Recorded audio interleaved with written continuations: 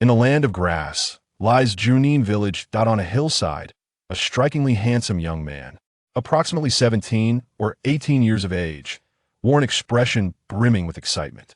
At last, the conditions are finally met, he exclaimed. System, activate. His name was Yi Chun, the village chief of Junin and a traveler from another world. A year prior, Yi Chun had traversed into the realm of Naruto, becoming an ordinary individual. He possessed neither bloodline limits nor a clan, and he was not even a member of a ninja village. Yi Chun understood all too well the arduous journey that an ordinary person must undertake to become a ninja in the Naruto universe. Consider the renowned ninjas within the series. Each one hails from a prestigious lineage, who would teach a mere commoner the secrets of ninjutsu. Ultimately, they would remain nothing more than fodder, mere cannon fodder for the lower ranks. As for Yi Chun, who was outside the confines of a ninja village, the prospect of becoming a ninja seemed utterly impossible. According to the timeline he had deciphered, the fourth great ninja war was imminent. In this conflict, save for the chosen ones, all others would merely be sacrificial pawns. However, everything was destined to change from this point forward. Ninja Village template successfully established. Congratulations, system activation successful.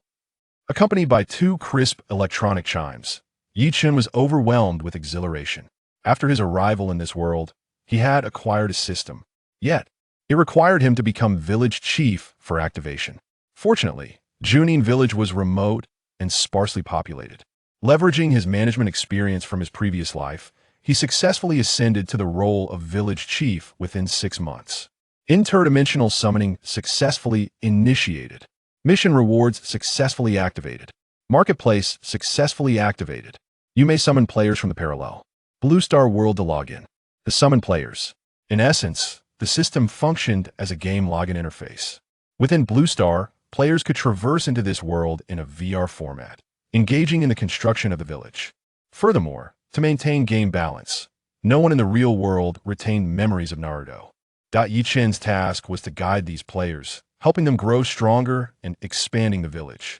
Every achievement the players attained in their cultivation, such as chakra quantity, ninjutsu, and even bloodline limits, would be seamlessly synchronized and accumulated within Yi Chun himself. As for the intricacies of training and ninjutsu, there was no need for Yi Chun to worry.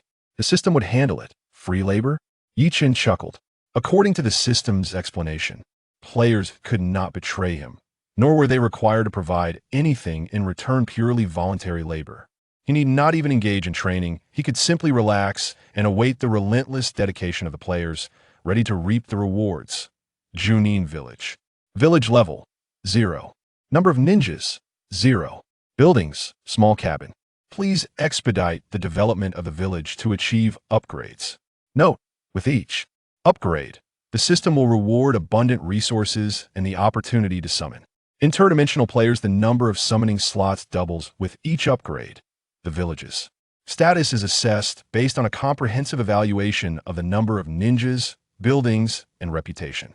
Currently, you possess the eligibility to recruit 9 otherworldly players. Please proceed with the recruitment promptly to receive village rewards upon completion. As Yi Chun gazed at the panel before him, clarity washed over him. Upgrading the village was paramount. If only the slots were abundant. With a population exceeding 10,000, even the likes of Otsutsuki would pale in comparison. Success. The parallel world game construction is complete. After you produce a promotional video, please proceed with recruitment. The system will automatically match you with the most suitable otherworldly players. Within Junin Village, the host shall wield unparalleled natural abilities. In an instant, as the system's notification resonated, an overwhelming force erupted from within Yi Chun. Within the confines of Junin Village, he possessed absolute control and natural energy. Excellent. Yi Chun nodded in satisfaction. As long as he remained within the village, even the Ten Tails would be rendered futile. With a single punch, he could obliterate it. As for the content of the promotional video, Yi Chun had already devised a plan. Upon completing the recording, he commenced the recruitment process. On Earth, within the Superman live streaming platform, Sister Dazed was broadcasting live, incessantly searching for a game. The The current games are increasingly disappointing. It has been 3 years, yet not a single good game has been released. Indeed, with VR technology so advanced, achieving holographic realism, the gaming industry seems to be plummeting. We've lost interest in previous games that lack excitement. Sister Dazed, stop searching for games. There are none worth playing. Why not do a costume change live? We can send you some stockings. Wow, the person above is quite the talent. I concur. The barrage of comments from viewers in the live chat was incessant. Sister Dazed wore a look of helplessness. The decline of the gaming industry had severely impacted her streaming career. If no good games emerged, a transition would be unavoidable. Ding dong. Suddenly, at that moment, a pop-up appeared on Sister Dazed's computer screen. Junin Ninja, closed beta testing. What on earth is this? Another full-screen pop-up? LOL. And it doesn't even have a close button. How utterly shameless. Are there really such brazen developers? Junin Ninja. What is this all about? Honestly, just based on this atrocious pop-up, this game must be rubbish. The viewers found it amusing. Sister Dazed was infuriated. The more the gaming industry faltered, the lower the standards became. In recent years, the prevalence of promotional pop-ups for games had become commonplace. Sister Dazed had grown accustomed to them. They were all worthless games. Yet, this level of shamelessness was unprecedented. Brothers, let's report this together later. Since it couldn't be closed, they would have to endure it. Exactly. Let's all report later. First, let's see what this rogue game has to offer. Super Mario. Perhaps? Haha. Last month, the company announced the launch of a new game, and it turned out to be a VR version of Super Mario, complete with a character upgrade feature. But the graphics were utterly abysmal, just a mess of pixels. It was laughable. Netizens joked, in this day and age, games seem to be in a race to the bottom. Within a pop-up window, a young man draped in a white cloak with flowing long hair suddenly ascended into the air. This individual was none other than Yi-chun. Wow, this character looks incredibly handsome, exclaimed the naive girl, blinking in surprise. But what use is handsomeness? Immediately, Yi-chun formed a set of hand seals. Lightning release. Kirin. As he spoke, the sky, previously devoid of clouds, darkened ominously. Boom! A flash of purple lightning streaked across the heavens, dispelling the encroaching darkness. Boom! Countless bolts of lightning cascaded down, transforming the entire realm into a purgatory of purple. The very fabric of the void began to twist. Suddenly, a colossal rift tore open in the sky. Roar! A gigantic Kirin composed of lightning materialized in the void above. In an instant, the sea of thunder roiled. Indeed, this was the Kirin. As a most potent and visually stunning technique within lightning release, it was perfectly suited for a promotional video. Of course, Yi-chun himself could not wield the Kirin technique. However, under the influence of overwhelming natural energy, he could mimic it. Roar! In the next moment, the Kirin charged downward, accompanied by countless thunderous serpents. Boom! In the wake of the Kirin's indiscriminate assault, everything within a 10-mile radius was reduced to rubble. Mountains crumbled, and the sun and moon fell from the sky. Junin Ninja. The first test has commenced. In an utterly authentic ninja world, follow Junin and embark on your journey as a ninja. Whoosh! As the scene concluded, everyone stood frozen in place. Only the sound of frantic inhalation remained. The silence was eerie. Even the barrage of comments had ceased. A full 10 seconds passed before a viewer finally reacted. And oh way. Did I just see that correctly? The graphics are astonishingly well-crafted. Every blade of grass and every tree appears so lifelike. Are you sure this is a game? I would believe it if you said it was real footage. The special effects are off the charts. Even a AAA game could not match this level of realism. Wow, this game seems rather intriguing. The comments began to scroll wildly. Even the naive girl was wide-eyed with astonishment, for good reason. The promotional video was simply beyond exaggeration. Both the visuals and the combat effects had reached their zenith.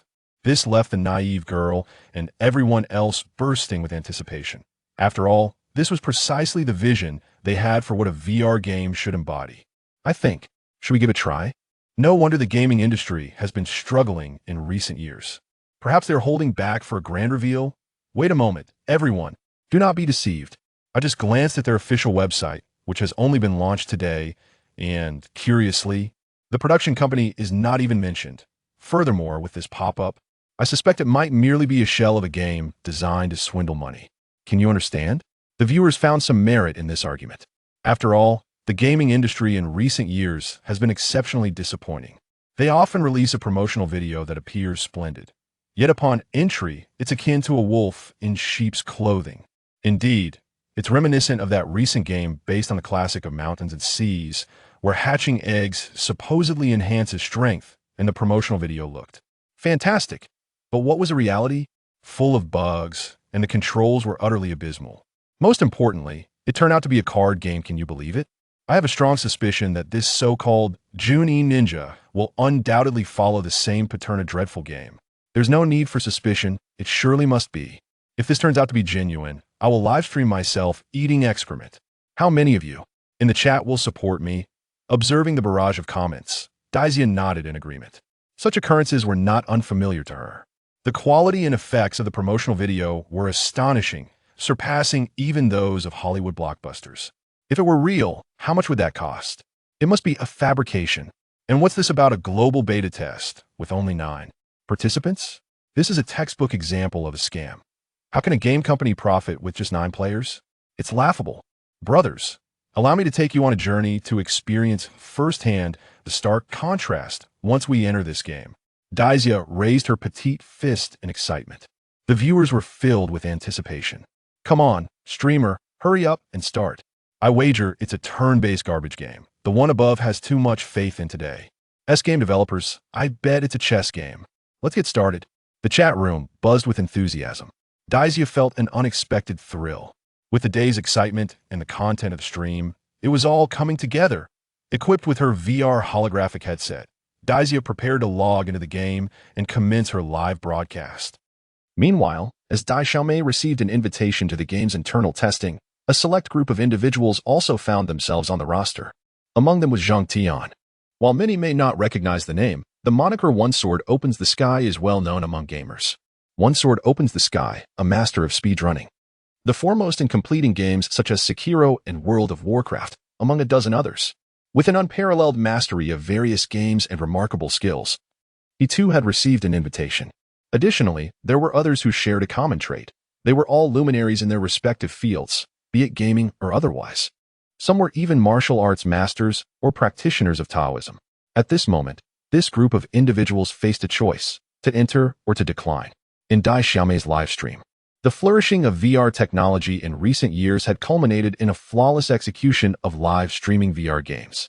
Once the audience donned their holographic headsets, they were fully immersed in the experience. After equipping the headset, Dai Xiaomei opted for the download, which proceeded swiftly. Upon logging into the game, the scene transformed dramatically. Whoosh! Dai Xiaomei felt as though she had traversed into a mysterious realm. Gazing down, she found herself standing on a bed of auspicious clouds, each edge rendered with astonishing realism.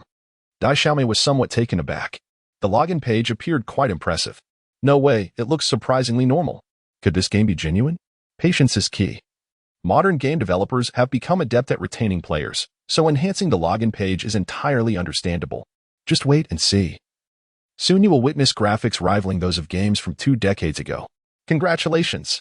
You are now a player of Junin Ninja. Your character's appearance will match your real-world likeness and cannot be altered. The sensory feedback level is set at 10, adjustable by you. Note: maximum pain feedback will not exceed 40. Please register your name. Without hesitation, Dai Xiaomei registered her name. Registration successful. Congratulations on logging into the game. Transferring. Please hold on. Whoosh. As a wave of light descended, the next moment, Dai Xiaomei found herself in the plaza of Junin Village. Buzz. Alongside several beams of light, other players materialized in the same spot. Everyone gazed in awe at the wonders of Junin Village. Towering mountains, majestic trees, babbling brooks, quaint wooden houses. All of it felt so strikingly real. Goodness, the visuals are identical to those in the promotional video. How can I even feel a breeze against my skin? The wind is simulated? Look at this brook. I can actually sense its temperature. How is this even possible? One by one, the players stood frozen in disbelief. This was no mere game. It felt as if they had truly traversed into another world. Subsequently, the players commenced peculiar actions. Some rushed to the riverbank to drink, feeling the cool water in their throats and bellies, utterly bewildered. Others struck their own heads with stones, grimacing in pain. A few ventured onto the grassy fields, inhaling the fragrant blossoms, only to feel increasingly disoriented. Is this truly a game? Am I not, perhaps, in a different realm? All the players were equally perplexed, and the innocent girl was particularly astounded. She had come to experience a mere simulation, yet now, she felt as though she had been slapped in the face. Meanwhile, the innocent girl was filled with exhilaration. As a game streamer, she understood that the game Junin Ninja was destined to become immensely popular.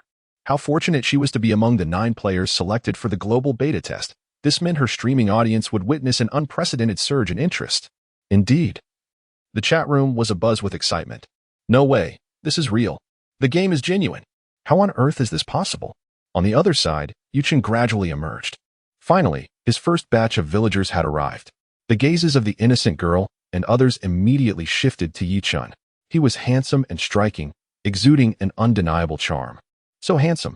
This was the most genuine thought that crossed the innocent girl's mind. Isn't Genin Ninja just incredible? This NPC looks just like a real person. How is this even possible? Wait, isn't that the master of ninjutsu from the promotional video? It truly is him. Instantly, everyone became alert. Yuchen glanced at the crowd.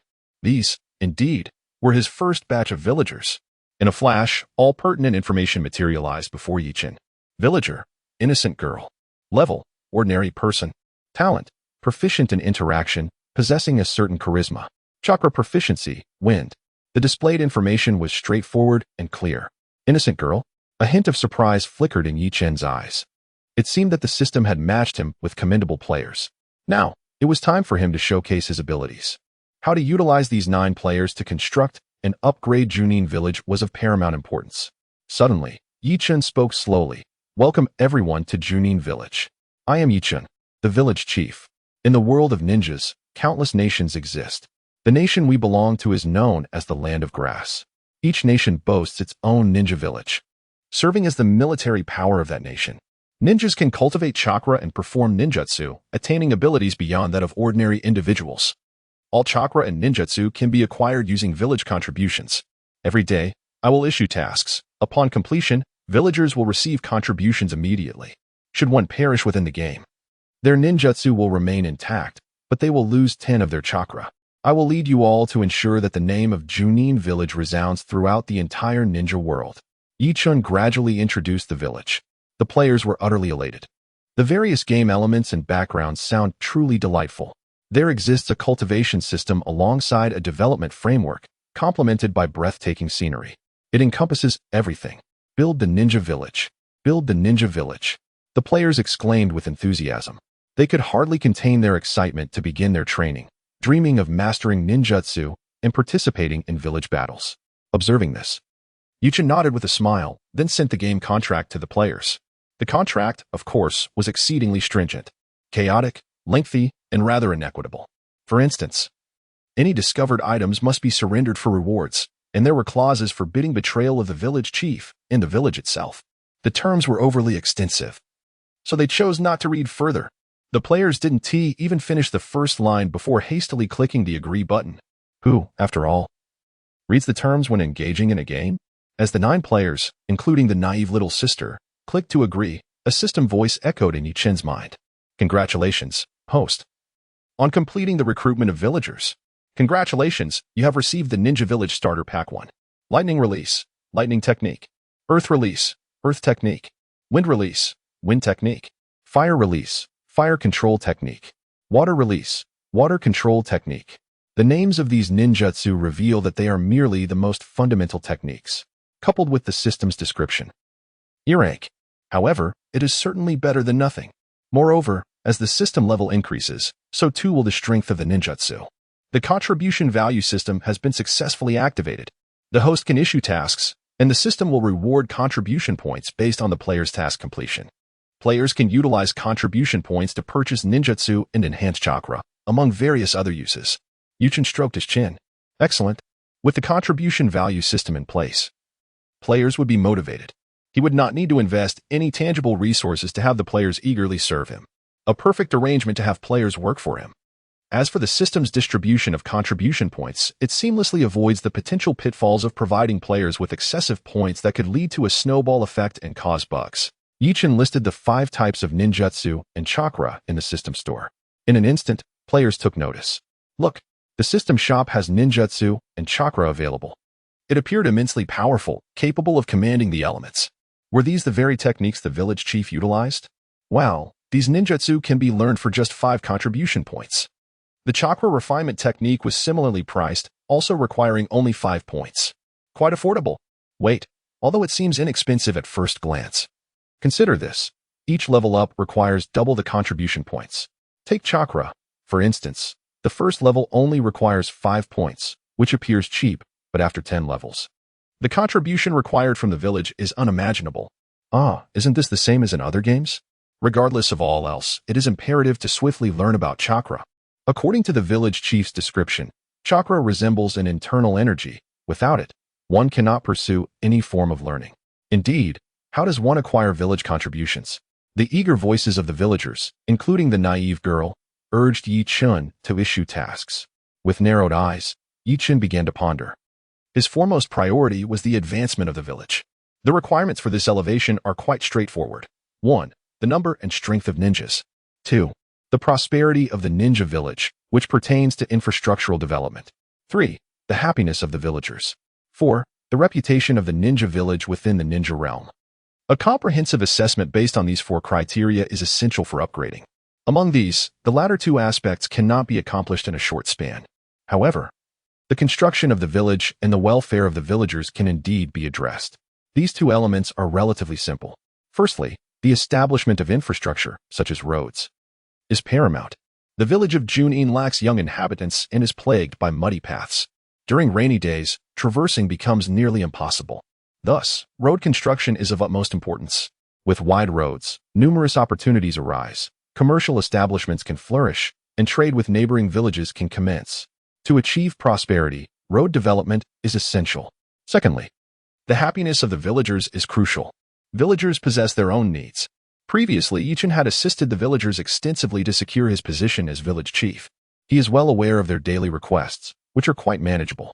Consequently, Yichin issued a series of tasks. Daily Task 1. Engage in the construction of village roads.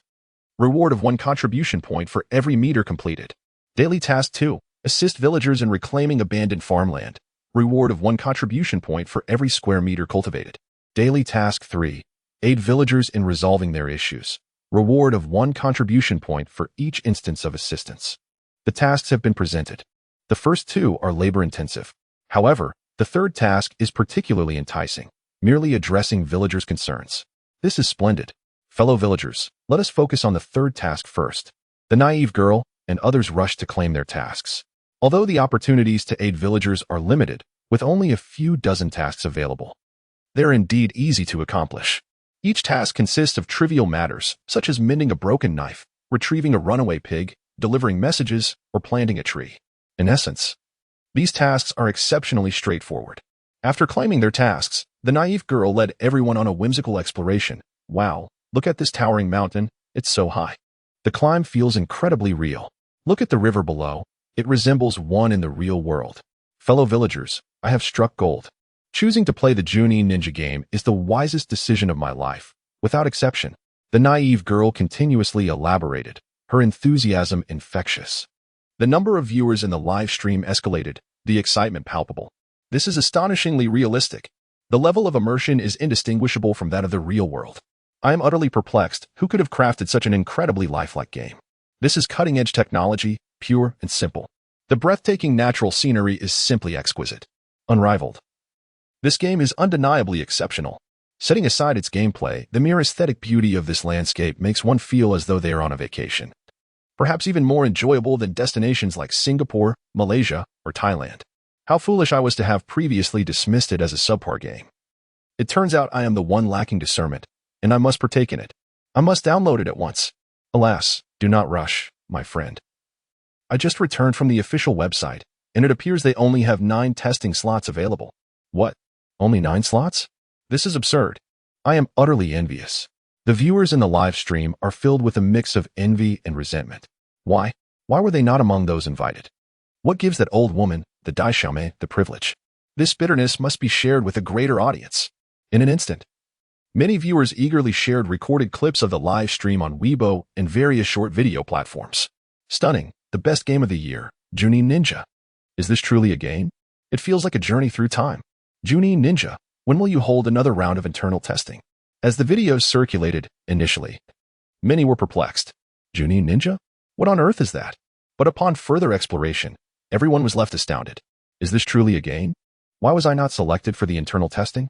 Within half an hour, the term Junin Ninja dominated major platforms, achieving an unprecedented level of popularity. Junin Ninja became a sensation. Even Dai Xiaomei's live stream experienced a significant boost in viewership, triggering a substantial butterfly effect. Once the major streaming platforms discovered the existence of 8 other players, they all released announcements, offering substantial rewards for Junin Ninja internal testers. Top-tier streamer contracts await your signature. It is no joke. These streaming platforms are savvy. They quickly sense the opportunity. Without a doubt, the future gaming market belongs to Junin Ninja. This game is destined to become a phenomenal superhit. Moreover, its potential audience is incredibly vast. Players who enjoy tower defense can play. Those who relish character development can partake. Fans of combat mechanics can engage. Even individuals who typically do not play games are drawn to explore the beautiful scenery. The audience is overflowing. Securing a spot as a Junin Ninja internal tester would allow one to capture a significant market share. In no time, the internal testers for Junin Ninja became highly coveted. They all felt immensely grateful for their decision to accept the invitation to play. Meanwhile, those who previously declined the game were left in utter dismay. Junin Ninja is on fire. In Junin Village, Dai Xiaomei completed her tasks with curiosity while excitedly sharing her experiences with the audience. The explosive popularity of her live stream thrilled her. She could already foresee her ascent to becoming a leading super streamer. All of this is thanks to the indomitable Lord Jun. Dai Xiaomei took a deep breath. She resolved to put in her utmost effort. When an opportunity arises, one must seize it. It is imperative that she becomes a prominent figure among Lord Jun's followers. Brothers, I am quite swift, am I not? Within just half an hour, I have already accomplished 2 tasks. I estimate that in another hour, I shall be able to exchange for Chakra. At that point, I will show you all what it truly means to be a ninja master, Dai Xiaomei proclaimed with pride. However, at that moment, 2 lines of text suddenly appeared on the system's public screen. Congratulations to villager Chindan Dadi for learning the art of Chakra. Achievement unlocked. Chakra Pioneer of Junin Village. Congratulations to villager Ijin Kaitian for learning the art of Chakra. Staring at the screen, Dai Xiaomei was taken aback. Learning Chakra? Could it be so soon? It had only been half an hour, and she had merely completed 2 tasks. Ha ha ha, this is hilarious. You claimed you would show us what a ninja master is, yet here you are, still so inexperienced. It was a grand moment of embarrassment. The audience in the live stream was in fits of laughter. Simultaneously, everyone's anticipation surged. What would happen upon acquiring Chakra? Would the damage output soar? Or would one become superhuman? The excitement was palpable. Upon regaining her composure, Dai Xiaomei hurriedly dashed back to the village square. Meanwhile, other players also returned to the square. There, 2 players beamed with excitement, Chindan Dadi and Ijin Kaitian. Ijin Kaitian. It turned out to be the renowned speedrunner. I knew of him, the first in the game. Initially, I hadn't paid attention, but I never imagined he would enter the game too. The viewers in the live stream instantly recognized him. Yet they also expressed their confusion. It was no surprise he could learn Chakra so quickly. But why was Chindan Dadi even faster? Who was this? Which gaming expert was this? I have no idea. I haven't heard of him, but to clear the game so swiftly, he must be a mysterious powerhouse. Indeed. Just hearing his name sounds formidable. All eyes were drawn to Chindan Dadi. Coupled with his deliberately profound demeanor, he garnered even more admiration. Master, how did you complete the task so swiftly? Please enlighten us. Yes, Master, do share. Several players eagerly approached Chindan Dadi, yet he remained silent, which only heightened their respect for him, perceiving him as a remarkably low-key hidden master. Only Ichin, at this moment, twitched his lips slightly. He had just witnessed everything through the system's video replay. Chindan Dadi was no super expert. He was merely a lucky fool. The task assigned was to retrieve a lost cat for an elderly lady. It seemed like a mundane quest. However, the bizarre part was that just as he found the cat, it ran away again. Thus, Chindan Dadi continued his search. After much effort, they searched 5 times. Fortune was on their side. Yuchen was left utterly astonished. At this moment, the Emperor of Despair was passionately explaining to everyone, as the foremost expert in chakra. Allow me to elucidate the transformations that accompany its mastery. First and foremost, we have power. The Emperor of Despair clenched his fist and struck a massive tree. Bang! The tree was indented by 5 centimeters, leaving an imprint of his fist. My strength has increased 5-fold. Hiss! The onlookers, including the naive girl, were utterly amazed. This is astonishing. Moreover, all other physical attributes, such as speed and agility, have also been augmented 5-fold. The Emperor demonstrated his agile physique, eliciting gasps of admiration from all players. Chakra is immensely powerful. If one were to accumulate more points in the future, wouldn't one ascend to divinity? The Emperor of Despair is indeed formidable. We must hurry and undertake tasks to gain contribution points and learn chakra. All players looked on with envy. However, the Emperor of Despair shook his head disdainfully. The contribution points gained from daily tasks are far too meager. They no longer suit my needs. I have noticed that there are beastly ninjas outside the village. Eliminating a single ninja beast yields 80 contribution points. I shall go and vanquish these beasts. Upon hearing this, the naive girl and others promptly opened the system task page. Indeed, as the Emperor had stated, defeating a ninja beast grants 80 contribution points. Hiss. That's a substantial amount. Even if we toil through an entire day of daily tasks, we would only earn at most 30 or 40 points. Eliminating a ninja beast would be an immediate windfall. Truly, a master who is always attuned to the game's dynamics. Finally, we are engaged in combat. I revel in maneuvering through the game. What are we waiting for? Let us swiftly hunt the beasts. Clear out all the ninja beasts from outside the village. Are there enough beasts? The naive girl and her companions were all fired up. Meanwhile, Yuchen stood there, utterly stunned. They actually intend to hunt ninja beasts? The task was issued by Yuchen, but he merely released it ahead of time. The system refreshed the ninja beasts to challenge the players. Outside the village, the ninja beasts resembled massive wolves, possessing tremendous combat abilities and formidable size. They could easily devour an ordinary person. Their battle power was roughly equivalent to that of a lower-ranked ninja. Very formidable. Otherwise, the reward of 80 contribution points would not be justified. Yet, among these novice players, only 2 possessed chakra, and none had even learned ninjutsu, yet they contemplated hunting giant wolves. Was that tantamount to courting death? Don't go. It would be akin to delivering oneself to the slaughter. Come, charge with me. I am invincible. The Emperor of Despair raised his arm and led the players in a mad dash toward the village outskirts. Outside the village, in the woods, the Emperor led the charge, followed closely by the naive girl and other players. However, the renowned player, Sword of Passage, lingered at the back of the group, not rushing forward. Look. Is that the ninja beast ahead?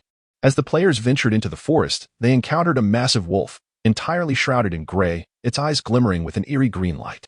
The creature stood impressively tall, approximately over a meter in height, its gaze fierce and predatory, fixated intently upon the group. Is this truly a wolf? Its size appears to exceed 3 meters. Could it be a mutation? How could it be so colossal? That great maw could easily swallow me whole. Letting out a haunting howl, it paused about 5 meters from the crowd, its terrifying voice echoing around them, as rustling sounds emerged from the surrounding underbrush. In the next moment, countless wolves surged forth from all directions. They moved in unison, like a battalion of trained soldiers, encircling the players with a menacing formation. Goodness. These beasts have become cunning, engaging in coordinated attacks.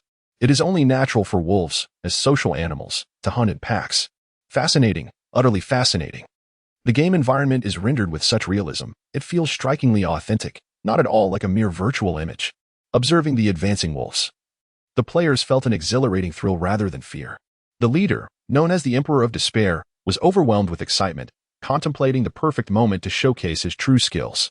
Clenching his left fist, he silently channeled the chakra energy he had recently mastered, ready to make a spectacular debut and claim the first kill. Brothers, charge with me.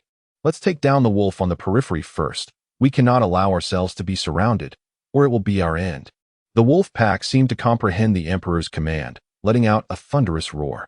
At the signal, the remaining wolves bared their bloodthirsty jaws, revealing sharp fangs, and charged towards the players. Brothers, let's go. Kill it. The Emperor of Despair swung his fist, undaunted, rushing headlong towards the towering wolf. Charge. The other players, inspired by his bravery, picked up nearby branches and surged forward with fervor. The character known as the Simple Sister also grabbed a stick, shouting excitedly as she joined the fray. Only the player named One Sword Opens the Heavens remains stationary, utilizing his character's agility to ascend a towering tree, carefully observing the wolves' movements. The wolves appeared to discern the player's tactics, their massive bodies remaining still, a hint of disdain evident in their proud demeanor. As the Emperor of Despair led the charge, nearing the wolf's underbelly, he concentrated all his chakra into his left hand, preparing to deliver a decisive blow. In that moment, he envisioned the dawn of victory. Perish! He bellowed, a thunderous cry erupting from his lips. The wolf raised its front paw and, with a gentle swipe, unleashed a gale that shook the entire forest. The Emperor of Despair's figure transformed into a streak of light, vanishing into thin air. What on earth? Where did the Great One go?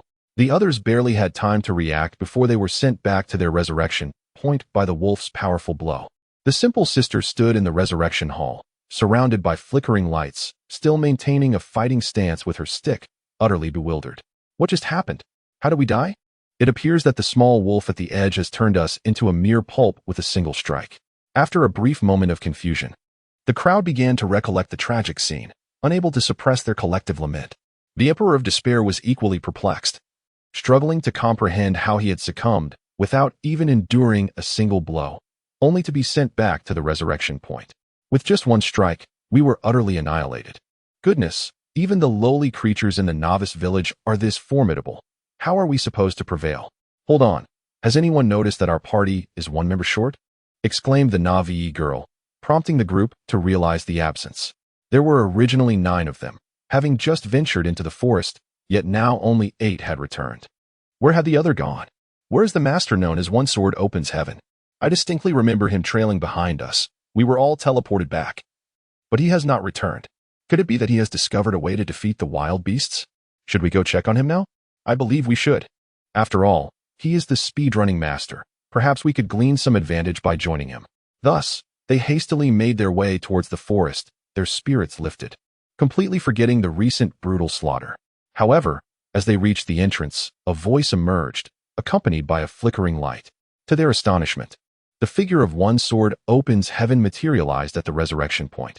The crowd gasped, "Great Master? How did you return as well?" Bewildered expressions adorned their faces, their eyes filled with confusion. The Great Master had perished. It seemed their hopes of clearing the game were dashed. One Sword Opens Heaven stood frozen, grappling with his own frustration. Just moments ago, he had ascended a tree in an attempt to discern the wolves' weaknesses, but unexpectedly, after witnessing the annihilation of the other players, he too was detected by the wolves' keen senses. Before he could react, a roar erupted, a fierce wind knocked him off balance, and he plummeted to his demise. This humiliating incident was one he would never disclose.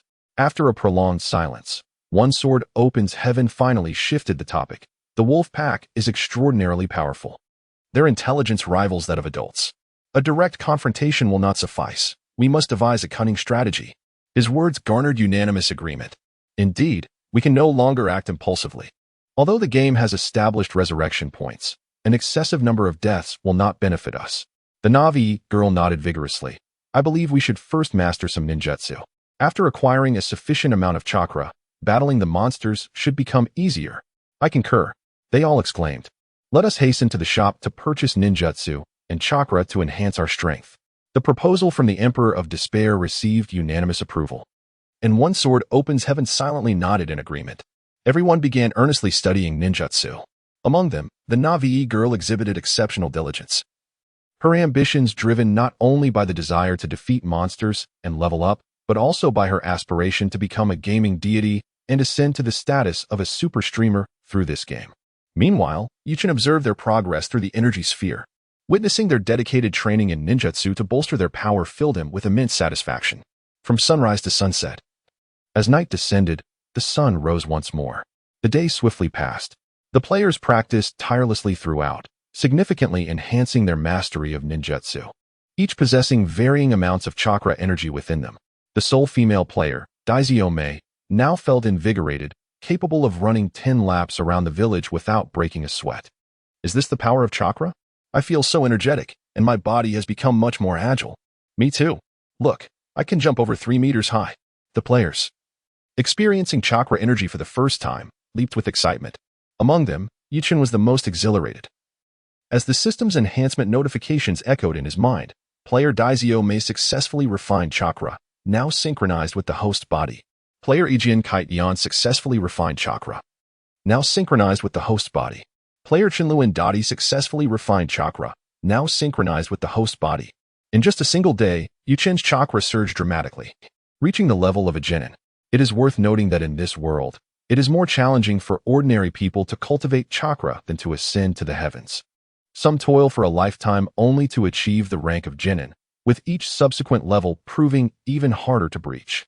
Unless one hails from a family with a legacy, possesses extraordinary talent, or encounters an exceptional teacher, one could labor for an entire lifetime without attaining the strength of a Chunin. Yet, Yichun accomplished the rank of Genin in the mere span of a day, all while lounging at home. If word of this spread, it would surely incite envy among those diligent ninjas who have devoted their lives to training. Players, practice diligently and strive to elevate me to the rank of Jonin. The village is his, the chakra energy acquired by the players is his, and the treasures discovered are his.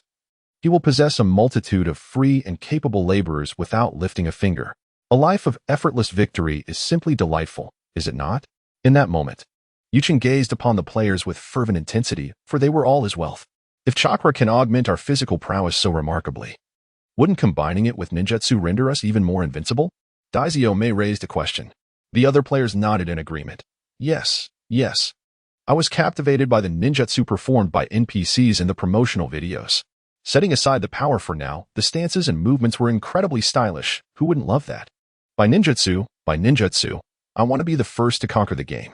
The Resurrection Hall buzzed with excitement once more, and a long queue formed at the mall entrance.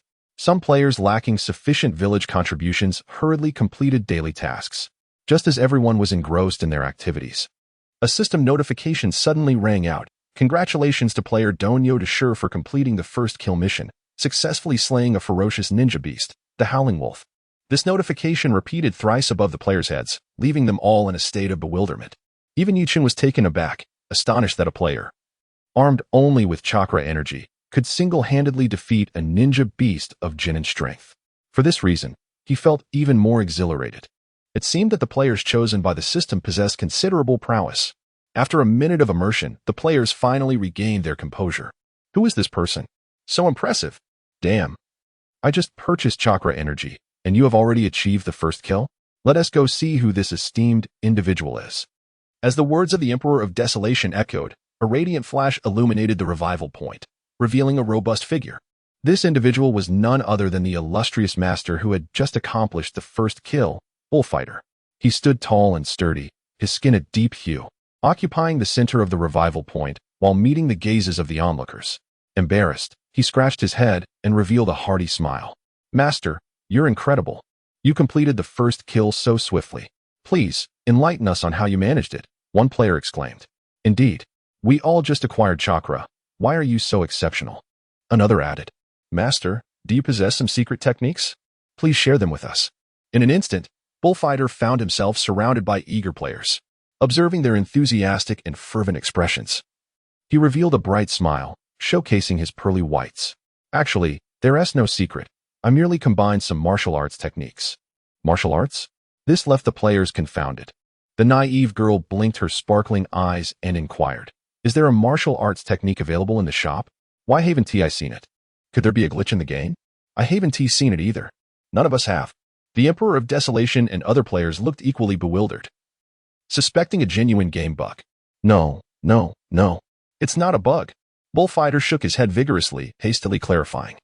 My martial arts skills aren't purchased from the game shop. I am a martial artist in the real world and proficient in various fighting styles, with my most adept being Bajiquan. After cultivating chakra, I felt a surge of power within me, capable of striking a large tree with a single punch. Thus, I whimsically decided to try combining Bajiquan with it to see if it would yield extraordinary results. To my surprise, it truly worked. While battling a wolf, I executed the Bajiquan technique alongside the chakra within me, successfully striking the wolf's most vulnerable head repeatedly, around dozens of punches, until I ultimately defeated it. However, the wolf pack was too numerous. After slaying one, they became enraged, and I met my demise. Upon hearing this explanation, the players were left utterly astounded. Is that even possible? You delivered dozens of punches. Your stamina is remarkable. Martial arts from the real world can be utilized in conjunction with chakra within the game? The naive girl's eyes sparkled with excitement, as if she had discovered a new world, eagerly awaiting the response from Bullfighter. Indeed, Bullfighter affirmed with a nod. I just recently discovered this myself. Not only can it be utilized, but the results are surprisingly effective. In the game, one's physical attributes, whether speed or strength, far surpass those in the real world. My mastery of the 8 extremes burst has also reached extraordinary heights. For instance, while I can only engage in combat with an adult in reality, here I can effortlessly slay a fierce wolf with my bare hands. Upon hearing the description from the bullfighting master, the crowd couldn't help but gasp in amazement, exclaiming, "How incredible! To kill a wolf with one's bare hands. What a magnificent sight!" Alas, I lament not having learned martial arts in the real world. Otherwise, I too would be a formidable figure. I have resolved to enroll in a class upon my return, even if it means scavenging for scrap, for I must learn this formidable 8 extremes burst. As the crowd excitedly clamored, the naive girl gazed up in admiration and said, "Master, why don't you teach us?" This sparked an immediate uproar among the players. If I can't be impressive in reality, I must at least wield some authority in the game. Teach me first, and I shall exchange contribution points for your knowledge. Master, please teach me. Aside from the one who remained quiet, the rest were fervently eager to learn the bullfighting master's 8 extremes burst. Among them, the Emperor of Despair was the most animated. "Master, teach me first. I have the most contribution points, and will give them all to you. If all else fails, I can be your loyal companion, serving as bait while you hunt wolves." The humble little emperor, in his earnestness, even clung to the bullfighting master's leg, a comical sight indeed. This incited discontent among the players. Goodness, how shameless. To learn a fighting technique, you would kneel and cling to someone's leg? Do you not know that a man's knee is worth gold? Yes, yes. Let go of the master's leg. Let me have a turn. Go on, go on. A man's knee is indeed worth gold. Now is the moment to claim it. If you have the ability, do not compete with me. Regardless, I am determined to cling to this leg today. Amidst the playful banter, the Emperor of Despair showed no signs of relenting. Rather, he grasped tighter, showcasing his relentless tenacity. This display rendered the already somewhat socially anxious bullfighting master quite nervous. Had this been in the real world, he would surely have turned crimson. Thankfully, in the realm of gaming, his panic was somewhat mitigated. However, after nearly a minute of bewilderment, he finally revealed his signature goofy smile and awkwardly stated, "I would love to teach you, but the 8 extremes burst encompasses numerous techniques. It cannot be mastered overnight. Moreover, this is a game, and I am uncertain how to instruct you."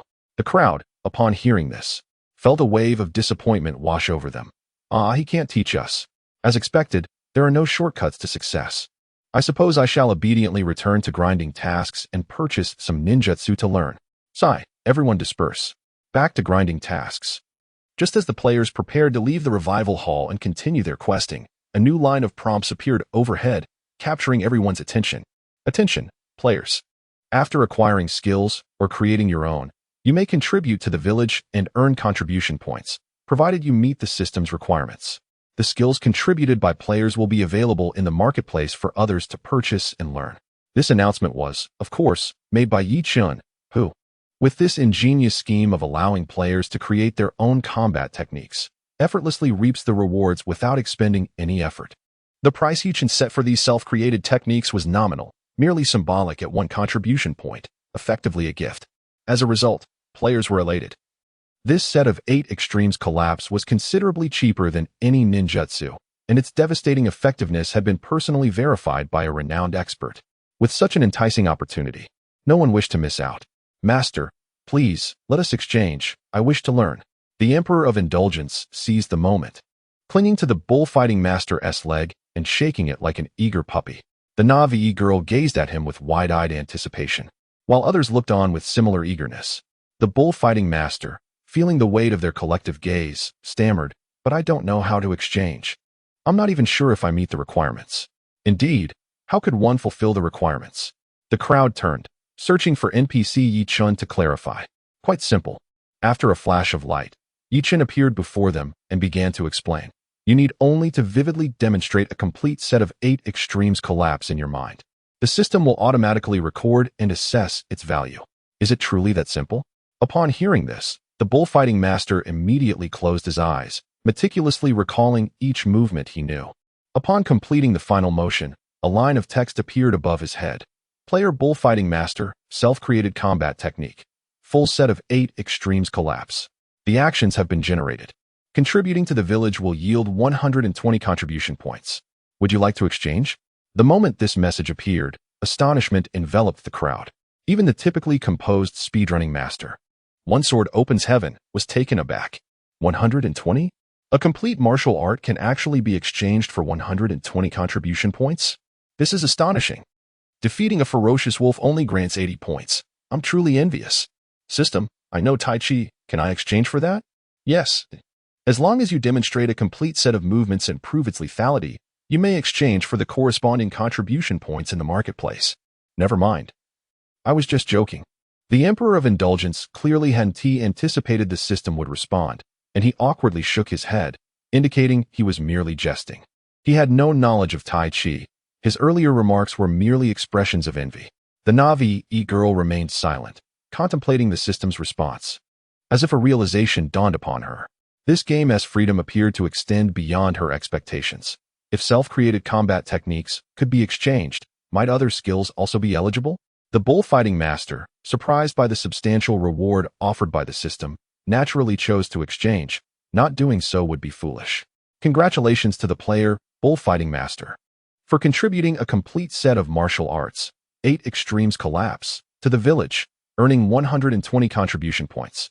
The new skill, 8 extremes collapse, is now available for purchase in the marketplace at the cost of 1 contribution point, accessible to all players. How marvelous! Long live the Shadow Ninja. Long live the bullfighting god. We are grateful for the contributions of the great master, which have expedited our plans for indulging in crabs. I happen to have a point left. I shall acquire the skill now. Great master, see you shortly. Goodbye. At the moment the announcement was made, the Emperor of Despair released his tight grip and sprinted towards the marketplace with the speed of 100 meters dash. In a short while, the Resurrection Hall was left with only Bullfighting Master, who had just received a hefty sum of 120 points and was now contemplating their use. Should I learn ninjutsu first, or continue purchasing chakra? Only children make choices. I desire both. After a moment of hesitation, Bullfighting Master ultimately decided to allocate half of his contribution points to chakra and the other half to ninjutsu learning. This expenditure left the surrounding players in awe, leading them to exclaim in envy. Such extravagant spending by the wealthy is truly remarkable. When will I have the opportunity to indulge in such lavishness? Simultaneously, this inspired them to diligently hone their skills, striving to slay monsters and earn contribution points. The village and its players continued to thrive, much to Yi Chen's satisfaction, who returned home to relax in comfort. In the outside world, the gaming forum was now bustling with activity. Had it not been for the robustness of the system, it might have already collapsed. This game is astonishingly liberating. From the start until now, it has not required players to spend a single penny. And one can even exchange self-created skills for contribution points in the marketplace. Such unprecedented mechanics are dazzling, and it is evident that this game will achieve great success. I now eagerly await the announcement of the second round of internal testing. I wish to partake as well. Of course, seasoned players have begun to analyze. If martial arts can be self-created, can we surmise that ninjutsu can also be self-created? This thought occurred to me as well. If we are indeed able to invent ninjutsu, would that not imply we no longer need to engage in daily tasks to acquire contribution points? We could directly exchange for substantial contribution points in the marketplace, then purchase chakra to level up by defeating monsters, soaring to new heights. Indeed, perhaps we could even devise more advanced skills, and the marketplace might offer even greater rewards. This notion heightens my anticipation for the second round of internal testing. I hope the Great Master of Shadows notices my presence. Great Master, prioritize my selection. I am a devoted fan of Naruto, well-versed in numerous ninjutsu. While the discussions were fervent, a player raised a concern. Creating ninjutsu may appear straightforward, yet the actual execution is quite challenging. Did you not notice the absence of system prompts? Upon hearing this, the forum fell silent for a few moments. The mood turning dismal, the system requires a complete set of movements, endowed with a certain lethality. Mere flashy techniques will not suffice. It seems we must put in considerable effort to reap the rewards. Ninjutsu may appear deceptively simple, yet the execution of its movements is far more complex than that of martial arts. Let us abandon the notion of shortcuts and instead diligently engage in daily tasks to master both ninjutsu and chakra. Alas, we should refrain from anticipating any windfall. It remains uncertain whether we shall be included in the next round of internal testing. While players express their frustrations, discussions have become fervent, and the forums continue to buzz with activity. Only a select few esteemed players have remained silent, having privately formed a group to deliberate on creating their own unique ninjutsu in exchange for contribution points. The unprecedented excitement within the forums has naturally attracted the attention of numerous online merchants, who are now contemplating how to capitalize on the game Junin Ninja. Among them is a live-streaming company collaborating with Daizio, which has begun recruiting skilled players from similar games to cultivate a cadre of exceptional game streamers, thereby enhancing their reputation. In Junin Village, armed with a complete set of taijutsu, 8 extremes collapse video demonstrations, players have found the learning process considerably easier. Within less than an hour, nearly everyone has mastered this military-style boxing technique. Although their movements lack refinement, they have already grasped the essence of several particularly powerful techniques. With both taijutsu, 8 extremes collapse, and chakra at their disposal, they feel invincible. Forward, I charge. Just as the others were still processing the situation, a figure burst forth with a loud shout. What just whizzed past my eyes? Daizio was filled with questions. Was that a giant black rat? Wait, it seems we are missing someone. Who was it again? A sword opens the heavens replied. I believe their ID was called the Emperor of Despair. Yes, indeed. He was the first to complete the daily tasks and possess chakra. It seems he has gone off to hunt monsters.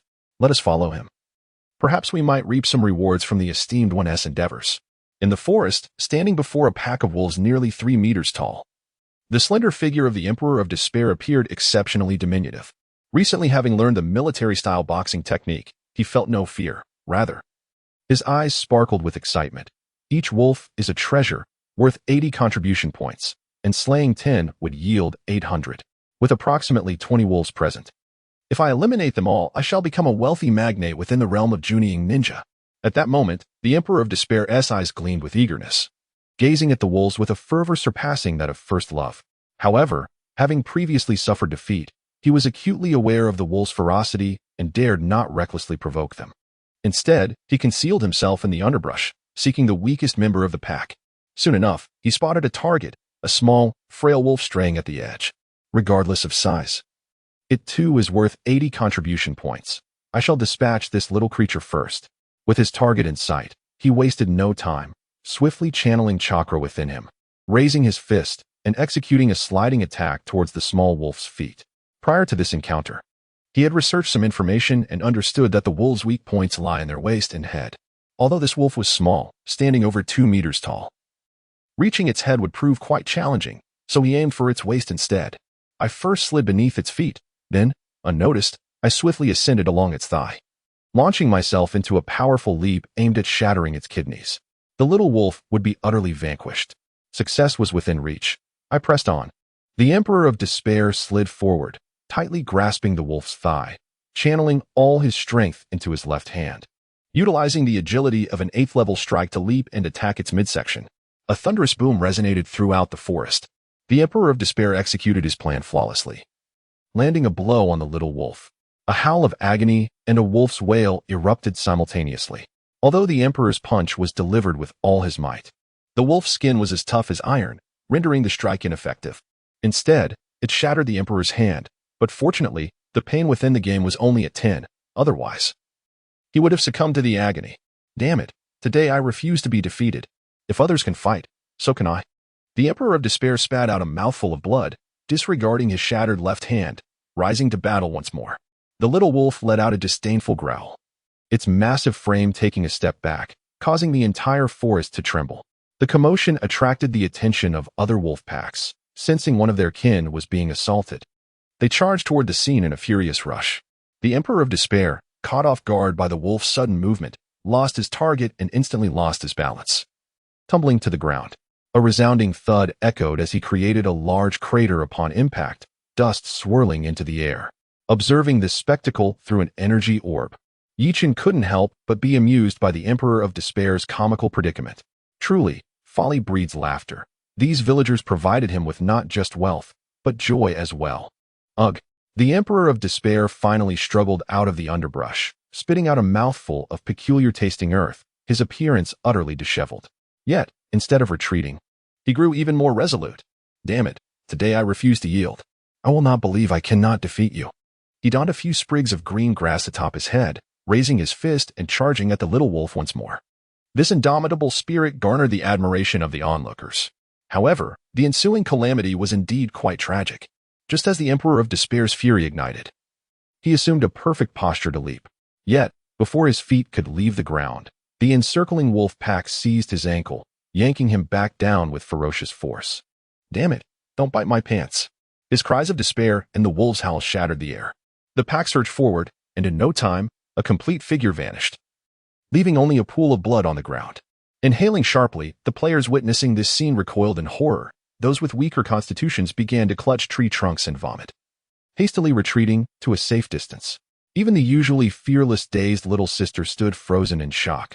This is excessively gruesome, isn't it?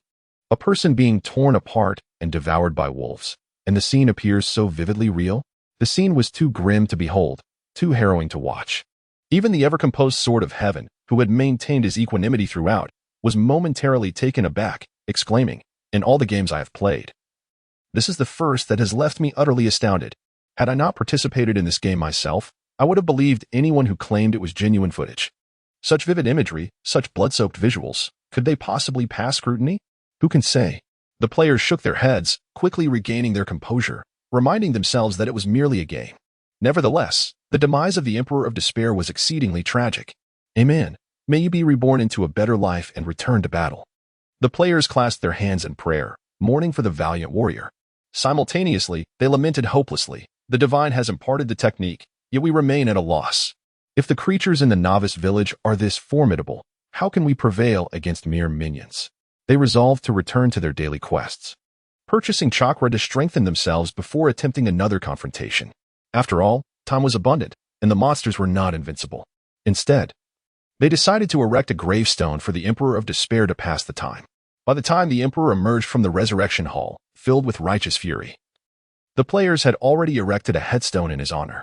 Some even daringly retrieved his tattered garments, torn by the wolf pack, crafting a rather convincing memorial. Witnessing this spectacle, the Emperor was moved to tears, though his expression left much to be desired. Upon resurrecting, the Emperor remained undeterred, racing back to confront the wolves once more. After several ignominious battles, all ending in failure, he finally resigned himself to fate. "Damn it, you beasts, wait until I grow stronger. I will settle the score." The Emperor's frustrated exclamations echoed within the Resurrection Hall.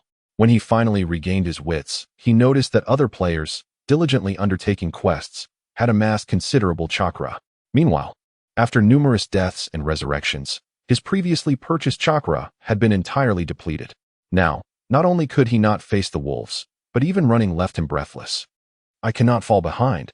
I must hasten to elevate my power." With renewed determination, the Emperor burst forth from the Resurrection Hall, no longer picky about tasks. Whether it was helping an elderly lady fetch water or tending to her garden, he accepted every quest that came his way. "Hey, don't hoard all the tasks," exclaimed the befuddled player, who had been unable to secure a quest for several hours, venting her frustration. At this moment, the Emperor of Despair showcased an unparalleled audacity, ignoring the players' protests and seizing the first quest that appeared. This audacious maneuver left the other players bewildered and discontented. Yichen observed this scene with great exasperation. He had initially intended for the players to complete enough tasks for the entire morning, only to have them all snatched away by this fool. Yet, this was not entirely a misfortune. It instead expedited the village's development.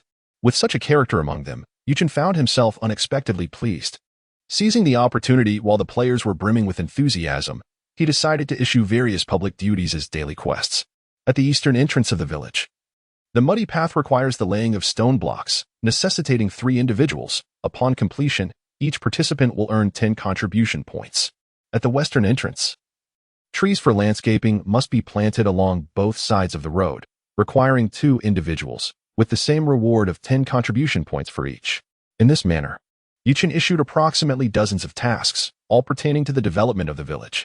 Only by enhancing the village's infrastructure can the happiness index of the villagers be elevated, thereby augmenting the strength of his position as village chief. As for the players, who serve as free labor, their potential must be fully harnessed. After all, why not make use of their services when they are readily available? Naturally, the players were quite pleased. Previously, they accumulated contribution points gradually, completing tasks one at a time. Although the tasks were not particularly challenging, they still required time, and sometimes only a handful of contribution points were amassed in a day, making progress exceedingly slow.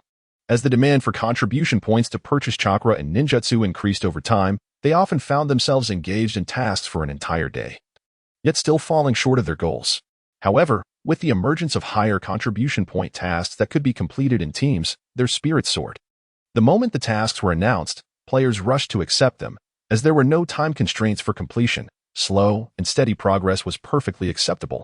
After all, each task awarded 10 contribution points, an opportunity not to be missed. Driven by the desire to swiftly enhance their strength, they managed to complete tasks that originally required 5 days in just 2 days. Junin was astonished by their speed, realizing he had underestimated the players' capabilities. Though there were only 9 of them, each possessed unique strengths, and their teamwork was remarkably cohesive. Tasks that once seemed daunting were swiftly accomplished through their seamless collaboration. It is worth noting, however, that the Emperor of Indulgence, the Fortunate One, did not join the players in their endeavors, nor did he engage in any village duties. Aside from the initial task he accepted, he spent his days assisting an elderly woman in finding pigs, cats, and dogs. Accumulating nearly 100 contribution points in just 2 days, such luck was unparalleled. During these 2 days of task completion, the players seemed to grasp the significance of teamwork. On a day when they all learned ninjutsu and used their remaining contribution points to purchase chakra, the previously silent expert, One Sword Opens Heaven, finally spoke. "I have an idea I wish to share with you all." His words ignited excitement among the others, who eagerly urged him on. "Great One, please tell us. We are all ears. Have you devised a splendid strategy to lead us into battle?" Dai Xiaomei gazed at him with admiration, for it was this esteemed individual who had guided them through their tasks over the past 2 days, enabling them to achieve in a mere 2 days what was initially projected to take 5. Under the hopeful gazes of the group, One Sword Opens Heaven slowly declared, "After observing over the past few days, I believe our chances of success in team battles will be quite substantial. As wolves are inherently social creatures, disturbing even a single one could result in an overwhelming assault upon us, leaving us with little chance of survival. And the prospect of a gruesome demise looms large. Thus, I resolved to form a team to confront them." This decision garnered the support of many players. However, at that moment, one player, Daxiomii, raised a question. "But we initially attacked together and were utterly annihilated. The number of wolves is far too great. Surely, we cannot prevail with just the few of us." Her words plunged the group into a contemplative silence, as they had witnessed the formidable strength of the wolf pack firsthand. "I proposed not a simultaneous assault, but rather a strategy of cooperation through division. There are nearly 20 wolves, and the mightiest among them, the Wolf King, has yet to reveal itself. A direct confrontation would undoubtedly leave us decimated," proclaimed Kekkei Genkai, producing a map seemingly acquired from nowhere. "Based on my observations over the past few days, it appears that the wolf pack cannot stray far from the mountains. This presents a tremendous opportunity for us. We can set traps to lure and eliminate them in a scattered manner." Scattered elimination? The players listened, their minds swirling with confusion. Yet they refrained from interrupting the seasoned strategist, attentively absorbing his words. "Here lies the location of the wolf pack. With 6 of us, we can send 2 individuals to bait the wolves with meat, while the rest prepare traps in this area. Once the wolves fall into the traps, we will launch a coordinated assault. There will be no escape for them." Indeed, a brilliant notion, as expected of a master strategist. I wholeheartedly support this plan. The players buzzed with excitement, eager to embark on their quest to hunt the first creature, and promptly set off into the forest to dig traps. Kekkei Genkai was brimming with confidence in his strategy as he and his companions excavated a pit nearly 3 meters deep, awaiting the arrival of the wolves.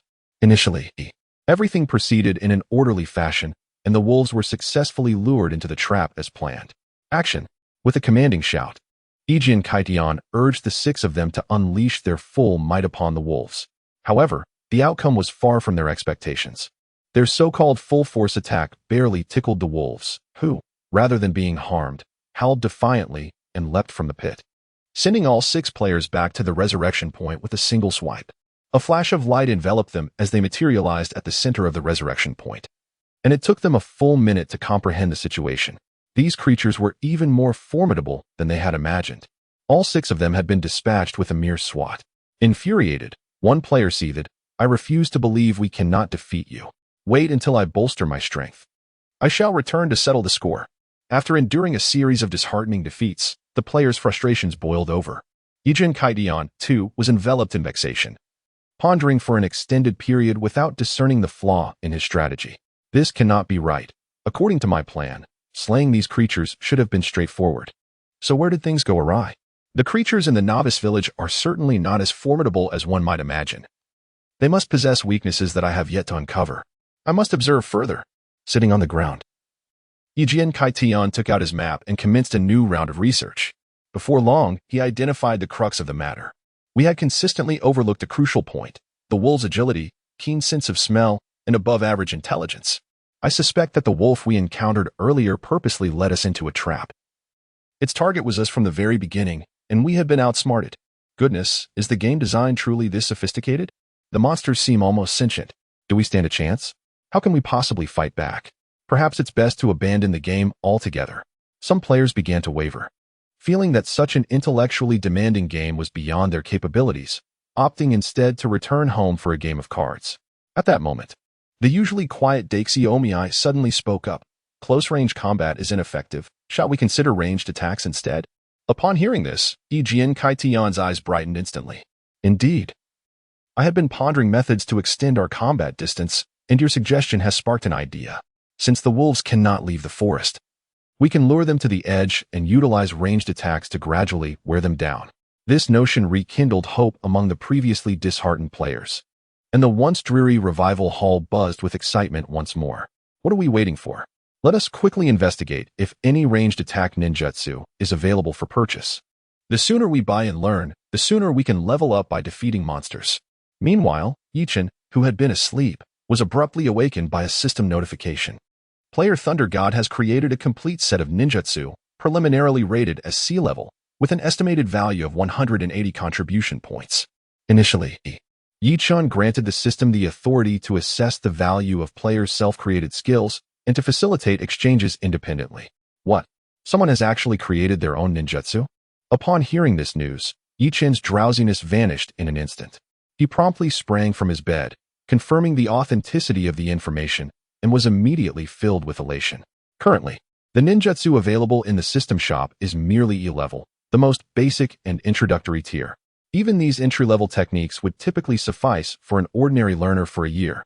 Yet someone has astonishingly developed a C-level ninjutsu, truly remarkable.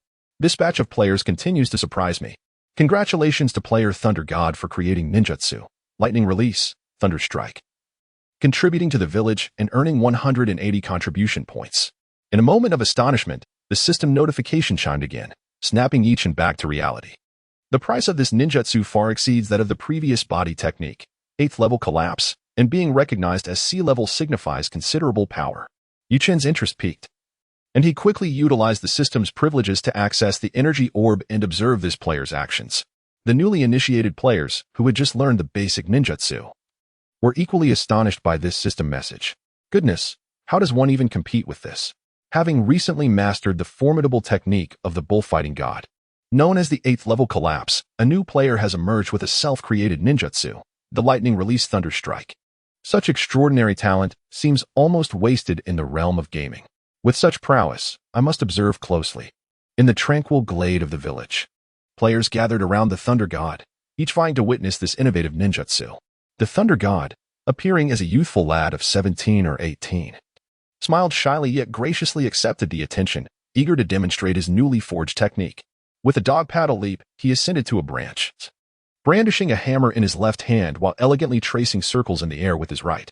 He formed a relatively simple seal in midair, lightning release. With a resounding shout, a bolt of lightning manifested in the sky, astonishing the onlookers and even leaving the hidden observer, Ichin, in awe. He couldn't help but silently commend the player, truly a remarkable talent. As the thunderclap reverberated, the player known as the Thunder God swiftly raised the hammer, boldly meeting the lightning strike head-on. Thunderstrike. In the next moment, the lightning collided with the hammer, erupting in a blinding flash that momentarily rendered all present sightless. Players were left bewildered, unable to comprehend the situation. What has happened? Why can I see nothing? And what of the master of the newly invented ninjutsu? Did I just witness him struck down by the very lightning he conjured? Was this first demonstration a catastrophic failure? Would we end up harming ourselves instead of the intended foe? Just as doubts began to swirl among the players, a voice broke through the confusion. It was the Thunder God himself. Haha, I'm still alive. No need for alarm, we were merely jesting. The acknowledgement elicited a mix of awkward yet respectful smiles from the players, who gradually regained their vision. What they beheld left them once again in stunned disbelief. 5 meters ahead, the trees and underbrush were charred, and the air carried the tantalizing scent of roasted rabbit. Goodness! The power of this skill is astounding. Such destructive capability, achieving a remarkable 5-meter range. Is this even human? It's nothing short of divine. This technique is undeniably impressive. I must learn it. Fellow comrades, there is hope in our monster hunting endeavors. This time, victory is within our grasp. The glade erupted in jubilant cheers. The players brimming with excitement. Daisymate hastily recorded the breathtaking display, envisioning the frenzy that would ensue in her live stream once the game resumed. Observing this spectacle, Yuchin was once again taken aback. This player is undoubtedly a seasoned anime aficionado. His understanding of ninjutsu surpasses even my own as the village chief. The movements he displayed were not only original, but undeniably inspired by anime. However, this player is quite astute, having managed to create a set of C-rank ninjutsu after watching the anime, which is indeed impressive. Mastering ninjutsu is inherently challenging, and inventing one's own techniques is an endeavor as arduous as climbing a mountain. Even the elite Genin of the Land of Grass may spend their entire lives without developing a single entry-level ninjutsu, relying instead on techniques passed down through generations. It is easy to grasp how extraordinary it is for this player to have crafted his own ninjutsu. Simultaneously, Yuchin became increasingly curious about the methods he employed. Consequently, Yuchin utilized his system privileges to activate an energy orb, examining the player's activity trajectory. A youth, approximately 18 years of age, appeared on the screen. Upon entering the game, he immediately engaged in daily tasks, opting not to form parties or interact with other players, spending nearly the entire time alone. After completing his tasks and accruing sufficient contribution points, he would purchase Chakra and retreat to the woods to practice his self-created ninjutsu, repeating this ritual daily. While other players found the daily tasks tedious and sought to challenge more difficult levels, this player, known as Thunder God, remained steadfastly focused on his routine, completing tasks, purchasing Chakra, and honing his self-invented ninjutsu with unwavering determination. When the system announced the bullfighting master had completed the first kill task, drawing the attention of many eager players wishing to learn the body technique, Level 8 Collapse, Thunder God remained undeterred, diligently pursuing his own path. After relentless experimentation, he mastered and became proficient in the ninjutsu, Lightning Release, and then attempted to battle monsters. Initially, he ventured alone into a wolf pack, only to be swiftly sent back to the resurrection point before he could even graze a wolf's fur. The second time, he employed his ninjutsu, Lightning Release, successfully sliding to the wolf's midsection, yet before he could inflict any damage, he was once again returned to the resurrection point. After dozens of such attempts, his chakra energy was nearly depleted, prompting him to cease his monster hunting and resume his daily tasks. He secluded himself in the woods, practicing ninjutsu until today, when he finally crafted a remarkably high-damage, long-range ninjutsu, naming it Ninjutsu, Lightning Release Click.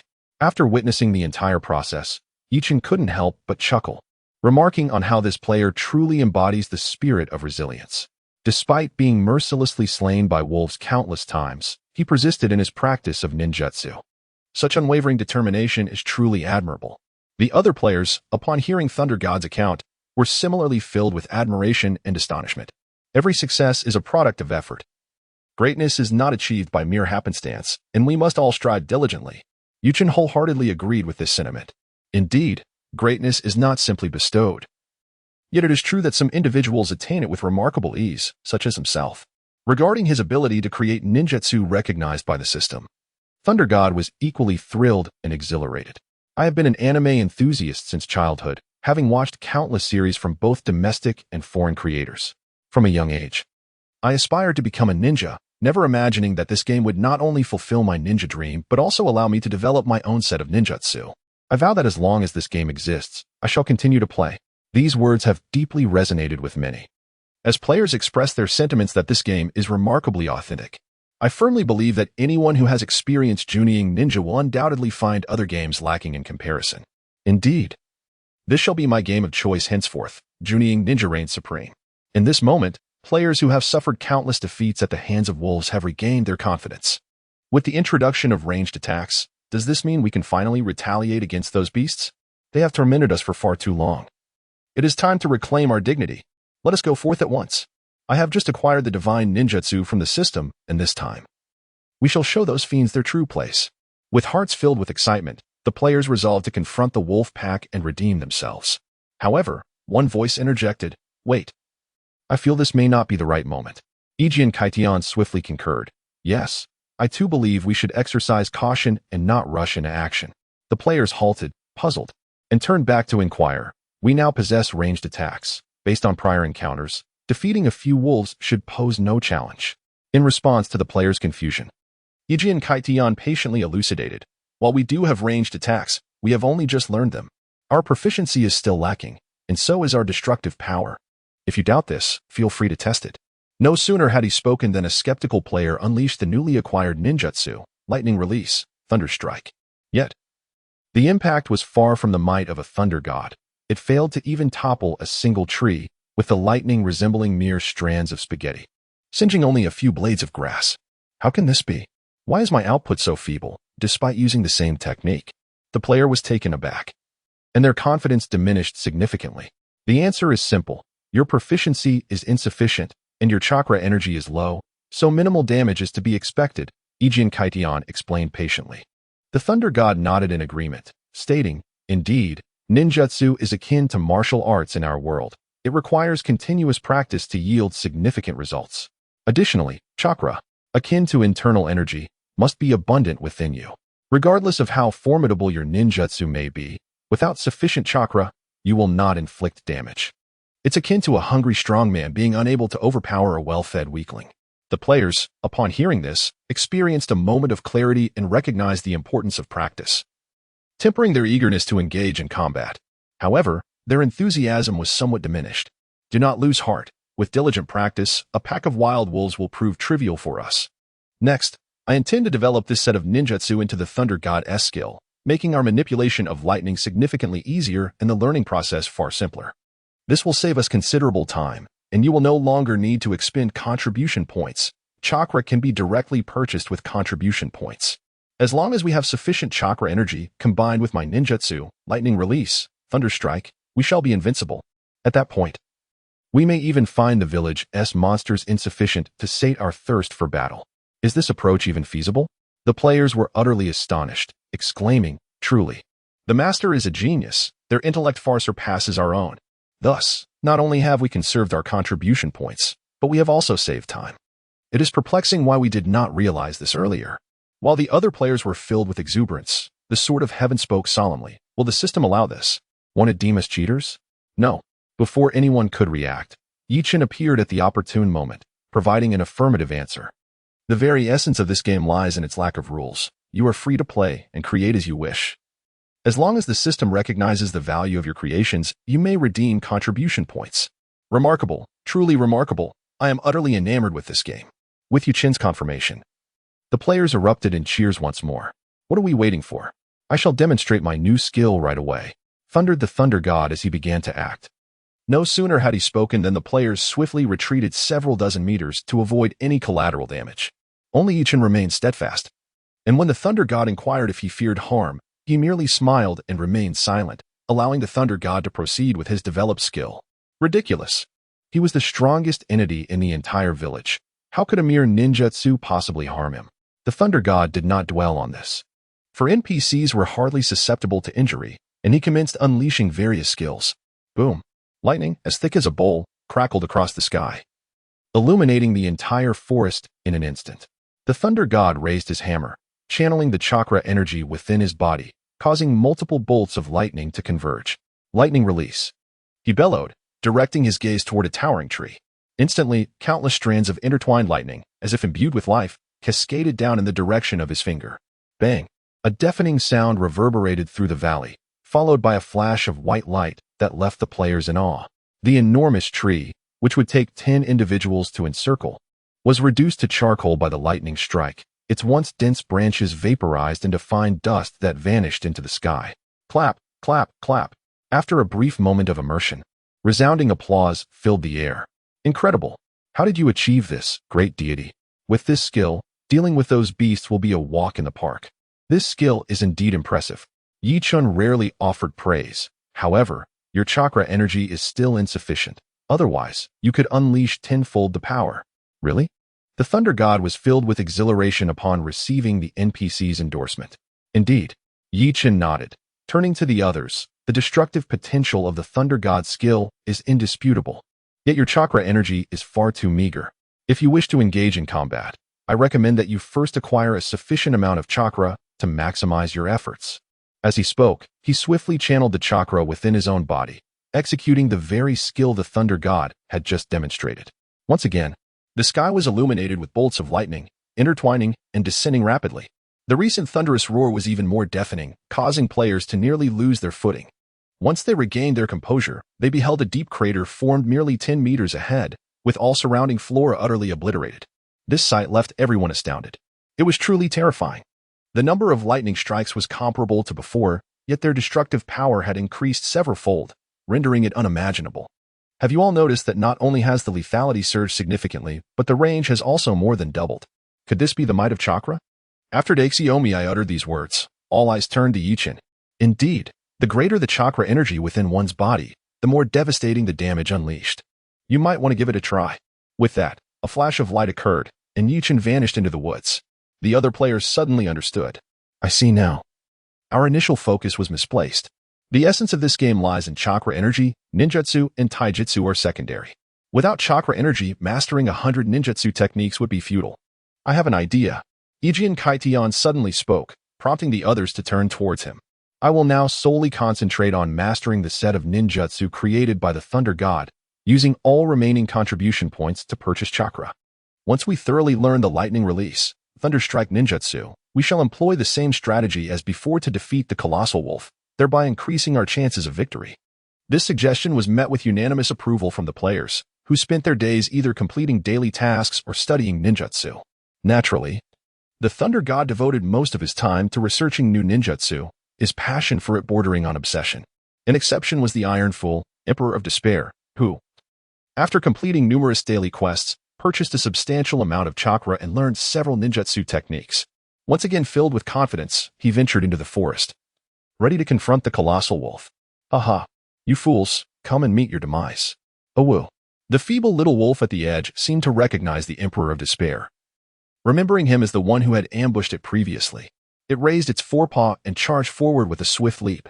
Whoa, you scoundrel, where's your sense of honor? Before the Emperor could unleash his ninjutsu, the little wolf struck him back to the resurrection point with a single blow. Today, I refuse to believe I cannot vanquish you. Beast. Returning once more to the resurrection hall, the Emperor's ire surged anew as he stormed out. In the forest, he taunted, Come on, approach me. Clutching a chicken leg acquired from an unknown source, he provocatively gestured at the wild wolf that had just felled him. I knew you wouldn't dare come near. Today, I shall drain your endurance. Awoo. The little wolf, incensed, threw back its head and howled, then lowered its head to unleash a torrent of spittle towards the Emperor of Despair. Suddenly, a fierce wind swept through the surroundings, and the small tree before the Emperor of Desolation was uprooted by the gust. Without any shelter, it was blown off the cliff, shattering into countless pieces. Leaf Chun, standing before the energy orb, could only watch in silent disbelief, pondering how such a fool had found his way into this situation. It was truly an eyesore, and he wished to avert his gaze. Bored, he once again delved into the self-created ninjutsu of the Thunder God player. As he contemplated, he murmured to himself, This set of ninjutsu seems oddly familiar. He then executed the lightning release, Thunder Strike once more, and a fleeting yet familiar image flashed before him, prompting an epiphany. Isn't this just a reworked version of the lightning technique? No wonder it feels so familiar. This lad is quite the talent for having conceived such a thing. However, he soon realized something was amiss. Although the lightning release, Thunder Strike bore a resemblance to the lightning technique, the movements involved were entirely different. The Thunder God's self-created ninjutsu had an excessively prolonged launch time compared to the standard lightning technique, and the methodology was overly complicated. It required the use of a hammerhead and chakra manipulation, which could not be performed simultaneously. In short, there were too many steps involved. It was visually impressive yet impractical. If he were to face a true ninja, he would likely meet his demise before being able to launch his technique. Yet, for someone entirely ignorant of ninjutsu, the ability to devise a potent technique merely through anime was nothing short of miraculous. Observing the Thunder God within the energy orb, who was diligently developing new skills, Leaf Chin displayed a look of appreciation. This lad has potential. He might become a pillar of support for our village in the future. I must keep a close watch on him. Unbeknownst to the thunder god in the forest, after several days of practice, he began to discern the weaknesses of his ninjutsu. How can I shorten the time required? Or, is there a way to release lightning without relying on external forces? He gazed at his palm, then looked up at the sky, repeatedly recalling the process of executing lightning release, thunderstrike in his mind. Suddenly, he sat up in realization as if struck by inspiration. Chakra energy is remarkably powerful. Could I attempt to use it to summon and control lightning? Resolute, he discarded the hammerhead in his hand, concentrating chakra in his right hand and pointing it toward the sky. Lightning release. Crackle. With a booming shout, the forest echoed back his voice, accompanied only by the cawing of a few crows. Aside from that, there was no other sound. My theory should be sound. What could possibly be wrong? The thunder god, feeling frustrated, repeated his attempts, yet the sky remained unchanged, just as it had at the outset. Time swiftly passed with the rise and fall of the sun. Players diligently completed their daily tasks over the course of several days, accumulating significant chakra energy and mastering their ninjutsu. As they gathered outside the forest, ready to hunt monsters, a system message appeared above them. Congratulations to player Emperor of Desolation for successfully slaying the Wolf King, earning 120 contribution points. At the announcement, all players instinctively paused in their tracks. The wolf. Has the Wolf King been vanquished? Previously, we struggled against the lesser wolves. Yet now someone has effortlessly defeated the Wolf King, the Emperor of Despair? Isn't he the first to purchase chakra energy? This is truly remarkable. How did he accomplish such a feat? Killing a single beast is already astonishing. As for the Wolf King, that is beyond belief. How did he manage it? But never mind that. We must hasten into the forest. With the Wolf King slain, if I delay any longer, there won't even be any minor creatures left. The eager girl rushed into the forest without hesitation. However, upon their entry, they found no sign of the Emperor of Despair, and the giant wolves remained as numerous as before, leaving everyone puzzled about the situation. Yet they did not dwell on it for long, following their plan. They positioned themselves in a relatively safe spot, with two of them luring a wolf over. The others swiftly readied their attacks, coordinating to bring it down. Excitement erupted among them. Subsequently, adhering to this strategy, the eager girl and her companions resumed their hunt. In less than half a day, they had slain nearly 10 wolves. Though the battle raged on, with ample chakra energy coursing through their bodies, despite battling all morning, they felt no fatigue. The thrill of the hunt was exhilarating. After dispatching another giant wolf, the players sat down, their faces alight with joy. After feasting for so many days, they could finally revel in their victory. I must admit, this is my first taste of wolf meat. The flavor is genuinely delightful. One player skillfully struck a branch, kindling a fire to roast the wolf. Soon, the aroma of grilled meat wafted throughout the forest. Save me a piece. The eager girl, salivating, grabbed a chunk of wolf leg and took a hearty bite, utterly satisfied. This game is incredibly enjoyable. I truly experienced the taste. In the real world, the eager girl is quite the foodie, and now it's as if she has discovered a new realm, devouring without regard for her image. Really? I want to try too. The players, initially uninterested, raised their thumbs in approval after tasting the roasted wolf meat, their mouths filled with exclamations of delight. On the edge of the forest, atop a cliff, stood a youth clad in flowing white garments, bending low as if a thief, glancing about furtively. A gust of wind brought with it a peculiar aroma, causing his mouth to water. Why do I smell roasted meat? Am I hallucinating? The fortunate Emperor of Despair looked around in confusion, but quickly shrank back. A thunderous howl reverberated throughout the valley. The giant wolf was approaching. The Emperor of Despair swiftly sought refuge, retrieving a chicken leg he had prepared earlier, tying it with a rope to 2 trees at the cliff's edge. When the giant wolf lunged for it, the rope would snap, sending the beast plummeting to its demise. Just moments ago, he had employed this very method to slay the Wolf King. As for how he stumbled upon this location and conceived such a strategy, it was purely serendipitous. A few days prior, after enduring several brutal defeats at the hands of the wolves, he had relinquished his pursuit of hunting them. Instead, he had meandered through the forest, chasing a wild hare, which led him to the precipice. Upon witnessing the hare plummet to its demise after a misstep, he gazed into the abyss and at the mangled remains of the rabbit, and an idea materialized in his mind. However, he never anticipated that his first attempt at setting a trap would attract the Wolf King. Faced with the towering figure of the Wolf King, over 3 meters high, he initially believed his fate was sealed. To his astonishment, the Wolf King, like a famished specter, was solely fixated on a chicken leg, entirely oblivious to his presence. And thus, it fell to its death.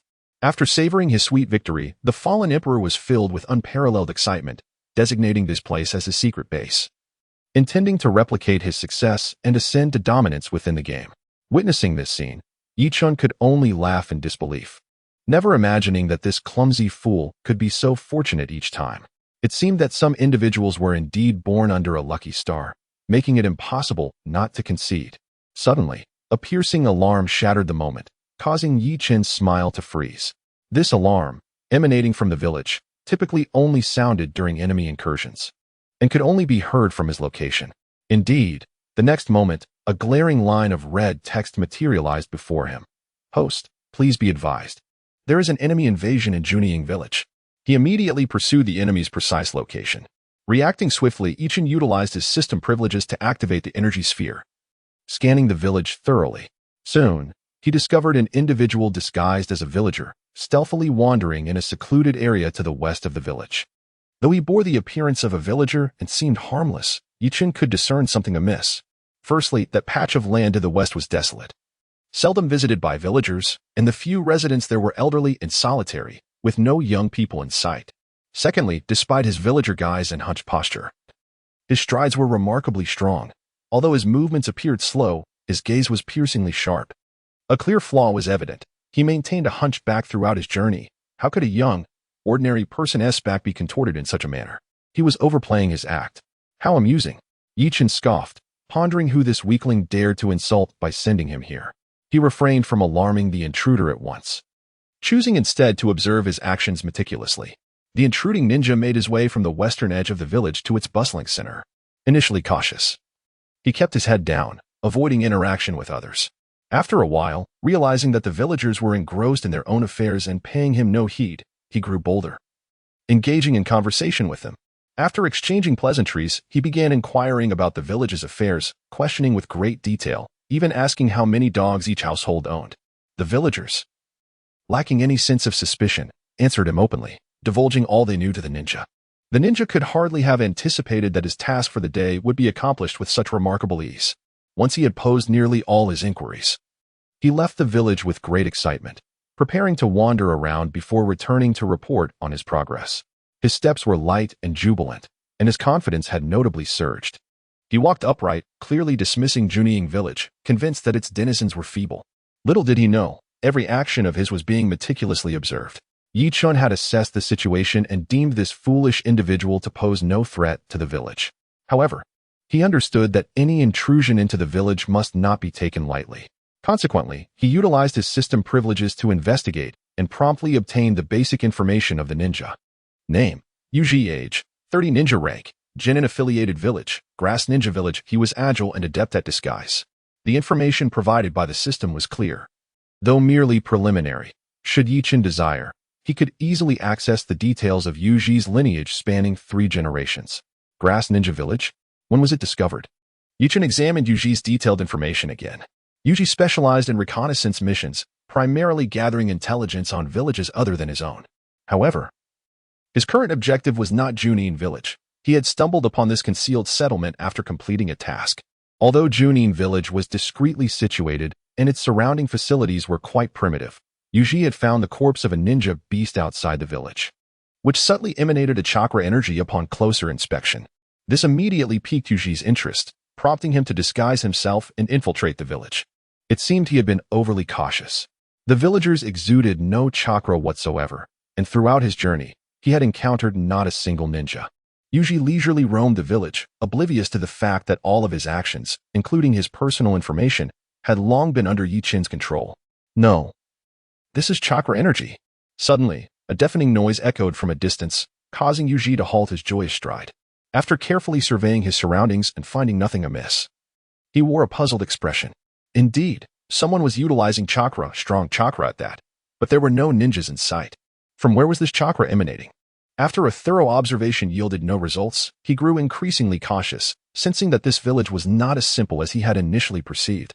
Before long, he arrived at the eastern edge of the village and discovered a newly paved road. This road appeared quite fresh, the stones still pristine, suggesting it had been laid recently.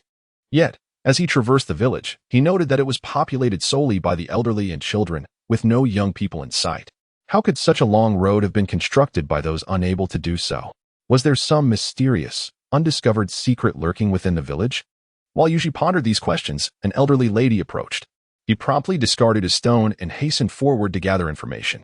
The elderly woman, seemingly hard of hearing, required Yuji to suppress his irritation as he inquired repeatedly until he finally gleaned the answer. There were indeed several young individuals in the village. Although they were seldom seen, most of the road and village construction had been attributed to their efforts. Yuji did not dwell too much on this revelation, after all. He was a Chunin, and the villagers were merely ordinary folk. Even if discovered, he would not be overly concerned. With his skills, he could easily handle 10 or so young, average individuals without difficulty. What piqued his curiosity the most was the formidable chakra energy if it emanated from a single individual. That person must possess at least the power of a Jonin, an assertion that warranted utmost caution. Thus, he refrained from hastily departing, instead opting to remain concealed within the village to gather intelligence, intent on discovering the identity of this powerful ninja and persuading them to join his own village. After scrutinizing all information related to the invading ninja, the system presented him with two choices. An enemy has infiltrated the village. Please make a prompt decision. 1. Ignore the reconnaissance of the grass-hidden village and allow them to depart. 2. Designate the ninja Yuji as a hostile entity and initiate immediate capture. Observing Yuji, who was still diligently gathering intelligence, a rare seriousness crossed Yuchen's face. A ninja village serves as a military force for a nation, and traditionally, there is only one. The emergence of a second village poses a threat, even if he refrains from provoking them. Once this ninja relays the information back, they will undoubtedly seek ways to annihilate his village. Two tigers cannot coexist on the same mountain unless one is male and the other female. But such familial alliances are implausible, and the opposing village would certainly not tolerate their presence. Rather than passively awaiting an attack, it would be wiser to strike first. Moreover, according to the system's prompt, there appeared to be a substantial village experience reward at stake. Most importantly, tasks of such difficulty could also allow players to earn additional contributions to bolster their strength. After careful consideration, Yuchen resolutely opted for the second choice, designating the Grass Ninja Village as a hostile entity. Having made his decision, he swiftly commenced issuing tasks. New task: an enemy ninja from a rival village has infiltrated the village. Players are to proceed immediately to eliminate them. Successful participants will each earn 600 contribution points. Note: completing the task also yields hidden rewards. Players are encouraged to complete the task as quickly as possible for greater rewards. Meanwhile, the players, invigorated by the overwhelming energy of the chakra, were filled with excitement, having engaged in relentless battles within the forest for several days. They resembled a band of valiant warriors, swiftly dispatching a towering 2-meter wolf. When fatigue set in, they would rest momentarily, roasting wolf meat and wild fowl to satiate their hunger, enjoying life to the fullest. Surprisingly, the player known as the Sovereign of Desolation had also managed to hunt down dozens of giant wolves without forming any team. Others remained oblivious to his methods, believing him to be a hidden powerhouse. As the system continued to announce his feats, curiosity bubbled among the players. How had this master achieved such success? Not only had he slain the Wolf King, but he had also dispatched an impressive number of giant wolves, dozens in total. Was he employing cheats? Many felt a mix of admiration and envy, as their collective efforts had yielded results comparable to his. The inquisitive Daixiomi, with her large, sparkling eyes, brimmed with curiosity. Let us go see for ourselves. The game had unveiled a mini-map, allowing players to keep track of their teammates' movements as they followed the markers toward the cliff. The Sovereign of Desolation was currently luring the giant wolves anew. A row of chicken legs dangled precariously over the edge of a cliff, and the scent of meat drove the colossal wolves into a frenzy. One by one, they charged forward, plummeting to their demise. Then, the familiar voice of the system echoed through the air. Upon hearing the announcement, the players stood in stunned silence. Congratulations to the Great Emperor of Descent for successfully slaying a giant wolf. Congratulations to the Great Emperor of Descent for successfully slaying. Images of the Great Emperor valiantly battling foes flooded the minds of all present. Some believed him to be a prodigy of unparalleled talent, endowed with extraordinary abilities, capable of maximizing the power of chakra and ninjutsu to their fullest extent. Others speculated that he might be a game developer, meant to inspire players and identify bugs within the game. After all, How could one be so formidable? They resolved to seek the great emperor's guidance at the earliest opportunity. Indeed, a throng of players ascended the mountain like pilgrims on a sacred journey. However, just as they reached the base, a massive wolf suddenly descended from the sky with a thundering crash. Thud. One player, caught off guard, was instantly obliterated. What on earth? Is there an ambush? No, it's a giant wolf? Panic ensued as all players gazed downwards, only to discover a swarm of ninja beasts. They were utterly bewildered. What was happening? How could wolves fall from the sky? As they looked up in contemplation, realization dawned upon them. Goodness, it's a trap. This is possible. These wolves exhibited a modicum of intelligence, yet they were foolish enough to leap into the pit one after another. How could they be so naive? Were they not the foolish ones? Why had they not devised a better strategy? The players hurriedly approached the cliff, faces filled with reverence. "O deity, may I utilize this spot? I shall return once you are finished." With the players now cognizant, they observed the great emperor's contribution points steadily rising. Their envy palpable as they rushed forward to form alliances. After several days of luring foes into traps, the great emperor had amassed contribution points exceeding 4 digits, surpassing all others. Naturally, he had no intention of hoarding them. Whoever logged in could partake. With a casual wave of his hand and a nod, he welcomed their presence. His generosity garnered widespread admiration. The Great One's magnanimity shall be forever etched in our hearts. Thank you, Great One. You are an eternal deity in my eyes. Ding dong, task issued. Eliminate the invading grass ninjas. At that moment, the system unveiled a new mission, revealing all pertinent information about the ninjas from the village of grass before the players' eyes. Goodness, an invasion? This task is exhilarating. After days of slaying monsters, I have grown weary. A new mission arrives just in time. After repeatedly luring and slaying the colossal wolves, the remaining ones in the forest have dwindled significantly. They seem to have grown considerably more cunning, disregarding the traps set by the players. Upon encountering the players, they swiftly turn and flee, far too fast to be pursued. Nevertheless, the players remain unperturbed, having spent several days continuously battling monsters, each accumulating contribution points exceeding 4 digits. This bounty is more than sufficient for them to procure a substantial quantity of chakra energy, filling them with immense satisfaction. Now, a new quest has emerged, igniting excitement among the players, who hastily expend all their contribution points to purchase chakra. As a seasoned gaming broadcaster, the charming streamer, Daizia, observed the quest and mused. This task actually has a hidden reward, an unprecedented occurrence since our entry into the game. What do you suppose this hidden reward might be? If we complete the quest as a team, will the reward go to the player with the highest damage, or to all of us? Upon the utterance of this query, the players fell silent. Yet, just moments later, they buzzed with renewed enthusiasm. The Emperor of Desolation remarked, "This game is so enjoyable that even without rewards, I would continue playing. Who cares what the hidden reward is? I'm off to slay that enemy." Thunder God added, "Indeed. Daring to intrude upon our village is a provocation in itself. I shall not allow them to leave unscathed today. I am indifferent to the rewards. What truly matters is the experience." The master of bullfighting echoed the sentiment. Although one sword opens the heavens remained silent, he too seemed unconcerned about the hidden reward. The other players shared a similar indifference. Daizia, feeling somewhat embarrassed, scratched her nose. Her earlier inquiry was merely an attempt to engage with the audience beyond the screen. But she was surprised by their lack of interest. In truth, she herself did not care much either. After all, the essence of the game lies in its enjoyment. And she chose not to dwell on it, opting instead to join the players in purchasing chakra and interacting with the viewers. At that moment, Yuchen suddenly appeared. The players, accustomed to the spontaneous emergence of NPCs, reacted with playful banter towards Yuchen. "NPC Master, what brings you here? Is there a new quest you wish to explain to us? Please, do share. We are eager to slay our foes." Yuchen nodded. "I am here to caution you.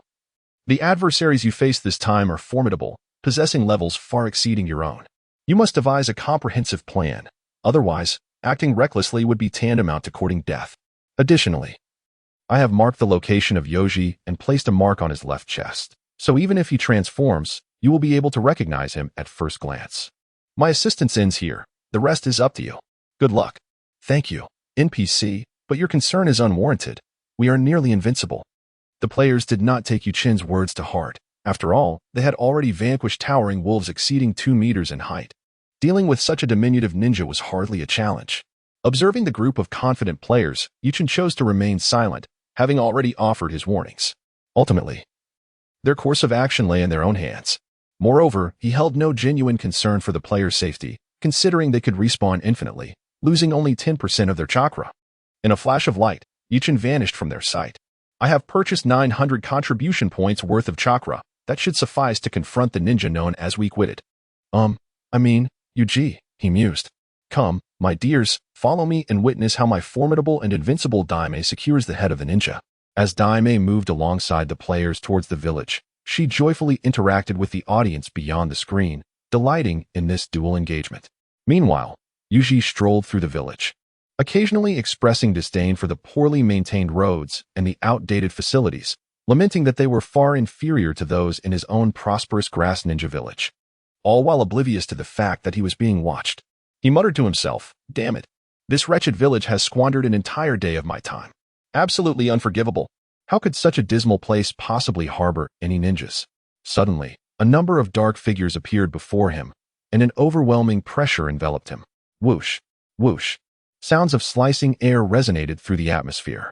Roused from his complaints, Yuji looked up to find several shadows materializing in front of him. His brow furrowed as he instinctively sank slightly, adopting a posture ready for combat. Years of honed battle instincts alerted him to an imminent threat. Oh no. Upon seeing a group of 9 formidable ninjas, including the infamous Emperor of Desolation, Yuji's heart sank. The sheer number of ninjas before him was daunting. He never anticipated that such a small, insignificant mountain village would harbor so many skilled warriors.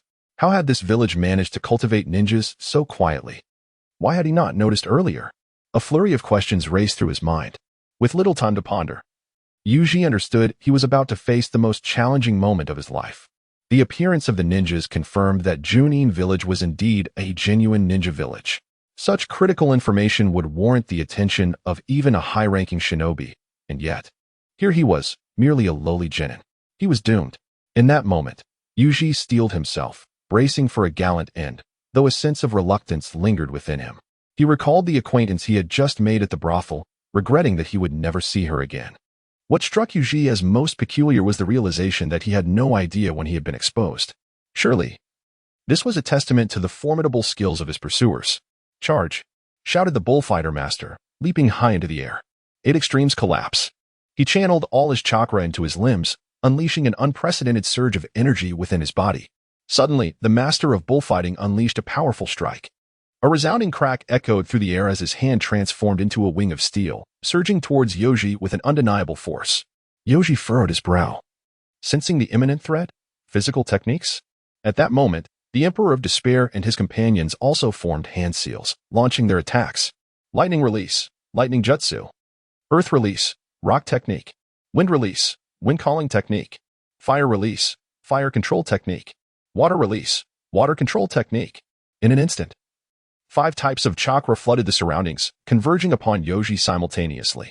His heart raced violently as he envisioned his impending, grim fate.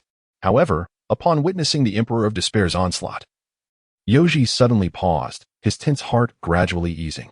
His initial panic transformed into calmness, even joy, followed by a wave of mockery. His expressions were vibrant and varied. Indeed, it was mockery, for he realized that although the 9 individuals of the Emperor of Despair were numerous, their strength was astonishingly feeble, to the point of being laughable. By merely observing the ninjutsu they executed, it was evident that they were not even lowly genin, akin to students who had yet to graduate from the ninja academy. It seemed they were nothing but trash. A deep disdain emerged on Yuji's face. Subsequently, he formed hand seals, fire release, great fireball technique. With a thunderous roar, an incredibly intense flame appeared at the corner of Yuji's mouth. As chakra surged, the flame grew larger, racing towards the individuals before him. In an instant, the searing fire reduced the leading master of bullfighting to ashes. The Emperor of Despair, following closely behind, could not escape the same tragic fate. In the span of a single encounter, 5 players fell to his hand. The players were left bewildered. What is this? Is this ninjutsu? Why is it so different from ours? Aren't our techniques the strongest? In that moment, their worldviews collapsed entirely. Previously, after battling against the beast of ninjas, they believed their ninjutsu had reached an unparalleled peak. They thought they could hold their own in the ninja realm. Yet, now, facing Yuji, they astonishingly discovered the grim truth. Their strength was woefully inadequate. They had grossly overestimated themselves while severely underestimating their opponent. Take the fire release, for instance. They could only produce a small fireball the size of a basketball. While it had some power, it lacked the capacity to be fatal. In stark contrast, Yoji's fire release resembled an inferno. The disparity was staggering. Absurd, utterly absurd. Nonetheless, the players refused to concede. Instead, their hearts brimmed with fighting spirit at that moment. The Emperor of Despair and his companions were meticulously selected by the system. Their dedication and fervor for the battle game were unparalleled. Only challenging battles are truly exhilarating. The remaining players seized the opportunity to launch another attack. Insects. Yoji laughed maniacally, wielding his weapon like the Grim Reaper, weaving through the last 4 players. With each swift strike, the sound of blood splattering echoed as crimson liquid stained the ground. All 9 ninjas lay defeated. What a pitiful lot. Yoji beamed with pride. He had never experienced such a battle before. As a low-ranking ninja, his usual missions were merely non-combat tasks. Even the combat missions required him to follow the higher-ranked ninjas, serving as little more than cannon fodder. When had he ever slain so many enemies? The thrill was intoxicating. Of course, there was another reason for his excitement. The bounty for returning to the village with such victories would undoubtedly be substantial. As this thought crossed his mind, a grin spread across his face, envisioning the glory he would achieve in the land of grass with these trophies. Charge, everyone! Charge! Suddenly, a voice pierced through Yoji's thoughts. He looked up, and upon witnessing the scene before him, he was utterly bewildered, for he realized that another 9 ninjas were charging towards him. However, what left Yoji in shock was not the reinforcements but their astonishingly low strength, rendering them incapable of a direct confrontation. Even an additional 30 would be futile. Yoji possessed the capability to eliminate them effortlessly. In terms of chakra and ninjutsu, they were in entirely different leagues. Yet, the most crucial factor was combat awareness. Despite his low rank, Yoji had experienced numerous battles, many of which were life-or-death struggles.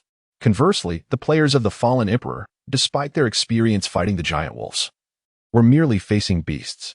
Their intelligence and agility could not compare to those of a true ninja. No matter how many came, they were merely fodder. What astonished Yoji was that these new arrivals bore an uncanny resemblance to those he had just slain. Rubbing his eyes in disbelief, his expression darkened. Illusion? At that moment, Yoji wondered if he had fallen victim to an enemy's genjutsu. How else could he explain such an unreal scene? It was impossible. He had just killed them. He looked down again, noticing the bodies of the fallen emperor and his companions still sprawled on the ground. Yet who were these newcomers? Could it truly be an illusion? No, that was inconceivable. Yoji shook his head vigorously. How could such a decrepit little village possess ninjas capable of using illusions? It was simply unrealistic. Moreover, even if such ninjas existed, why would they target him? He was merely a lowly genin, unworthy of being ensnared in genjutsu. But what was truly happening? Yoji found himself unable to comprehend, his imagination failing him. At that moment, all that remained was the battle. No matter how many approached, no matter the tricks they possessed, they would all perish by his hand, a pitiful bunch. Yoji let out a cold snort, hurling an explosive tag forward. Bang! A sudden, violent explosion erupted as the detonating talisman detonated, reducing 2 players to mere fragments of flesh. Yet, this was not the end. In the next moment, Yoji appeared like a specter amidst the crowd, wielding his kunai with lethal precision, claiming one life after another. Just then, the formidable Emperor of Desolation emerged from the shadows, unleashing his devastating technique. 8 extremities collapse. With a thunderous roar, the Emperor gathered chakra into his arm and struck fiercely at Yoji's chest. The sheer number of adversaries, combined with the Emperor's elusive nature, had rendered Yoji oblivious to his presence until this critical moment, leaving him no time to evade the impending blow. Bang! The 8 extremities collapse collided with Yoji's chest, making him feel as though he had been struck by a colossal boulder. Crack! He could distinctly sense a rib fracture. Infuriated, Yoji seethed with rage. A swarm of insects, a collection of worthless beings, had dared to injure him. Unforgivable! In a swift motion, he drove his kunai into the Emperor's throat. Blood erupted forth, and there was no doubt that the Emperor had perished. Yet, in that fleeting moment, a sword cleaved the heavens. Lightning release, lightning technique. With a crackle, a purple bolt of lightning, slender as a thumb, manifested under the influence of chakra. It struck Yoji's wounded chest with the swiftness of a lightning strike, exacerbating his suffering. Although the power of the lightning technique was minimal, even the slightest harm was still injury. Enraged, Yoji swiftly ended the life of the one who had wielded the sword. Clutching his chest, The stinging sensation compelled him to draw in sharp breaths. Thankfully, his injuries were not severe. As he surveyed the battlefield strewn with lifeless players, Yoji took a deep breath. Just when he believed the chaos had subsided, cries of alarm echoed anew. He gazed into the distance, his pupils constricting in shock.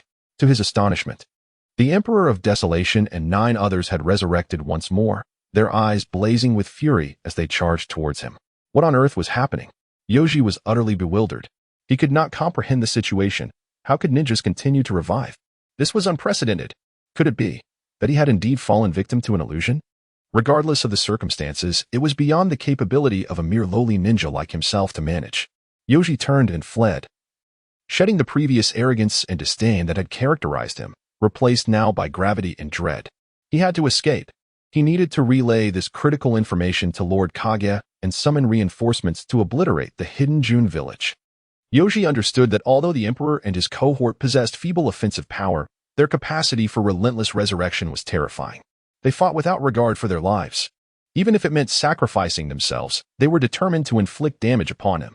This was truly frightening. No matter how skilled he was in combat, his chakra was finite. He could not sustain the fight indefinitely and would inevitably be wounded again.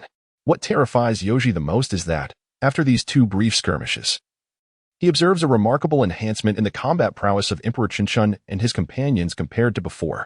Previously, Yoji could eliminate half of the players with a single ninjutsu. However, following the second encounter, this efficacy has drastically diminished. Their evasion skills have undergone a rapid improvement. When Yoji once again unleashed the fire release, great fireball technique. At the very moment he formed the hand seals, Emperor Chinchun and his allies astonishingly managed to evade the attack entirely, sustaining no injuries whatsoever. Such terrifying progress. Furrowing his brow, Yoji is baffled by the situation he finds himself in, utterly perplexed by the capabilities of these 9 individuals. The only thought occupying his mind is that if he does not flee soon, he will meet his end here. Without a second thought, he dashes towards the outskirts of the village, driven solely by the instinct to survive. However, how could Emperor Chinchun and his group allow him to escape? Setting aside the impressive contribution points at stake, the thrill of engaging in combat with such formidable opponents far exceeds their expectations. Their previous tactics, which seemed tedious and challenging, have transformed into an exhilarating experience, and they rush towards Yoji with fervor. Under the guidance of the sword-wielding leader, they even split into several small teams to obstruct and assault Yoji. Waves of attacks ensue. The 4th wave, the 5th wave, the 6th wave, the 7th wave. Though Emperor Chinchun and his companions fall repeatedly, their combat skills continue to elevate, and they are no longer in the same league as before. Finally, in the 8th wave, the leader and his comrades manage to eliminate Yoji completely. He never imagined that he would perish not in the midst of a high-difficulty mission or as cannon fodder in a village battle, but rather at the hands of a group of individuals who were barely even Genin. Ding. Congratulations to player Kekkei Genkai for successfully defeating a Genin from the Land of Grass. Reward, contribution points, 600. Ding. Congratulations to player Chinchun Dadi for successfully defeating a Genin from the Land of Grass. Reward, contribution points, 600. The system's notifications continuously resonate in the public chat. All players are ecstatic.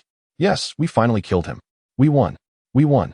Emperor Chinchun and his companions cheer with unrestrained joy. It has been no small feat. They never anticipated that defeating a ninja would prove to be so arduous. Initially, they believed that Genin were merely on par with the weakest of creatures, only to realize they had underestimated their opponent. Indeed, had it not been for their ability to respawn infinitely, the combined strength of the 9 of them would not have matched that of their adversary. If Genin are this formidable, one can only imagine the might of Jonin or even Kage-level ninjas. The game Junin Ninja truly embodies invincibility, frequently presenting elements that challenge our perceptions. It appears we must strive even harder to strengthen ourselves.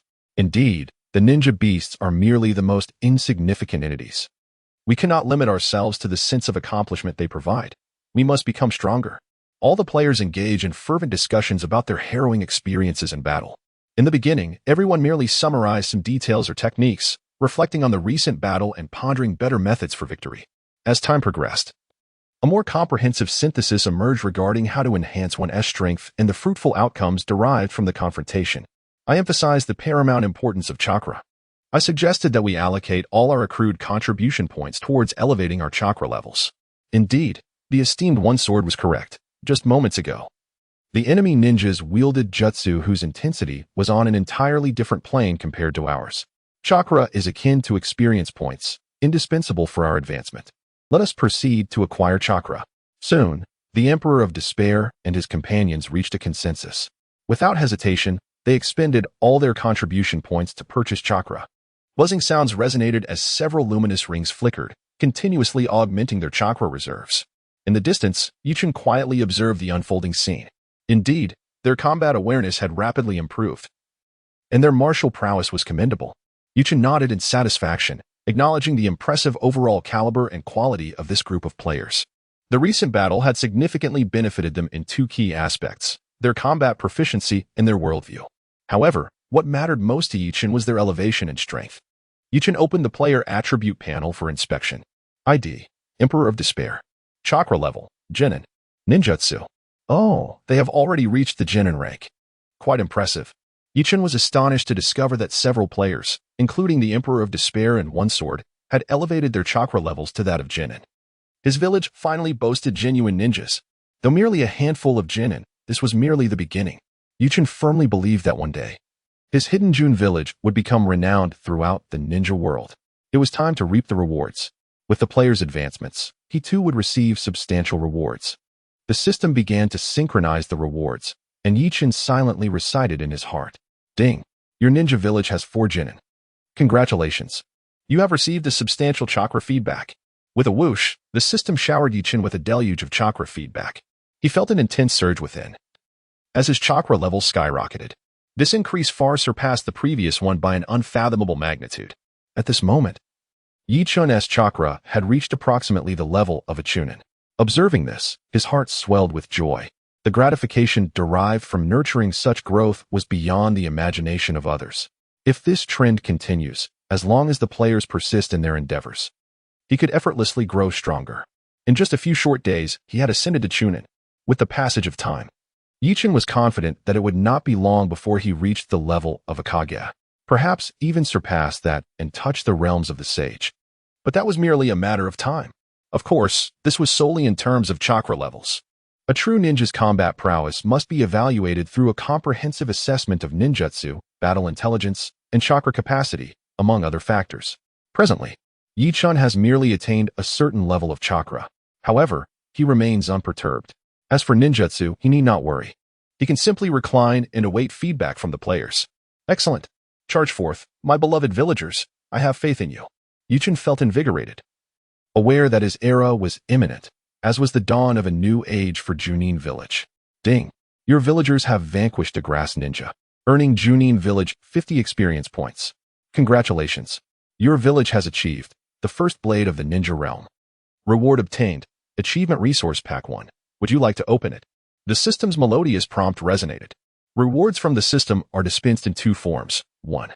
Village upgrades, which yield fixed player recruitment slots and resource packs. 2. Achievements, which grant random resource packs upon completion. Open. Yuchen replied. Achievement Resource Pack opened successfully. Congratulations. You have acquired C-level 5 elements ninjutsu. Wind Release, Wind Sand Array. Fire Release, Fire Dragon Technique.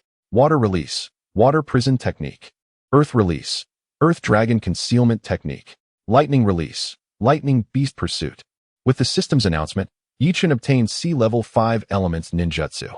The elevation of ninjutsu levels serves as a crucial indicator of a ninja village's combat strength. From the previous encounter with the grass ninja, Yuchen discerned that the ninjutsu of figures like the Great Emperor of Despair was still too rudimentary. Their firepower was woefully inadequate. After all, the ninjutsu they employed was merely E-level.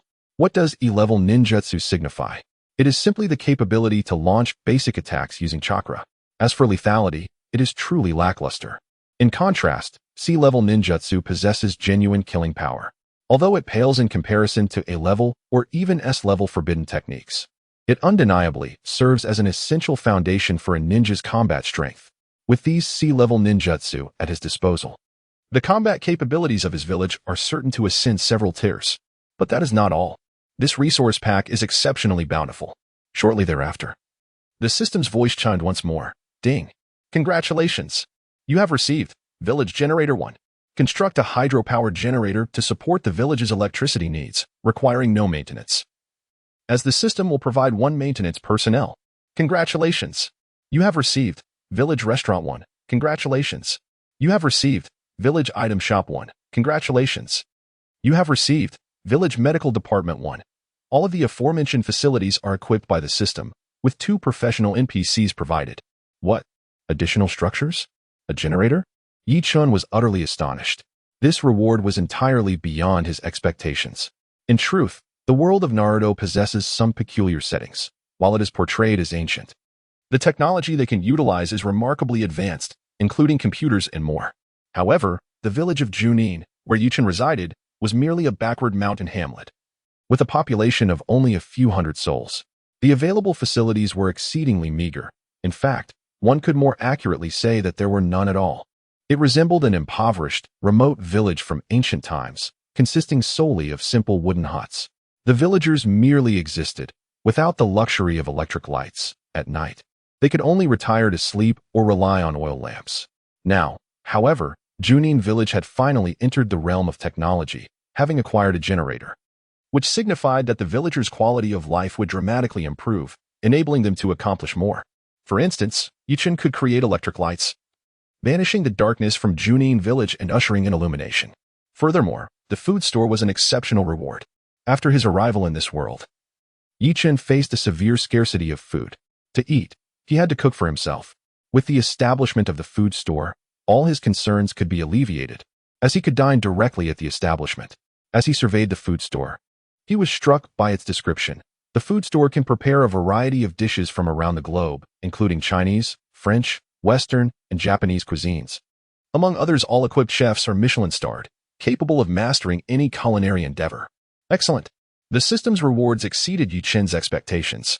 With this gourmet establishment, he no longer needed to fret about his meals, and the experience for players would be significantly enhanced.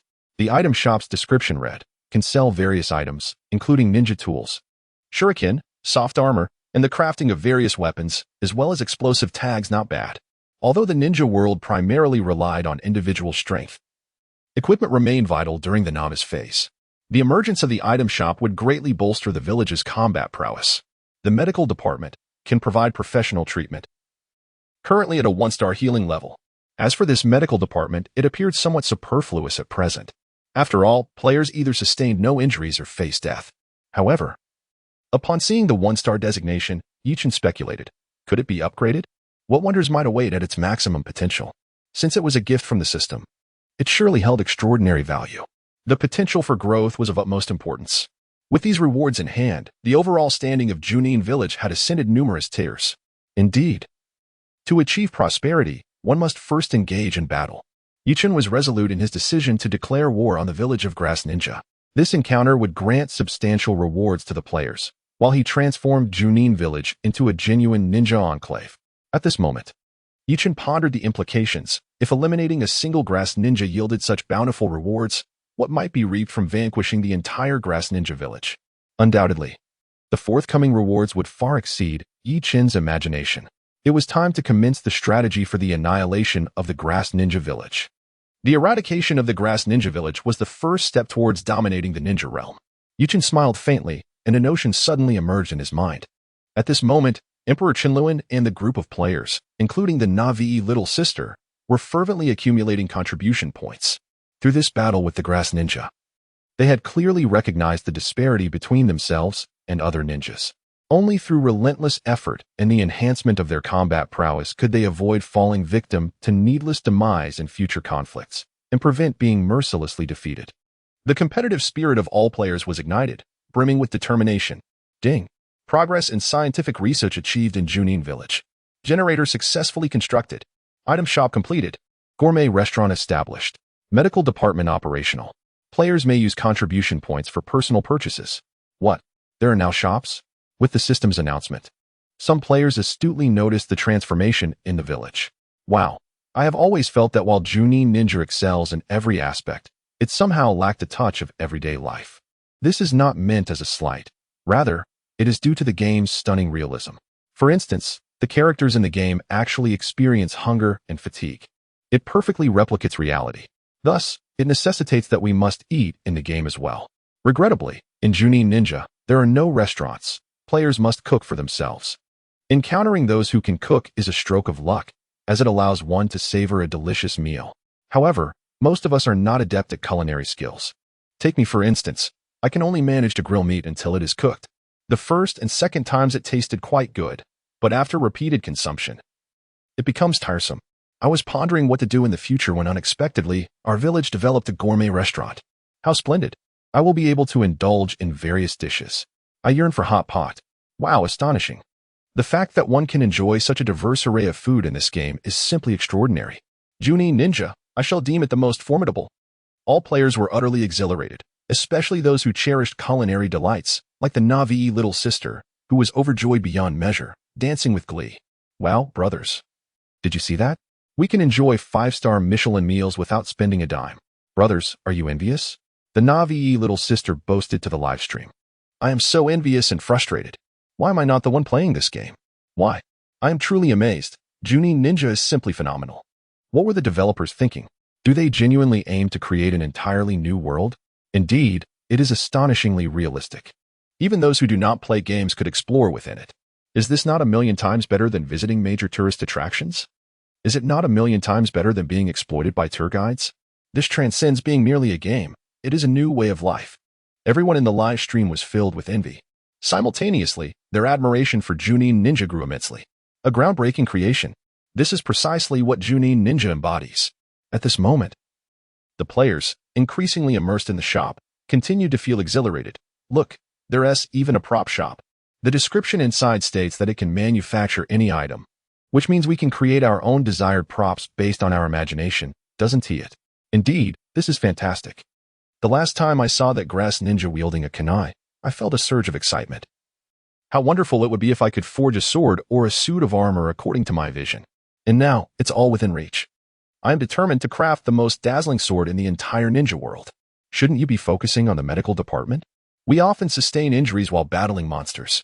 The game Junin Ninja is so realistic, with feedback on pain. Although we do not die, it is still quite uncomfortable, leaving us with no choice but to leap off cliffs for a respawn. Alternatively, not wanting to waste those precious chakra drops, we must endure. But now, all our issues have been resolved. How splendid! The players erupted in cheers. In the distance, Yichin observed the scene, slightly astonished. He had not anticipated that even a seemingly trivial facility like the medical department could yield such remarkable results. It appears that all the rewards provided by the system perfectly align with everything. With a grand gesture, Yichin brought the ninjutsu to the forefront. Ding! The latest ninjutsu is now available. Villagers in need, please make your purchases. A notification echoed on the system's public screen. What? The ninjutsu has been refreshed as well? The Emperor of Despair hurriedly opened the shop. Upon seeing the selection, he was left speechless, exclaiming in shock. Wow! They're all C-grade ninjutsu. This is incredible. I must learn. I must learn. What? They're all C-grade ninjutsu? Is this for real? Other players, upon witnessing the dazzling array of C-grade ninjutsu in the system shop, were so thrilled that they nearly jumped with joy. C-grade ninjutsu. Is that what the grass ninja used last time? We can learn it too? How wonderful! We have finally addressed our deficiency in ninjutsu. Learning is a must. All the players eagerly spent their remaining contribution points to acquire C-grade ninjutsu. Previously, their E-grade ninjutsu, no matter how much they trained, had very limited power. The C-grade ninjutsu alleviated their fears of insufficient firepower. Ding! Congratulations! As your villagers have mastered wind release, wind sand technique, you have achieved maximum proficiency. Fire release, fire dragon technique, you have attained exceptionally high proficiency. Water release, water prison technique, you have attained exceptionally high proficiency. Earth release, earth dragon concealment technique, you have attained exceptionally high proficiency. Lightning release, lightning beast pursuit, you have attained exceptionally high proficiency. The system notifications resonated continuously in Yichin's mind. Synchronization could occur once daily. However, for these relatively low-level ninjutsu, there was no need for a fixed daily synchronization time. The system would provide immediate feedback after the players learned. Yichin nodded in satisfaction. This is what it means to take it easy. Lying flat allows one to receive an endless stream of rewards. The sensation is utterly exhilarating. Simultaneously, Yichin began to ponder the possibilities. If any of these villagers were to awaken their bloodline limits, What rewards might he receive in return? Could it be that he would awaken a single Tomo Sharingan, granting him an eternal kaleidoscope? Yichen was filled with anticipation for the system's upgrade. Only through an upgrade could he secure a slot for recruiting players. With such a slot, he would be able to acquire more villagers to serve him. Contemplating the upgrade, eliminating the hidden grass village became paramount. Yichen promptly dispatched the task he had long prepared. Ding! The village chief has issued a task to expedite the eradication of the ninja beasts surrounding the village and to ascertain the exact location of the hidden grass village. Task reward, 2,000 contribution points. Upon the issuance of the task, all players of the fallen empire stood frozen in place. What? 2,000 contribution points? Am I seeing things? 2,000, my heavens. Why are the rewards so abundant this time? Isn't it merely a matter of mapping out the hidden grass village? How difficult can that be? It's practically a gift. Brothers, let us charge ahead. This 2,000 contribution points are too good to pass up. Seeing the colossal contribution points, all players became invigorated as if they had been injected with adrenaline. 2,000 contribution points. A full 2,000. How many daily tasks would one need to complete to earn that? A month? 2 months? Or even 3? Completing this single task would yield it outright. Ignoring the dangers, every player rushed out at once, clamoring to uncover the precise location of the hidden grass village. Yichen observed with a wry smile, shaking his head. This exemplified the strength of the players. They were utterly unafraid of death. Were this a normal ninja, the task of locating a formidable ninja village would be exceedingly perilous. Verging on a death sentence, who would dare undertake it? Yet for his band of players, it posed no issue whatsoever. After all, should they perish, they could simply respawn. Indeed, the purpose of the donkey is to grind the millstone. Yichen merely needed to make full use of his players. Once they discovered the exact location of the hidden grass village, it would be time for him to proceed with the next course of action.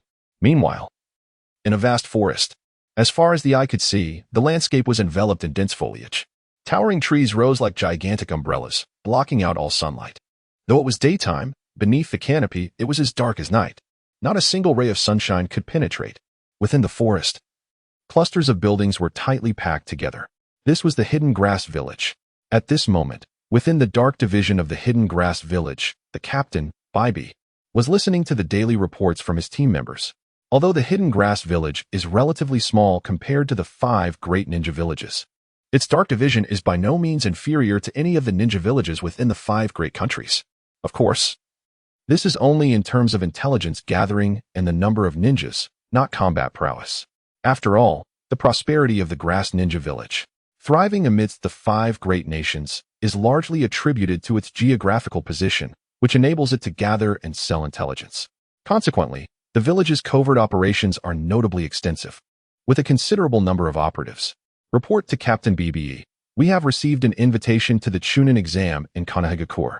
The exam will be held in 20 days. Should we send participants? If so, we need to provide a list of personnel to Kanahagakur soon. Upon hearing this, BBE nodded thoughtfully and inquired, indeed. This year it is Konoha's turn. What is the reaction from the other nations?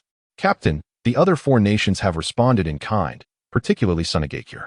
According to our reliable sources, the Kazakage has decided to send his son, Gara, the Jinchuriki of Shikaku, to participate in the Chunin exam. A Jinchuriki, you say? The land of wind is indeed stirring. BBE gently tapped the table. The Chunin exam, while seemingly an ordinary test, actually transcends the realm of mere examination. If it were just a typical test, it could be conducted within one's own nation without such grandiosity. The true purpose of the Chunin exam is to showcase strength.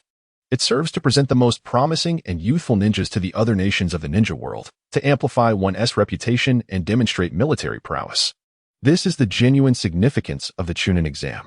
For a small nation like the Land of Grass, participating in the Chunin exam often means playing second fiddle to the 5 great nations. It is no laughing matter. Within the ninja world, where ninjutsu is so monopolized, who among the younger generation could possibly rival the 5 great nations? However, abstaining from participation is not an option, as one must still maintain a semblance of respect towards the larger nations. Such is the reality for a small nation. Very well, I understand. Is there anything else of note? BBE inquired once more. Captain, there is indeed one more peculiar matter. One of our Genin has gone missing. Missing? A Genin? Upon hearing this, BBE remained unperturbed. This was not due to a lack of concern for the life of a team member, but rather because the Land of Grass, owing to its unique geographical position, frequently faces attacks from ninjas of other nations. The disappearance of a few ninjas is all too common, particularly that of a mere Genin. Thus, BB showed no sign of alarm. However, a subordinate continued, "Captain, this missing Genin is somewhat different. He was on a secret mission and, according to intelligence investigations, discovered traces of Chakra in a certain village. He was in the process of investigating these Chakra remnants." Chakra? BB's fingers ceased their rhythmic tapping on the table. What could this imply? The emergence of unknown Chakra energy within the borders of the Land of Grass suggests a serious situation. It could indicate an invasion by ninjas from other nations, or it might signal an event that remains undetected. Where was this unknown Chakra found? BB asked. "Apologies, Captain. This matter was solely undertaken by that subordinate ninja, and we are unaware of the specific location. We discovered this information within his diary, allowing us only to infer a general vicinity." The subordinate appeared noticeably anxious. "Henceforth, we shall deploy additional intelligence ninjas for reconnaissance. Two-man teams will relay information every half hour."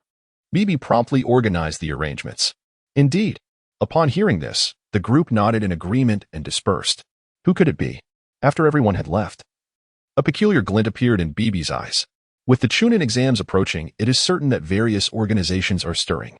Nevertheless, the Land of Grass shall not become a mere pawn in the games of these great nations. Junin Village. Following Leaf Chin's issuance of a mission to ascertain the precise location of the Grass Ninja Village, all players, including Daisame, sprang into action. They began their search in all directions. In truth, the game design of the Junin ninjas is quite similar to that of most games, except for Junin Village. The initial map is entirely obscured, rendering the outside world invisible. As players venture into unfamiliar territory, their field of vision expands, and all villagers can share this newfound sight. This exhilarating sense of exploration filled all players with fervor. "Do you all know what it means to break new ground?" Daisame enthusiastically explained. "As an intelligence operative of Junin Village, I am certain I can discover the precise location of the Grass Camp Village. That 2,000 contribution points shall be mine." Daisame brimmed with confidence. Meanwhile, the viewers in the live stream rolled their eyes collectively. "Old woman, since you are so confident, why are you bringing the Emperor of Despair along?" "Exactly. Aren't you just trying to hitch a ride on the Emperor's luck?" "What strength? What strength does one have when riding on luck?" The viewer's attention fixated on the Emperor of Despair standing before Daisame. Indeed, to bask in fortune, Daisame had specifically brought the Emperor of Despair along. At that moment, the Emperor was blissfully unaware of the live stream commentary, believing that it was his extraordinary battle intelligence and nearly flawless combat skills that had attracted Daisame. With this thought in mind, he proudly patted Daisame's shoulder, proclaiming, "Choosing to team up with me is the wisest decision of your life." Daisame nodded in agreement, stating, "Everything relies on the great Emperor Despair." The Emperor remained immersed in his own brilliance as he swiftly navigated the forest alongside Daisame. While scouting, he elaborated, "I once saw the Wolf King appear along this path, and a boss like the one in the Grass Ninja Village must be surrounded by formidable ninja beasts. I believe this path holds a significant chance of leading us to the Grass Ninja Village." The Emperor analyzed with conviction. However, neither Daisame nor the viewers in the live stream were paying him any heed. "Come on, instead of listening to him, wouldn't it be better for us to team up with the Great Sword of Heaven? Is their combat explanation and analysis not more comprehensive than yours? Following you is merely to bask in your good fortune. Do you truly consider yourself an exceptional player? One must accurately assess one's own position. The notion that the presence of a Wolf King could lead one to the location of the Grass Ninja Village is rather absurd. Of course, Daisame did not expose the Emperor of Despair, but instead nodded in agreement, which only enhanced his sense of elation. Suddenly, while the Emperor of Despair was dashing through the treetops, he felt a sharp pain in his ankle. His body plummeted with a thud. A searing pain surged through him. Glancing down, he saw a massive clamp on his ankle. The bone was crushed. "This is bad. There is an ambush." The Emperor of Despair shouted. Daisame immediately scanned their surroundings, but before she could react, 5 grass ninja appeared before them, adorned with forehead protectors. Earth Release, Dragon Binding Technique. One of the grass ninja formed hand signs, and the ground beneath them morphed into a cage, ensnaring both Daisame and the Emperor of Despair in an instant. "At last, we have captured you," one grass ninja smirked. This morning, he had received orders from the Dark Unit leader, Bibi, to intensify patrols in the vicinity, and he hadn't expected to encounter Daisame and the Emperor of Despair so swiftly. Their chakra revealed to the grass ninja that they were merely low-ranking shinobi. What audacity to intrude upon the grass ninja village's stronghold with such insignificance. Were they out of their minds? Take them back to the captain for disposal, ordered the squad leader, Ukulele, waving his hand. Understood. The other grass ninja swiftly restrained Daizio Mei and the Emperor of Despair. Yet, at that moment, neither Daizio Mei nor the Emperor of Despair felt any fear. Rather, they were filled with an exhilarating excitement. So, you intend to take us to the grass ninja village? Daizio Mei eagerly inquired. The grass ninja furrowed his brow. Indeed, why do you ask? If we do not take you to the village, would we simply let you go? This is fantastic. Emperor Despair, we have been captured. We will soon arrive at the grass ninja village's main base. See, I told you I could do it. Daizio Mei excitedly chatted with her friends. Brothers, did you see? This is what the ninjas of grass ninja village are like. She was ecstatic, thrilled by the turn of events. The Emperor of Despair was indeed a true embodiment of fortune. Being by his side made anything seem achievable. While other players struggled to locate the grass ninja village, she was being escorted directly there, effortlessly uncovering its precise location. The Emperor of Despair's pride deepened with the praise he received. At that moment, he even pondered if he was the ultimate boss of this game. How else could he be so fortunate? The grass ninja, upon hearing this, were infuriated. What was the meaning of this? Have both Daizio and the Emperor of Despair lost their wits? Captured, shouldn't they be filled with fear? Shouldn't trepidation grip their hearts? How can they still exude excitement? This perplexity stems perhaps from their naivety. Like unblemished calves, they fear not the tiger. Once they arrive in the dark abyss, the true nature of torment shall be unveiled to them, and we shall see if their laughter endures. With this thought, the grass ninjas let out a cold snort, revealing cruel smiles. Swiftly, they escorted Daizio and the Emperor of Despair to the village of the grass ninjas. Upon witnessing the peculiar architecture and unique geography of the village, the pair stood in astonishment. Wow, dear friends, have you seen this? Such structures exist. Many of them reside in trees. Look at those tree houses. Daizio eagerly shared her excitement. The onlookers, equally curious, marveled at these unfamiliar edifices for the first time. Ding! Congratulations on completing the Grass Ninja Village map exploration mission. Congratulations to player Daizio for earning 2,000 contribution points. Congratulations to Emperor of Despair for earning 2,000 contribution points. The system's notifications chimed in at the expected moment, sending Daizio and the Emperor of Despair into a frenzy of excitement. Fulfilling the task was indeed so effortless. 2,000 contribution points in hand. What a fortune, how to spend it. Meanwhile, Daizio and the Emperor of Despair were thrust into a vast underground cavern. The cave was cold and damp, perpetually shrouded in darkness. The pathways bore the unmistakable stains of blood.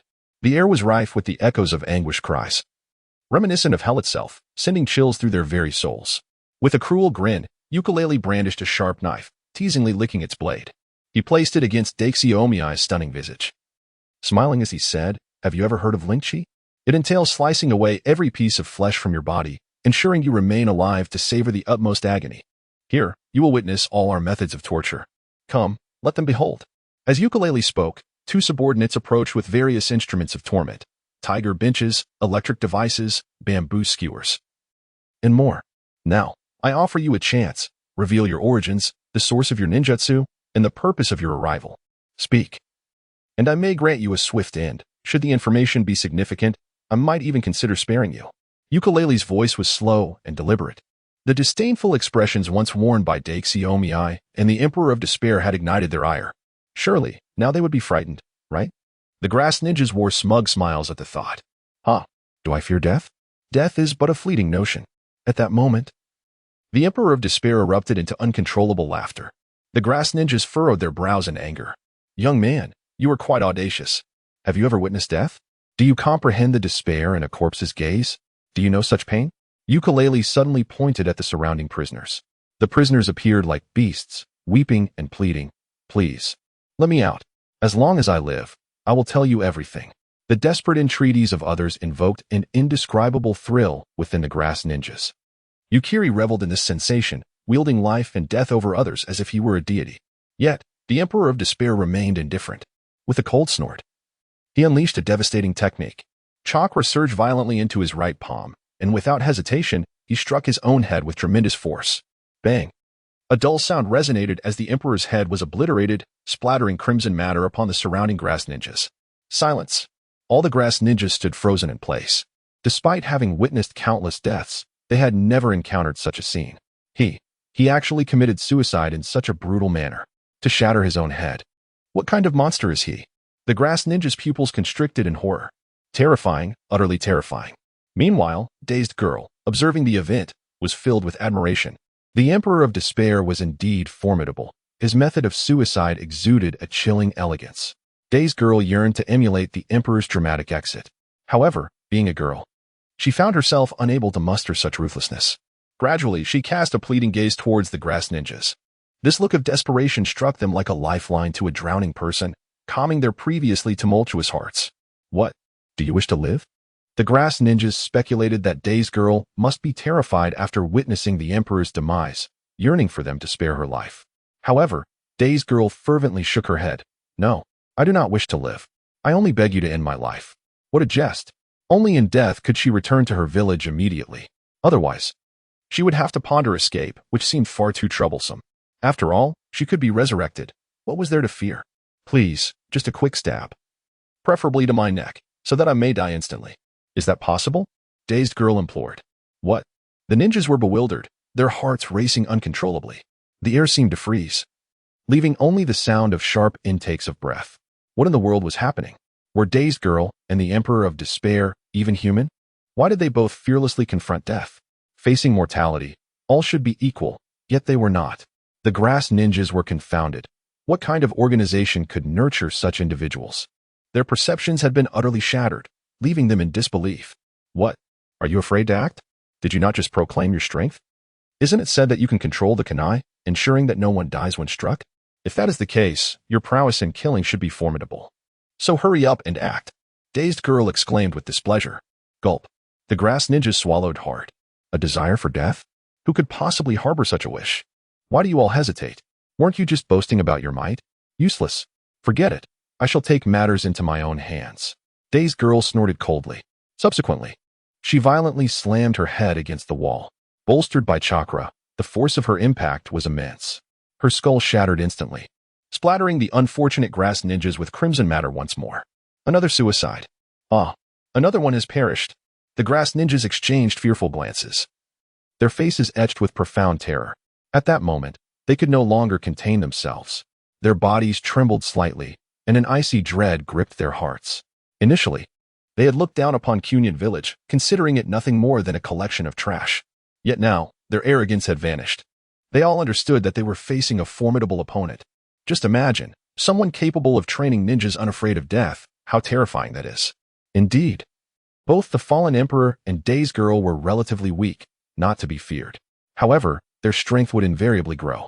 Coupled with such a fearlessness, what might that lead to? Undoubtedly, it would deliver a tremendous shock to the grass ninja village. In this moment, everyone clearly recognized that the ninjas of Junin Village were well-trained and willing to die for their village. This was enough to warrant the attention of Grass Ninja Village. How did the interrogation go? At that moment, a tall middle-aged man approached slowly. He was Bibi, the head of the Umbu. Captain, they committed suicide.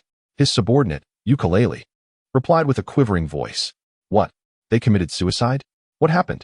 Bibi was baffled. In the past, once one entered the Umbu, their life and death were determined by the grass ninjas. How could they possibly take their own lives? Had the torture been so severe that a moment's inattention led to suicide? Without lingering on the thought, Bibi inquired, did you extract any useful information? None. Ukulele shook his head. What? You let them commit suicide without obtaining anything? Are you insane? Bibi roared with fury. No, Captain, the situation is as follows. Ukulele recounted the events in detail to Bibi. Upon hearing this, Bibi's expression turned grave. Such a powerful conviction. As the head of the Umbu in Grass Ninja Village, Bibi had witnessed many spectacles. Yet, he had never encountered anyone as unafraid of death as the fallen emperor and dazed girl. Relay my orders from this day forth. Immediately investigate the origin of these two individuals. Deploy all Umbu members for a search. We must uncover this village. Bibi commanded, fully aware that his time was running short. Once this village begins to thrive, Kusanagi village will undoubtedly face a devastating blow. Indeed, I shall take my leave at once. Bibi gazed at the lifeless form on the ground, lost in contemplation. Who could it be? Could it be a rogue ninja from Konoha? Orochimaru? That seems unlikely, as I have not heard any news of him in quite some time. But then who could it be?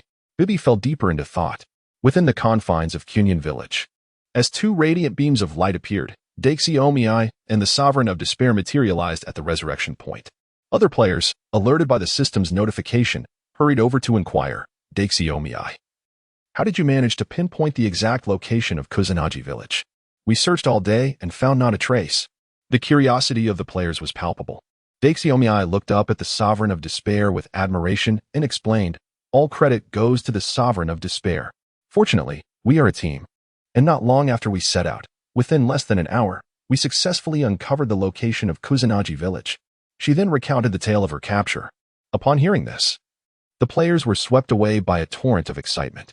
Wow, the Sovereign of Despair is indeed formidable. Such luck is simply unparalleled. To label him as merely fortunate would be an understatement. Who else could boast such fortune? Not even a fraction of his luck. All eyes were filled with envy as they regarded Kekkei and the Sovereign of Despair. 2,000 contribution points. That's enough to sustain us for a month or two of daily tasks. I wish I could have that too. If only I had teamed up with the Sovereign of Despair, everything would be accomplished swiftly and with unparalleled luck. Sovereign of Despair, may I reserve a spot in your next mission? I want to join your team. Let me in, Sovereign of Despair. I can offer massages, let me join. In a frenzy, all the players clamored to extend their invitations to the Sovereign of Despair. Hearing this, he wore a proud smile. Indeed. The powerful always attract attention and garner camaraderie. He waved his hand with an air of authority. No need to rush, one at a time. I shall ensure everyone has a fair chance. Is that true? Thank you, Sovereign of Despair. Your grace is unmatched. The players fawned over him, which ignited a sense of urgency within Kekkei. She realized that for her next mission, she must find a way to team up with the Sovereign of Despair once more. In that moment, the Sovereign of Despair became highly sought after. The reason was simple. Everyone understood why Yeching had instructed them to scout the map of Kusanagi Village. It was evident that Yeching was preparing to take action against Kusanagi Village. Mapping the location was merely the first step. A large-scale village battle was surely imminent. Future combat missions would undoubtedly be plentiful. By the way, Kekkei, Sovereign of Despair, what do you plan to use your contribution points for? A player inquired. Certainly. It is intended for enhancement. The Emperor of Despair had not anticipated this, as he hastily allocated all his contribution points towards elevating his chakra levels. Purchase, purchase, purchase. The Emperor of Despair fervently pressed the purchase button. Buzz, buzz, buzz. A radiant aura of chakra continuously enveloped the Emperor. In an instant, the chakra content within him reached an astonishing level. The remaining contribution points were utilized to acquire upgrades for C-rank ninjutsu. All eyes were fixed upon the Emperor of Despair. Without a doubt, the disparity in contribution points earned through this mission had elevated both him and the Navi girl to the status of the wealthiest in the village. Naturally, their overall power had also ascended to the highest echelon. Jealousy ignited in the eyes of all. Had they completed the mission themselves, they would have undoubtedly been the strongest in the village. It was evident that they must exert themselves tirelessly in future missions. For only through completing tasks could they garner excess contribution points. In that moment, every player brimmed with enthusiasm. Meanwhile, in the distance, Yuchen quietly observed everything. The luck of the Emperor of Despair exceeded his expectations. Initially, Yichun believed it would take several days, perhaps even a month, to locate the hidden grass village.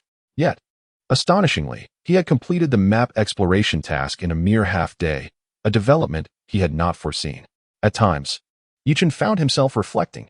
Was the Emperor of Despair truly fortunate, or was there some hidden advantage at play? While others struggled to ascertain the location of the hidden grass village, the Emperor was escorted directly inside. Yichun shook his head with a wry smile. Deciding to dismiss thoughts of the Emperor of Despair, the most pressing concern before him was the hidden grass village. If things continued as they were, the hidden grass village would undoubtedly discover the existence of the hidden Junin Village. Consequently, the hidden grass village would launch a full-scale assault. Although Yichun found himself in an invincible state within the hidden Junin Village, he need not worry about being annihilated by the hidden grass village. However, it would be unacceptable to be cornered at his doorstep. Defeating the hidden grass village head-on was the only viable option. Yet, the overall strength of the hidden grass village was formidable. The number of ninjas in the village was substantial, with many elite Genin possessing rich combat experience. In stark contrast, the hidden Junin Village was lamentably under-resourced, with its ninjas being primarily Genin. Even if they could be revived, what difference would it make?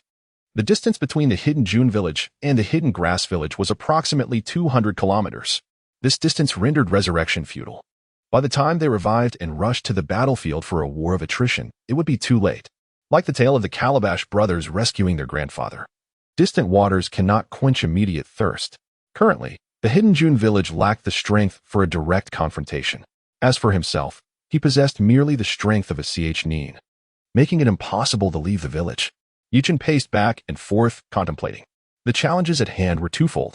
First, there were too few players. Second, players required time to progress. If either of these two issues were resolved, the threat posed by the Grass Ninja Village would dissipate entirely. Contemplating the matter of player slots, Yuchen could only manage a wry smile and shake his head. How wonderful it would be to have another batch of players. The enhancement of both his own prowess and the combat capabilities of the village would prove immensely beneficial. Ding! Congratulations! Your Junin Village has garnered greater recognition, creating a significant stir within the ninja world. You have gained 100 experience points, reaching the threshold for leveling up. Would you like to upgrade? Can I truly upgrade? Elated, Yuchen responded without hesitation. Upgrade. Beep. Upgrade successful. With Yuchen's declaration, the attributes of Junin Village underwent a transformation. Junin Village. Level 2. Number of ninjas 9. Structures: culinary city, medical department, item shop. At last, it looked more promising. Congratulations. Your village has successfully reached level 2, granting you the opportunity to recruit 19 players. Each upgrade doubles the recruitment slots. Would you like to proceed with recruitment? Excellent. Splendid. Yuchen was overjoyed. He was in dire need of personnel, and to his surprise, the system had upgraded. With a sufficient number of players, what did he have to fear from the Grass Ninja Village? Recruit. Yuchen decisively issued the command. Earth. Today is Saturday, coupled with the Spring Festival holiday. Families were predominantly engaged in visiting relatives and friends. However, unlike previous years, the conversations during this Spring Festival were no longer limited to mundane topics such as income, children's education, or celebrity gossip. Instead, a new subject had emerged: Junin Ninja. Although Junin Ninja was relatively niche, with only 9 participants in its first internal test, the game's exceptional quality and extensive promotional campaigns had secured it a favorable reputation among the masses. At this moment, within a northern residential building, Zhang Cheng and his relatives engaged in conversation over dinner. By the way, have you heard of Junin Ninja? Of course. It's the hottest game right now. It's incredible, initially. I thought it was merely youthful hype, but after watching some videos online, I was utterly astonished. The graphics and combat scenes are unparalleled, surpassing all current games. I'm really curious how Junin Ninja was developed. It's undoubtedly a AAA masterpiece. Exactly. I'm quite intrigued as well. Even my mother, who usually doesn't play games, is visibly excited. The relatives were puzzled. Bentley, you never play games. Why are you interested? Zhang Chang's mother chuckled. Must only gamers be interested? I recently watched some videos, and the scenery within the game is magnificent, not to mention the variety of delicious foods one can enjoy. Even a vacation without combat can be quite delightful. It essentially amounts to a journey. Zhang Chang and his companions fell silent. It must be said. What mother said held considerable truth. Junin Ninja, with an exceptionally robust audience, captivates not only gamers but also those who do not partake in gaming, encompassing a diverse array of preferences all at once. This, perhaps, is one of the reasons why Junin Ninja has skyrocketed in popularity in such a brief period. They managed to encompass everyone, which is the remarkable strength of Junin Ninja. However, it is perplexing that the initial batch of internal testers consisted of merely 9 individuals. One cannot help but wonder, how do they expect to generate profit with just 9 participants? Indeed, with such a minuscule number, what could they possibly test, even in an internal trial? What could the game developers be thinking? While other games may offer limited slots for internal testing, they typically provide a few thousand, along with various avenues for acquisition, such as personal applications or lottery events. In stark contrast, Junin Ninja offers nothing. The selection of internal testers is entirely based on a comprehensive evaluation. Upon reflecting on this, Zhang Cheng and his companions all wore glum expressions. Not only they, but numerous netizens had begun discussing ways to become internal testers. Some even contemplated employing hacks or other illicit means to infiltrate Junin Ninja's official website and manipulate their servers. Yet, all efforts yielded no results. Junin Ninja's servers were as impenetrable as a suit of armor, impervious to any hacking technique. Consequently, netizens devised another strategy to seek assistance from the game's operating developers to secure additional internal testing slots. Strangely, however, they could find no information regarding the company behind Junin Village, as if it were entirely non-existent in this world. Ultimately, all netizens resigned themselves to fate. They recognized that Junin Village was indeed an enigma. Yet, this did not diminish its allure. Even today, during mealtime, the number of online users on the Junin Village official app reached millions. The website was created by Yichin, but he had since ceased maintenance, possessing only a function for posting announcements. Nevertheless, users were undeterred, engaging in a myriad of discussions within.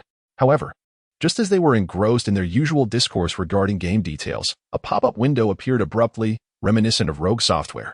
Everyone was incensed. What is this rogue software again? Seriously, full screen? Report it. Yet, in the next moment, upon discerning the content, all were left dumbfounded. Oh my, look. Junin Village has opened the second batch of internal testing. What? Is this for real? Everyone turned their attention to the pop-up that resembled rogue software. The window displayed, "Dear Junin Village users, in 2 hours, we shall release the second batch of Junin Village testing slots. With a total of 19 available, Junin Village eagerly awaits your esteemed presence." Incredible, it's true. I am utterly elated. All netizens are in a frenzy. Goodness, is it true? The second batch is equally stingy, with only 19 slots available. What on earth is the gaming company doing? Indeed. I find it perplexing that other games seem desperate for players, while Junin Village appears to be doing the exact opposite, deliberately controlling the number of participants. Is it a lack of funds to purchase servers? If that is the case, just say it. We, the netizens, can contribute. Who do they look down upon? We are willing to spend our own money to enjoy the game. The community is both outraged and speechless. 18 slots are merely a drop in the bucket. After all, there are far too many eager to play Junin Village, statistically.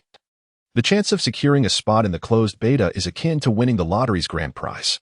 Nonetheless, any opportunity is better than none. Moreover, after some time has passed, obtaining a slot in Junin Village's beta testing is now comparable to hitting the jackpot. The game's popularity is simply staggering, consistently maintaining a high position on streaming platforms, especially with Dai Xiaomei achieving unprecedented success through Junin Village. She has rightfully claimed her throne as the undisputed queen of the streaming world. Other platforms have offered astonishingly lucrative contracts. And for the other 8 players from Shenlu and Dadi, the streaming companies have also presented substantial offers. Lack of experience is inconsequential. Signing a contract guarantees a hefty signing bonus. There is no denying the immense popularity of Junin Village. Any streaming platform that doesn't feature it hardly qualifies as a legitimate platform. As expected, the moment the news of Junin Village's closed beta slots was announced, streaming platforms rapidly released updates, seeking players for the beta test. With immediate contracts and benefits for top streamers, the game's thrilling potential and the lucrative opportunities it presents have all Naruto enthusiasts eagerly awaiting their chance. Patiently sitting in front of their computers, anticipating the release of slots in just 2 hours. In the realm of ninjas, within Junin Village. At this very moment, Yichun remains blissfully unaware of everything happening on Earth. Now, he can once again synchronize his training outcomes. System, synchronize chakra feedback. Ding. Chakra synchronization feedback successful. As the system's voice faded, a surge of rich chakra coursed through Yichun's body. Today's chakra enhancement was rather average. After all, players had been busy exploring maps, leaving little time to bolster their contributions. Ding, congratulations. You have acquired a new secret ninja technique. Talisman technique. Talisman technique? What is that? Yichun was filled with confusion. Such secret techniques are rare in the ninja world, typically passed down only through certain clans. It is truly astonishing that a player like himself could develop such a skill. Yichun hurriedly checked the developer's information. ID, Master Sanfeng, Strength, Genin. Chakra attributes, Wind, Fire, Lightning, Water, Earth, Description, Heir of the Maoshan Talisman Masters. Heir of Maoshan? How impressive. Yichun was somewhat taken aback. He never expected his player's level to be so formidable, boasting the lineage of the Maoshan successors. But what exactly has he invented? Yichun's curiosity intensified. Through the method of time retrospection, Yichun began to observe Master Sanfeng. In an instant, all of Master Sanfeng's actions after entering the game unfolded before Yichun's eyes. Initially, when others were combating the giant wolf, Master Sanfeng remained remarkably composed and did not take part. Instead, he immersed himself in the study of chakra. as if everything outside was irrelevant to him, quietly feeling the transformative power of chakra on his body. As of today, the Junin ninja has been operational for 5 days. Master Sanfeng has only intervened once, during the invasion of the grass ninjas.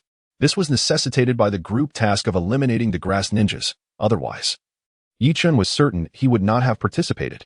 Beyond this, Master Sanfeng devoted all his time to the study of chakra, akin to a diligent student absorbing all the knowledge of the ninja world. Upon the establishment of the item shop, Master Sanfeng was the first to arrive, purchasing an explosion talisman. With the activation of chakra, he tossed the talisman, which erupted in a blaze of fiery flames. After a moment of contemplation, his eyes sparkled with inspiration. Subsequently, he expended all his savings to acquire more explosion talismans. Master Sanfeng scrutinized every intricate symbol on the talisman with rapt attention. For half a day, he engaged in profound contemplation, utterly absorbed in his thoughts. The mechanics of the explosion talisman were not overly complex. It merely involved inscribing special symbols onto a unique paper using chakra. Indeed, this was the principle. Could it be that I could integrate Taoist talisman techniques to develop even more talismans? Master Sanfeng's imagination flourished. At this moment, Yichun finally comprehended the situation. Astonishingly, Master Sanfeng had amalgamated the talismans of Mao Shan with the chakra of the ninja world. Yichun could not help but silently commend Master Sanfeng, thinking to himself, "This is what true talent looks like, merging all that Earth has to offer with the ninja realm. To achieve this, one must possess extraordinary skills in real life and exceptional insight. Both are indispensable. With such a visionary in his Junin Village, how could the village not grow stronger?" Yichun reflected, wishing the next wave of players would exhibit similar quality. The ninjas in other villages merely practiced, while his villagers pursued an entirely different path as ninjas. The two pursuits were not even comparable. Once given sufficient time, Junin Village's renown would undoubtedly resonate throughout the entire ninja world. Yichun felt increasingly satisfied. Yet, what exactly has Master Sanfeng invented? Yichun continued to delve deeper. Yichun eagerly opened the information regarding the talismans within the system. 3 distinct talismans, named Secret Art, Zhu Rong Spell, Secret Art, Wuxiang Spell, and Secret Art, Luha Spell, were displayed on the system interface. Curiosity piqued. Yichun pondered the effects of these 3 talismans. The first, Zhu Rong Spell, he could surmise from its name was likely related to fire chakra. However, the latter 2 remained enigmatic, prompting him to delve deeper for answers through the passage of time. He redirected his gaze towards Master Sanfeng, who appeared to be contemplating, murmuring to himself, "The conditions for using the explosive talismans are excessively stringent. They must be affixed directly to the enemy to be effective. And there is a requisite activation delay quite inconvenient." Master Sanfeng shook his head as he imparted an objective assessment of the explosive talismans. "They pale in comparison to our Taoist talismans, which can be manipulated with ease and directed at will." Upon uttering these words, a spark of inspiration ignited in Master Sanfeng's eyes, leading him to promptly procure a substantial quantity of talisman paper from the shop to commence his experiments. Initially, he focused on learning how to seal the fireball technique, a ninjutsu, onto the talisman paper. However, after achieving success with surprising ease, Master Sanfeng was not content to stop there. He continued to delve into his research. One sheet of talisman paper could only seal a single fireball technique, which was inefficient and wasteful of materials. Although the talisman paper sold in the shop was not exorbitantly priced, it could not withstand such a high rate of consumption. The contribution points earned from utilizing talismans against ninja beasts were insufficient to procure his next batch of talisman paper. Such talismans were simply not up to par.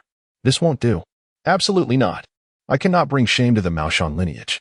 Driven by this conviction, Master Sanfeng resumed his studies. Yichun watched in admiration at Master Sanfeng's relentless pursuit of knowledge. As expected of the heir to the Mao Shan tradition, he approached this endeavor with utmost seriousness. However, Yichun lacked the patience to endure the numerous failed attempts recorded in the time reversal images, so he fast-forwarded to the moment of success. With a thunderous bang, a sound reverberated through the air, startling Yichun so much that he nearly toppled from his bed. In the image, Master Sanfeng appeared disheveled yet beamed with joy. Pinching a talisman between his fingers, the completed product of the secret art, Zhu Rong Spell, gently brushing away the dust from the talisman.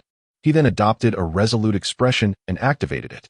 The incantations inscribed on the talisman resonated with the fire attribute chakra within Master Sanfeng, transforming into a fireball that materialized around him. What transpired next left Yichun astonished. One fireball after another emerged, encircling Master Sanfeng. Finally, as the fifth fireball manifested, a look of strain crossed Master Sanfeng's face. With a sudden widening of his eyes, he pointed the talisman forward. A fireball shot forth in the direction he commanded, crashing against the mountainside with a thunderous explosion, echoing the very sound that had startled Yuchen moments before. The other fireballs followed suit, soaring in various directions under Master Sanfeng's command. Several uneven craters erupted atop the mountain. Yuchen held his breath in awe as he observed the spectacle. Upon reflection, he understood why this secret technique, Zhurong spell, was classified as a C-rank ninjutsu. The system's evaluation criteria proved to be remarkably reliable. At that moment, Master Sanfeng sighed, expressing mild dissatisfaction. Alas, if only I possessed more chakra, I could conjure 5. Upon hearing this, Yuchen became even more convinced of the Zhurong spell's practicality. Although Master Sanfeng, as a player, had a limited amount of chakra, Yuchen had an abundance. In his hands, the secret technique, Zhurong spell, could transform into a formidable area of effect weapon. With this thought in mind, Yuchen grew increasingly curious about the effects of the other two spells. He quickly summoned the playback of the footage.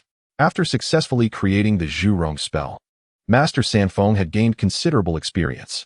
He had become adept at researching sealing talismans infused with lightning chakra.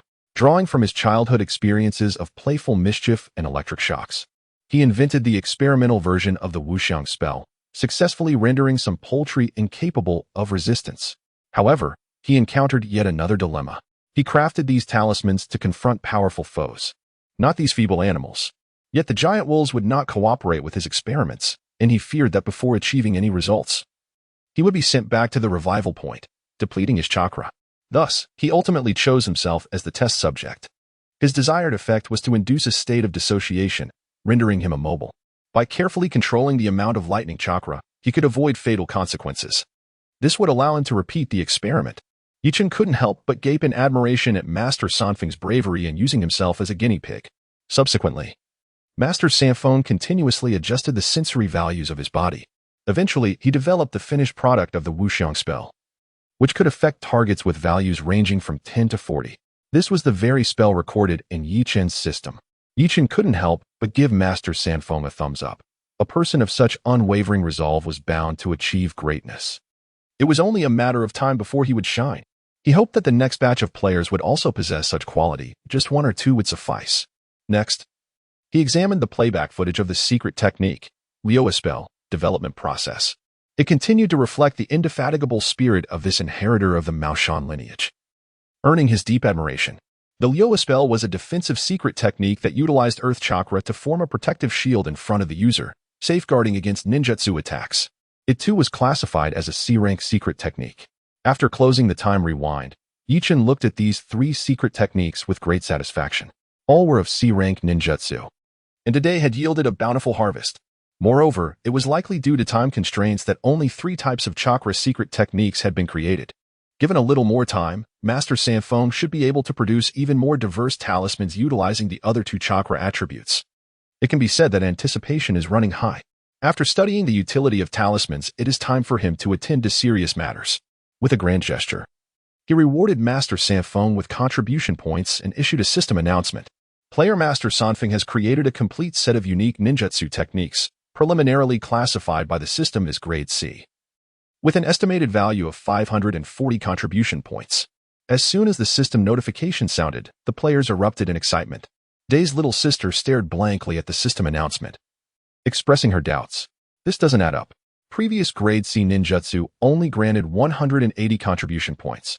Why has Master Sanfeng received 540 points? The viewers in Day's little sister's live stream also noticed this discrepancy. Additionally, some pointed out that this announcement included the term secret technique. Could that be the reason? The players immediately began to search for this solitary player's whereabouts, eager for answers. Soon, someone located the player named Master Sanfeng. After all, there were only 9 players in the game, and the map they could explore was relatively small. Thus, finding him was not particularly challenging. When they arrived, they were astonished to see multiple indentations on the nearby mountainside, rubbing their eyes in disbelief. Their curiosity about the ninjutsu created by Master Sanfeng intensified. One by one, they rushed over, their eyes filled with inquisitiveness as they gazed at the master. "Oh, great one, What kind of ninjutsu could you possibly have created to earn such points? Day's little sister, driven by overwhelming curiosity from her viewers, felt a sense of urgency and was the first to step forward to inquire. As a disciple of the Maoshan lineage, Master Sanfeng naturally possessed a broad mind and had no thoughts of concealing his knowledge. He generously showcased the ninjutsu he had created to the gathered crowd. He retrieved several sheets of talisman paper from his in-game backpack and, with a flourish of his brush, inscribed 3 new talismans. His fluid and skilled writing left the onlookers utterly astounded. Upon witnessing this, Bullfighting Master nodded in affirmation and declared, "Surely, Master Sanfeng must also be a practitioner in real life, just like me. Such proficiency cannot be casually attained." The other players nodded in agreement, their admiration evident. They, as outsiders, could only marvel at the display. At that moment, the 3 talismans were completed and held in Master Sanfeng's hands, a faint smile gracing his lips. Clearly satisfied with his creation, he then turned to Bullfighting Master and said, "Indeed, I am a disciple of the Maoshan lineage. To put it simply, I am an adept practitioner." Day's little sister immediately raised her thumb in admiration, exclaiming to her viewers, "I can see that this master possesses an ethereal quality. Undoubtedly an extraordinary individual. To think he is a disciple of Maoshan, my utmost respect." As she spoke, she pretended to perform a ceremonious bow. Though Master Sanfeng noticed several flaws in her gesture, which made him laugh heartily. In truth, he was not a gloomy person at all. Previously, he had not followed the main group, prioritizing instead the study of talismans. At this moment, as numerous players gathered together, he began to sense a delightful atmosphere. He promptly demonstrated the usage of the talismans. When the players beheld Master Sanfeng surrounded by fireballs, their initial reactions were rather subdued. However, as the number of fireballs increased to 7, they were left utterly astonished. Indeed, at the very moment, he earned contribution points. Master Sanfeng had exchanged a considerable amount of chakra through the system. He understood that the Zhu Rong spell served as a means of outputting chakra. The crux of its effectiveness lay in the sheer volume of his chakra. Only with sufficient chakra could the true power of the Zhu Rong spell be unleashed. As the 7 fireballs danced in the air under Master Sanfeng's command, gasps of admiration escaped the crowd. Subsequently, upon witnessing the destruction the fireballs could wreak, they comprehended why it had merited a C-grade evaluation. The craters on the mountainside were indeed the handiwork of Master Sanfeng. He then showcased the effects of the Wuxiang and Liuhe spells, garnering an abundance of applause. At this juncture, the curious girl posed a question on behalf of the viewers in the live stream. "Master, I have a question. While I can grasp the names of the Zhu Rong and Wuxiang spells, the Liuhe seems rather perplexing. Is there a particular story behind it?" Master Sanfeng smiled gently and provided an explanation. Liuhe is one of the 8 divine beasts of Chimen Duanjia. It embodies the Eastern Wood and serves as a guardian deity, characterized by its balanced temperament. Enlightened by this revelation, the viewers expressed their newfound knowledge, acknowledging the profound depth of Huaxia culture. They realized their own ignorance. At that moment, Yijin Kaitian spoke up. "It appears that this talisman is quite suitable for mass production. Could we each have one? If so, the overall combat strength of our player community would be significantly enhanced." Upon hearing this, the players sighed in admiration. Yijin Kaitian, indeed, deserved recognition as a seasoned player for quickly contemplating the practical application of the talismans. "I am not certain. You may wish to try," Master Sanfeng replied, slightly furrowing his brow, as he had yet to experiment with this. He then distributed the prepared talismans to each player, instructing them to infuse their chakra into it. Under Master Sanfeng's guidance, all players, including Yijin Kaitian, began to learn how to utilize the talismans. However, none succeeded. "How do we infuse it?" the curious girl grunted, attempting to channel chakra into the talisman, only to inadvertently conjure fireballs that incinerated the talisman completely. Left with no choice, she had to request a new one. Yijin Kaitian and the others wore expressions of despair, utterly unable to achieve any results. Do not directly use chakra. Envision it as a medium. Feed this medium to the talisman, and it shall respond to you. Yet, even with Master Sanfeng's guidance, they remained incapable of succeeding. One by one, the players succumbed to frustration and gave up. It is rather unfeasible. The level of specialization is exceedingly high, rendering it difficult for us to grasp. The master of bullfighting impartially assessed the charms of talismans. While it is indeed lamentable, they are unable to harness the power of these charms. This revelation has left the players profoundly disheartened. Nevertheless, it has ignited a fierce determination within Master Sanfeng. who aspires to create talismans that everyone can effortlessly utilize. Witnessing the players' reactions, Yichin expressed that the potential for the development of these talismans is immense. He is eagerly anticipating the subsequent performances of these players. Time passed swiftly, and soon it was the moment for the second batch of players to enter the game. On the online forums, some boasted about obtaining beta testing qualifications, while others were consumed by envy and resentment. Many, however, hoped for the release of additional slots in the future. The 19 selected players gradually opened their eyes within the map of Junin Village. Wow, it truly is this realistic. Their exclamations of or regarding the scenery echoed back and forth, as if caught in a dream, exploring every nook and cranny. Everything felt refreshingly novel. Meanwhile, the veteran players observed that these newcomers were perhaps overreacting. Little did they know, they had once exhibited the same exuberance upon their arrival. Among them, the Emperor of Indulgence was thoughtfully stroking his chin, surveying this new batch of players, contemplating selecting a few as disciples, or perhaps even as subordinates. Little Sister Dui also harbored similar thoughts, pondering how to become the formidable leader.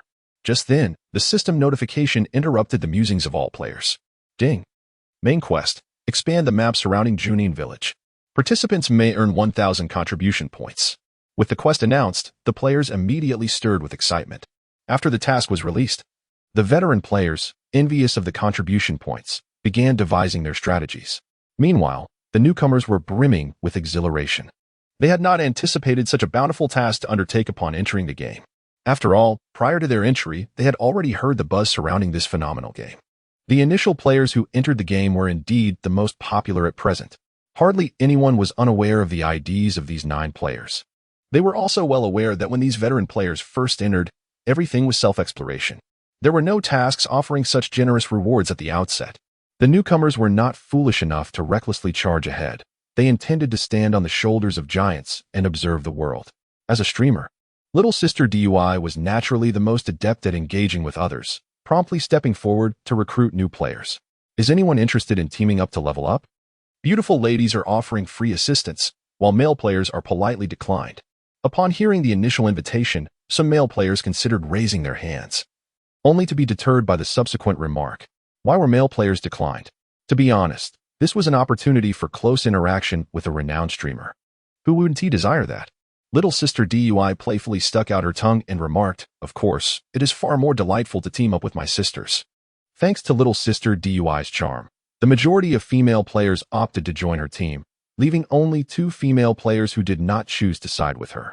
It appears that everyone possesses a solitary disposition, and the charming girl did not wish to seek unnecessary amusement for herself. She merely mentioned that should any issues arise, they are welcome to approach her at any time. Although the 2 female players seemed to lead solitary lives, they did not intend to reject the goodwill of others. They nodded in acknowledgement and expressed their gratitude. Some male players admired the prowess of the player known as One Sword Opens the Heavens, eagerly seeking to form a bond with him. However, accustomed to his solitary ways, evidenced by his numerous solo speedrun records, he politely declined their request for team formation. Nevertheless, he indicated that he would be willing to participate if an opportunity for group combat presented itself.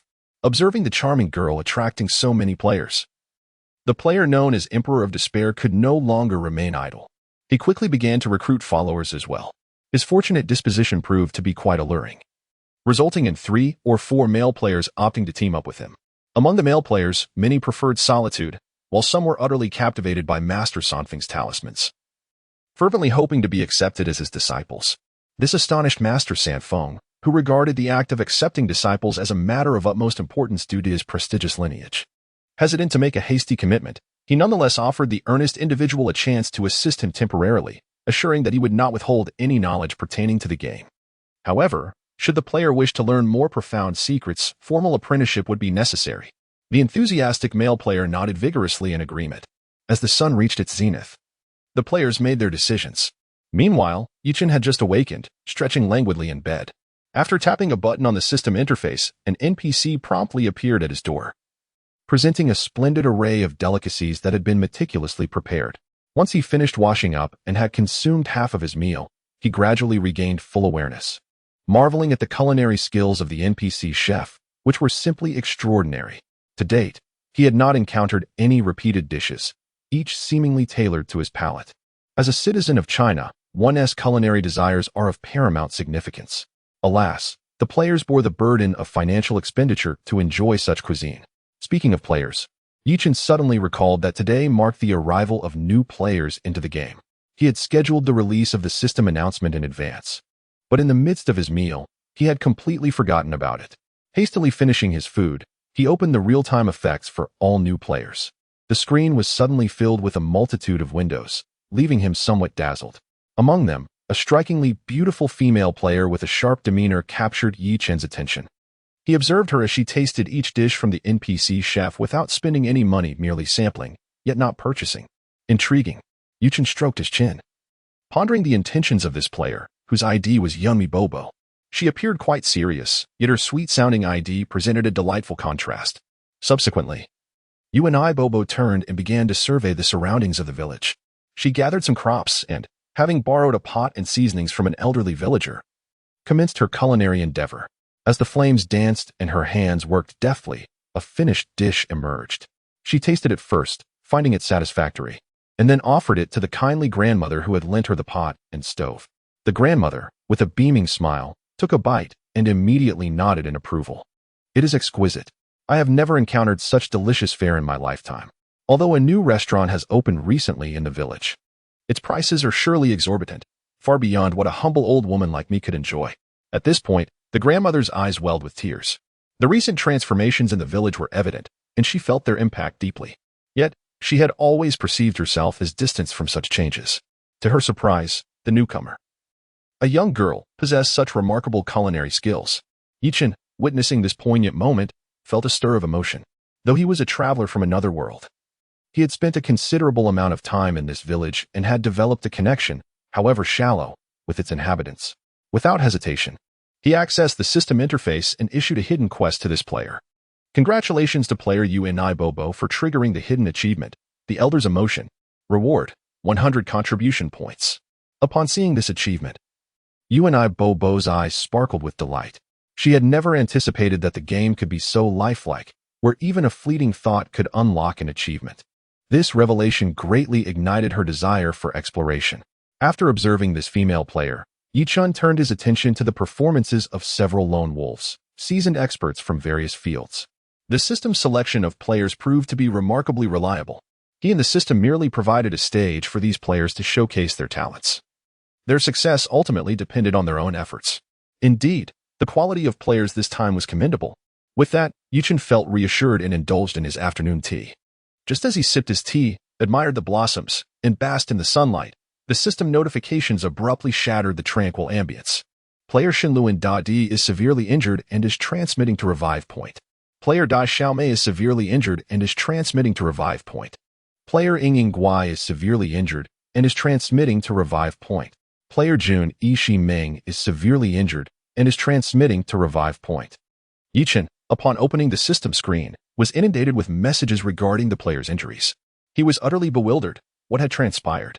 Upon witnessing the flood of system notifications, Junin's curiosity was piqued. He hastily activated the replay function to uncover the unfolding events.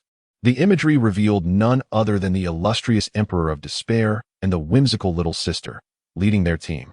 Likely buoyed by their previous flawless collaboration that garnered them contribution points, both parties were eager to join forces once more.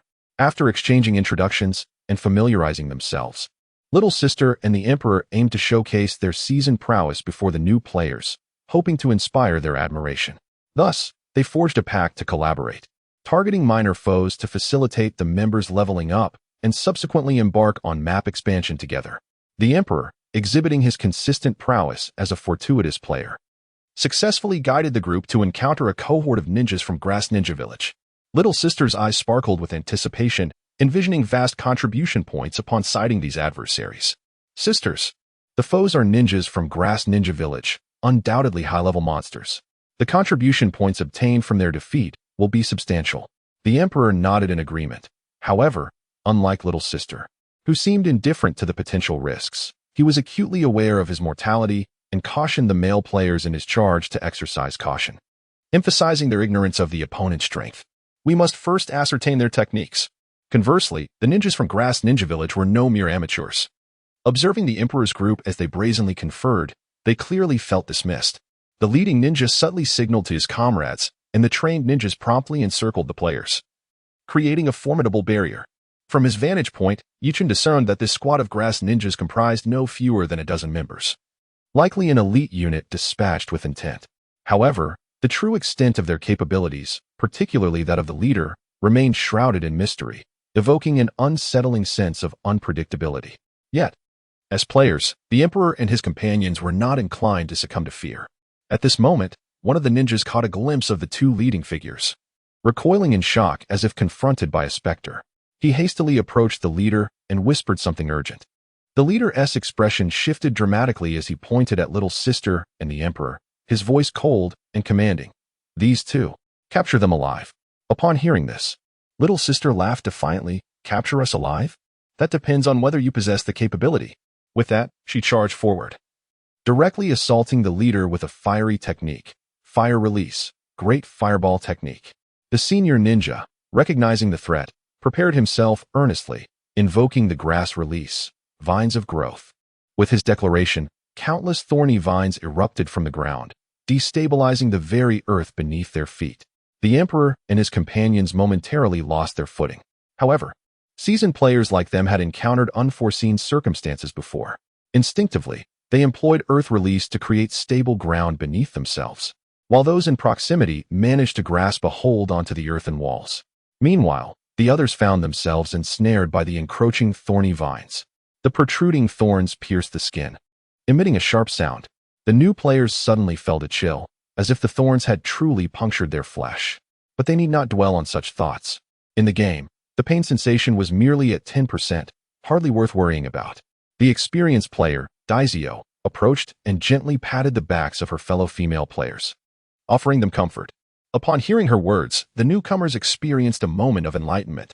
Indeed, despite the striking realism, it was merely a game. The leader of the grass ninjas, witnessing their ability to converse and just amidst the chaos, could hardly comprehend the nature of his adversaries. What kind of mindset could foster such indifference? Even he, a trained ninja, struggled to maintain his composure when faced with the capture of a comrade. Yet, they appeared unfazed, seemingly unconcerned about the plight of their teammates, or even their own. It was as if they were mere tourists, confident in their ability to return home unscathed. However, in the midst of battle, he could not help but act, sending forth the vines to constrict the enemy, ultimately causing them to explode from the pressure. Blood splattered, staining the vines, some even splattering onto the other grass ninjas. "Leader, can you not control yourself?" One ninja, seemingly of some authority, furrowed his brow, appearing quite repulsed by this penchant for brutality.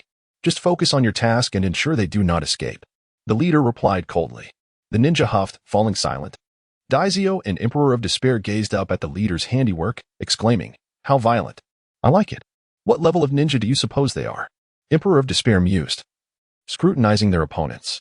The grass ninja leader was both astonished and infuriated by their blatant disregard for the situation.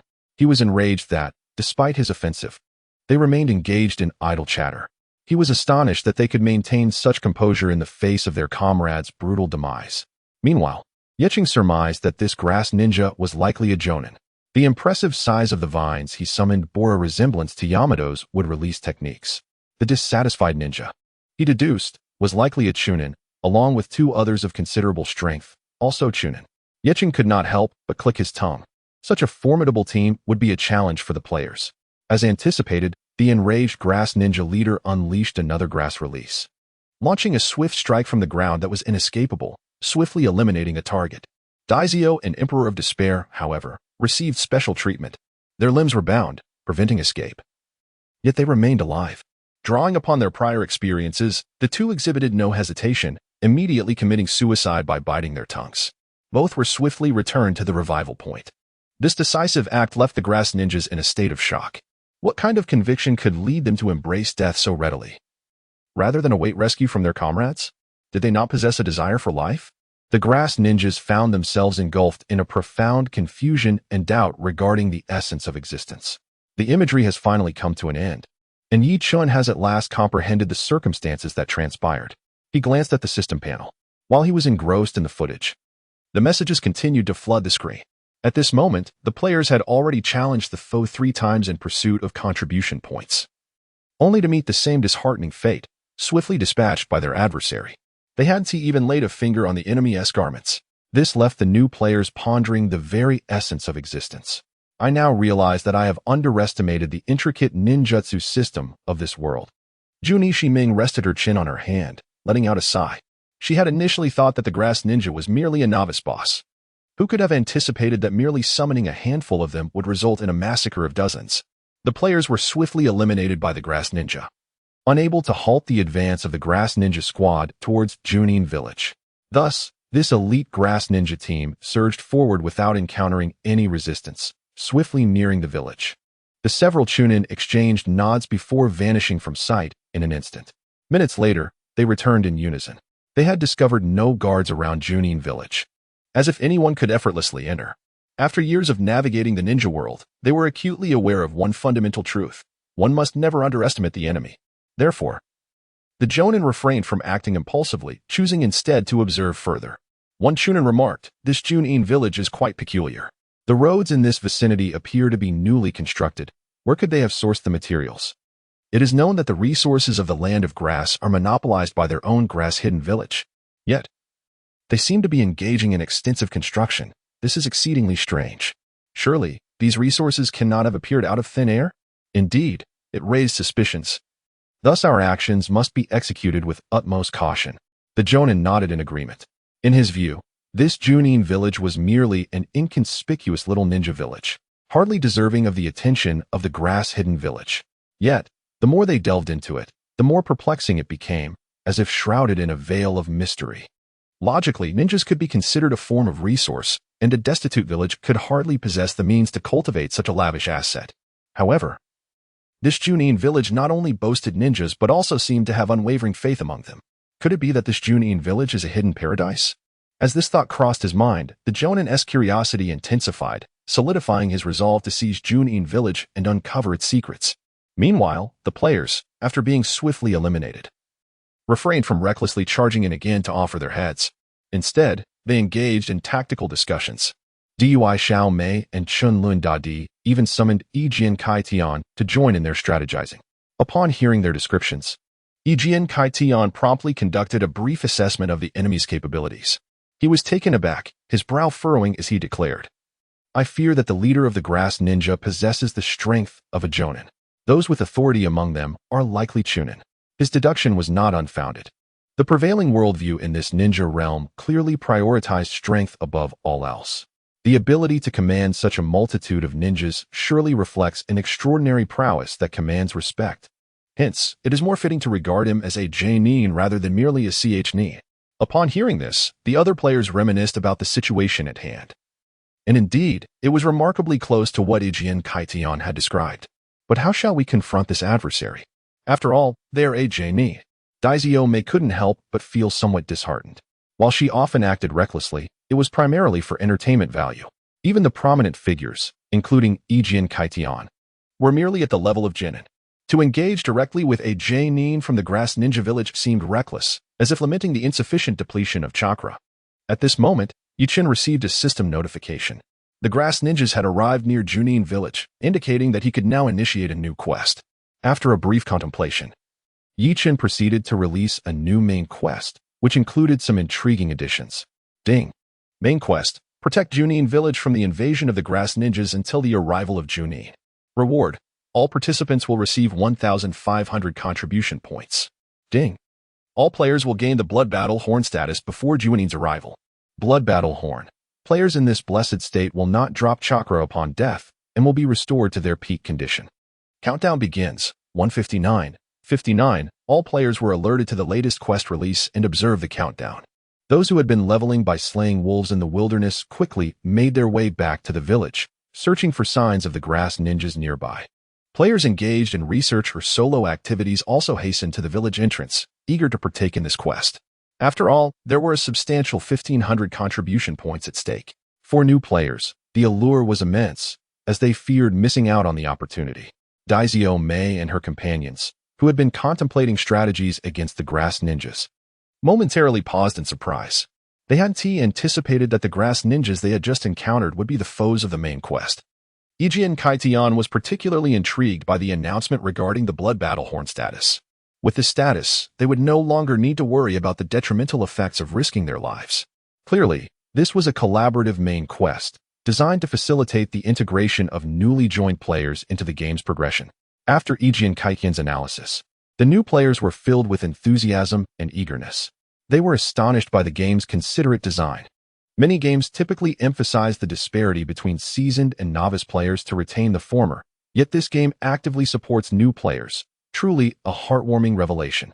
At that moment, a player named Thunder God emerged from the resurrection point, reporting the location of the grass ninjas. He had recently located a squad of grass ninjas outside the village, but was swiftly defeated before he could react. Thunder God promptly shared the intelligence regarding the grass ninjas with Daizio Mei and her group. Come on, let's go seek revenge together. How can we tolerate this? He immediately intended to rally others for retribution.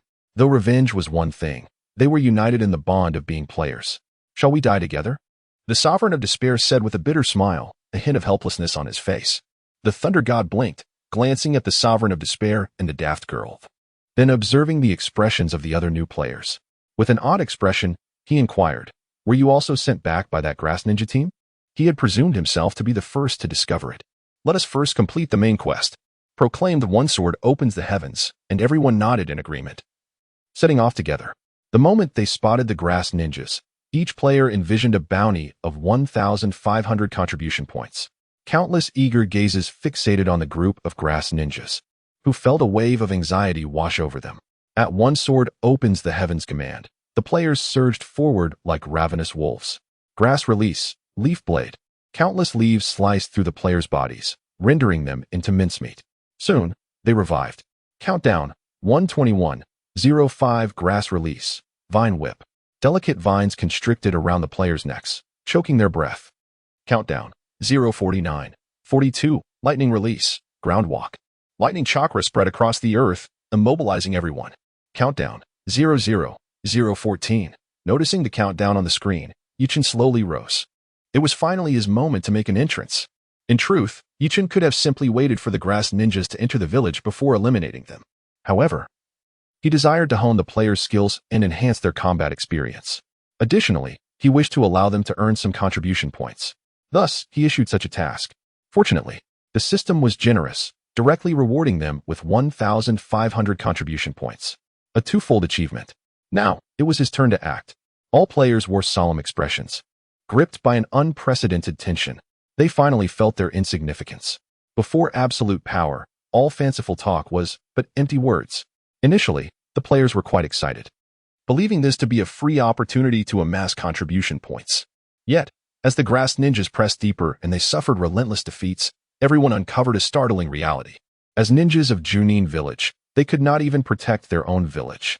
Even completing the task was proving to be a monumental challenge. Where is the village chief? If he doesn't arrive soon, we will be utterly unable to hold our ground. All players wore expressions of despair and tragedy. Yet, without hesitation, they continued to launch wave after wave of assaults, determined to defend Junin Village while awaiting Junin's arrival. Congratulations to player Thunder God for completing the main quest and earning 1,500 contribution points. Congratulations to player Jun Ishi Meng for completing the main quest and earning 1,500 contribution points. As the system announcement echoed, Junin's figure gradually appeared before everyone. The players realized the main quest had concluded, and an eruption of cheers ensued. Woohoo! Finally, through their relentless efforts, they prevented the grass ninjas from advancing a single step closer to the village. Their success was rewarded by the system, and the profound sense of achievement filled them with immense satisfaction. Defending the village and participating in the village battle was nothing short of a grand event. Not to mention the bountiful rewards, which included a generous grant of 1,500 contribution points. With these contribution points, their strength would undoubtedly soar. All players wore expressions of exhilaration, eagerly anticipating their own growth in the next event. Thank you all for your dedication to Junin Village. The next steps are now in my hands, Yi-chan said with a slight smile, embodying the demeanor of a leader as he concluded this task. Long live the village chief. Eternal Junin. Junin Village. Junin Village. Junin Village. The players, who had just emerged from a fierce battle, finally relaxed. I can't believe how realistic this game is, one player exclaimed. I almost thought the enemies were real people in disguise. The intelligence displayed is remarkable. He had intended to launch a surprise attack from behind, only to be discovered by other grass ninjas. They were even able to coordinate their efforts. How was this accomplished? At that moment, the grass ninjas felt physically unburdened, having only expended a fraction of their chakra to eliminate the enemies. Yet, their mentality was profoundly drained. The way the Junin Village ninjas regarded them instilled a deep sense of terror. To speak candidly, they were seasoned warriors, having taken countless lives in battle. Their emotions had been tempered, and they hardly flinched even at the sight of a fallen comrade. However, now, merely the expressions on the faces of those villagers and the intensity of their gaze invoked a sense of dread within them. What manner of ninjas were these? Who trained them? Why were they so peculiar? As the grass ninjas were consumed by such emotions, they failed to react even when Yichin suddenly appeared. Just as they prepared to unleash another jutsu to eliminate them, it seemed as though those villagers had lost interest in them entirely. Moments ago, they had pounced upon them like wolves, yet now they treated them as if they were mere air. This abrupt shift left the grass ninjas utterly bewildered. What jutsu do you plan to purchase with your contribution points? A female player inquired of her companion. Meanwhile, some players had already begun seeking advice from the veterans. Village chief, may I ask which jutsu is the strongest? A throng of players gathered around Yichin, engaging in fervent discussion. At this moment, the team leader realized that this individual must be the village chief of Junin. He had overheard them refer to him as Junin, and the audacity of using military titles was truly astonishing. You must be the village chief of Junin, am I correct? The grass ninja leader sheathed his kunai, adopting a facade of friendliness. My name is Ichiro Yoshino, a Jonin from the village of Grass. Ichiro Yoshino revealed his identity. Although the village of Grass may not be as grand as the Hidden Leaf, it is certainly not without its reputation. Ichiro Yoshino believed that upon hearing his name, Yichin would undoubtedly be intimidated. After all, the emergence of a second ninja village within the same nation could only lead to one outcome, death. Contemplating this, Ichiro Yoshino felt a surge of pride within him. Regardless of how peculiar his village might be, in the face of absolute power, all discussions become futile. Though the reasons remain unclear, ninjas can continuously resurrect. But what of it? If the main forces of the village of Grass were to mobilize, what would resurrection matter? He could simply control them, rendering their existence a torment. Surely, you are aware of the reason for my visit. Training ninjas privately and establishing your own village without the consent of the village of Grass and the land of Grass is a capital offense. You must understand the consequences, correct? Ichiro Yoshino displayed a sinister smile. Yichin calmly nodded, acknowledging his understanding. Very well, let us speak candidly. At this moment, you have two choices. Either join the village of Grass and live, or die. As Ichiro Yoshino's words fell, a chilling and suffocating aura enveloped everyone present. At that moment, Ichiro Yoshino felt as if he were a deity, wielding dominion over life and death. Regardless of which path Yichin chose, it was a guaranteed victory for Ichiro Yoshino. If Yichin were to join the village of Grass, Ichiro Yoshino would gain a talent like him. The ability to train such well-disciplined and self-sacrificing ninjas indicated Yichin's exceptional training skills. Coupled with that secret technique of continuous resurrection, Yichin's value was immense. His inclusion in the village of Grass would undoubtedly elevate its combat prowess. Moreover, he would be the greatest contributor. Conversely, if Yichin refused to join, it would be equally simple. The annihilation of Junin Village would suffice. The coveted technique of resurrection would then be within easy reach. As for Yichin, he would perish. Are fallen geniuses scarce in the ninja world? Choose one and live. Choose two and die. The concepts of coercion and temptation were vividly exemplified by Ichiro Yoshino. At this moment, even a fool would know how to choose. Yichin would surely capitulate. This was precisely what Ichiro Yoshino desired. After all, conquering Junin Village without bloodshed would be ideal. In an instant, Ichiro Yoshino envisioned himself achieving great success, returning to the village of Grass, and ascending to the pinnacle of power. Sometimes, life is remarkably wondrous. Achieving greatness and reaching the summit of existence can transpire in an instant. However, Yichin laughed. What are you laughing at? Ichiro Yoshino furrowed his brow. How could he still find amusement at this juncture? Yichin's laughter grew louder. I ask you, what is the source of your mirth? Ichiro Yoshino shouted. I laugh at your naivety. Why are there only two choices? Have you not considered that I might choose to wage war against the village of Grass? War? Ichiro Yoshino momentarily appeared taken aback. Following that, a smirk crept upon his lips as he directly gazed at Yichin, bursting into laughter. Indeed, this newly emerged Junin village possessed numerous extraordinary attributes. Yet they were confined to that alone. Throughout his time in Junin Village, the most formidable ninja he encountered was merely a genin. To put it plainly, in the ruthless world of ninjas, a genin lacks the standing to refuse the terms set forth by others. Moreover, to act contrarily, a nascent Junin Village, audacious enough to declare war on the venerable grass ninja village? Were they out of their minds? Indeed, it was war. Yuchin's tone was impeccably calm, his voice steady and resonant, penetrating the ears of every player present. At that moment, within Junin Village, a dozen players, including the adorable girl, clenched their fists tightly. In her live stream, the barrage of comments erupted with fervor. How exhilarating! Count me in. Unfortunately, only 18 beta testing slots were available. Next time, I must secure a spot. As expected, more and more individuals found their emotions stirred. After all, who could have anticipated that such a simple game narrative could evoke such profound emotional resonance? How utterly delusional. A cold smile flickered across Ichiro Yoshino's face, quickly overshadowed by a deeper, more malevolent expression. With his lips curling into a cruel grin, he raised both hands into the air, swiftly completing a series of hand seals. Would release, leaf blade cyclone. Ichiro Yoshino bellowed. As his words fell, the surrounding space erupted with a rustling sound. Countless blades of grass converged in midair, exuding an ominous chill of death, suspended high above, enveloping all players present, including Ichin, in a palpable aura of menace. Ichin, however, displayed no signs of panic. Rather, he felt a thrill of excitement. After such a long wait, he finally had a chance to flaunt his prowess. How could he possibly let it slip away? System. As long as I remain within Junin Village, I can harness limitless natural energy, correct? Yichin silently mused, focusing his thoughts to reconvene with the system for confirmation. Certainly. As long as you are within Junin Village, the host can summon unlimited natural energy at any time. With the system's affirmation, a bold idea began to blossom in Yichin's mind. His chakra reserves had yet to accumulate significantly, barely reaching the level of a Chunin. However, with the system's provision of boundless natural energy, as long as he remained within the village, he would be an invincible force. Even if a sage of 6 paths were to storm into the village, they would leave limping. Moreover, natural energy possessed an exceptionally formidable ability, the capacity to replicate ninjutsu and simulate it.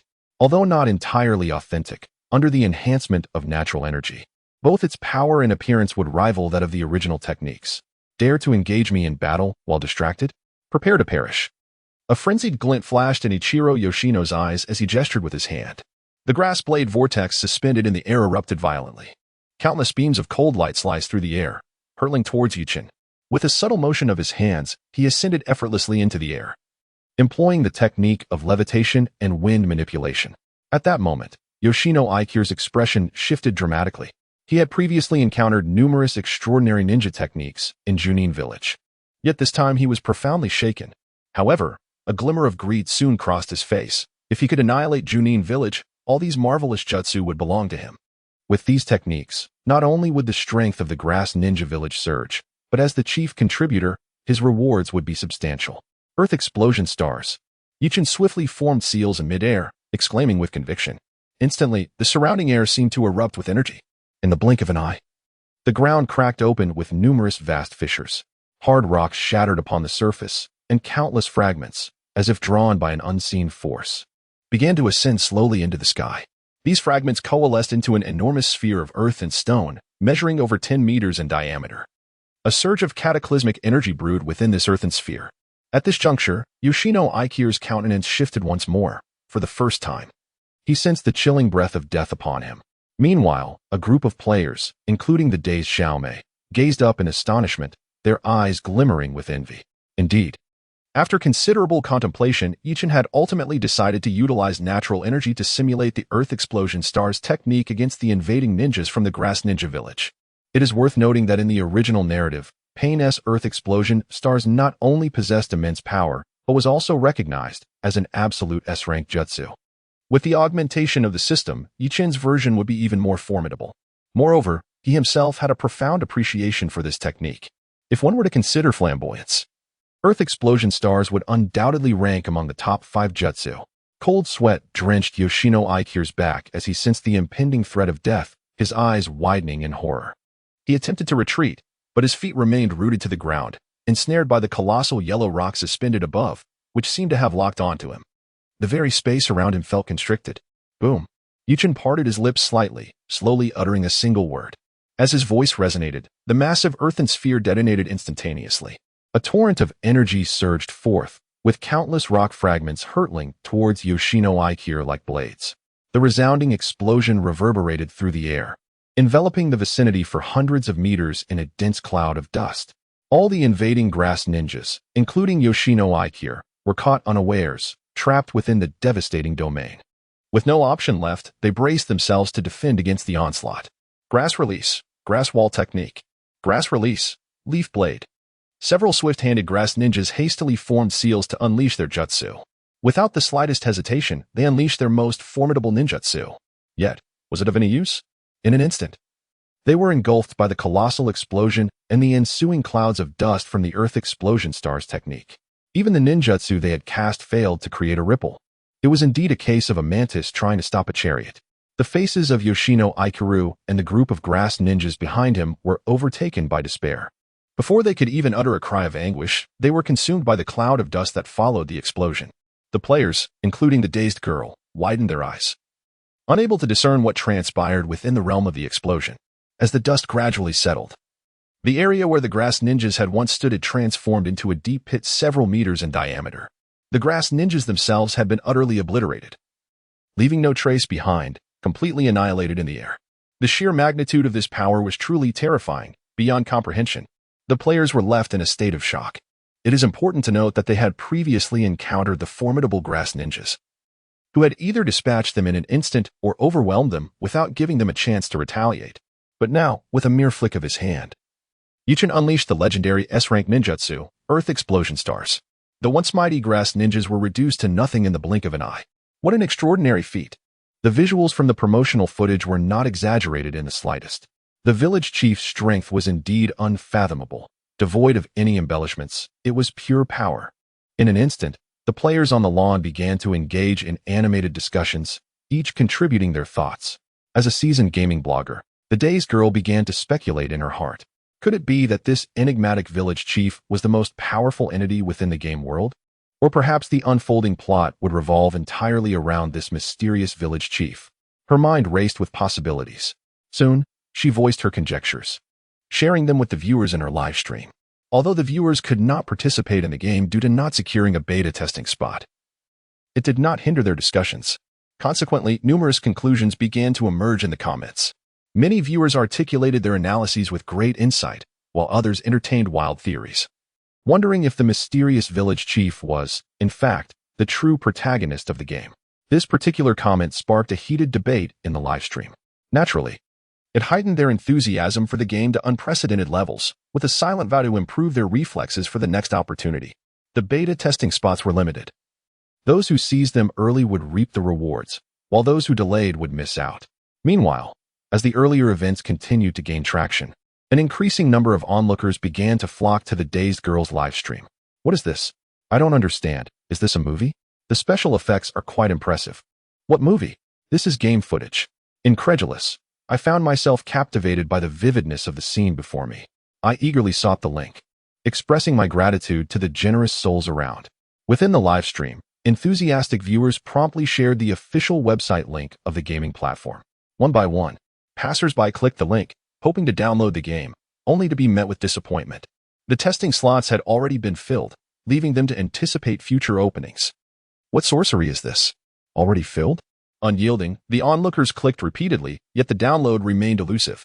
With no recourse to play the game, they resigned themselves to enjoying the live stream instead. Consequently, a throng of individuals without beta testing qualifications flocked to the stream of the charming host. What began as a viewership of several 100,000 surged to over 1 million in mere minutes. Seizing the opportunity, the host sweetly implored, "Dear viewers, if you enjoy my stream, please consider following me. Gifts are also warmly welcomed. I am sincerely grateful to everyone here." No sooner had her words faded than a flurry of comments erupted. "Following you is an impossibility. We are merely here to enjoy for free. We come to watch and disperse when you finish. We seek companionship." Such comments flooded the screen, leaving the host with a wry smile. To maintain her focus, she chose to ignore the distracting remarks, redirecting her attention back to the game. At that moment, the NPC, the village chief of Junin, began to descend gracefully from the sky, coming to a standstill. He then proclaimed, esteemed guests, the invasion of Junin Village is unavoidable. Let us unite and vanquish our foes. Who says we lack clothing? We share the same armor. As his words echoed, the players' faces flushed with excitement. Those already inclined to rally the atmosphere raised their voices in unison. Who says we lack clothing? We share the same armor. Together, we shall eradicate the invaders.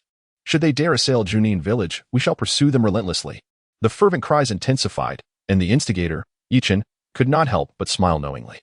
This was precisely the reaction he sought. Without stirring the players' emotions, how could he hope to strengthen his own character? It was essential to engage the players, for only then could he establish a foothold in the world of ninjas. Thus, Liu Yuan accessed the system interface, skillfully crafting and publishing a new quest. In no time, the task was successfully issued. A new mission appeared in everyone's task list. Main quest: the assault of Junin Village, eliminate all invading foes to defend Junin Village. Due to the unique nature of this quest, players may freely choose to form teams without restrictions.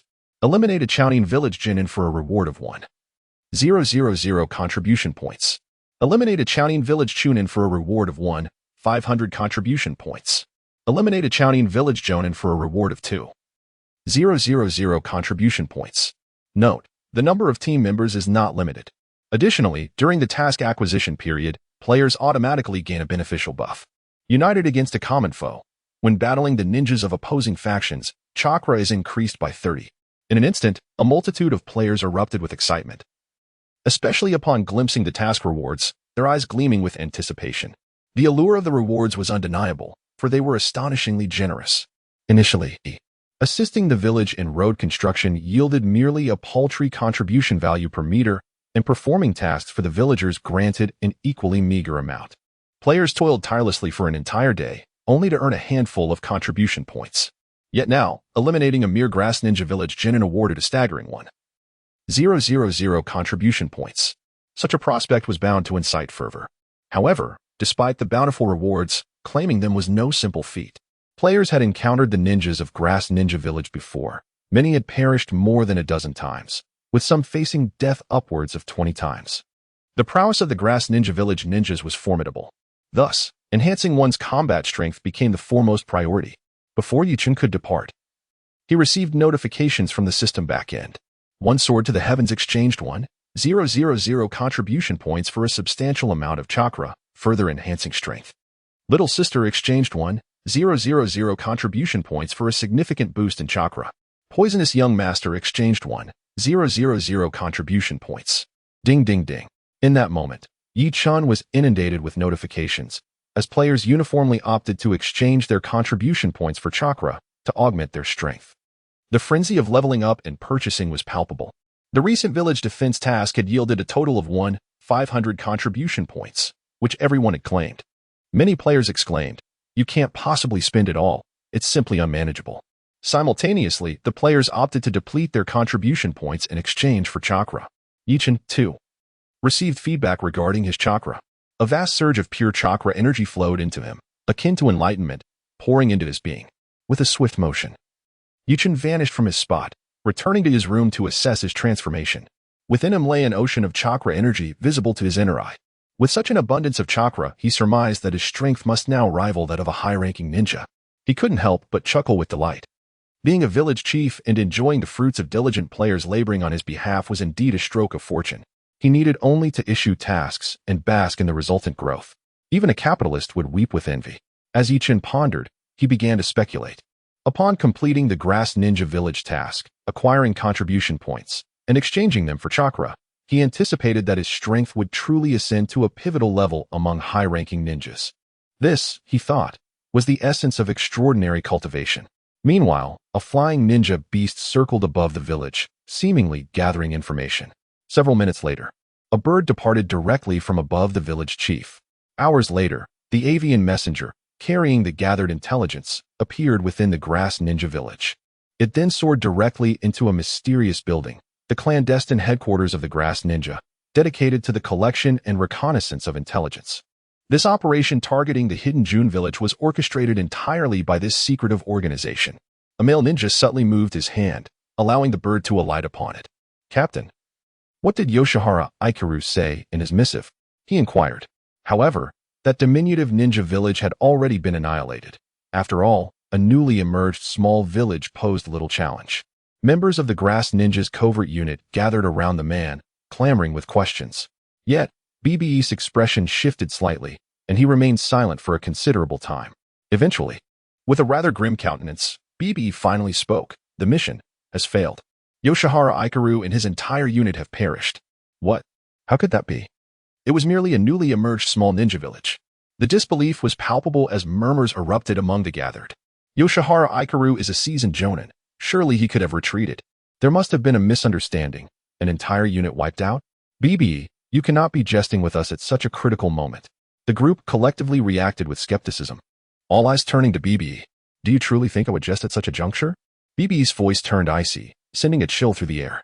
Instantly, the commotion among the members subsided. Indeed, Captain BBE was known for his seriousness, employing ruthless and unwavering methods. What on earth transpired? An elder ninja from the Grass Ninjas covert unit finally inquired. BBE paused for a moment, then elucidated. The mission failed. The hidden Junin Village's strength is, in fact, negligible. Primarily composed of inexperienced novice ninjas, many of whom are not even Genin.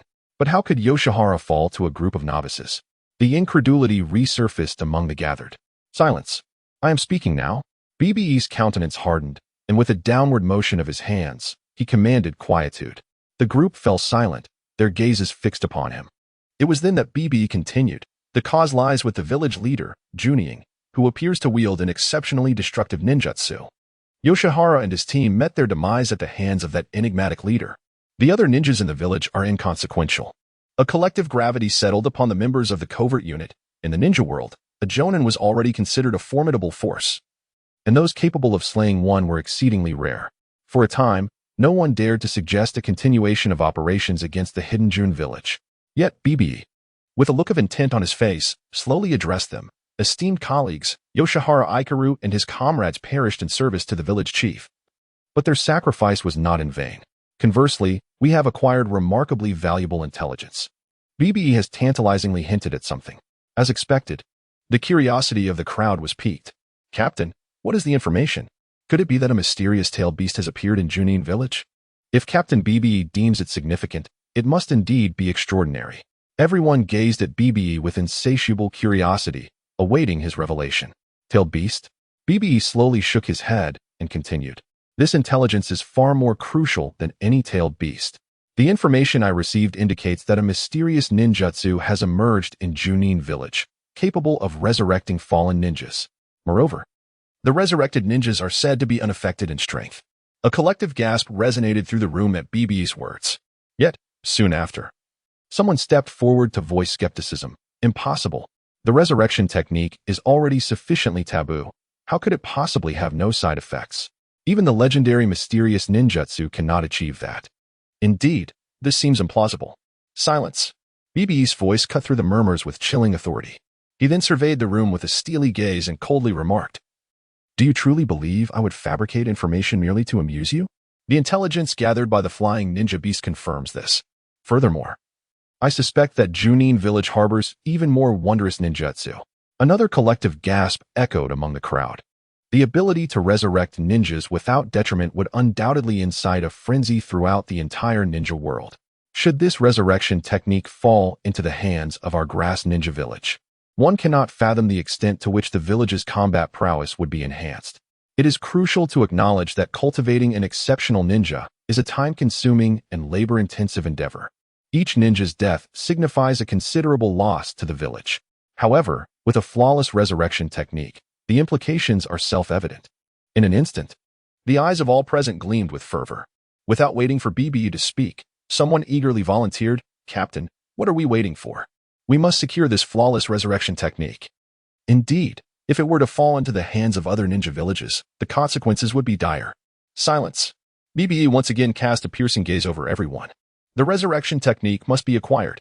Yet, we still know very little about that mysterious village leader. The capability to effortlessly eliminate Yoshino suggests that Junin's strength surpasses that of an ordinary Genin.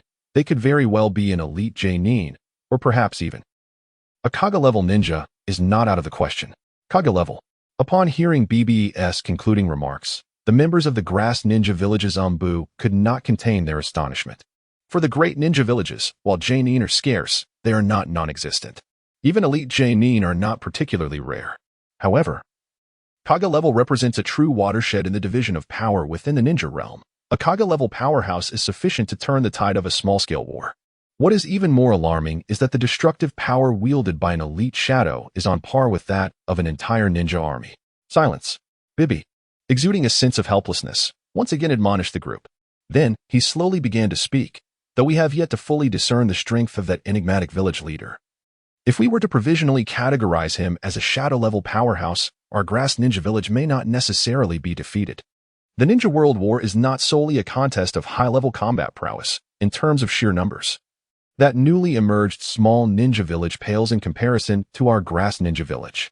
Even if we were to rely on numerical superiority, we cannot afford to lose.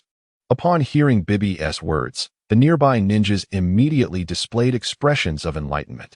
Indeed, our captain's experience is invaluable.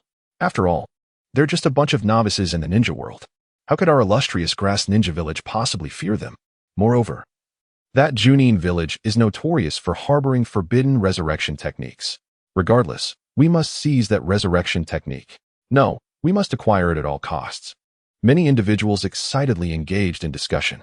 Bibi was thoroughly satisfied with their response and continued, "Thus, I intend to suspend all tasks in the grass ninja village and devote our full efforts to preparations for war. Everyone, this is a battle that concerns our entire clan. Are you ready?" It goes without saying that the surrounding ninjas were already stirred by the prospect of the resurrection technique, each displaying an intense gleam in their eyes. For the following period, the combat readiness level of the grass ninja village was elevated to its zenith.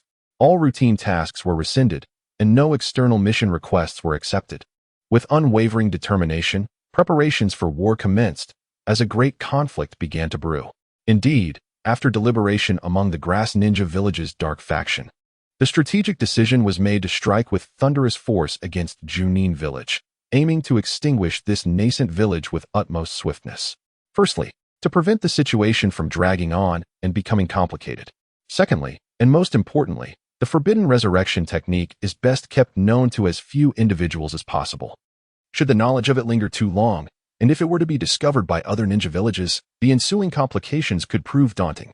If mismanaged, the grass ninja village could find itself in a position of exhausting efforts with little reward. The shrewd Bibi was naturally averse to such a predicament. On the other side, Junin Village presented a picturesque scene. Among the throngs of players, there was no palpable tension indicative of an impending war. On the contrary, excitement radiated from each individual. Undoubtedly, this impending ninja world war, in their eyes, was a boon bestowed by the game's designers. What could be more enticing than a plethora of contribution points? Eliminating a grass ninja village's lower-ranking ninja would yield 1,000 contribution points, with even greater rewards for middle and upper-ranking ninjas. Thus, the players were swept into a frenzy of exhilaration. Alongside this fervor surged their desire to spend. Just moments ago, the task of defending the village had been completed, and the reward of 1,500 contribution points was distributed to each character, a bounty shared by all. With a remarkable contribution of precisely 1,500 points, one finds oneself in a predicament of abundance, unable to expend such a wealth of resources. Consequently, a multitude of players commenced the exchange for chakra energy. As it is the most direct means of enhancing one's personal prowess, one must forge oneself through strength. Only by elevating their abilities can they confidently undertake the forthcoming war missions.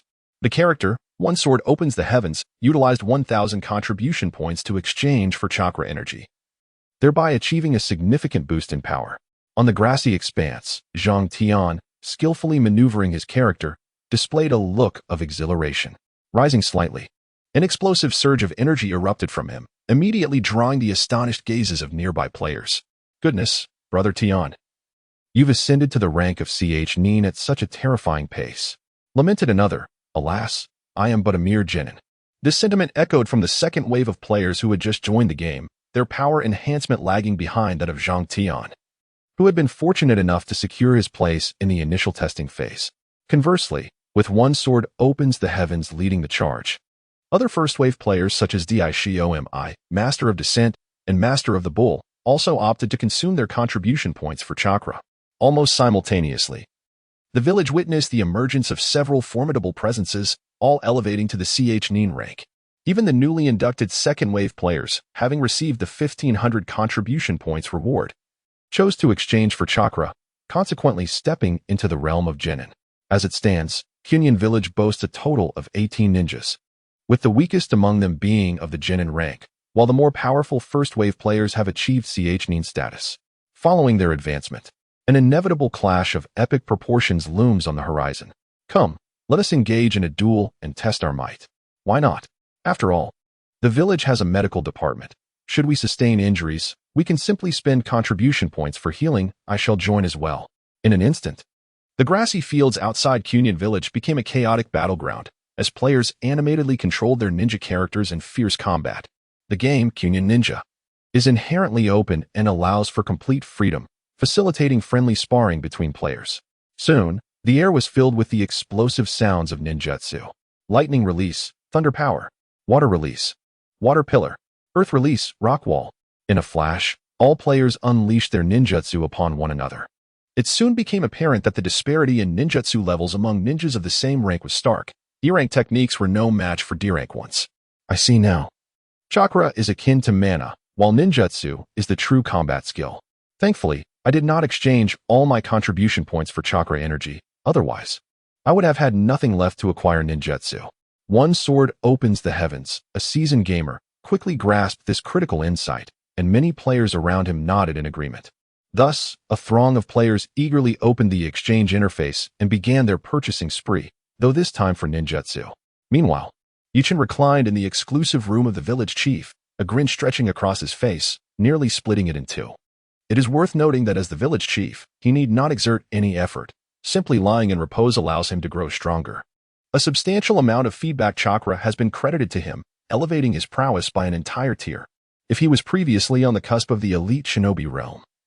Now the chakra energy within him rivals that of a seasoned elite shinobi and even surpasses the capabilities of ordinary elite shinobi. Notification: congratulations to the player Ejian Tongtian for creating a C-rank ninjutsu, a stunning achievement. Ejian Tongtian received a notification from the game system. With a casual hand sign, a brand new ninjutsu materialized before him. The immense lightning attribute chakra greatly exceeded the former E-rank ninjutsu. Truly, it is a D-rank ninjutsu, formidable indeed. Ejian Tongtian could not help but express his delight at this splendid development. The game's mechanics are indeed commendable. By contributing ninjutsu that he comprehends or invents to the village, he earns corresponding contribution points as rewards. Moreover, these contribution points can be exchanged for items that enhance one's strength. For instance, redeeming chakra energy serves as the most direct means of augmenting power. Notification: shall the player contribute the lightning release, lightning shadow flash to the village for 800 contribution points? The newly conceived ninjutsu, derived from the player's understanding, met the system's criteria for inclusion. Consequently, Ejian Tongtian received a follow-up notification. Absolutely. Zhang Tian promptly nodded in agreement. Why would he refuse the complimentary 800 contribution points? Furthermore, 800 contribution points is not a trifling sum. It is sufficient for a substantial purchase at the ninja tool shop. After redeeming 5 types of ninjutsu, his contribution point balance had dwindled to a mere single digit, which is far from ideal. Notification: player Ejian Tongtian has contributed C-rank ninjutsu lightning release, lightning shadow flash, earning 800 contribution points. Notification: C-rank ninjutsu lightning release. Lightning shadow flash is now available in the ninjutsu marketplace. Players in need may check and purchase accordingly. 2 successive full-screen announcements flashed across the screen. Wow! The esteemed Ejian Tongtian has directly concocted new ninjutsu. This is a free windfall of 800 contribution points. Envy is palpable. It far exceeds the rewards from routine tasks. Without further ado, even though I have not grasped any ninjutsu, I possess other entertaining pursuits. For the sake of this reward, I am compelled to contribute. These contribution points are tangible assets. Miss this opportunity, and it may not arise again.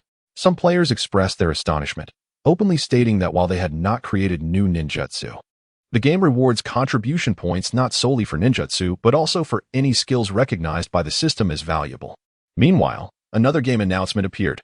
Player Xiaohuahua, through diligent research, has successfully created a new attack method, the rubber pistol, C-rank.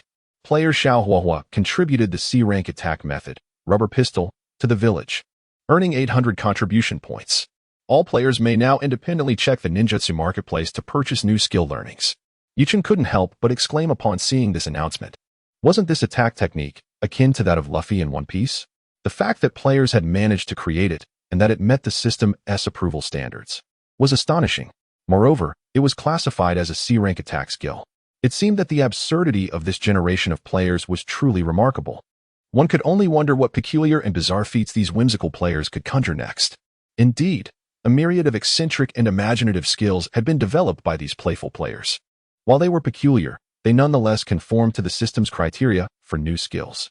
Consequently, these players contributed their skills and were rewarded accordingly. Yuchen observed this scene with a wry smile. The players in his village were nothing short of whimsical. However, as the village leader, he reaped significant benefits. The new skills that players had comprehended could be directly learned by him. Without lifting a finger, Yuchen had already mastered a B-rank combat ninjutsu, Fire Release, Flamestorm. B-rank ninjutsu was a rare commodity in the ninja world, and the difficulty of learning it was substantial.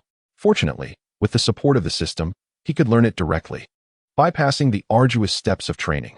This aspect brought Yuchen, the seasoned village leader, immense satisfaction. As long as the players exerted themselves, he could grow stronger effortlessly. There was no greater comfort than this. However, Yuchen's tranquility was short-lived. Soon, another game announcement flooded the screen. Congratulations to Player Master of Combat for creating a new martial art, Wing Chun. Ding. The level of the martial art, Wing Chun, is indeterminate. Defined by the practitioner's strength, the stronger the practitioner, the greater the power and level of Wing Chun. This, I have decided. I shall embark on the path of martial arts cultivation henceforth. Not for any other reason, but to appear stylish. Who says that only ninjutsu can be effective in battle? The power of martial arts is equally formidable. In no time, a multitude of players excitedly rushed into the ninjutsu marketplace to exchange for Wing Chun, eager to experience the prowess of a martial arts master. Suddenly, a thunderous explosion reverberated through the air. A massive cloud of smoke enveloped a small section of the nearby mountains. As the smoke cleared, the onlookers beheld the aftermath. The explosion had indeed obliterated a substantial portion of the mountain's base. Phew, we have finally succeeded. One of the practitioners wiped the sweat from his brow, exhilarated. Undoubtedly, the explosion had been caused by him. What a tremendous commotion! The power exhibited here surpasses even my C-rank ninjutsu. It is truly formidable. The master of Taoist arts is once again experimenting with new talismans. It remains to be seen what rank this new talisman will possess. Observing its might, it must at least be C-rank. The players engaged in animated discussions. The master of Taoism slightly restrained his expression, awaiting the game system's verdict. Naturally, the higher the rank, the more substantial the rewards he could receive. After a while, a full-screen announcement appeared. Ding, player Taoist master has created a B-rank talisman. The mountain-crushing talisman. Ding, Taoist master has contributed the mountain-crushing talisman to the village, gaining a significant number of contribution points. A B-rank talisman. Its power is undoubtedly comparable to that of B-rank ninjutsu. Without further ado, I must go and make purchases. This new talisman must be equipped. At this moment, the enthusiasm among the players reached unprecedented heights as they simultaneously opened the exchange panel, fervently buying and upgrading. This wave of excitement within Junin Village's players, regardless of chakra levels or combat capabilities, had surged tremendously. Compared to before, the difference could be described as heaven and earth. A complete transformation. Meanwhile, despite the efforts of the Grass Ninja Village to suppress the news from leaking, the intelligence-gathering capabilities of the other 4 major ninja villages were far from negligible. Before long, each of the major ninja villages had learned of Junin Village, this newly emerged small ninja village, and had gathered information about the impending conflict between the Grass Ninja Village and Junin Village. However, the subsequent reactions from the various ninja villages were surprisingly uniform. They chose to selectively ignore it. In the darkened room of the Leaf Village Umbu, a man with a sinister countenance sat. The most striking feature being that he possessed only one eye, while the other was completely wrapped in white bandages, creating an eerie appearance. This man was Shimura Danzo, the leader of the Leaf's Umbu. So, the one engaging in battle with the Grass Ninja Village is that newly emerged Junin Village? Danzo's gaze swept over a squad leader before he spoke slowly. The Leaf's Umbu is divided into 4 small squads, each led by a captain. Among them, Danzo had established a new squad, known as Root. This organization is directly led by him. Its purpose is twofold: to gather intelligence like the ordinary Umbu, and to undertake some clandestine missions. Many tasks or troubles that could negatively impact the public image of the Leaf Village are resolved by the Root organization. Indeed, our latest intelligence indicates that the two ninja villages have already exchanged fire. The Grass Ninja Village seems to have sustained considerable losses. The squad leader, clad in a tight black uniform and wearing a white mask, began to report. Humph, losing a single Jonin is hardly a significant loss, Danzo scoffed, interrupting him directly. Then, in your view, what should we do? The squad leader inquired cautiously. Danzo's half-closed eyes slowly lifted as he gazed out the window. After a moment, his fingers began to tap rhythmically against the desk. Slowly, he spoke. This Junin village is not our first exploration. It is merely a newly established ninja village. It possesses no solid foundation, yet dares to engage in war with the Grass Ninja Village. It is nothing short of a self-destructive endeavor. As for our stance in Konoha regarding this conflict, we shall merely observe. There is no necessity for us to intervene. The defeat of Junin Village is inevitable. The only uncertainty lies in how long it can endure. Shimizu Danzo asserted with utmost conviction, simultaneously issuing orders for the Konoha Umbu to continue their watchful observation. At the same time, the Umbu of the other three great ninja villages received intelligence from the front lines. Echoing Shimizu Danzo's sentiments, the leaders of these Umbu teams opted to remain passive observers. They would neither participate in the fray nor lend assistance to either side. It is evident that to offend the Grass Ninja Village for the sake of such a nascent village as Junin is an unwise gamble. Moreover, despite their ongoing rivalries, these great ninja villages have maintained a facade of peace. Should this matter disrupt the existing tranquility, it could potentially ignite a war across the ninja world, which would undoubtedly be disadvantageous.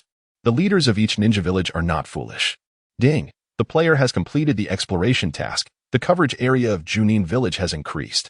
Ding! The player has completed the exploration task. The coverage area of Junin Village has increased. Ding! The coverage area of Junin Village has expanded. With the exploration efforts of a dozen players, the initially limited map area has expanded several-fold. According to the game's design, Junin Village will broaden its map range as players venture into uncharted territories, thereby enhancing its coverage. Originally, the distance between the Grass Ninja Village and Junin Village was not significant. Now, with the expansion of the village area, the two villages are drawing ever closer. In the desolate woods, a team of ninjas swiftly traverse through the trees, clad in gray uniforms, their forehead protectors unmistakably marking their identity as a squad dispatched by the Grass Ninja Village. Their objective was the nearby Junin Village, and the purpose of their mission was self-evident. Meanwhile, all the ninjas from Junin Village were mobilized, forming small teams to explore the other side of the forest, fully armed and ready for any eventuality. Among them was the spirited Daixi Omiyai, who, along with three fellow kunoichi, formed a small team. Dear viewers, if you appreciate the stream, don't forget to click that free follow button, she exclaimed. This time, I've put my heart into providing you with benefits. With that, she shifted the camera to capture her three teammates, each a paragon of beauty and skill, adorned in striking ninja attire. The chat in the live stream erupted with excitement. In a fleeting moment, a multitude of rhythmic comments flooded the screen. Indeed, no matter the time, seasoned veterans would never be absent. You old perverts and moderators. Silence everyone who just spammed the chat. The anxious girl quickly interjected. If we don't rein this in, these chatty viewers might utter some rather inappropriate remarks. She certainly did not wish for the stream to be abruptly terminated. Consequently, with a wave of seasoned accounts muted, the chat finally returned to a semblance of normalcy, allowing for genuine engagement with the game content. Is this scene not strikingly authentic? Where can I download it? I'd love to try it myself. A chuckle ensued, clearly. The person above was new. If there were any slots for internal testing now, would you even stand a chance? Look around, there are no available slots. We're merely watching the streamer play out of necessity. For now, there is only one streamer who has secured a spot in the internal testing, so you can decide whether to watch or not. The girl quickly scanned the chat, selecting a few intriguing comments to respond to. Meanwhile, her ninja team had delved deep into the woods. Ahead lay a landscape of restricted visibility, shrouded in trees and vines, with a faint mist lingering in the air. Suddenly, explosive sounds erupted from nearby. The girl looked up in surprise, then explained to her viewers, it's another ninja team. It appears they have encountered the ninjas from the Grass Village and are currently engaged in battle. Fire style, fire pillar. Grass style, grass blade. The cacophony of ninjutsu explosions resonated continuously. The girl and her companions cautiously approached the source of the commotion. Dear viewers, today I shall showcase my newly learned C-rank ninjutsu. A smile graced her lips as she and her three teammates stealthily advanced towards the clash, striving to remain silent. An opportunity for a surprise attack of such rarity was not to be missed by a seasoned strategist like her. At that moment, the chat erupted with excitement. Well, the streamer is truly embodying the essence of a strategist. Let us observe a moment of silence for the ninjas of the Grass Village. Ha ha ha, at last. We can witness some action. My 2-day vigil in the stream has not been in vain. Likewise, I too have been watching for 2 days, but alas, I could not secure a spot for internal testing. Martial arts, 8 extremes collapse. Water style, water barrier. Fire style, flame pillar. Earth style. In the blink of an eye, a barrage of ninjutsu surged towards the Grass Ninja team. The Grass Ninjas were caught off guard, many unable to suppress their exclamations of disbelief. Was it not said that Junin Village was merely a fledgling ninja village? Yet now, they found themselves facing ninjas from Junin Village, with even the weakest among them being low-ranking ninjas, and encountering mid-ranking ninjas was hardly surprising. There was a serious lapse in intelligence, one of considerable magnitude. Thus, a comical scene unfolded. The attacking Konoha ninja team unexpectedly found themselves in a challenging predicament. They were confronted by a group of players from Junin Village, who displayed a blatant disregard for the rules of combat. What was supposed to be a duel of ninjas quickly devolved into chaos, as they unleashed powerful jutsu right from the start, consuming Chakra without a second thought. The once formidable Konoha team was now struggling desperately. Now is our chance. Let's go, exclaimed Kekkei Genkai, who emerged from the nearby bushes with her trio of female companions. The essence of seizing an opportunity in times of vulnerability is a fundamental belief for every seasoned strategist. Kekkei Genkai, a veteran of such tactics, would not let this rare opportunity slip away. She immediately launched an assault on the besieged Konoha team. As anticipated, the chat room was soon filled with a chorus of comments, all echoing the sentiment of the seasoned strategist. This streamer is truly cunning. Wind release, Windblade, Kekkei Genkai declared, her hands moving rapidly to form seals. The surrounding wind chakra began to gather furiously. In no time, a whirlwind of blades surged toward the disarrayed Konoha team. The other players were not to be outdone. Each unleashed their own jutsu, creating a tremor that reverberated through the ground. The Konoha team's expressions shifted dramatically, caught off guard by the sudden turn of events. Fire release, exploding flame formation. A voice rang out as one member of the Konoha team stepped forward, swiftly performing hand seals. A powerful jutsu erupted instantaneously, followed by a deafening explosion. Flames erupted from the ground, engulfing the surrounding area. The jutsu launched by the other players collided with the inferno, causing minimal splatter before being completely consumed. It was a Jonin. The players from Junin Village finally realized the gravity of the situation. No wonder their jutsu had been thwarted. Konoha had summoned a Jonin. In the ninja world, ranks are strictly defined, and a Jonin can effortlessly contend with multiple Chunin. Furthermore, the chakra reserves of a Jonin far exceed those of Chunin and Genin, allowing their jutsu to wreak far greater havoc. Ha ha, you only just realized this? Don't you think it's a bit too late? The Jonin from Konoha, Karaki, sneered as he surveyed the players. An exhilarating thrill surged within him. If he could vanquish Junin Village, he would undoubtedly claim the credit. Perhaps he could even acquire those legendary jutsu, coveted by every ninja, including the forbidden techniques that could resurrect fallen warriors. Run? What are you barking about? Have you been drinking fake wine? What a delightful boss. The players from Junin Village began to chatter amongst themselves. Yet none of the players exhibited any intention of retreating. Instead, they regarded the members of the Grass Ninja team with a perplexed gaze. You all. Kuramoki was taken aback, utterly unprepared for the reaction of the ninjas from Junin Village. After all, he was a Jonin. These lower-ranked ninjas should have been quaking in fear before him. But how could it be like this? What had gone awry? In that moment, Kuramoki found himself engulfed in profound self-doubt. Captain, strike swiftly, urged one of the remaining Grass Ninja team members. Yes, annihilate this band of ignorant newcomers. Act quickly, lest the night grows long and dreams become troublesome. Kuramoki raised his head again, fixing his gaze on the multitude of players. Perish. As the words fell from his lips, he summoned the vast reservoir of chakra within him, his hands forming seals in rapid succession. Fire release, fire dragon flame bullet. Kuramoki sneered repeatedly, unleashing this technique with no reservations whatsoever. He was intent on obliterating all the ninjas in one fell swoop. In an instant, a brilliant crimson fire dragon coalesced in the air, its searing heat seemingly threatening to melt the very fabric of the surrounding space. With a roar, the massive dragon's head arched toward the sky, and in the next moment, it surged toward the players.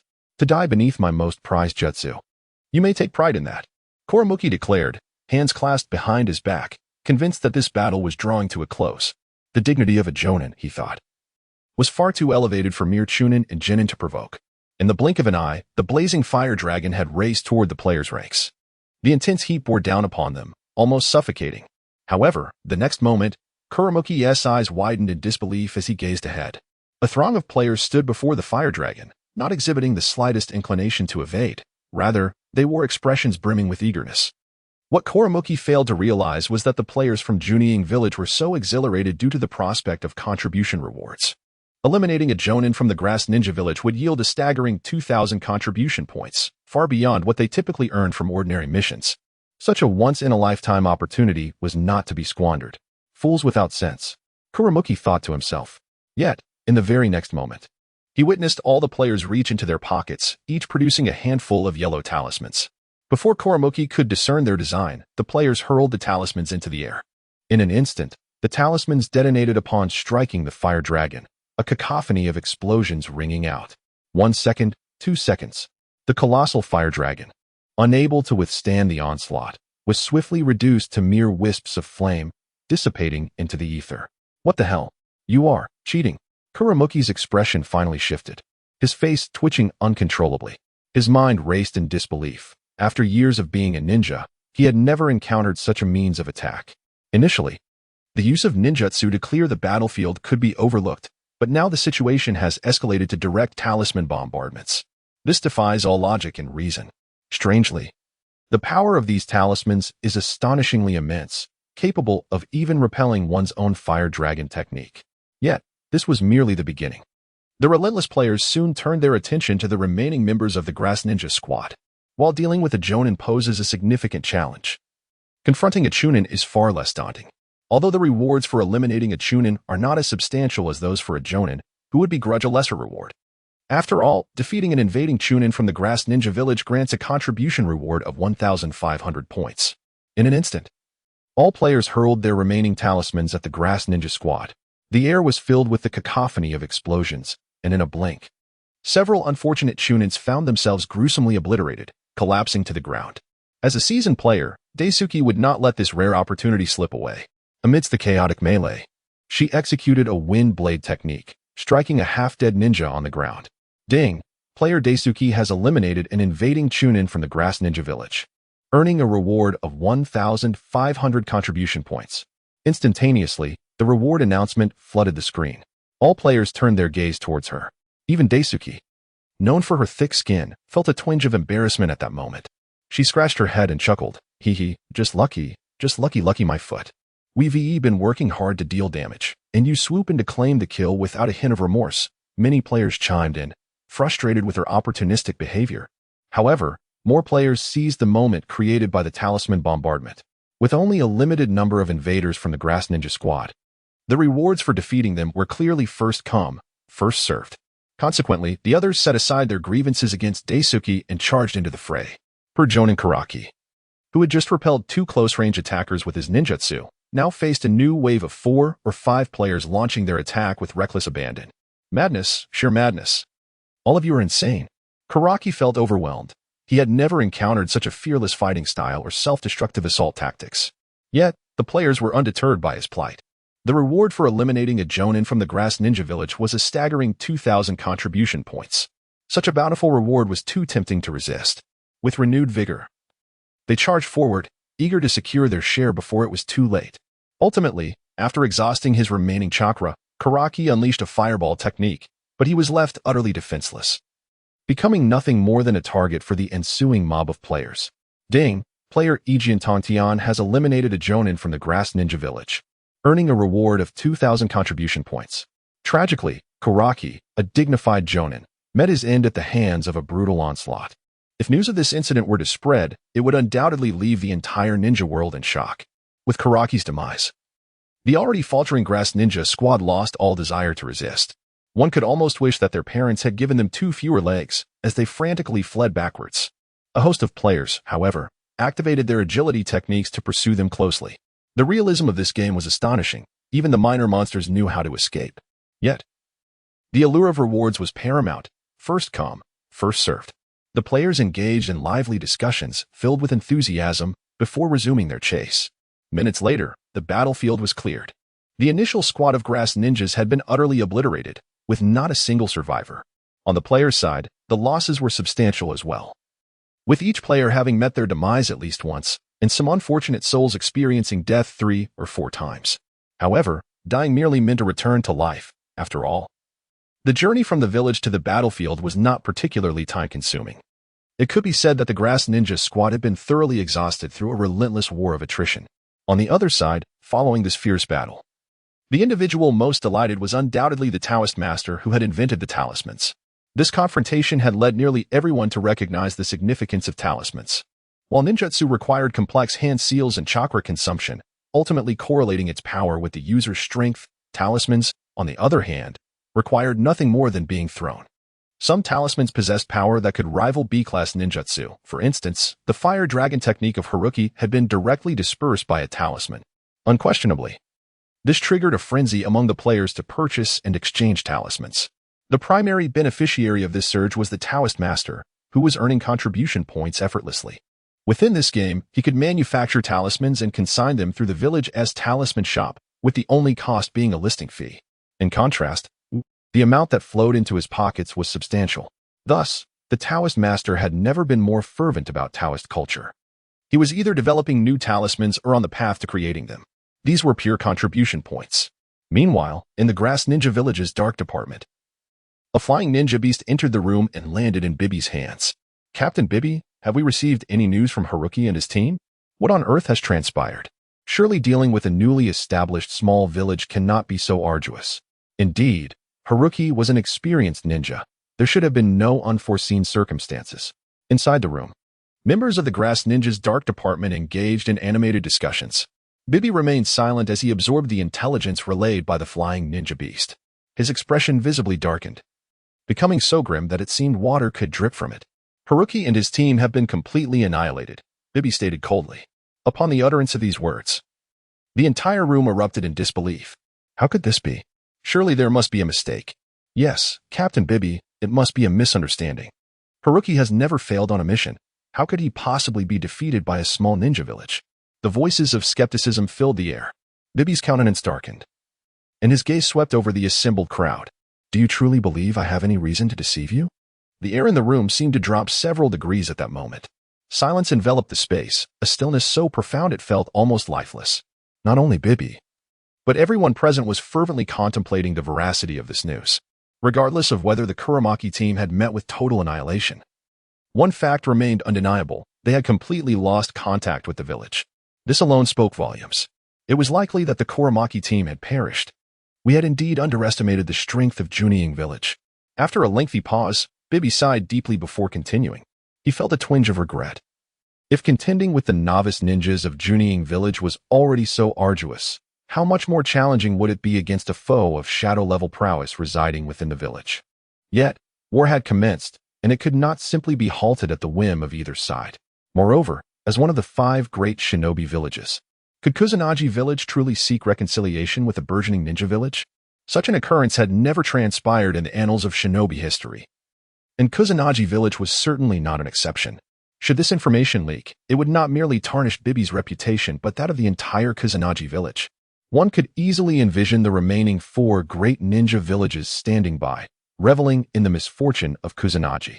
The irony of an established ninja village struggling against a fledgling one was not lost on anyone.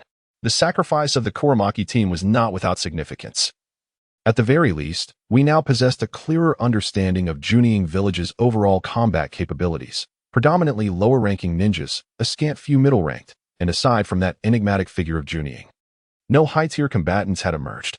Bibi composed himself and began to analyze the gains and losses from this battle. He then continued, moreover, we have also discerned the combat methods employed by the ninjas of Junin Village. They utilize a formidable talisman in battle, one that should not be underestimated in terms of its lethality. According to the intelligence gathered, this talisman's destructive power can rival that of B-rank ninjutsu. Upon hearing this, The crowd around him displayed expressions of astonishment. Initially, they had struggled to comprehend how a Genin from Kuramaki could falter against a host of middle and lower-ranked ninjas from Junin Village. Now, with this revelation, everything began to align rationally. A talisman capable of rivaling B-rank ninjutsu posed a substantial threat even to Genin, albeit not lethally. However, an accumulation of seemingly minor attacks could potentially overwhelm even the strongest of opponents. In this light, the demise of the Kuramaki team seemed far from unjust. Thus, we must recalibrate our strategies. Bibi's cold gaze traversed the assembly before he spoke once more. To my knowledge, the ninjas of Junin Village number only a handful. Our Kusanagi village can certainly triumph through sheer numbers. This time, I intend to dispatch multiple ninja squads to the battlefield simultaneously, declared Bibi. The nearby ninjas nodded in agreement. Fighting alone is unwise. Karuki serves as the prime example. In the forthcoming war, it would be prudent to leverage our numerical superiority, especially since the number of ninjas in Junin Village is rather limited. Moreover, we have now acquired insights into the combat techniques employed by Junin Village's ninjas. Thus, the scales of victory are undoubtedly poised to tilt in favor of Kusanagi Village. As for everything transpiring in Kusanagi Village, the village chief, Ichin, remained blissfully unaware. He was currently reclining contentedly in a chair, basking in the sun. The sounds of system upgrades echoed around him intermittently. Player Ijin Tontian exchanges chakra, significantly enhancing strength. Equivalent chakra energy has been absorbed by the host. Player Zaiwohuo exchanges chakra, significantly enhancing strength. Equivalent chakra energy has been absorbed by the host. Player Daishushi exchanges chakra, significantly enhancing strength. Equivalent chakra energy has been absorbed by the host.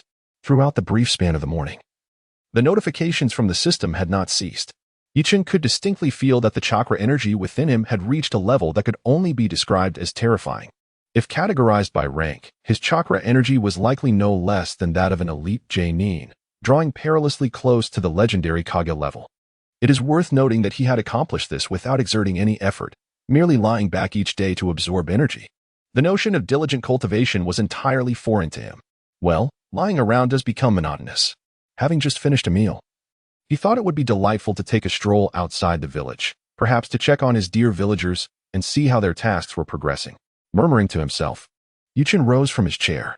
With a single hand sign, he performed a wind manipulation technique and soared into the air, flying directly out of the village. Before long, the sounds of combat nearby caught Ichin's attention. He concealed his presence and descended onto a towering tree, casually munching on sunflower seeds while enjoying the expansive view of the battle below. Having learned from their previous misfortunes, Kusanagi Village was not about to repeat the mistakes of the past. This time, they mobilized their forces en masse, deploying several squads to engage simultaneously. Consequently, the scenario of a dozen individuals ganging up on a single opponent was unlikely to recur. In the ensuing battles, it typically became one squad pitted against another. In terms of ninja ranks, Kusanagi Village clearly held the advantage. Each team was generally composed of an elite Genin accompanied by several Chunin. Meanwhile, many players from Junin Village still remained at the level of Genin, as they were part of the second batch to enter the game and had not yet caught up in terms of rank. However, despite the disparity in levels, the players from Junin Village were not entirely defenseless. Talismans represented a significant source of power. Moreover, in similar combat scenarios, players had the opportunity to make numerous mistakes, with the worst-case scenario being a simple restart at the resurrection point. However, the ninjas of Grass Ninja Village lack such capabilities. Injuries are tangible and death is irrevocable. Thus, when battle commences, despite having the upper hand, the Grass Ninja team fights under considerable duress. For them, even a wound must be meticulously avoided. In stark contrast, the players from Junin Village embody a true spirit of recklessness, employing any technique at their disposal. The phrase undaunted by death seems tailor-made for the players of Junin Village. There are even players with wildly imaginative tactics, adorned with talismans, charging directly into the Grass Ninja team, embracing a mutual demise with a ninja. This scene compelled Yuchin to cover his eyes in disbelief. Goodness, what a motley crew of players he has recruited from the ninja village. The native inhabitants are on the verge of being driven to insanity. Nevertheless, after observing several rounds of combat, Yuchin noted that the players from Junin Village were generally losing more than they were winning. Aside from the initial batch of seasoned players who entered the game first, the remainder were predominantly facing defeat. After all, The disparity in strength cannot merely be rectified with talismans. At this juncture, the game's resurrection feature reveals its extraordinary nature. Regardless of the extent of their injuries, as long as players perish within the game world, they are instantly revived and teleported back to the village, ready to rejoin the fray without respite, resembling the quintessential dedicated gamer. This spectacle reminded Junin of his own experiences in his previous life, where grinding through dungeons for an entire night was not an uncommon feat, although losses were frequent. Every casualty inflicted upon the grass ninja was a victory for the players of Junin Village. Eliminating even a single invader from Grass Ninja Village yielded contribution points as rewards. These contribution points could then be exchanged for ninjutsu or chakra, enhancing their own abilities. Undoubtedly, the most significant beneficiary in this scenario is Junin himself. As players enhance their chakra energy, he receives an equivalent feedback value. After several days of warfare, Junin could sense that his chakra energy was rapidly approaching the level of a shadow. Junin concealed his presence, standing among the treetops as he observed the scene below for a moment, his brow furrowing slightly. Although the players from Junin Village exhibited a certain foolish bravado, the situation remained overwhelmingly grim. The combat teams dispatched by Kakuzu Village were each led by a seasoned Jonin, whose presence on the battlefield often proved to be overwhelmingly dominant. Even with the players' reckless charges, managing to take down a few of Kakuzu Village's Genin and even some Chunin, the overall outlook was still far from optimistic. The Jonin of Kakuzu Village, akin to a war god, could single-handedly hold off multiple attackers. With only a couple dozen players from Junin Village, most of whom were fresh recruits, their impact on the battle was minimal. Consequently, the encirclement around Junin Village continued to tighten. Kakuzu Village, fueled by fervor, pressed forward relentlessly, exacerbating the already dire situation. As the encirclement neared the village entrance, Junin, watching from his perch, began to feel a sense of impatience. He was acutely aware of the disparity in strength, which weighed heavily on his mind. After all, the time allotted for recruiting players was exceedingly brief.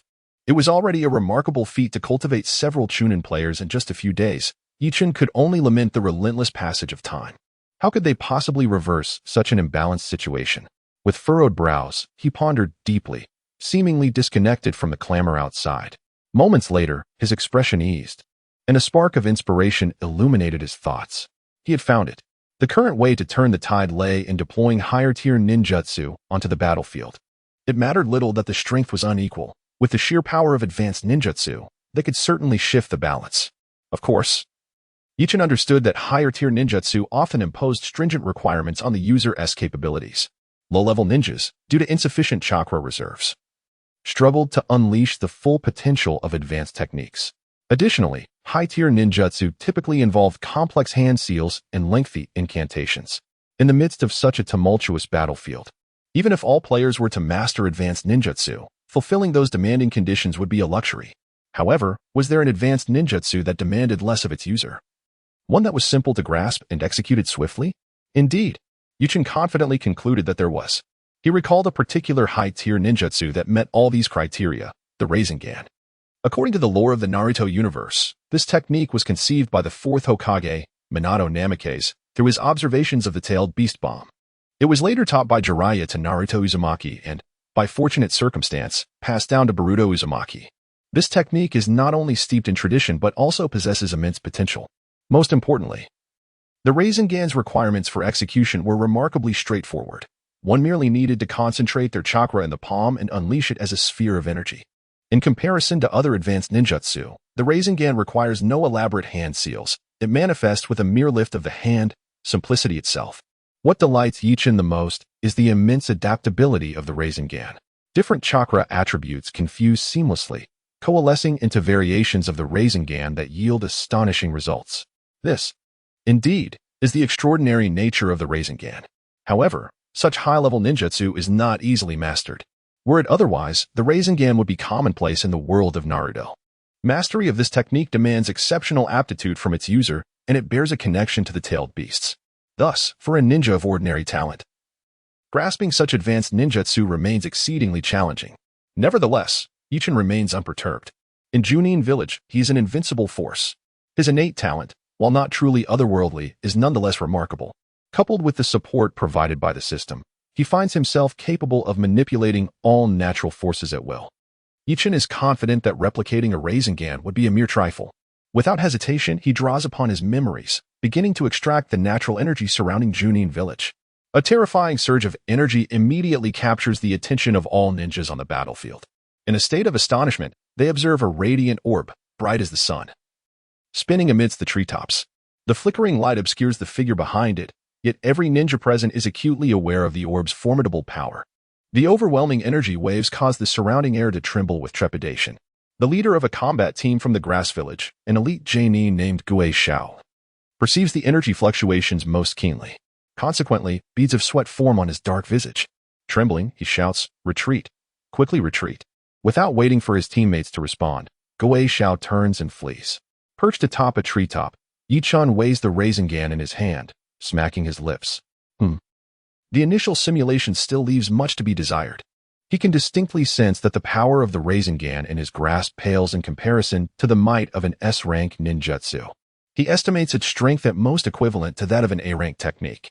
Nevertheless, this is a significant improvement over the rudimentary Rasengan, as it is a product of Yichun's gathered natural energy. Noticing a team from the grass village reacting swiftly to escape, Yichun's lips curl into a smile as he calmly states, "Then let us use you to test the power of this new ninjutsu." With a swift motion, the orb of terrifying energy hurtles toward the ground. Boom! The sound resonates like thunder, causing the very earth to tremble. As the orb detonates, all personnel on the battlefield instinctively seek refuge, including the terrified Gui Xiao. He abandons all pretense, scrambling desperately to flee. However, the tumultuous shockwave, accompanied by a whirlwind of dust and debris, sends his body flying.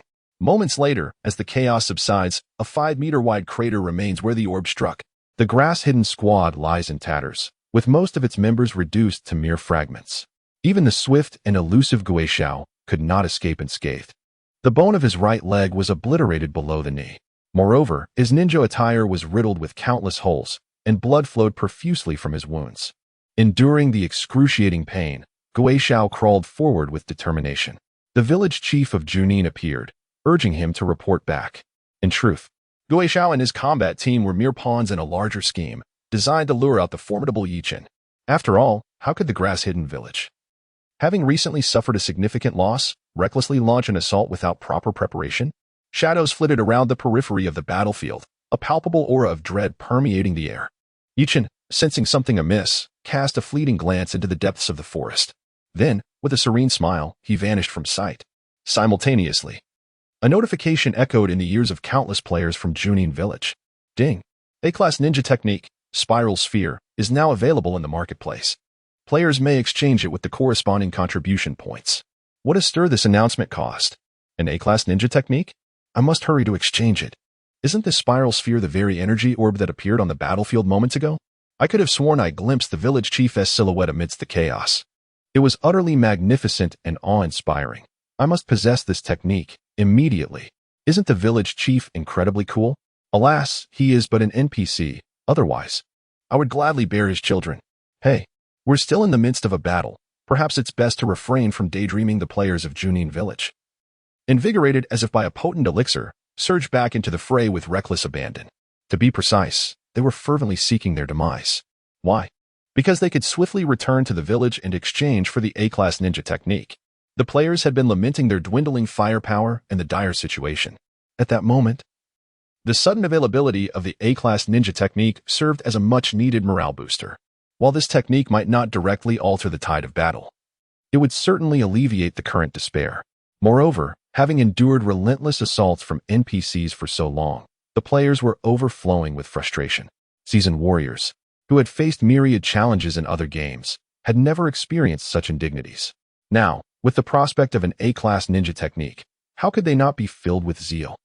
Soon, the first players to return to the village relayed the news. Goodness, this is remarkably affordable. An A-class ninja technique for merely 100 contribution points? After such an extended battle, we must have accumulated at least 4 digits worth of contribution points. This A-class technique costs only a fraction of that? How considerate.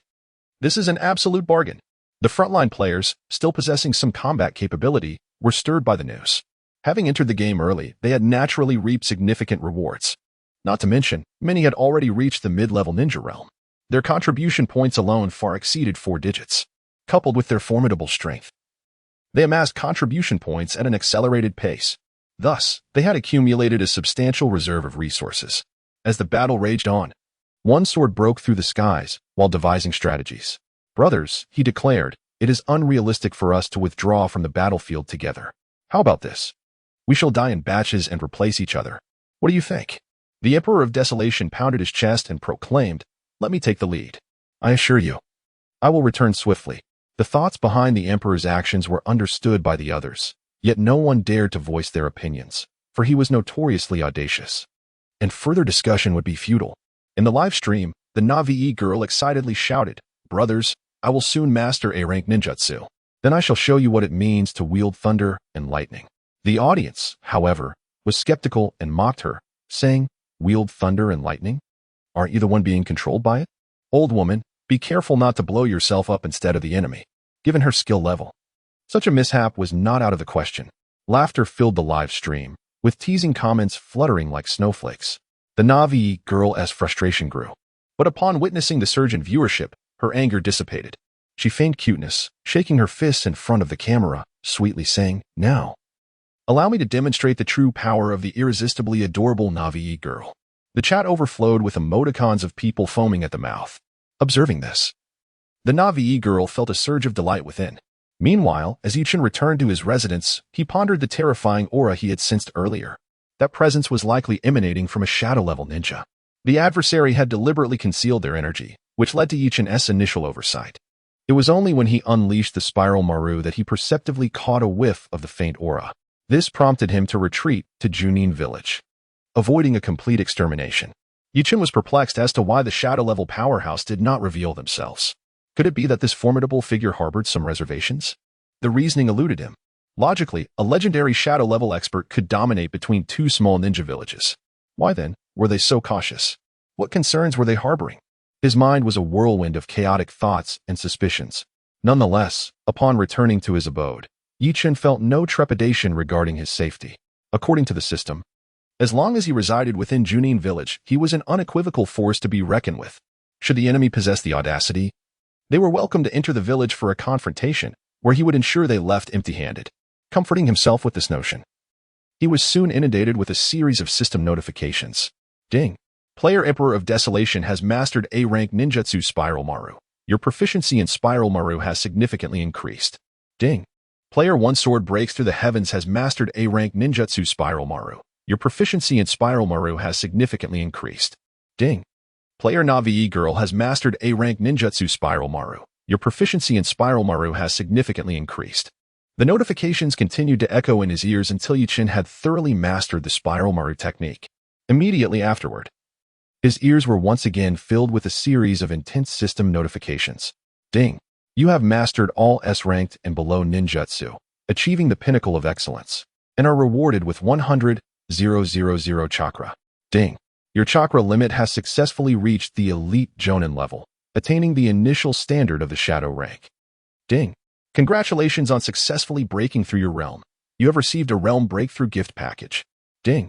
Would you like to open the breakthrough gift package now? The concerns within Ichin dissipated entirely. Without a moment's hesitation, he replied, "Yes." Ding! The breakthrough gift package has been opened. Congratulations. You have obtained a complete set of B-rank elemental ninjutsu. Wind Release, Gale Severing Slash, mastered. Fire Release, Great Fire Extinguishing, mastered. Lightning Release, Hell Piercing Stab, mastered. Earth Release, Mountain Earth Technique, mastered. Water Release, Ink Pearl Barrage, mastered. Ding! The construction completion of Junin Village has been enhanced. Accompanying facilities such as the trade market and station are now operational. Ding! Your prestige has increased, granting you the title of 100 Ninjas. 100 Ninjas, an epic title that enhances the owner's charm by 10, luck by 10, influence by 10, and chakra feedback by 10. A series of rewards left Ichin bewildered. He had merely contributed a self-created A-rank ninjutsu. How could he receive such bountiful rewards? If it were mere coincidence, it seemed too fortuitous. Ichin's mind raced, swiftly focusing on the notion of self-created. Could it be that the system grants bonuses for such self-created skills? Realizing that players who create their own skills also receive considerable rewards ignited a fervor within him. There was still room for improvement in his self-created Rasengan. If he were to enhance it, Ichin's heart burned with fervor. Although the term self-created made him feel somewhat embarrassed after all. The spiral sphere was a product of his own experimentation and modification. The initial version of the spiral sphere was demanding for an ordinary person. Mastering it was akin to reaching for the stars. Junin had no choice but to make improvements. In this light, claiming it as his own creation was not entirely unjustifiable. Indeed, the system proved to be an extraordinary asset, offering Junin numerous surprises. Not only did it enable him to steadily enhance his strength while resting at home, but it also occasionally bestowed him with rewards. Junin had developed a profound affection for this system. The elevation of his abilities and the B-grade elemental ninjutsu rewards merely stirred slight ripples in his composure, as he had grown accustomed to such occurrences. However, the serendipitous discovery of the system's evaluation mechanism ignited an intense passion within him. Setting other matters aside, Junin decisively began to experiment with further improvements to the spiral sphere in order to validate his conjectures. During his initial attempts to create the spiral sphere, he had relied on memory, and, given the chaotic environment, the result was far from perfect. At that time, he had already devised a preliminary plan for enhancements. Now, driven by the allure of potential benefits, he hastened the process. According to his recollections, the spiral sphere underwent several refinements and upgrades, allowing the originally basic version to gradually incorporate attributes from other spiral spheres. The hallmark of this improvement lay in its unique nature, all-encompassing. The fusion of different elemental spiral spheres would yield varied ninjutsu effects, such as defensive barriers or penetrating capabilities, among others. This was the method by which the spiral sphere was enhanced. When Junin initially observed the battlefield, he formed certain ideas. The players fought valiantly, displaying remarkable bravery. Yet they were still retreating steadily. Beyond the disparity in raw strength, another significant factor was the chaotic mix of chakra attributes. Different chakra types could both support and counteract one another. On the battlefield, the players unleashed all manner of ninjutsu skills, leading to a disorderly chakra flow.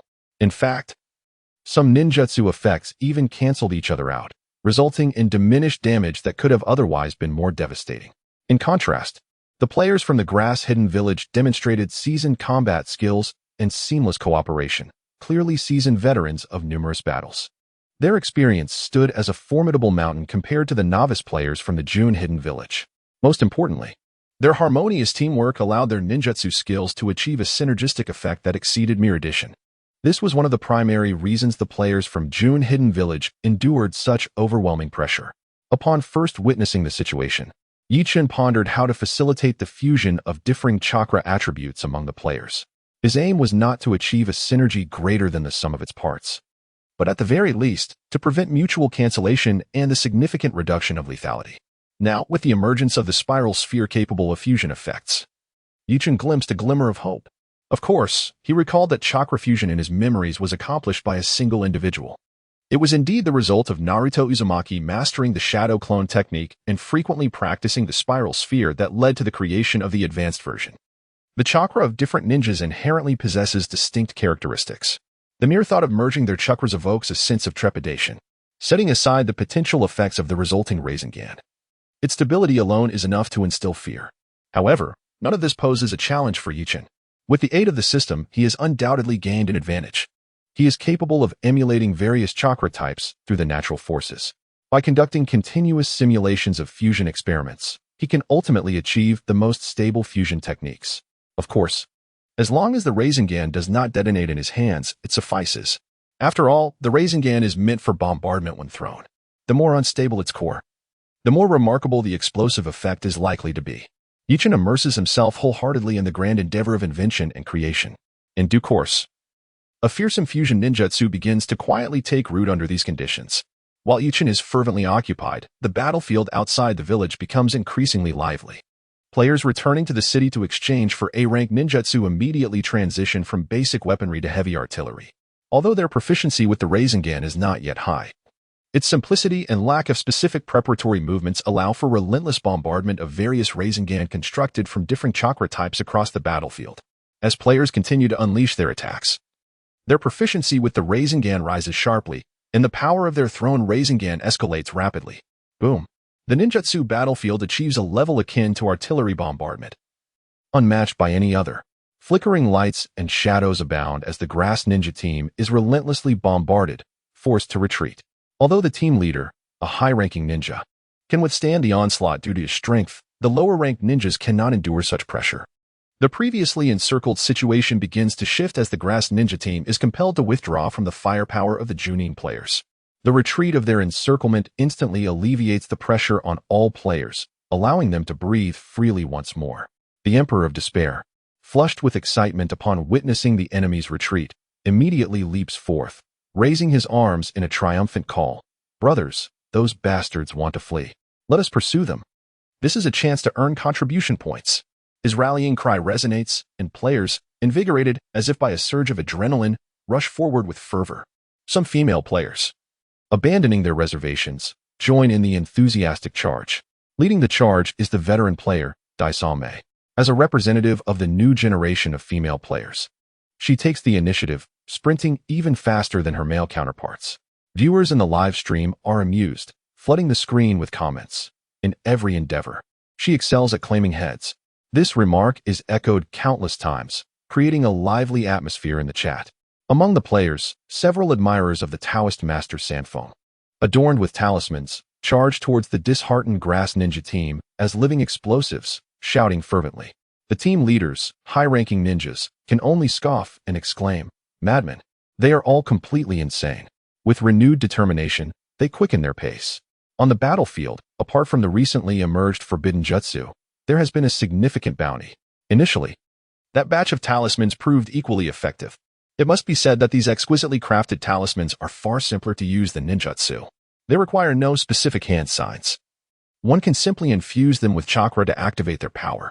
Moreover, the efficacy of these talismans is not markedly inferior to that of ninjutsu. Most importantly, the Taoist talisman tradition is well-ordered, with a profound understanding of the interplay of the 5 elements. Utilizing talismans eliminates any concerns of conflicting effects. Unlike the myriad of jutsu that may counteract one another, they can be picked up and tossed aside with reliable results. This is indeed a tangible manifestation of the ancient wisdom of Huaxia. Consequently, in this battle, talismans have emerged as exceedingly popular commodities. The esteemed Taoist master Sanfeng did not even step onto the battlefield. He remained within the village, wholly devoted to the creation of talismans. Yet, following the battle, he found himself immensely enriched. War is fundamentally a contest of strategic resources. It can lead to ruin or, conversely, can bestow unparalleled wealth. Master Sanfeng exemplifies the latter, having amassed considerable fortune through the conflict, allowing him to exchange for a substantial amount of chakra. His power has soared, reaching the level of elite Genin. While others toil and struggle for meager contributions in the 4-digit range, Master Sanfeng merely sheltered in the village, crafting talismans and reaping abundant rewards. This underscores the advantage of mastering a particular skill. In contrast, Yichen, who diligently immersed himself in research within the village, found himself at a standstill. He reluctantly paused his work, having conducted nearly 1,000 experimental integrations without successfully constructing a stable fusion of the Rasengan. With a sigh, he lamented, "It seems I have been too fanciful." Despite his words, deep down, he remained convinced that his research direction was sound. The Rasengan should undeniably be capable of advancement. After all, the rules of this world are constructed on the foundation of Naruto. The Super Rasengan and the Utama Rasengan depicted in the original narrative are advanced versions of the Rasengan. If ninjutsu achievable in the original work can be realized in this Naruto world, then what lies at the root of the problem? Yichen gently stroked his chin, lost in thought. If the chakra used to construct the Rasengan is too chaotic to stabilize, how then did Boruto, by mere chance, manage to fuse wind and lightning attribute chakra into a Rasengan? Could it be that the fusion of Rasengan can only be accomplished by a single individual? Yichen furrowed his brows but soon shook his head. He had simulated different attribute chakras using natural energy, which should, in theory, align perfectly with the conditions for a single individual to construct a fused Rasengan. Yet, the fusion experiment continually eluded completion. There must be some subtle flaw. Yichen racked his brain but remained unable to discern where the issue lay. Reluctantly, he could only temporarily halt his research. With a long exhale and a stirring of thoughts, Yichen finally recalled that the Hidden Lord village was currently embroiled in a fierce battle against the Grass Hidden Village ninjas. In pursuit of research, he had set the system notifications to silent. Having not checked the system information for quite some time, he remained oblivious to the current status of the conflict. Upon restoring the system notifications to their default settings, an overwhelming surge of information flooded into Yichen's ears. Ding! Player Sanfeng has advanced to Elite Jonin, and you have received an equivalent amount of chakra feedback. Ding. Player Kekkei Genkai has advanced to Elite Chunin, and you have received an equivalent amount of chakra feedback. Ding. Player Chinluan Dadi has advanced to Elite Chunin, and you have received an equivalent amount of chakra feedback. The notifications regarding player advancements rang incessantly in Yu Chen's ears. He was momentarily taken aback. He had not anticipated the player's rapid enhancement in strength, especially the player Sanfeng, whose prowess had astonishingly reached the level of Elite Jonin. By all accounts, he was now the strongest among the Hidden Lord Village, second only to Yi Chen himself. Out of curiosity, Yi Chen summoned Sanfeng's attribute panel. Player, Sanfeng. Level, Elite Jonin. Chakra attributes, wind, lightning, fire. Contribution points, 1200. Mastered ninjutsu. Previously, Yi Chen had held high hopes for this Taoist heir, yet he had never imagined that this player possessed such immense potential. How long had it been since the server opened? Remarkably, he had already achieved the status of Elite Jonin. If the locals were to learn of such news, they would surely be filled with shame and despair. They had dedicated decades to their training, only for someone to surpass them in less than a month. Such talent would undoubtedly shatter the local people's worldviews. Yi Chen couldn't help but exclaim, truly deserving of the title of the third catastrophe. The potential for growth is utterly terrifying. Naturally, Yi Chen was also extremely curious about how the Taoist expert Sanfeng had managed to elevate his strength so swiftly. With a wave of his hand, he activated the system's retrospective function. A luminous orb flickered before Yi Chen's eyes, revealing the actions of player Sanfeng during the battle. After viewing the events, Yi Chen was left speechless. Is this even possible? The Taoist expert Sanfeng had, through the use of talismans, emerged as the greatest victor of the entire conflict, apart from Yi Chen, of course. The entirety of Hidden Lord Village belonged to him, while the players within merely served as tools. Their gains were equaled by Yi Chen's own. The saying lying at home while profits come from the sky aptly described Yi Chen's current situation. Yi Chen had previously broken through to become an initial shadow ninja. However, after receiving a vast amount of chakra feedback, he was surprised to find that he had not received a notification regarding a breakthrough in strength, leaving him somewhat puzzled. Thus, he pulled up his own attribute panel once more. Host, Yi Chen. Occupation, Village Chief of Hidden Lord Village. Strength, Initial Shadow Level. Chakra Value, 1, 500. 000 Advancement Requirement, 500, 000. Yi Chen couldn't help but marvel. He vaguely recalled that upon breaking through to the rank of a shadow-level ninja, his chakra limit surpassed the remarkable threshold of 1 million. After a single battle, he had amassed a staggering 500,000 in chakra feedback. Yet, to elevate his prowess further, an additional 500,000 chakra points were required. It was no wonder that in the world of Hokage, shadow-level ninjas were so rare, and those of exceptional strength even scarcer. The quantity of chakra needed to ascend from basic to intermediate shadow level was indeed doubled. Hence, it was understandable that the emergence of such formidable shadow ninjas could often turn the tide of battle single-handedly. However, Yi Chen remained unfazed. As long as his subordinates were diligent, he could enhance his strength effortlessly, even while reclining in his abode. This was the true essence of a leisurely victory. After regaining his composure, Yi Chen shifted his focus to observe the circumstances of other players. The clamor outside the village had subsided, leaving only a scene of disarray in its wake. Meanwhile, other players were congregating in groups, embarking on wilderness expeditions and engaging in battles. Through this campaign, they had reaped a plethora of rewards. They had donned new attire, significantly augmenting their capabilities. Particularly, the second batch of players who had entered the game were reveling in the benefits of the Ninja Village War within a short span. Most had attained the rank of Elite Genin. Given some time, surpassing the Junin threshold would not pose much of a challenge. After the battle, veteran players beamed with joy, while newcomers relished their advantages. Ultimately, Yi Chen, as the final beneficiary, witnessed a steady enhancement of his own strength. It appeared that this campaign had culminated in a mutually beneficial outcome, save for the grass-hidden village. Yi Chen furrowed his brow, murmuring, "Has the battle truly concluded? That cannot be right." He distinctly remembered the presence of elite Junin among the trees. How could the grass-hidden village retreat in such a dismal fashion with such a formidable entity at play? Slapping his thigh, Yi Chen exclaimed, "No, it is a trap." Without further ado, he soared from his dwelling, suspending himself in midair to investigate the anomalies within the village.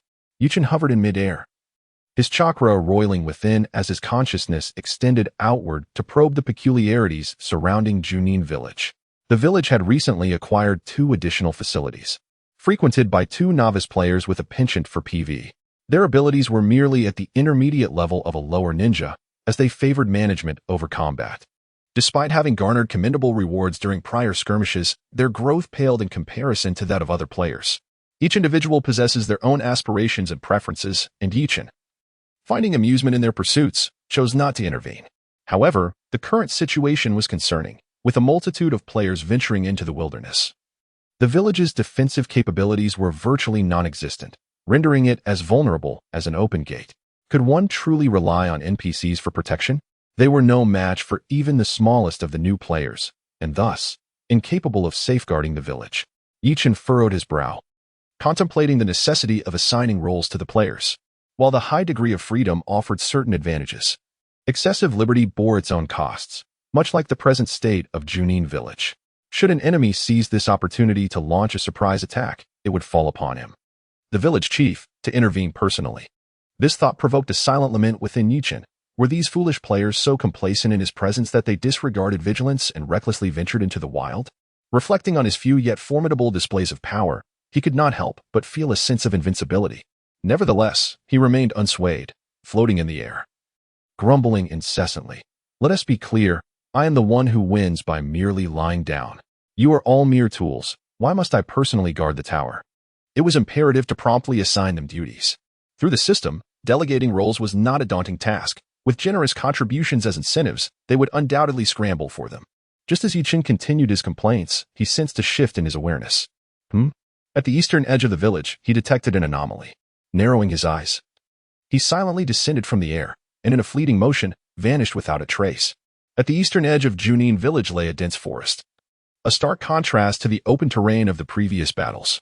A squad of ninjas clad in green uniforms, adorned with headbands and masked faces, lay in ambush, stealthily peering through the gaps in the foliage towards the village. This group exhibited remarkable patience, their movements subtle and soundless. At that moment, an unknown voice broke the silence. Captain, when do we commence the attack? The leader, a robust ninja enveloped in layers of attire, swiftly turned and hissed, "Shill. Quiet." The inquirer, slightly disgruntled, retorted, "But Captain, the elder has provided clear intelligence that Junin Village is currently undefended, making it a prime opportunity for a surprise attack." The burly leader, visibly impatient, lowered his voice in response. "You think you know best?" While other squads remained still. "Why should we be the ones to stick our necks out?" The man continued to argue, stating, "But..." The robust leader raised his voice and reprimanded. "There are no buts. What I say is final." Once again, the forest fell silent, accompanied by the sound of heavy breathing. After the scolding, the leader lowered his voice and began to explain, "I understand your eagerness for accomplishments. But you must realize that only those achievements earned at the cost of your life are genuinely worthwhile." Perhaps concerned that his words might displease the other members, the imposing leader patiently reiterated his points. The elder white ape is notoriously cunning. He is fully aware of the vulnerabilities in Junin Village's defenses. Why then would he send us to launch a surprise attack instead of taking action himself? Is it not because he fears the enigmatic village chief of Junin? To put it plainly, we, as a small team, are merely cannon fodder. Do not be tricked into helping others count their gains after being sold. Following this explanation, the heavy breathing in the forest indeed lessened considerably. This leader of the grass ninjas may be astute, but cleverness does not always equate to effectiveness. Suddenly, the sound of an owl echoed through the woods. This was the secret signal for communication among the grass ninjas.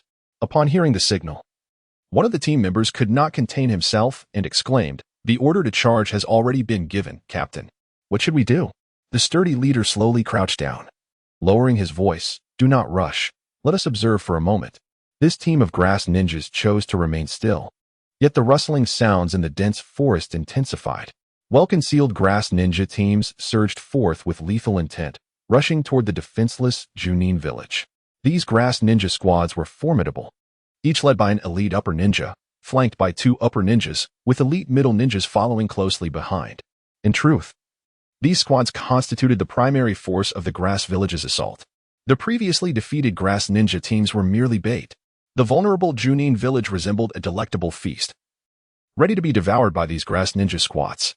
Sensing the impending danger, Yichin had quietly perched himself on the crown of a tree within the dense woods. He distinctly felt the probing gaze directed at him from behind.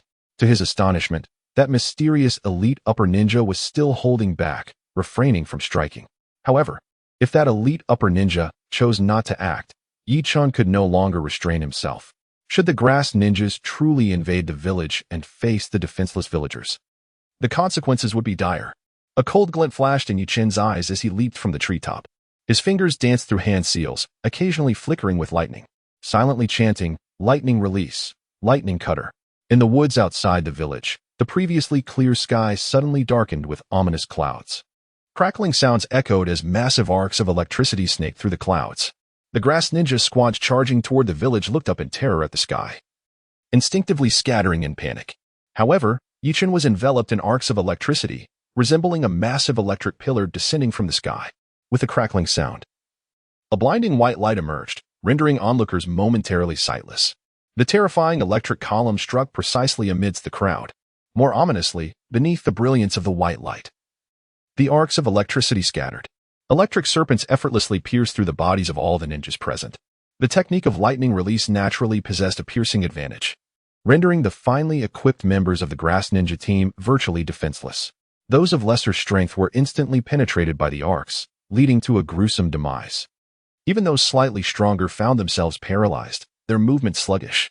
Under the influence of the lightning cutter, Yi-chan transformed into an arc of electricity, moving with the swiftness of lightning.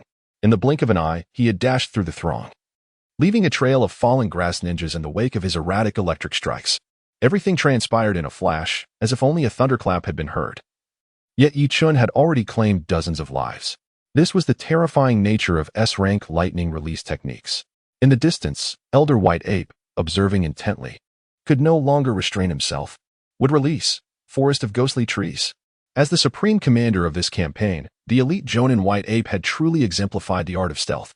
To lure out the leader of Junin Village, he had exhausted every strategy, even using the grass ninja combat team as bait to force Yi-chan into the open. A ruthless tactic indeed. He understood that without eliminating the leader of Junin Village, Yi-chan, the village itself would be difficult to eradicate. Should such a price be paid without any progress, White Ape could hardly fathom the consequences of failure. Yet, the elusive leader of Junin Village remained exceedingly vigilant and slippery. In their first encounter, although he had successfully drawn him out, the moment White Ape prepared to ensnare him, the leader swiftly escaped. In this subsequent operation, they again succeeded in luring him out. As the elite Jonin White Ape readied himself to strike, he was unexpectedly met with Yi-chan, who disrupted the battlefield with a force akin to thunder. The elite Jonin knew that he must act decisively this time.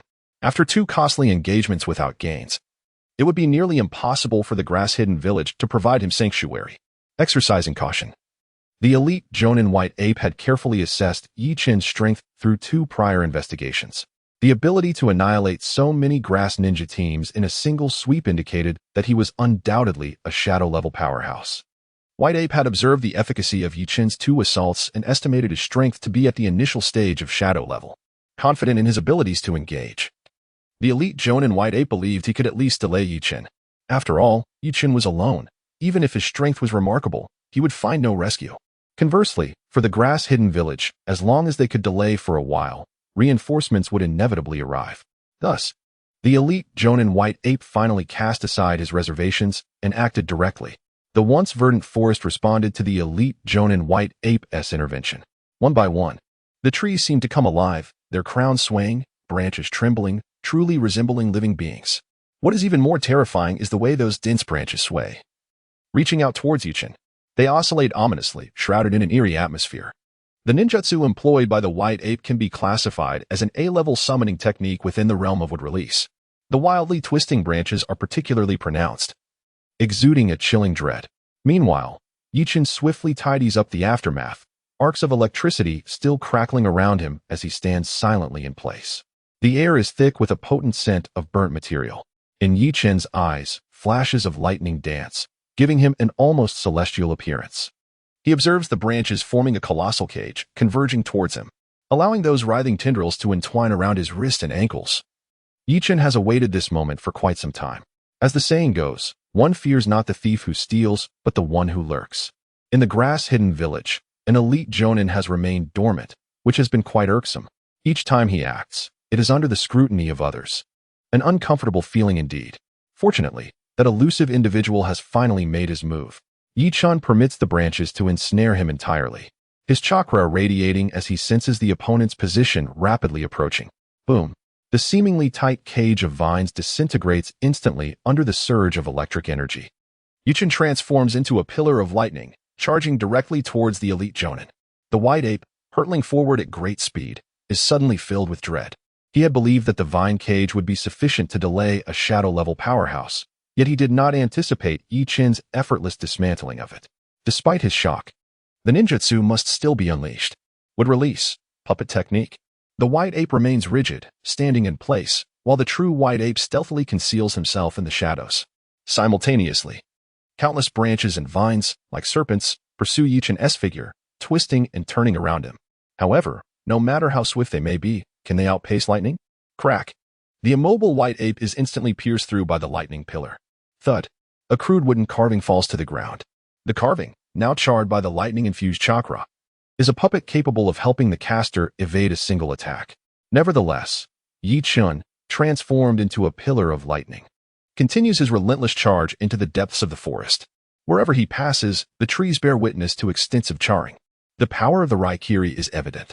The white ape, who had contemplated taking action, is horrified to find that Yi-chan seems unaffected by the puppet technique, relentlessly advancing towards his true form. Little does he know, within the territory of the hidden Lord Village, Yi-chan is akin to a prophetic entity. The system provides him with a clear feedback of the surrounding circumstances. However, monitoring the entire village is exceedingly taxing. Yi-chan would rather remain passive than exhaust himself managing a village so intimately tied to him. Of course, in the midst of battle, Yi-chan is fully focused, his energy highly active, unfazed by the momentary expenditure. The white ape swiftly performs hand seals, and the roots and branches beneath him slither forth like serpents, wrapping around his legs. Subsequently, the branches and vines dragged his form as he fled. However, one must not underestimate the speed of Raikiri. With remarkable swiftness, Yi-chan, who had already created afterimages, surged forward once more. To the naked eye, a beam of light flashed by, and before the light particles could disperse, Yi-chan had already caught up with the figure of the white ape. Channeling his lightning chakra through his fingertips, Yi-chan transformed it into a colossal blade of thunder. Boom! The sound of thunder clashed with a muffled groan simultaneously. The area was left in disarray, with fallen branches and leaves incinerated into charred remnants by the lightning chakra. Yet, the elite Jonin white ape had vanished. Yi-chan stood still, the electric arcs around him gradually receding. He shook his head, murmuring, "Remarkable, how could an elite Jonin be so difficult to vanquish?" Even with the residual force of the S-class lightning technique, Raikiri, he had merely managed to injure the elite white ape. Surely, an elite Jonin must possess means of survival. Escape techniques are abundant and diverse. Just like the elite Jonin white ape, even in a hasty confrontation, he could employ multiple jutsu to respond. One can only imagine the immense difficulty of slaying a peak Jonin. Certainly, Yi-chan had severely wounded the white ape with his strike. Should this feat spread throughout the ninja world, it would undoubtedly leave many in astonishment. If they were to learn of Yi-chan's aspirations to slay a peak Jonin with a single blow, it would be unfathomable. From the depths of the forest, the white ape that had fled spat out a mouthful of blood. His right arm was now a deep shade of black, and with half of his body rendered numb. His escape was exceedingly clumsy. He could not afford to dwell on this. As he fled, he muttered, the intelligence was flawed. The strength of the village chief of Junin far exceeds that of a peak Jonin. The peak Jonin white ape no longer concerned himself with the consequences of his command failure in this battle. He was determined to risk everything to relay the accurate information back to Kuzugakure. At the outskirts of Junin Village, a group of players was forming teams for wilderness battles.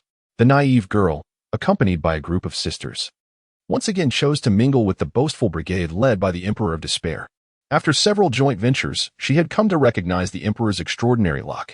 Although he possessed a thick skin and a foolish demeanor, one could not help but admire his fortuitous streak. Initially, they all suspected he might be using cheats.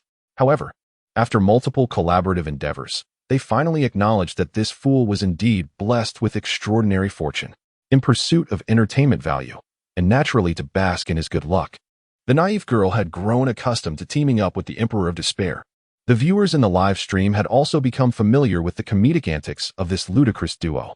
Under the Emperor's influence, the naive girl became increasingly flamboyant and unabashed. As she sped down the path of shamelessness, the audience in the live stream not only refrained from intervening, but instead provoked her with various taunts. Stimulated by this, the naive girl completely transformed into a spirited performer. It must be said that under the unrestrained antics of the charming little sister, the program's effect reached unprecedented heights. In the heat in the live broadcast room soared dramatically. Leveraging the popularity of the game Junin Village, she firmly secured her position as the reigning queen of the streaming realm. This left countless popular online hosts envious and desperate to ride on her coattails. In their fervor to garner attention, they employed every conceivable tactic. It is undeniable that the explosive popularity of a game elevates the entire ecosystem's fervor. The first to benefit from this surge is, of course, the live streaming platform, followed closely by the burgeoning peripheral industry surrounding Junin Village. Numerous merchants, recognizing the opportunity, flooded the market with a plethora of related products. However, lacking official authorization from Junin Village, they dared not sell any associated merchandise. This left many entrepreneurs who saw the potential lamenting in frustration. They were not unwilling to negotiate collaboration with the official Junin Village entity. Rather, despite sifting through countless records, they found no trace of the company. With no other recourse, they resorted to inundating the official forum with posts, hoping for a response. The outcome was all too predictable. The Junin Village officials scarcely managed the forum, let alone entertain discussions with merchants. The tides of reality surged relentlessly. Meanwhile, players within the game remained unaffected by external forces, indulging in their virtual escapades. The fervent crowd suddenly halted, their gaze drawn inexplicably to the eastern edge of Junin Village. A conspicuous dark cloud loomed overhead, impossible to ignore. The Emperor of Despair rubbed his somewhat swollen cheeks, realizing he had overindulged in conversation. Could this be yet another unforeseen event? The charming little sister's eyes sparkled with excitement as she exclaimed, "Whatever it is, as long as there are rewards to be had, it is a fortuitous event." With that, she beckoned eagerly into the void, saying, "Brothers, another unexpected event has arisen. Let me take you to witness it." With a flourish, the charming little sister boldly led her companions toward the village's eastern edge. The Emperor of Despair, ever eager for immediate gain, could not allow the charming little sister to monopolize this opportunity. Thus, the two groups surged forth towards the dense forest at the village's edge. However, upon their arrival, they discovered the lone swordsman, Kekkei Genkai, already circling within the thicket. A seasoned wanderer, he was exceptionally attuned to any disturbances within the gang. Consequently, when the thunderous rumbling began, he had swiftly made his way to this location. The scene before them was harrowing, with charred remnants strewn about, prompting many female players to turn away in disgust. While the game excelled in many aspects, its realism was almost too vivid, blurring the line between reality and illusion.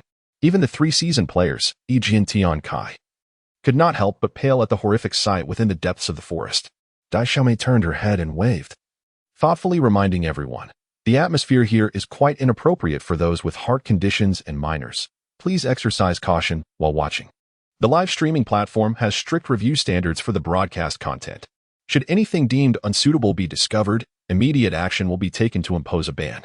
However, as Dai Xiaomei is a lucrative asset for the current collaborating platform, it is unlikely that her streaming room will face any restrictions.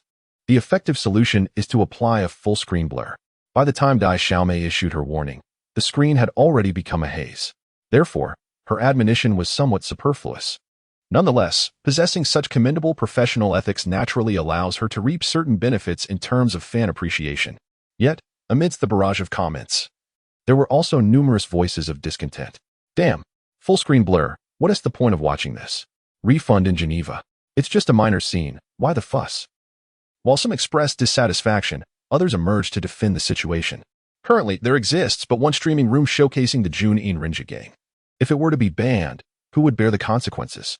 Indeed, just because your mental fortitude is strong doesn't mean others are equally resilient. Enough already. Ugh, brother, watching the live stream with VR goggles is an exhilarating experience. Only those who have tried know.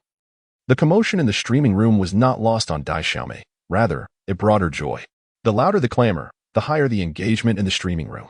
This was not necessarily a negative occurrence. Dai Xiaomei reveled in the tumult, even participating in the fray, occasionally exacerbating the disputes, which only intensified the fervor. As an experienced broadcaster, Dai Xiaomei had mastered the art of traffic engagement. Meanwhile, The other two seasoned players gathered to analyze the unfolding situation. One sword, Heaven's Break, pointed to the charred fragments of ninja attire on the ground, declaring, clearly, this was another surprise attack initiated by the village of Grass Hidden.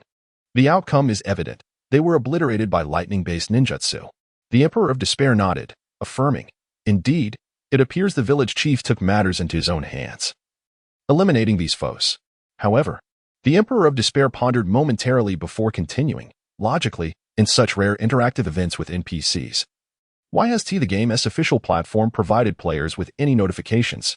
Being seasoned players, they understood that the game typically generates various spontaneous incidents to engage players, thus enhancing their sense of novelty, participation, and most importantly, the feeling of reward. Each event is met with generous rewards from the game officials, which motivates players to continue playing. One sword, Heaven's Break, was well aware of this information. He hesitated slightly, pondering, perhaps this event is particularly unique? Or maybe a plot twist. Regardless, this unexpected incident ultimately bore little relevance to the players. The Emperor of Despair, somewhat regretful, pursed his lips and lamented, such a splendid event. If only we could participate, the rewards would be immense. As the Sword of Heaven gazed upon the heartbroken visage of the great Emperor of Despair, he could not help but roll his eyes. This fellow, blinded by greed, was utterly beyond redemption. Soon, players from other areas, alerted by the news, hastened to the scene. The depths of the forest became a bustling hub of activity. Many lamented the fact that such a bountiful reward was slipping away, which was indeed quite disheartening. At that moment, a flicker of light appeared before them, and Junin stood in place. Immediately, players gathered around, inundating him with questions. Village Chief, did you single-handedly vanquish the enemies here? Junin nonchalantly nodded and replied, indeed. Instantly, a chorus of flattery reverberated in his ears. Feeling increasingly vexed, Junin decided to assume a serious demeanor and proclaimed, ladies and gentlemen, please be quiet. I wish to issue a warning to all villagers. Upon hearing the word warning, many players stood in stunned silence. They had played this game for quite some time, yet it was the first instance they had encountered such a term. The once boisterous atmosphere fell into an eerie hush. Junin surveyed their reactions with satisfaction, though he feigned gravity as he continued. It is our duty to protect the weak. Just because you possess great strength does not mean you can disregard the villagers who look to you for protection, he emphasized. Your collective action this time left the village defenseless, nearly allowing the enemies to invade. What consequences might the defenseless villagers face against such foes? I need not elaborate. The tragic deaths of villagers and the devastation of our home, do you not share some responsibility? Junin admonished the players with the authority of an elder. His words sharp and piercing. The players, feeling somewhat ashamed, lowered their heads. Memories of when they first entered the village, assisting each household to earn contribution points, flooded their minds. Despite knowing these characters were merely NPCs, they felt strikingly real. They could not help but reflect inwardly, realizing, indeed, if the villagers perish, we must bear this heavy burden. Noticing the profound silence among the crowd, Junin exhaled in relief. He feared that a harsher tone would stray from the standards expected of an NPC. Unbeknownst to him, it was precisely his passionate delivery that fostered a deeper sense of engagement among the players. Consequently, a few players were the first to voice their apologies, saying, "We're sorry, Village Chief. It is our fault for not considering the situation thoroughly." With one leading the way, a chorus of apologies soon followed. Junin smiled and nodded, stating, to recognize and amend one's mistakes is the greatest virtue. Fortunately, I detected the issue in time, otherwise, it would have truly been troublesome. Some players once again bowed their heads in shame. Then, the Sword of Heaven, with a glint in his eye, suggested, ahem, Village Chief. It is not entirely our fault for not considering these matters. We simply do not have to think about such things in our usual activities. The sudden ambush has left us disheartened, but surely there must be a way to make amends, correct? Junin smiled broadly, praising, this villager has a profound understanding. In fact, I have my own thoughts regarding this unforeseen incident. Simultaneously, the players were greeted by the sound of the game system notification. Ding! The reward and punishment system is now online. Player merits and faults will be recorded, with rewards for the virtuous and penalties for the transgressors. Note, for details, please refer to the Merit and Fault Guide of Junin Village. Ding! The position functionality is now available. Players can register at the Village Chief to assume important roles within the village. Different professions can accept daily tasks from the position panel, with varying difficulties and rewards. Yi Chen's premeditated plan was transformed into game notifications, echoing in the ears of the players. The Emperor of Despair's eyes suddenly brightened, and he raised his hand. Village Chief, is there a position that is easy and offers high rewards? Yi Chen replied with a smile, indeed, there certainly is. Upon hearing of such a delightful prospect, the players turned their curious gazes toward the village chief, eagerly awaiting further details. The Emperor of Despair, unable to contain his excitement, inquired, what is that profession? A wider smile spread across Yi Chen's face. The pig caretaker, simply tending to the village's pigs, cleaning up after them, and providing postnatal care for the sows will yield substantial rewards. A chuckle escaped from someone, breaking the tension, and soon laughter erupted throughout the gathering, turning into a playful commotion.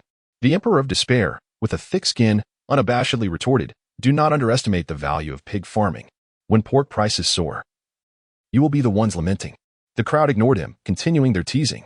Embarrassed, the Emperor of Despair sheepishly scratched his head and joined in the laughter. Yi Chen raised his hand, silencing the revelry. He then assumed a serious tone, stating, there is another matter to announce. Upon hearing this, the crowd stifled their laughter and listened intently.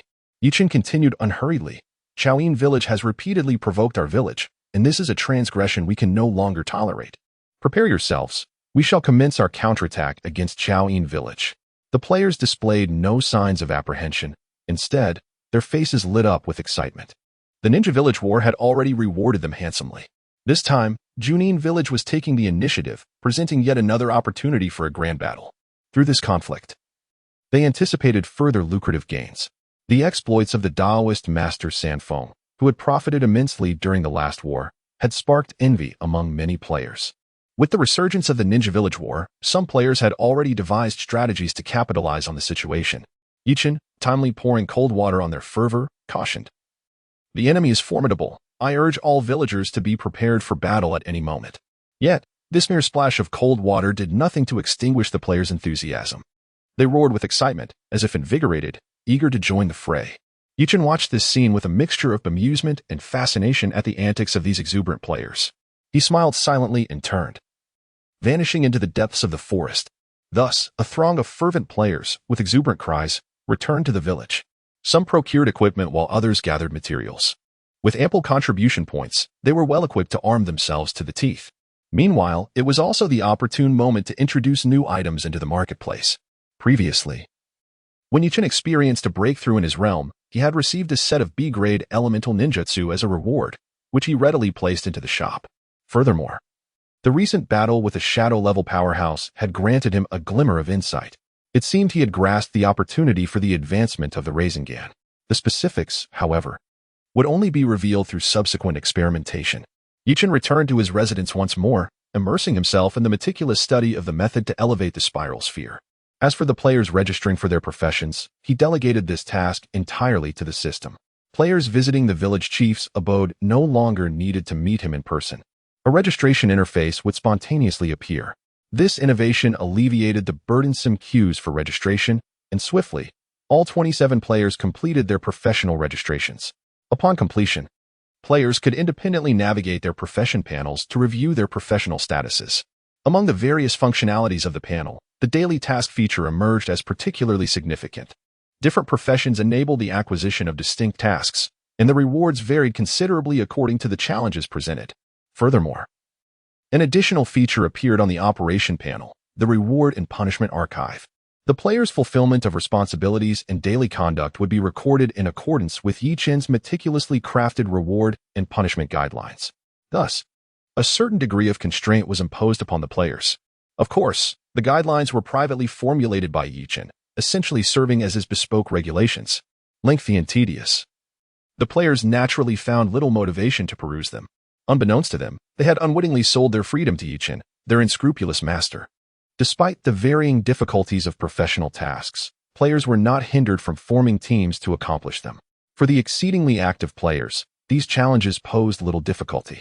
Groups of 3 to 5 busily occupied themselves around Junin Village. The previous battles in the Hidden Leaf Village and the subsequent ambush from the Hidden Grass Village had left behind grim remnants around Junin Village. Such unsightly remnants necessitated removal. Players tasked with sanitation were responsible for disposing of the debris, while artisan players filled the craters left by the battles. Meanwhile, horticulturists work diligently to restore the land, erasing all traces of conflict. One cannot deny that, spurred by the allure of task rewards, players exhibited remarkable initiative, each diligently enhancing the facilities of the hidden village in accordance with task requirements. Players assigned as guards commenced patrolling the village perimeter in shifts, occasionally driving off wild beasts encroaching from outside. Medical personnel prepared emergency equipment, anticipating the imminent onset of the next hidden village battle. Everyone had their roles, and order prevailed. Amidst his deep contemplation, Yuchen suddenly lifted his gaze. A dazzling sphere of light was spinning in his hand. Success. After his previous encounters with shadow-level adversaries, a moment of enlightenment struck him. Through experimentation, he had indeed validated his hypothesis. His earlier concepts were not flawed. He had merely wandered down a misguided path without realizing it. It was evident that chakras of differing attributes could indeed be fused. However, unlike the energy forms of chakra, ninjutsu required careful consideration of the inherent functions of the jutsu itself during fusion. Take, for instance, the S-rank forbidden technique he had previously employed, lightning release, lightning cutter. This ninjutsu possessed remarkable penetrating power. If one were to merge such ninjutsu with the defensive art of ninjutsu, it would indeed present a certain conflict. Of course, there exist fusion techniques that embody both penetrating and defensive qualities, yet these are rare exceptions rather than the norm. In most instances, ninjutsu with opposing effects proves exceedingly difficult to combine. Furthermore, the differing chakra attributes dictate the distinct effects of the jutsu. For instance, while the wind release, spiraling sphere possesses formidable lethality, the earth release, spiraling sphere is characterized by its substantial binding and defensive properties. This encapsulates the misconception that Yuchen previously encountered. Additionally, the inherent repulsion between jutsu of differing attributes complicates any fusion attempts. To achieve a successful amalgamation, one must identify a delicate balance. Yuchen's previous failure stemmed from his entrapment in a cul-de-sac of thought, compounded by his impatience, which hindered his ability to ascertain this critical equilibrium. However, having now clarified his thought process and tempered his temperament, and after conducting hundreds of experiments, Yuchen finally succeeded. The construction of the fused spiraling sphere is undeniably arduous. The effects of the spiraling sphere, when fused with differing attributes, naturally vary. Yuchen gazed fervently at the flickering orb of light in his palm and murmured to himself, "The spiraling sphere I previously created was rated A-class by the system. With this fusion now complete, surely the upgraded version must be at least S-class?" Yuchen did not test the effects of the fused spiraling sphere. The results would simply be submitted to the system for evaluation. As he summoned the system's operational function, Yuchen uploaded the newly developed advanced spiraling sphere. While awaiting the assessment results, he instinctively adjusted the system's sound settings back to normal. At that moment, an exhilarating notification resonated in Yuchen's ears. Ding! Your village's construction has been completed and has reached the upgrade criteria. Would you like to initiate the upgrade? This time, the village upgrade offered a more humane advanced option. It appears that as the village's level increases, so too do the functions that are triggered. Yuchen's eyes brightened, and without hesitation, he selected yes. The changes brought about by the village upgrade would provide Yuchen with the most substantial benefits. As anticipated, once the village upgrade was completed, a series of notifications followed. Ding! Congratulations, your village has been upgraded to level 3. You can now recruit up to 36 villagers. Yuchen rejoiced. As he was about to engage in battle with the hidden grass village, augmenting his ranks at this moment would significantly enhance their combat prowess. Players possess a remarkable adaptability. Given time, this would yield a fresh wave of reinforcements. The system notifications continued. Ding! Congratulations, your village has been upgraded to level 3, awarding you 2 accompanying facilities, a training ground, and a stable. Yuchen was once again elated. The arrival of these 2 facilities was indeed timely. The training ground would serve as a venue for players to engage in practical combat. While outdoor challenges could facilitate player duels, they inevitably incur some cost. However, the training ground is different. Players can enter it, and every sparring session incurs no consumption whatsoever. For novice players, the most pressing deficiency is undoubtedly practical experience.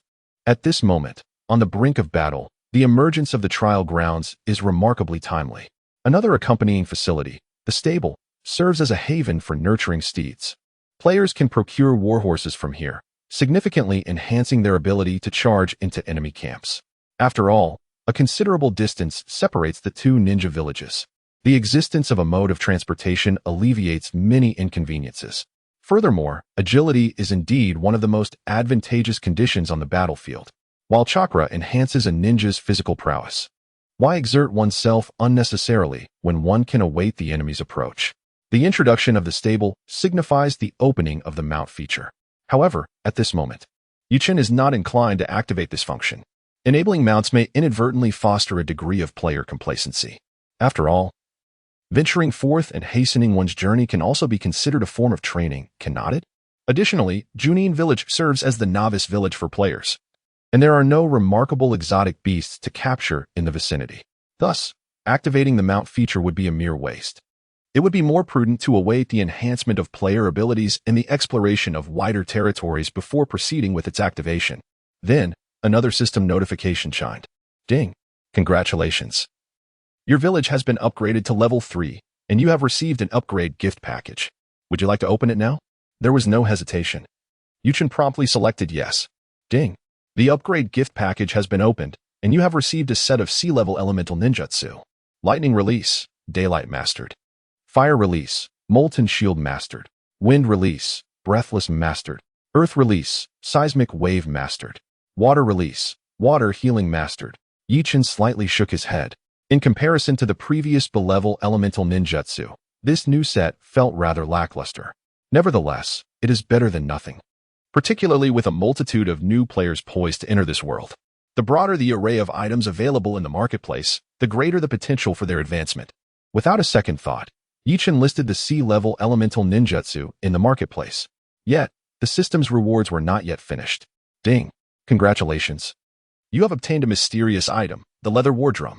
Leather War Drum. Each strike randomly grants 3 types of buff enhancements to allied members. Duration, 1 hour. Cooldown time, 24 hours. Yuchen was instantly elated, murmuring to himself, what a timely boon indeed. The arrival of the Leather War Drum is a formidable asset on the battlefield. Prior to the commencement of hostilities, bestowing 3 types of buff enhancements on one's allies is akin to activating a cheat code. Naturally, the potency of the War Drum's effects will depend on the attributes and levels of the buffs granted. With a gentle tap of his finger, Yuchen stored the Leather War Drum away. After confirming that no further rewards remained, he turned his attention to the system's verification results interface. Ding! Congratulations! You have successfully developed S-level ninjutsu, Super Spiral Sphere, and you are rewarded with 100,000 chakra. 10,000 chakra, when bestowed upon other players, constitutes a significant reward. However, for Yuchen, who has just stepped into the initial stages of the shadow level, ascending to the next tier requires a staggering 50,000 chakra. In comparison to other rewards, this sum seems rather inconsequential. Nonetheless, Yuchen cannot afford to be overly ambitious. After all, 10,000 chakra is still a considerable amount. He graciously accepted it, experiencing a slight enhancement in strength, but the change was barely perceptible. What truly delighted Yuchen was the confirmation of his hypothesis through the verification results. For a moment, he hesitated, contemplating whether to list the newly developed S-rank ninjutsu in the marketplace. The Du Spiral Sphere, after all, comes with stringent usage requirements. Even Yuchen found it somewhat cumbersome, let alone other players. However, after a brief moment of indecision, he decided to list the S-rank ninjutsu in the marketplace. Before making this decision, he recalled the prominent Taoist figure among players, Sanfeng, the creator of the Thunder God ninjutsu, and the remarkably fortunate Emperor of Despair. They possessed exceptional talents that made Yuchen take notice.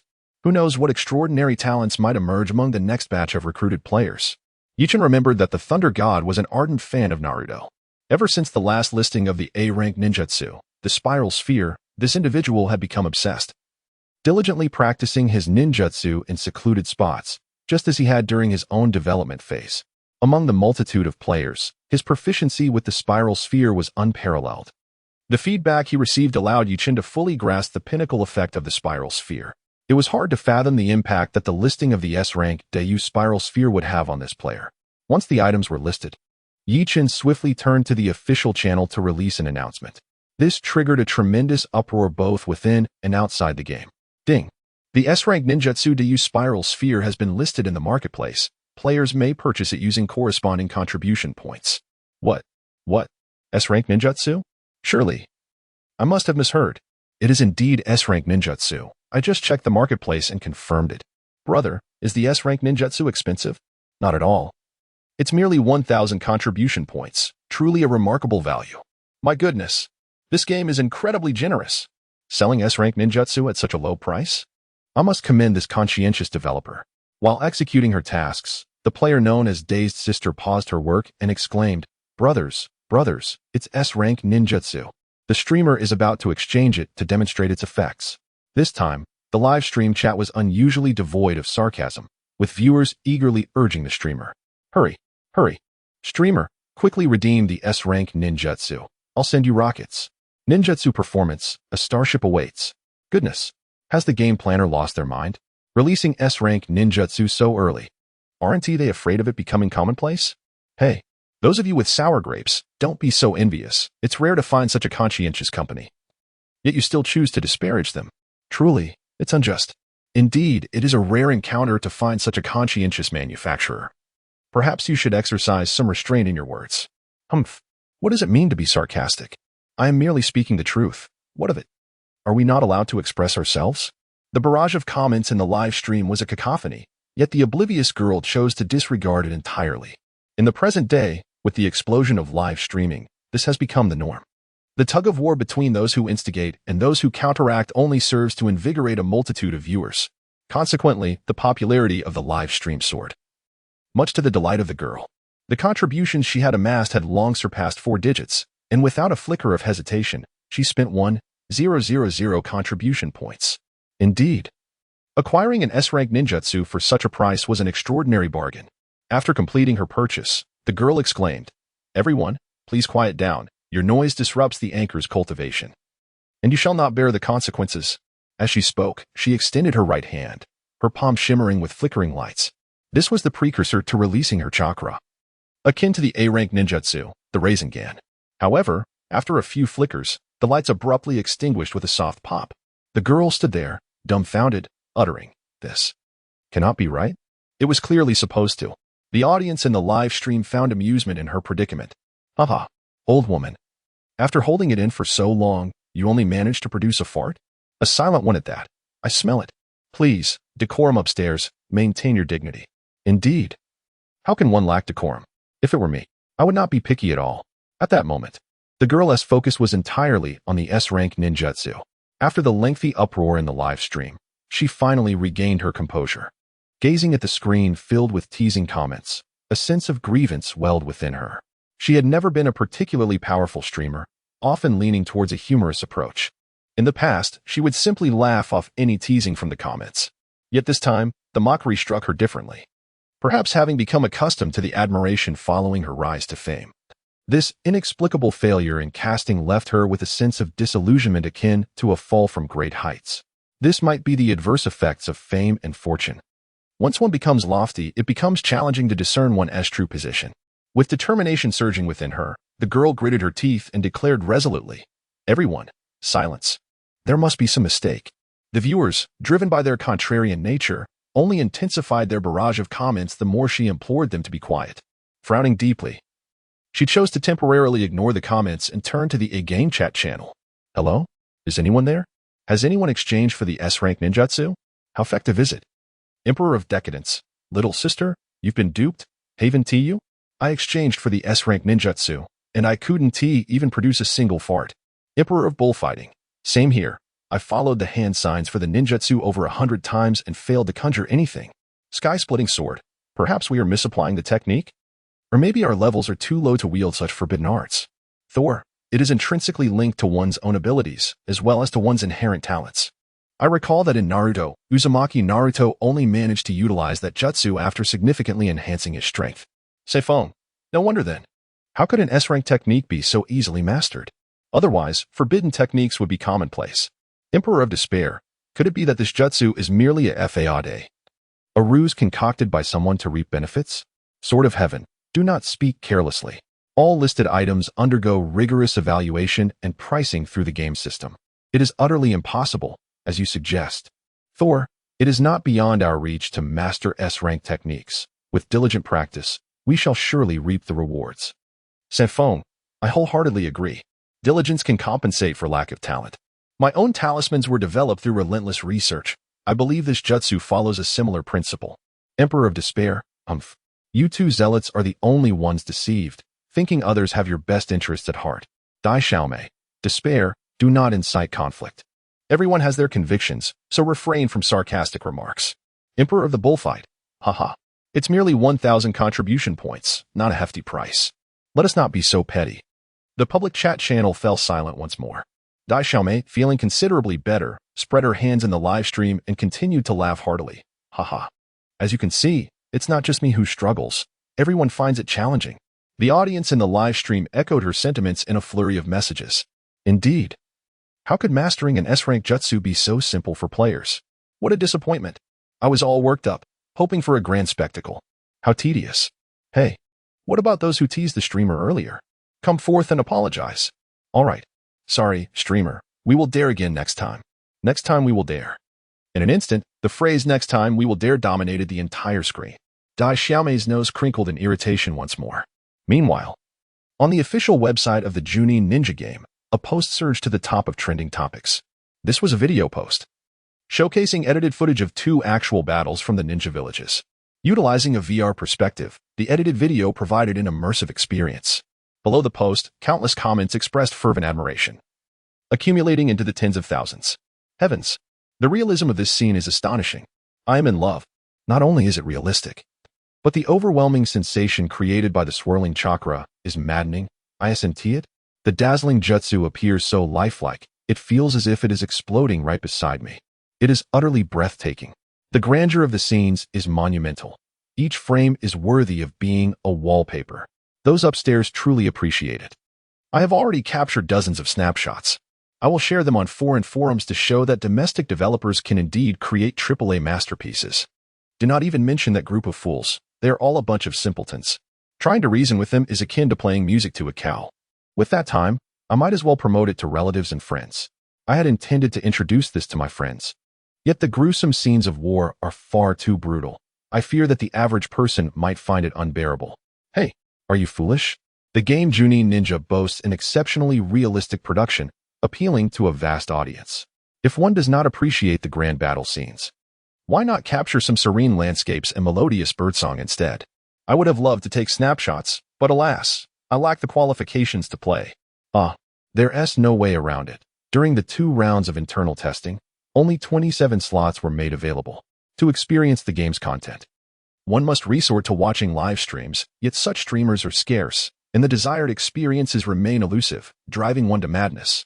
Surely, the officials behind Junin Ninja cannot be so foolish? With such a lucrative opportunity at hand, why do they not open more slots? Do you comprehend the concept of scarcity marketing? It's all a marketing ploy, believe it or not. During the next internal test, they will likely release a multitude of slots. Those upstairs seem to understand. If it were truly a marketing strategy, the officials would have already taken action, rather than remaining so enigmatic as they are now. Discussion threads are rapidly updating. Just at that moment, a pop-up commandeered the screens of all online observers. Moreover, this pop-up had no close button, resembling the demeanor of rogue software. However, the seasoned internet users, already accustomed to such scenes, instantly erupted in excitement. The pop-up displayed magnificent war scenes, slowly unfolding before their eyes. As the colorful spectacle faded, a line of bold text emerged. In response to the overwhelming demand from netizens, Junin Ninja will open 3 internal tests. This time, 36 slots will be made available. First come, first served. This opportunity is fleeting and will not return. The news spread like wildfire, prompting netizens to halt any ongoing actions and fervently click the recruitment interface. As long as they could successfully access the registration page, it would be practically assured. Yet, within 10 short minutes, changes began to manifest on the recruitment page. The slots were filled. Anticipation for the next encounter was all that remained. After toiling for so long with nothing to show for it, frustrated netizens erupted in fury. Damn. Simultaneously, countless screens and keyboards suffered the consequences. Users flocked to the official forum to voice their grievances, lamenting the scarcity of the testing slots provided by the game officials. Yet, as before, once the slots were filled, the game officials vanished without a trace. The tumult of reality bore little significance to the indigenous inhabitants within the game.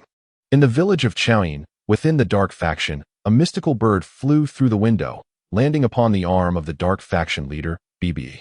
The members of the Dark Faction anxiously glanced at BB. Leader, what is the situation at the front? BBE remained silent, his brow furrowed deeply. After reviewing the intelligence report, BBE discreetly waved his hand. The mystical bird flapped its wings and swiftly disappeared from sight. Subsequently, BBE rose abruptly, turning his back to the room as he strode outside. Several members of the dark faction hurriedly followed. "Leader, what is the state of the battle?" BBE's steps were relentless, his tone devoid of any emotion as he stated, "Follow me to meet Lord Chowing." The commanders of the Dark Division had accompanied BBE for many years. They understood that the calmer BBE appeared, the closer he was to an emotional eruption. The commanders dared not be negligent and hastened to keep pace with him. The layout of Junin Village was meticulous, equipped with complete facilities.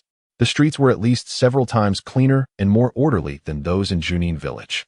In contrast, Junin Village resembled a modern metropolis, while Junin Village was merely a dilapidated hamlet. BBE strode forward briskly, greeted by the bows of the grass ninjas along the way. However, he did not spare them a glance and proceeded directly toward the Chowing residence. Without needing the guards to announce his presence, BBE, accompanied by his commanders, boldly entered the Chowing residence. The guard stationed at the entrance attempted to obstruct him but was pushed aside by BBE, who made a beeline for Chowing's quarters. The guard chased after him and finally caught up at the residence. Upon arrival, the guard gained confidence and reported, "My lord, the Dark Division Minister BBE has forcibly entered the residence. I implore you to punish him." In a tranquil courtyard adorned with blooming cherry blossoms and the sweet melodies of birds, a sense of paradise enveloped the surroundings. The onlookers stood outside the courtyard, hesitant to intrude. Even the typically domineering BBE stood respectfully at the threshold, awaiting a response from the master within. After a brief pause, an aged voice finally resonated. "I understand. You may withdraw." The guard was taken aback but responded with respect before turning to leave. The elderly voice continued, "BBE, you may enter now. The others may withdraw." The commanders of the Dark Division answered in unison. Except for BBE, everyone else departed hastily. BBE straightened his uniform and strode into the courtyard with purpose. Familiar with the path, he headed straight for the main chamber. A screen, rich in antiquity, concealed the interior scene, making it difficult to discern what lay beyond. BBE navigated around the screen and found Chowing squatting at a small table, sipping tea. Clad in a loose green robe and wearing a hood with a veil, the veil lifted to reveal a face etched with wrinkles. BBE immediately bowed and said, "I pay my respects to you, Lord Chowing." Chowing lifted a frail finger and tapped it lightly on the table. "Come, join me for a cup of tea." BBE approached the small table and knelt down, mimicking Chowing's position without any extraneous movements. He longed to speak up and report the battle news.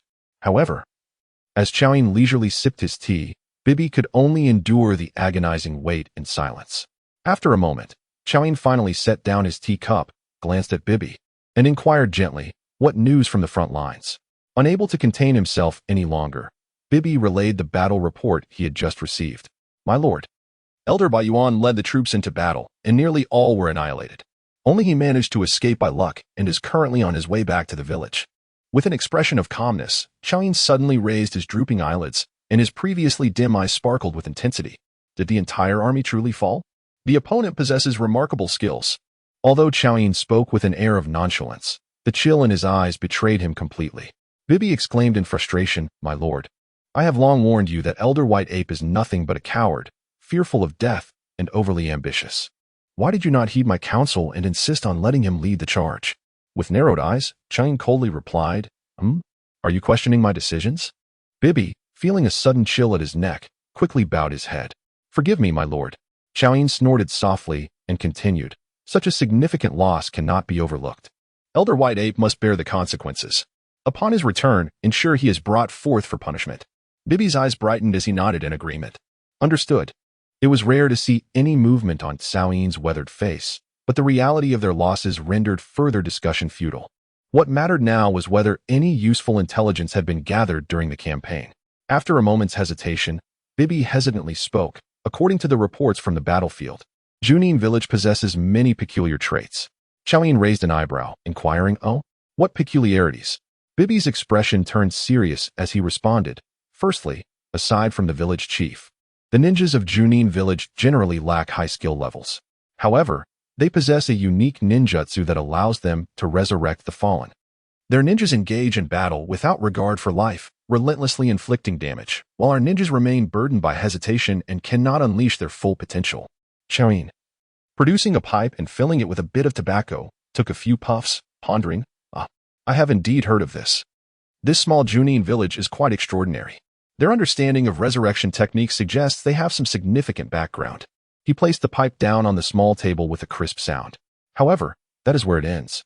If we suffer a little loss and they are entirely wiped out, such forbidden techniques will lose their efficacy. Surely, Elder White Ape cannot be so lacking in combat sense? Bibi quickly responded. Elder White Ape did indeed act in such a manner, but he hesitated, finding himself at an impasse. Xiaoyin's expression shifted abruptly, losing its previous calmness. What are you stammering about? Speak plainly. Bibi, sensing the urgency, quickly continued. It is merely that Junin Village harbors a tremendous variable. This brings us to the second peculiarity. The village chief possesses terrifying strength. I fear he may already be at the initial stage of a shadow-level ninja. Xiaoyin, maintaining an air of composure, felt his withered arm tremble involuntarily. Is this situation accurate? Bibi, anxious, replied, according to the battlefield reports.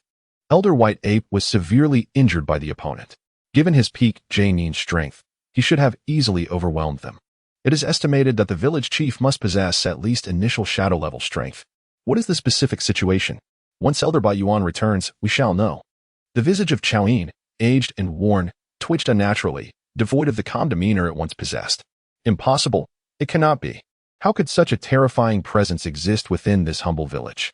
Lurking beneath my very eyes, what could its true intentions be? Xiaoyin's abode lay in tranquility. Having recovered from the initial shock, Xiaoyin regained his composure. His withered fingers absent-mindedly twisted a delicate teacup, revealing the extent of his distraction. After Bibi reported the battle's outcome, he was expected to take his leave. Yet, Xiaoyin remained silent, unwilling to breach the subject. This prolonged awkward silence lingered until Xiaoyin abruptly set the teacup down with force. Bring Elder Baiyuan to me, I must inquire further. Bibi promptly acquiesced, attempting to rise, but found his legs, numb from kneeling for so long, uncooperative. As he tried to stand, he sank back down heavily. Observing this, Xiaoyin let out a cold snort. Startled, Bibi disregarded appearances and crawled out on his knees. Given Baiyuan's swiftness in fleeing, it was likely that he had already returned to the village after a brief delay at Xiaoyin's residence. Once outside the official residence, Bibi regained his commanding presence. He gestured, and a subordinate immediately approached. Fetch Elder Baiyuan, alive or dead. The subordinate trembled but managed to maintain his composure as he responded. Bibi, accompanied by other commanders, awaited outside Xiaoyin's abode. After a brief interval, Baiyuan, battered and disheveled, was brought before Bibi, bound with ropes. Upon seeing Bibi, Baiyuan wasted no time in hurling curses. Bibi, who gave you the audacity to allow your subordinates to capture me? Bibi retorted without hesitation, you, a defeated general, have no face to return to the village. Baiyuan, taken aback, glared fiercely, stammering, Bibi turned and strode towards Xiaoyin's residence. Come with me. Lord Xiaoyin wishes to see you. Anticipating this outcome, Baiyuan could not suppress his tremors. Nevertheless, despite his protests, the Dark Division commanders supported him and carried him into Xiaoyin's abode. Both Baiyuan and Bibi knelt upon the tatami mat. Baiyuan dared not lift his gaze, fearing the gaunt, wrinkled face would consume him whole. Baiyuan, raise your head. The aged voice resonated like a death knell. Reluctantly, Baiyuan complied.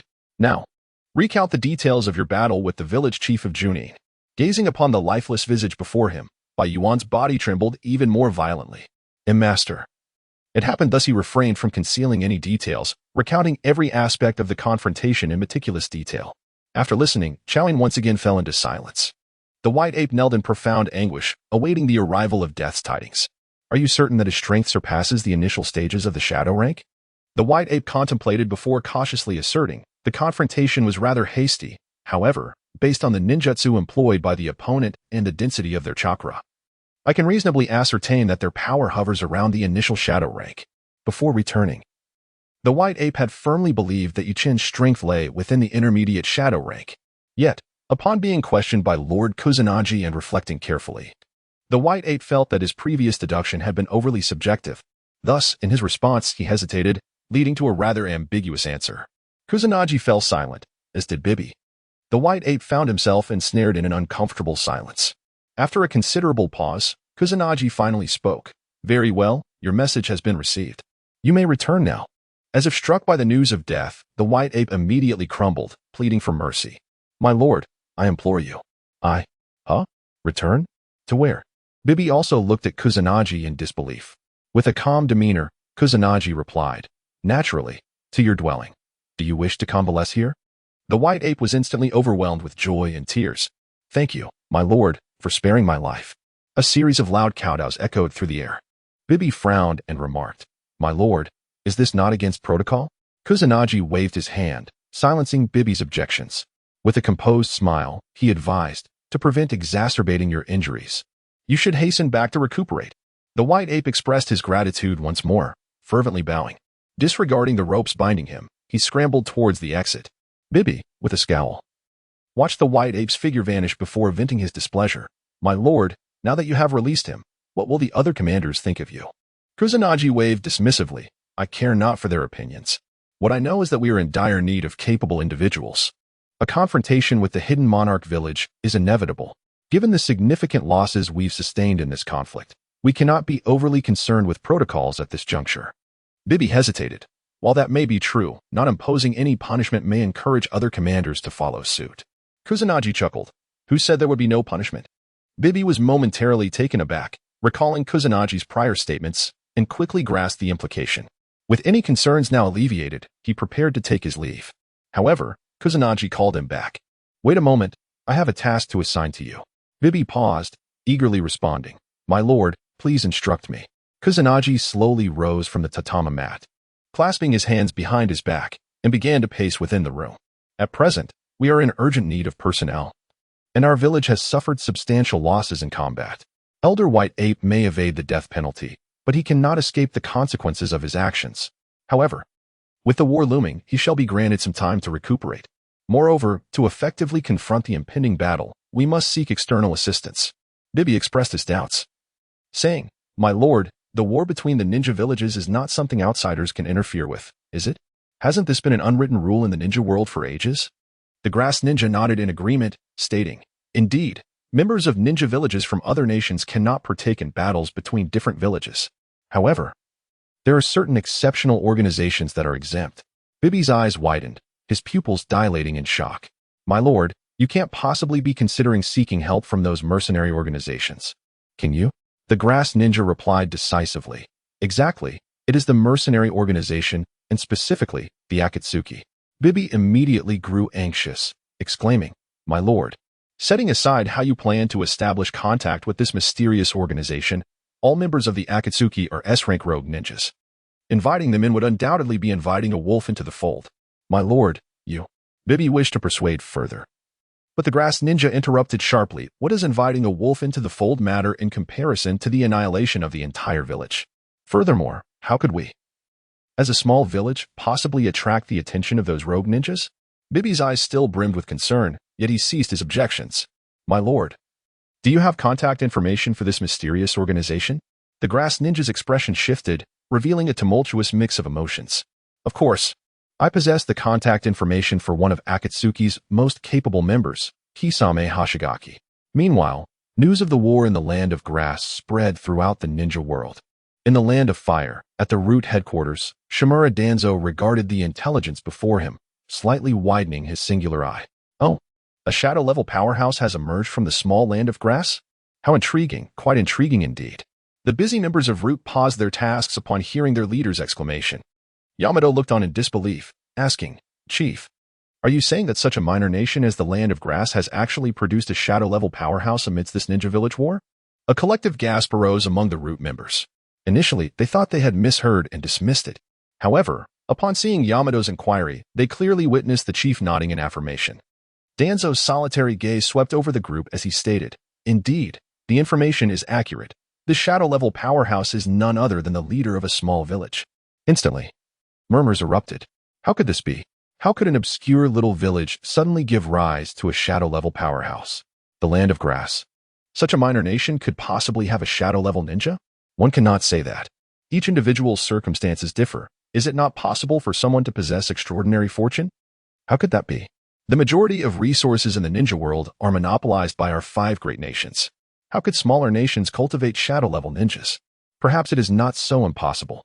Have you forgotten? There are also bloodline limits? Hiss. Is it truly possible for such an extraordinary genius to find himself in a humble nation like the Land of Grass? Humph. Rather than this, I am inclined to believe that perhaps a rogue ninja has defected from one of the 5 great nations and ended up in the Land of Grass. A rogue ninja of the rank of a Kage? Have you lost your mind? Yet, it is not entirely implausible. After all, isn't there a group of exceptionally powerful rogue ninjas within the Akatsuki organization? As the discussions among his subordinates grew increasingly absurd, Shimura Danzo slammed his hand down on the table with a resounding clap.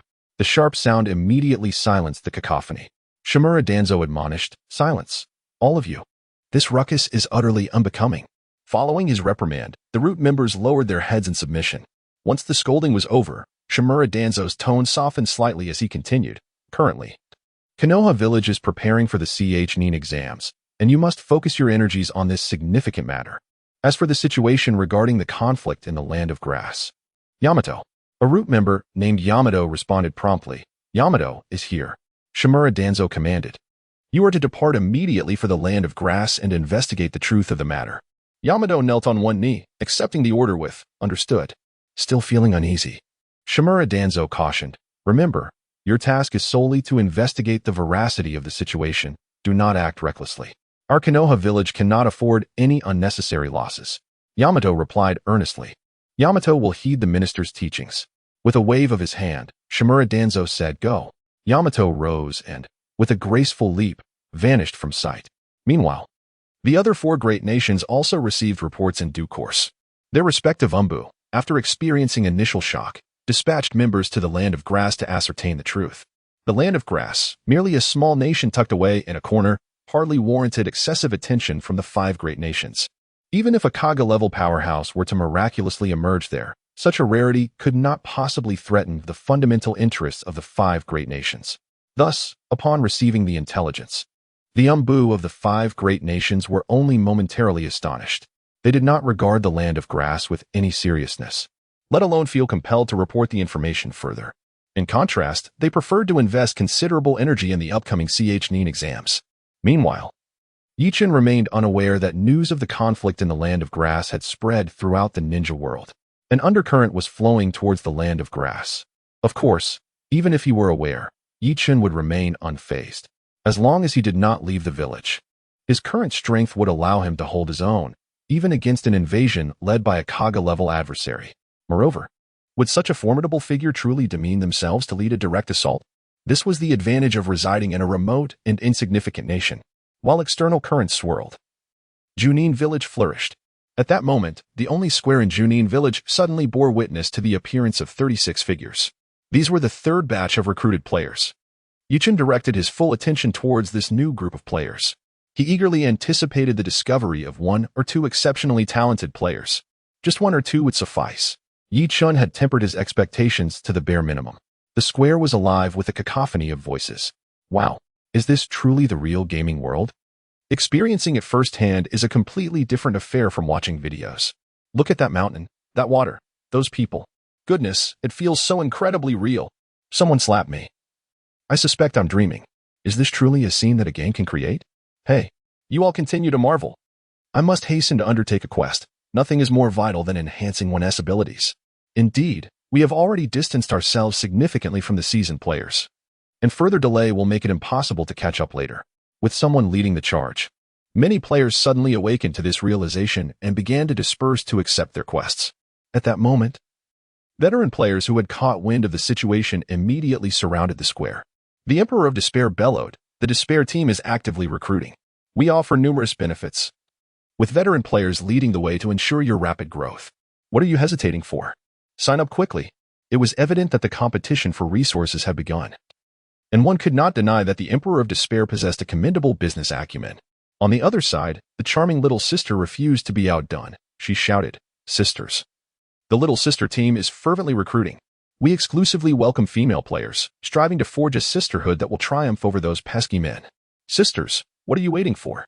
A team is always your strongest support. Miss this opportunity, and you may never find another." As a streamer, Little Sister naturally had exceptional social skills. Her call immediately attracted a wave of enthusiastic responses. Sister, I'm a little puppy, skilled in flattery, ensuring your comfort. Pick me, pick me. Ugh, how shameless. Unlike me, I only want to care for my sisters. Sister, I wish to enroll. Enough already. Step aside. I possess a lowly voice, capable of charm and disguise. Sister, love me. Mua. In their desperate bid to join Little Sister S team, a group of older men employed every tactic imaginable. Little Sister S' forehead was lined with annoyance. She raised her voice, declaring, "All you pesky men, step back. We only recruit female players." Under Little Sister S' rallying cry, more and more Emperor of Despair, utilizing her esteemed title, began to recruit members for her team. Among the initial batch of veteran players, only 2 were fervently enthusiastic about forming a team.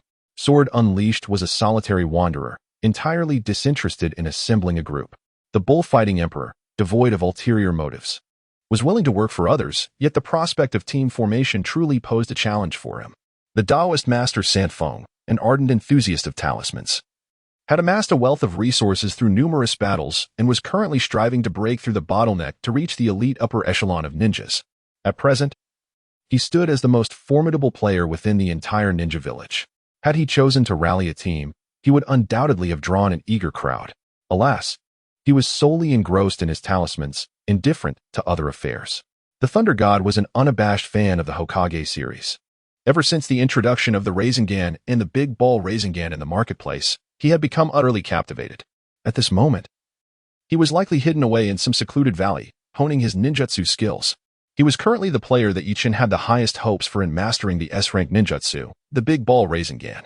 The remaining players, for various reasons, were not keen on team recruitment. Thus, among the first batch of veteran players, only those 2 took the initiative to seek members. In the second batch of veteran players, most were diligently striving to enhance their abilities due to the pressure of the power disparity. Consequently, the number of players arriving for recruitment was limited. The second wave of players, each with their distinct preferences, sought to form teams that were rather peculiar. Daily Treasure Hunt team is recruiting. Come and take a look. Treasure enthusiasts, don't miss this rare opportunity. Game Sightseeing team is looking for members. Friends who enjoy photography and sightseeing, join us. Insect Research Group is recruiting talents. Here, you will find an array of bizarre insect specimens that will certainly broaden your horizons. Daily Task Strategy Group awaits your arrival. We are dedicated to devising strategies for various daily tasks, providing you with the most efficient pathways for advancement. Unlike the team of Emperor of Despair and the Sister Duo, the teams formed by the second batch of players resembled welcome clubs in a university, filled with a plethora of eccentric interest groups seeking an assortment of quirky members. Ichin observed this scene with a bemused smile playing on his lips. Truly, foolishness seems to be an eternal legacy. He pondered why the players drawn to recruitment exhibited such high levels of absurdity, as if this foolishness were contagious. This contemplation led Ichin to reflect for quite some time. He wondered if it was necessary to amend the prevailing atmosphere within the village. However, this thought was swiftly dismissed. The greater the autonomy afforded to players, the stronger their engagement and sense of participation. When they enjoyed their gameplay, it ultimately benefited Ichin himself. Understanding this intricate dynamic, Ichin accepted the label of absurdity with grace. In the bustling square of Junin Village, it resembled a lively marketplace. However, amidst the cries of the welcoming teams, only a handful of individuals ultimately joined their ranks. Moreover, the majority have allied themselves with the formidable Emperor of Desolation and the whimsical Miss Dull.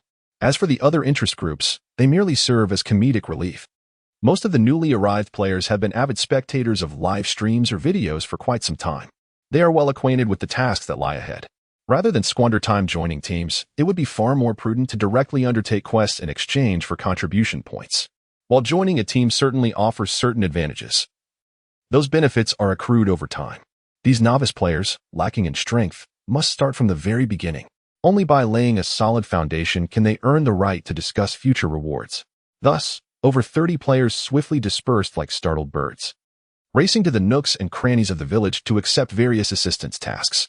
However, Junin Village is rather small, and the native inhabitants are few. Consequently, the number of tasks available for players to undertake is exceedingly limited. Previously, with a smaller influx of players, the villagers had ample tasks to offer. Now, with over 30 newcomers flooding in at once, the tasks have become somewhat scarce. This led to a series of comical scenes, with numerous players queuing for quests, and some even resorting to physical altercations over the collection of dung. A poor elderly lady found herself being enthusiastically assisted across the street by eager players.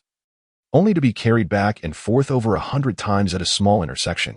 Ultimately, the lady was so frightened by the players' exuberance that she chose to remain indoors. As the quest opportunities dwindled, some players grew anxious. The public chat channel became exceedingly lively. Hey, can you even handle the water-fetching task? At this rate, by the time you return, the flowers will have wilted. Haven't you checked the quest guide? Do you even know which foot to lead with for errands? How can you dare to accept the task? For heaven's sake. You lot are ridiculous, even fighting over dung. You haven't even accepted any tasks. What is the point of this? Huh. Another novice who has thoroughly researched the quest guide. Let me enlighten you. Dung is a treasure. Damn it. I've put up with you long enough. You keep blocking my path. Are you looking for a fight? In their eagerness to secure quests, this batch of new players was practically on the verge of exploding with frustration. While Yichin contemplated releasing some beginner tasks, he noticed a throng of novice players gathered together, curious about their lack of interest in quests. He utilized the system assistance to focus his view on the group. Clearly, in a situation where there were more players than tasks, relying solely on quest acceptance to earn sufficient contribution points was quite challenging. The task guides circulating online were most effective when there were fewer players. But the current scenario was markedly different. Indeed, with everyone scrambling for tasks, the pace of leveling up was significantly hindered. Thus, there remained only one method to earn contribution points without engaging in tasks. Are you referring to the wild creatures outside the village? At the entrance of Junin Village, a group of novice players huddled together, engaged in animated discussions. However, the wilderness monsters had all been monopolized by the larger guilds. And even if we banded together, we could not outpace them in our hunt. Are you all living in a fantasy? Setting aside whether we can even claim those monsters. We can hardly exchange chakra, let alone venture into the wilds. Indeed, have you not watched the streams of the naive little sister? You are well aware of the disarray they faced at the onset of their adventure. What then can we do? With no quests to undertake and no monsters to slay, how can we accrue contribution points? Perhaps we should negotiate with those major guilds, requesting their guidance to other wilderness monsters, and in return, we could offer them a small token of appreciation. Yet, they occupy vast resources. Our meager offerings would hardly be worth their notice. Why would they even consider it? By heavens, they have merely been in the game a little longer. What right do they have to monopolize such resources? I have an idea. If they refuse to assist us in hunting monsters, we shall take to the internet and morally compel them through our posts. A splendid notion. In other games, where players are numerous, this might be ineffective, but in our game, where the player base is sparse, moral coercion would undoubtedly be far more impactful. Those who did not secure testing qualifications still make up the majority. They will eventually enter the game, meaning those yet to play stand united with us. Brilliant. Empathy.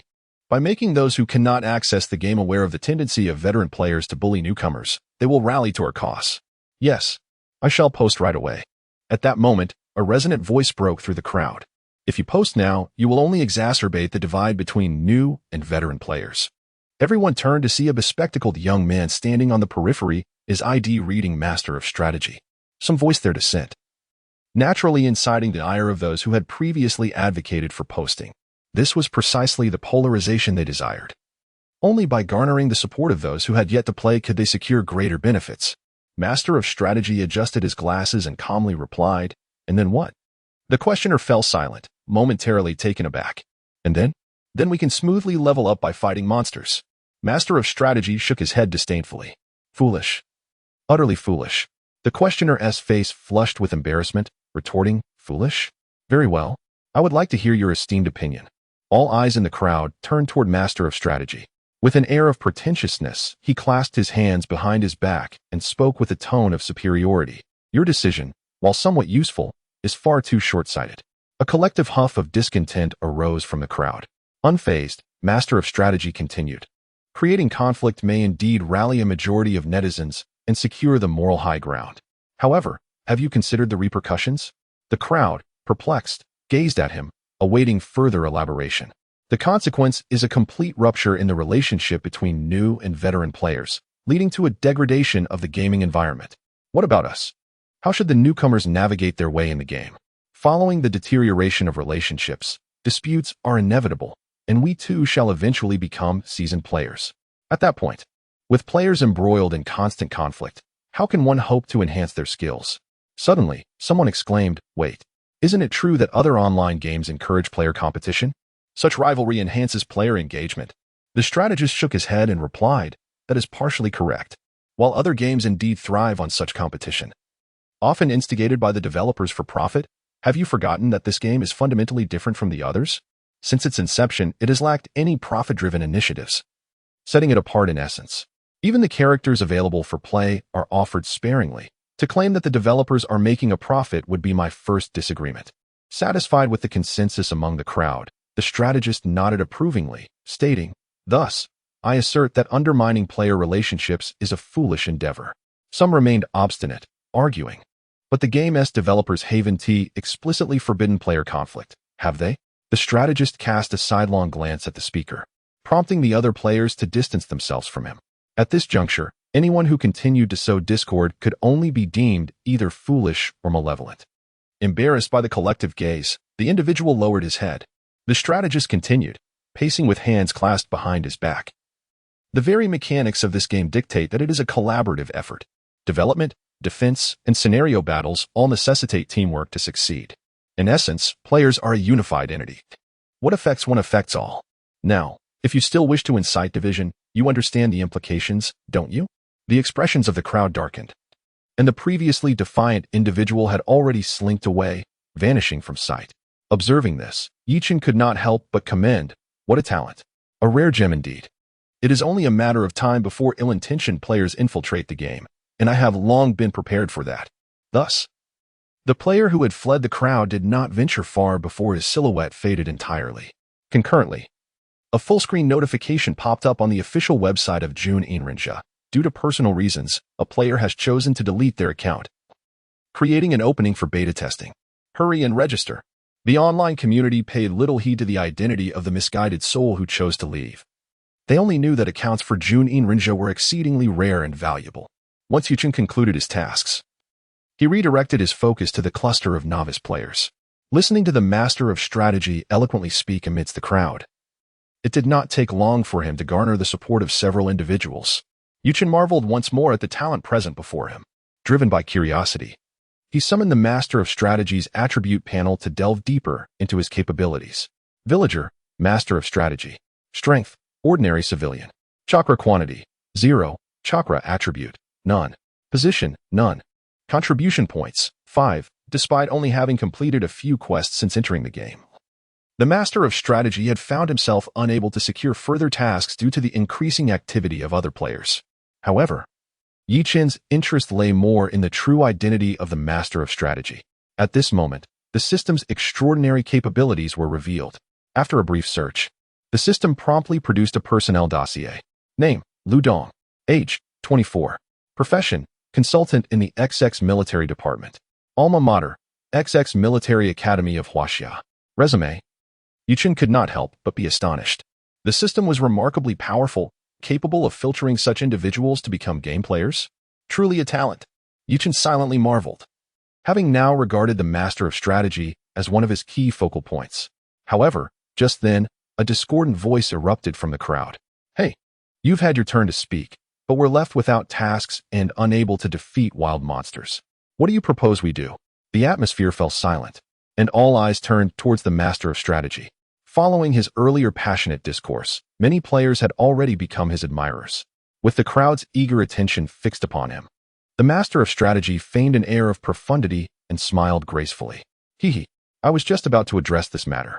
As the intensity of their gazes heightened, he relished the attention and continued, "To be honest, through internal channels, I have discovered that there are more than just 2 ways to earn contribution points." This revelation indeed stirred excitement. "Is that true? Master, please enlighten us. What are the other methods?" The Master of Strategy raised his hands to signal for silence. "All right, I shall not withhold my knowledge. First, this game includes activities centered around management and development. The so-called contribution points are earned by assisting the village to grow and flourish." As the Master of Strategy prepared to elaborate further, someone interjected hastily, "Master, get to the point." Unfazed by the interruption, he maintained his raised finger and continued, "Thus, we must consider what activities can enhance the village. Exterminating beasts to ensure the village's safety qualifies as an enhancement. Aiding villagers in completing tasks also counts as an enhancement. But what about participating in village construction? Does that not also constitute an enhancement? A sharp-minded individual had already grasped the implications of the Master of Strategy's words. Master, are you referring to those daily tasks posted on the task panel? The Master of Schemes, a glimmer of amusement dancing upon his face, snapped his fingers and declared, Eureka! You are correct. The crowd exchanged puzzled glances, and one individual, their countenance darkening, remarked, Master, you have merely reiterated what White said. If we could undertake daily tasks, why would we have gathered here? Another chimed in, Indeed. Master, there are only a handful of daily tasks available, and since we entered the game late, they have already been claimed by the veteran players. How could we possibly secure any daily tasks? The audience, initially anticipating profound insights from the Master, was instead met with a revelation of the obvious, eliciting a chorus of eye rolls. Unfazed, the Master of Schemes waved his finger and chuckled, Huh? Who says daily tasks are limited to those? Curiosity piqued, the crowd fixated on him once more, hope flickering in their eyes.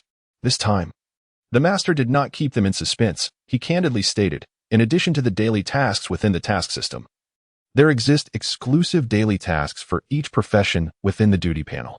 Upon hearing this, expressions of intrigue and excitement illuminated the faces of the crowd. One could no longer contain their impatience and boldly asserted, those who have watched the live stream know that registering for a duty requires a certain level of skill. Currently, we possess no strength whatsoever. How could we possibly register for a duty? Instantly, a chorus of lamentations arose. Indeed, the requirements for duties are utterly inhumane.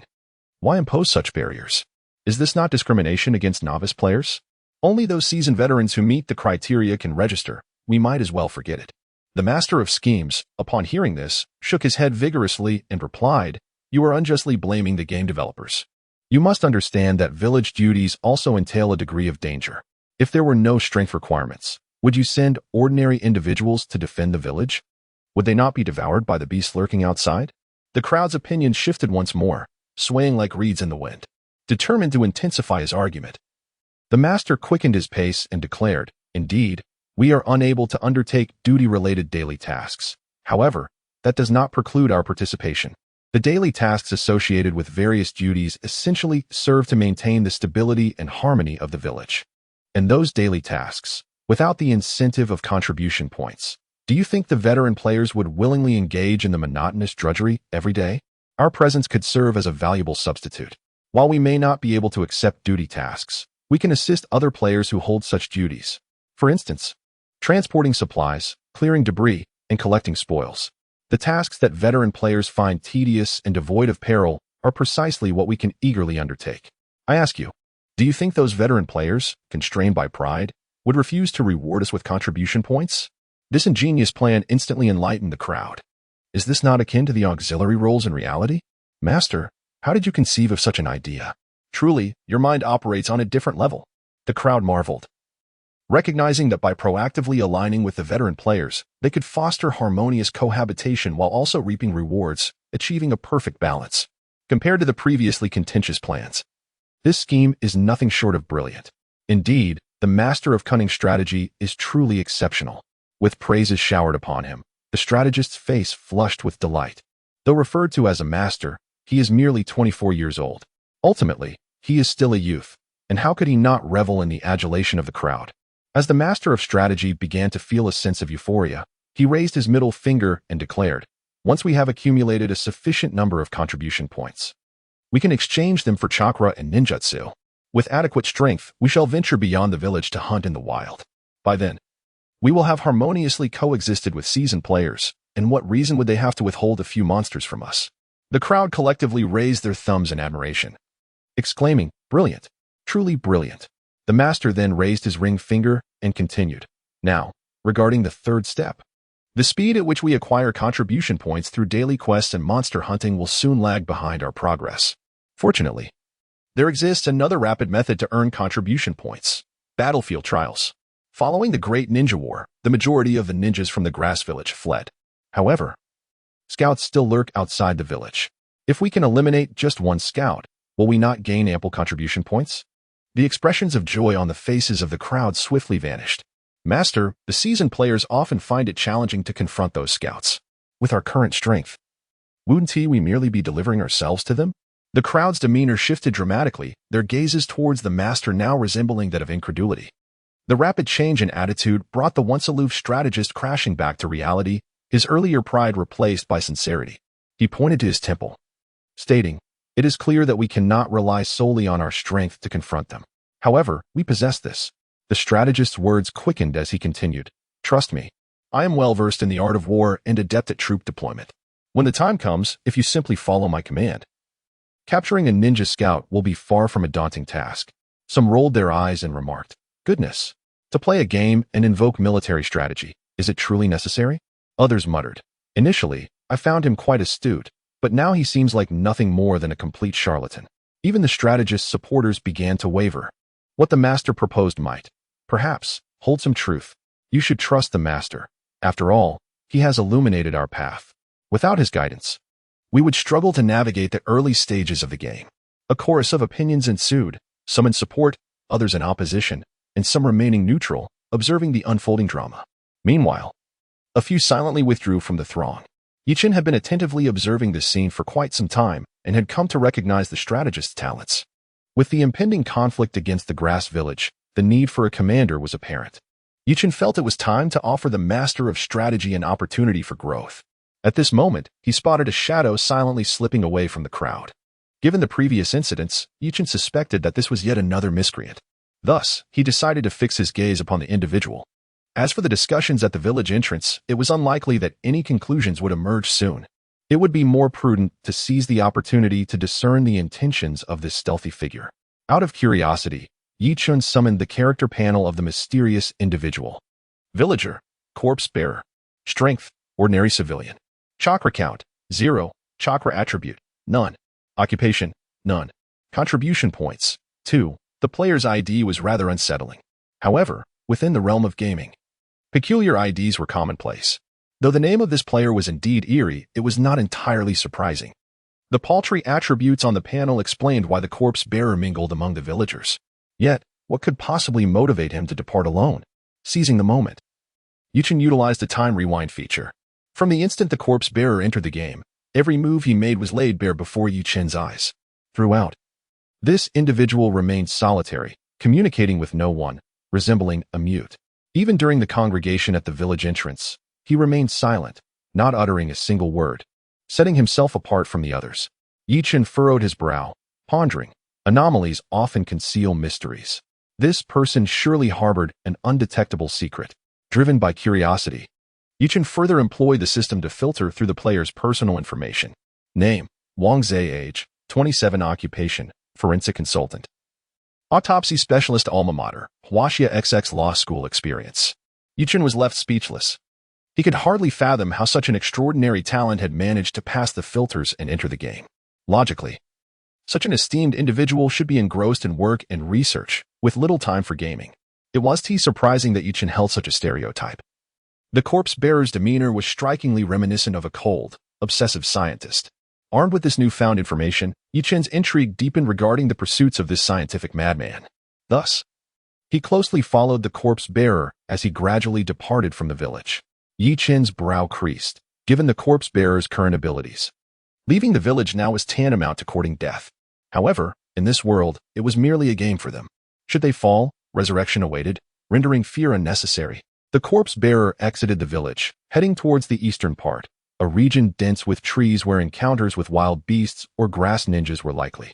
Even seasoned players rarely ventured there. The remnants of the previous battle had been restored by the players, returning the area to its original state. Upon reaching such desolate territory, the corpse bearer displayed no trepidation. He navigated through the thicket, seemingly eager to confront danger. As Yichin followed closely, his eyes narrowed suddenly. He had detected the presence of a concealed grass ninja lurking within the dense forest. Estimating his strength, he should be at the level of an elite genin. This scout, if confronted by another player team, would likely meet a grim fate. However, at this moment, he faced an unarmed ordinary civilian. Yichin initially contemplated intervening, but reconsidered and ultimately decided against it. The figure behind him, the corpse bearer, had clearly come here with ulterior motives. In order to discern the truth, Yichin opted not to act hastily. He was already aware of the presence of enemy scouts lurking about. His choice to ignore them was a deliberate attempt to create an opportunity for players to hone their skills. With the impending battle, Yichin did not seek immediate improvement for the players, but at the very least, he hoped they could solidify their foundations, which could be regarded as a form of enhancement. The grass ninja scout had been lurking in the forest for quite some time before confirming that the corpse bearer was indeed a solitary, ordinary civilian. Although the grass ninja was curious as to how this ordinary civilian had the audacity to venture into such a dense forest, the opportunity for glory was too tempting to resist. The grass ninja, unable to withstand the allure, ultimately chose to strike. He leaped from the trees, flinging a kunai with precision. With a swift thrust, the kunai pierced through the corpse bearer's arm. The grass ninja was cautious in his approach. To guard against any deception, he did not aim directly for the corpse bearer's vital points. Given the corpse bearer's status as an ordinary civilian, he was hardly a match for an elite genin, even with the game's pain sensation reduced to 10. The piercing of his arm rendered the corpse bearer pale with pain.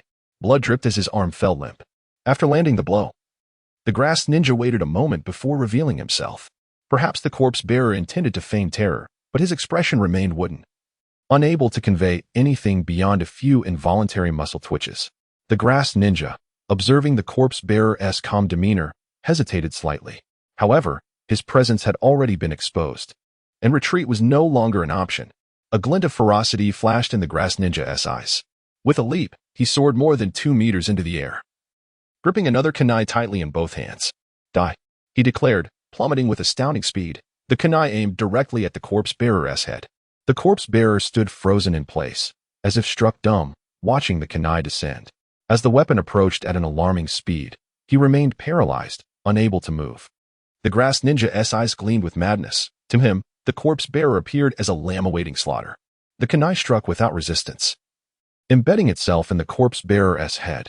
A sickening sound echoed, and crimson and white erupted into the air. However, at the moment the grass ninja relaxed his guard. Just as the kunai penetrated the corpse bearer's skull, the corpse bearer's intact arm shot up from behind him, clutching a rusted steel bar. Scavenged from who knows where, he swiftly swung it across the grass ninja's neck with astonishing speed, catching even the ever-prepared Yuchun by surprise.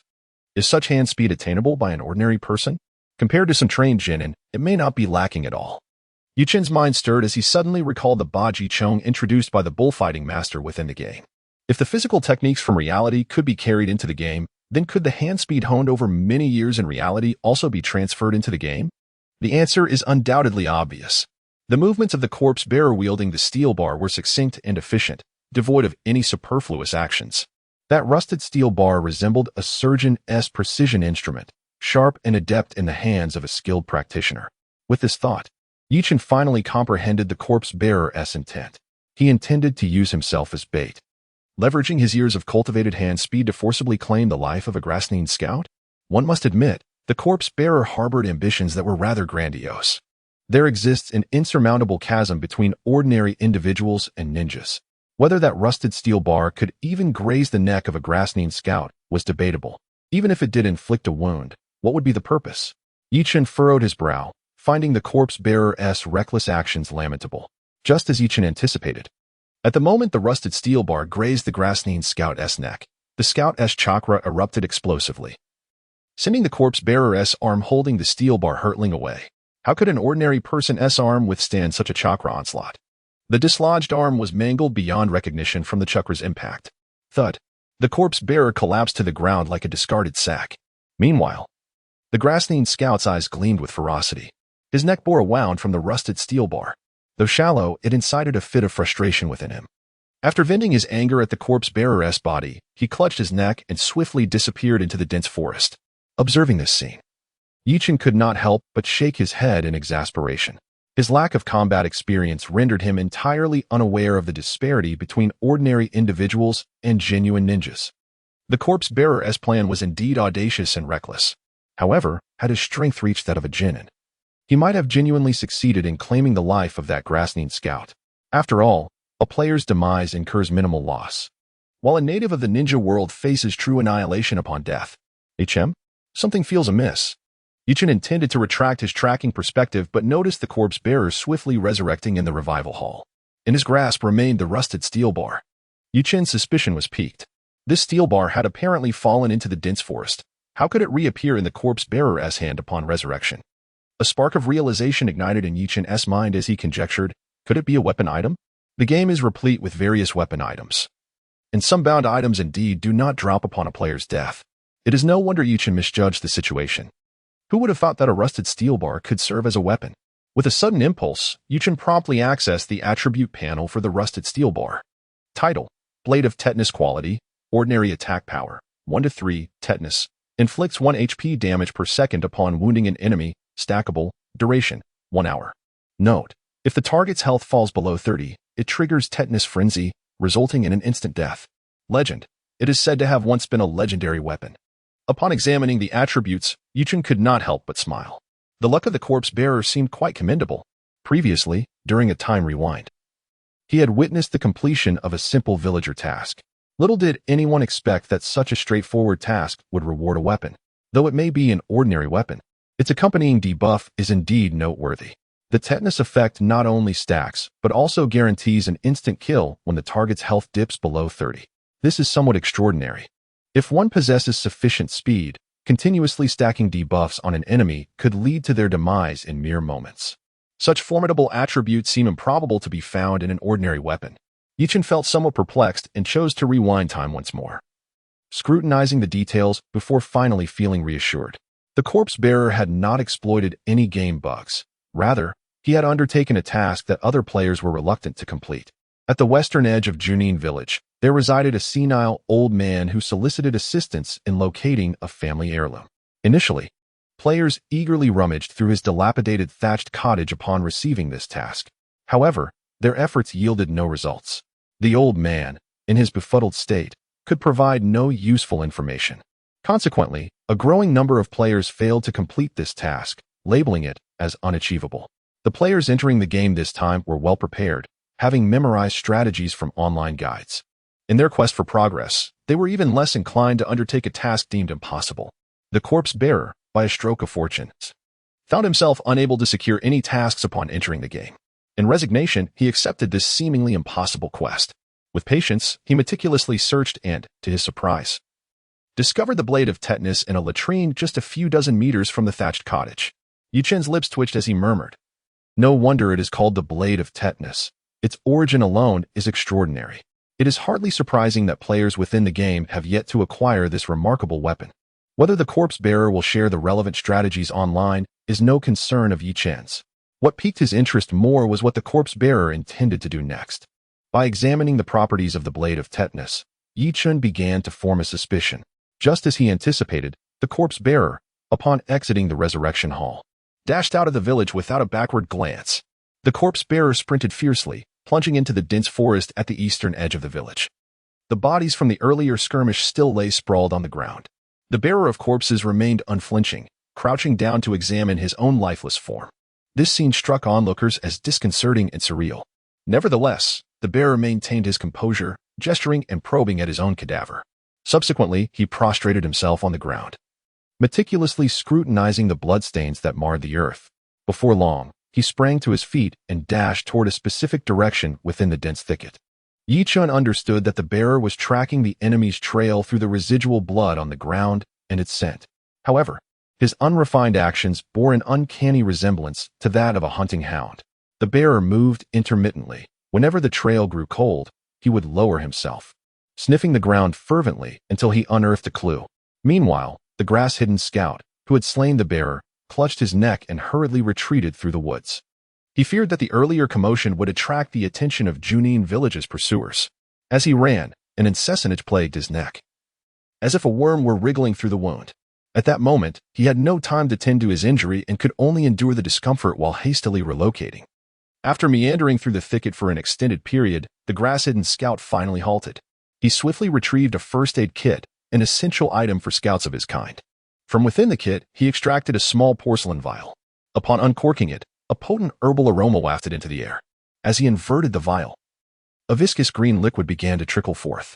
The scout caught it in his hand and immediately applied the thick essence to the wound on his neck. This concoction possessed remarkable properties, including hemostasis, bruise resolution, and anti-inflammation. As he applied it, the pain was so intense that the scout grimaced. As his palm made contact with the wound, a thick yellowish liquid adhered to his fingers. The scout paused momentarily, realizing that his injury had begun to fester. It had been merely a few minutes since he was wounded, and he found it baffling how the wound could deteriorate so swiftly. He understood the peril that festering posed. Just as he pondered whether to return to Junin Village for urgent treatment, a nearby rustle startled him. Peering into the thicket, he was met with a sight that sent shockwaves through his being. The very civilians from Junin Village he had slaughtered now stood calmly amidst the foliage. They bore the same tranquil demeanor, surveying their surroundings as though on a leisurely holiday. In a state of terror, the scout muttered, How is this possible? Suddenly, he recalled the captain's admonition to their scout team before their departure. When encountering the ninjas of Junin Village, they must not engage individually. Without the assurance of a fatal strike, they should retreat as far as possible.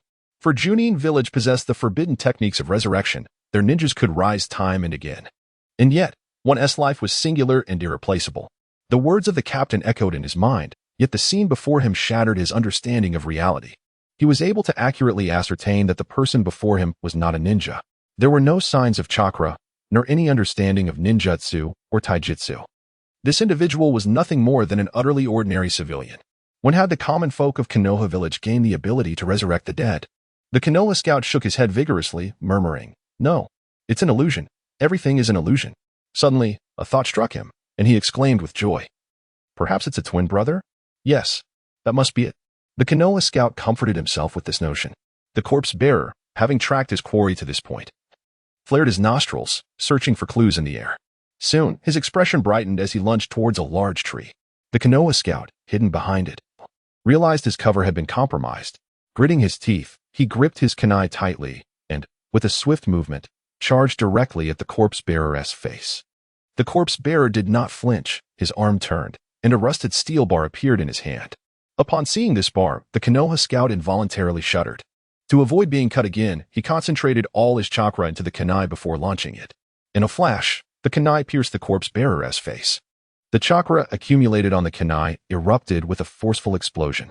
With a splatter reminiscent of a watermelon, the corpse bearer's head burst apart, yet his arm continued to move instinctively through the air. It was swift, astonishingly swift.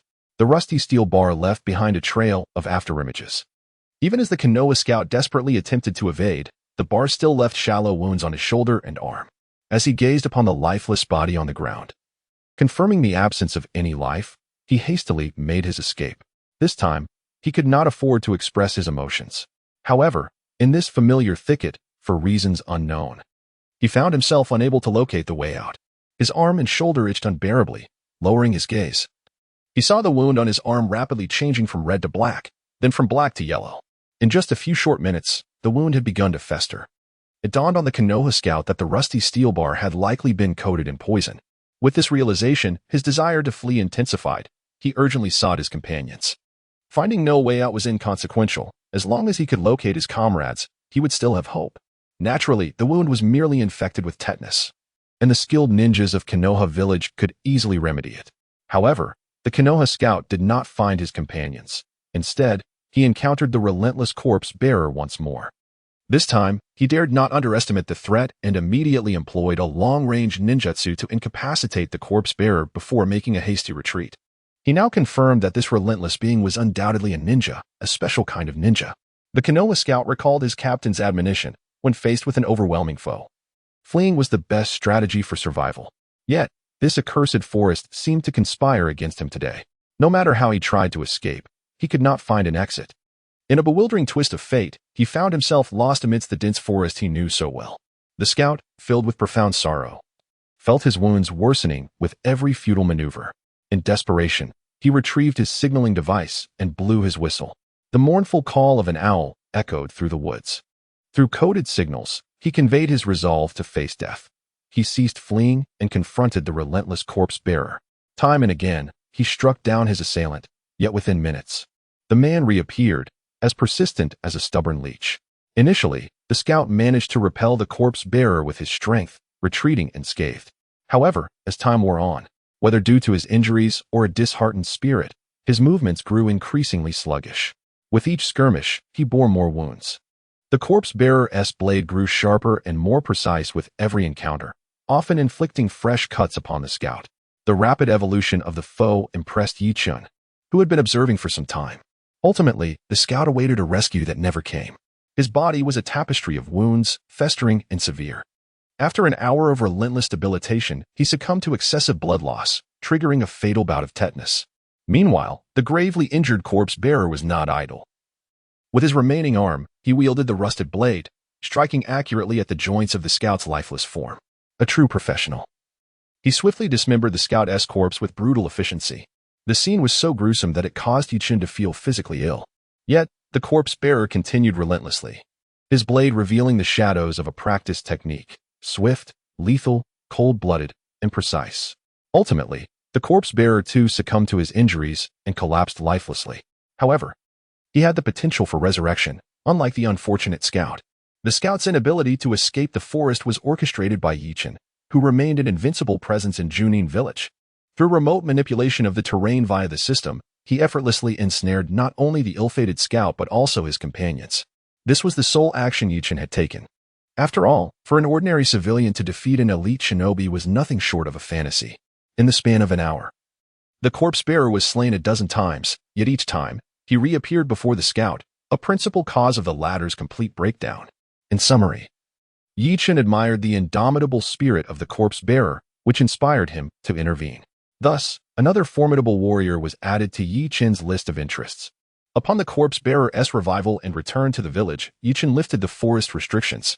The members of the grass-hidden scout team, following the trail, discovered the shattered remains of their fallen comrades, along with the tattered corpses of the corpse-bearers. They exchanged glances filled with sorrow, the air thick with grief. They dared not raise their voices, for they were perilously close to Junin Village. Should their presence be revealed, they too would meet their demise here. With heavy hearts, they gathered the bodies of their sacrificed teammates and swiftly returned to Grass-Hidden Village to deliver the grim news. At the moment the corpse-bearer successfully dispatched the Grass-Hidden scout, a notification appeared in the system. Ding. Congratulations to player corpse-bearer for successfully killing the elite lower ninja of Grass-Hidden, earning 1,000 contribution points. The public channel within the game erupted in chaos. Why is it that we only received 200 contribution points for slaying an elite lower ninja? Yet this corpse-bearer receives 1,000? Bro, this corpse-bearer's ID is unfamiliar. He must be a newcomer. So what if he is a newcomer? Wait, a newcomer? Are you kidding me? Indeed, he just joined the game. The system has a player query function.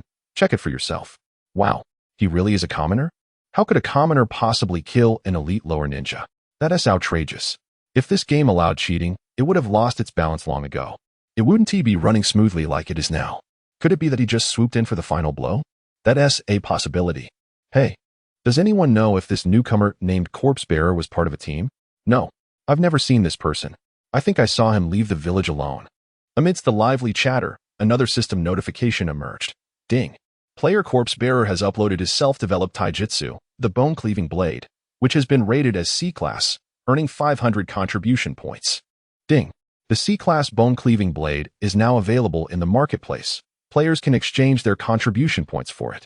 The already tumultuous chat channel exploded anew. A master has emerged. Corpse-Bearer, I wish to become your disciple. Indeed. How could an ordinary commoner kill an elite lower ninja? It turns out he is a skilled fighter. Corpse-Bearer. Where are you? Come forth and grace us with your presence. This master is so humble. He has spoken a word since the beginning. I see Corpse-Bearer. He is shopping in the marketplace. Quick, don't let him slip away. Such a talent is rare.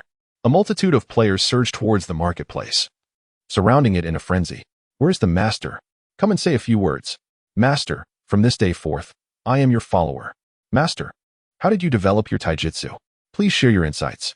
Master, tell us how you defeated the elite lower ninja. Amidst the cacophony of voices, the bewildered corpse-bearer found himself encircled. The bearer of corpses was inherently a reticent scholar of the sciences, seldom engaging with outsiders in his daily life. Suddenly surrounded by a throng of people, he found himself so overwhelmed with trepidation that he struggled to articulate even a complete sentence. That. The eager onlookers fixated their gazes upon him, amplifying his anxiety. In his nervous state, words eluded him further, his lips moving without sound, growing ever softer. You all. The crowd felt their hearts leap into their throats, yet they still could not grasp a coherent phrase from the bearer of corpses. At that moment, someone stepped in to alleviate the tension. The Emperor of Despair boldly parted the crowd, swaggering forth with his entourage to address the bearer directly. Esteemed one, I notice you have yet to join any team. Why not consider joining mine? The benefits are substantial and the rewards plentiful. At this juncture, the naive girl, accompanied by a group of female players, burst into the scene. Despair, what kind of benefits can you offer? With your incessant jesting, do you possess the requisite strength? Provoked by her words, the Emperor of Despair became flustered, exclaiming, "How can you say that?" In mid-sentence, he turned abruptly to face the bearer of corpses, declaring, "Esteemed one, should you join my team, I shall grant you 500 contribution points daily, no effort required on your part." This proclamation elicited a chorus of gasps, exemplifying the essence of lavish wealth. Only seasoned players, having endured the trials of the two Ninja Village wars, could possess such audacity. However, the naive girl was undeterred. She deftly pushed the Emperor aside, addressing the bearer directly, her face glowing with enthusiasm. "Master, our team traditionally only recruits female players, but today we are making an exception for you. Join us, and you will have beautiful companions for leveling up and training. Furthermore, I shall provide you with 800 contribution points daily, all for nothing. Additionally, in any team, hard work will yield extra contribution points." The conditions offered by the naive girl were exceedingly generous. Before the bearer could respond, a group of older players began clamoring. "Sister, allow me to join your team. I seek no reward, just the chance to work for free. Sister, I have 20 years of experience as a dedicated worker, steadfast and diligent. Please, let me join your team. Sister, add me to your team, and you shall not regret it." The male players erupted in uproar, eager to seize the opportunity to infiltrate the naive girl's team. Yet, she merely rolled her eyes, uninterested in their advances. Turning her attention back to the silent bearer of corpses, she became far more attentive. "Master, what do you think? Would you consider our offer?" The bearer of corpses twitched his lips, stammering, "Well, after much hesitation, I still cannot form a coherent thought." The bearer's reaction only heightened the anxiety of the spectators surrounding them. "Esteemed one, please provide us with a decisive answer." Indeed, such tantalizing intrigue. Who could possibly endure it? In the midst of the crowd, hushed whispers arose, speculating that the bearer of corpses spoke with such hesitation that he might be afflicted with a stutter. It seemed I was not alone in this sentiment.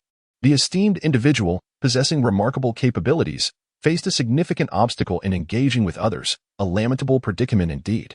The bearer of corpses found himself in a quandary, accustomed to solitude and rarely the focus of such collective attention. His intention was to remain unaffiliated with any group. Yet, under the watchful gazes of the assembly, he found himself unable to voice a refusal. The atmosphere grew tense as the onlookers exchanged puzzled glances. At that moment, a robust player strode forth, confidently asserting his presence. My brother, the bearer of corpses. I have no team of my own, but I dare to extend an invitation for you to join me." This unexpected interjection naturally incited the ire of the sovereign of despair and the simple-minded sister. They turned in the direction of the voice, momentarily taken aback.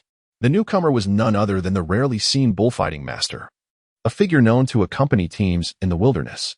Though his relationships with others were somewhat distant, he was at least a familiar face. The crowd generally perceived the bullfighting master as rather slow-witted, often preoccupied with the study of martial arts when not engaged in group battles. His characteristic earnest smile disarmed those who recognized him, making it difficult to harbor resentment. After all, one does not strike a smiling face. The sovereign of despair and the simple-minded sister were no exception. Upon seeing the bullfighting master, their anger dissipated significantly.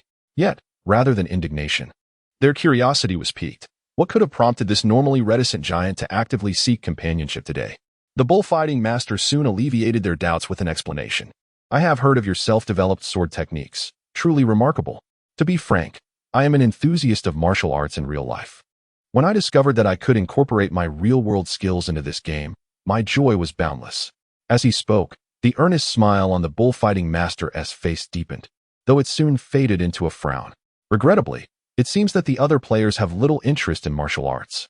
You are the first individual I have encountered who has developed techniques within this realm. The lack of appreciation for martial arts is rather disheartening. However, encountering you is fortuitous. Since we are both aficionados of martial arts, why not collaborate? Perhaps we could validate each other's skills and elevate ourselves together." No one anticipated that the typically succinct bullfighting master would engage in such extensive discourse today. Through his words, the crowd was astonished to discover that beneath his unassuming demeanor lay profound thoughts. Perhaps the bullfighting master's affable smile made it easier for others to lower their defenses. Or perhaps his genuine sentiments resonated with the bearer of corpses. In any case, the bearer of corpses, who had been tense until now, found his anxiety dissipating in the wake of the bullfighting master's eloquent expressions. With a slight furrow of his brow, the bullfighter master spoke in a low tone to decline the offer. I'm afraid I'm not particularly fond of physical arts. Furthermore, I prefer to act alone. Upon successfully rejecting the proposal, the grave bearer felt no shred of joy. Instead, he was gripped by a sense of guilt for turning down the earnest request of the simple giant before him. The bullfighter master sighed in disappointment, exclaiming, "Oh well." At that moment, a stir arose once more from the crowd. The first batch of players, having received a system notification, leisurely arrived, gathering in the marketplace. The Emperor of Despair and the simple girl displayed some displeasure upon seeing such a multitude of competitors. However, the other 6 participants did not extend any olive branches. They merely exchanged a few polite words with the grave bearer before moving on. This left the Emperor of Despair and the simple girl utterly bewildered, unable to comprehend the situation. The swordsman of destiny, a true lone wolf, had no intention of inviting others to join his cause. Upon arriving at the marketplace, he simply nodded at the grave bearer with a smile, aligning perfectly with his solitary nature. The Taoist master Sanfeng and the Naruto enthusiast Raijin, engrossed in their own research, also refrained from inviting the grave bearer to form a team.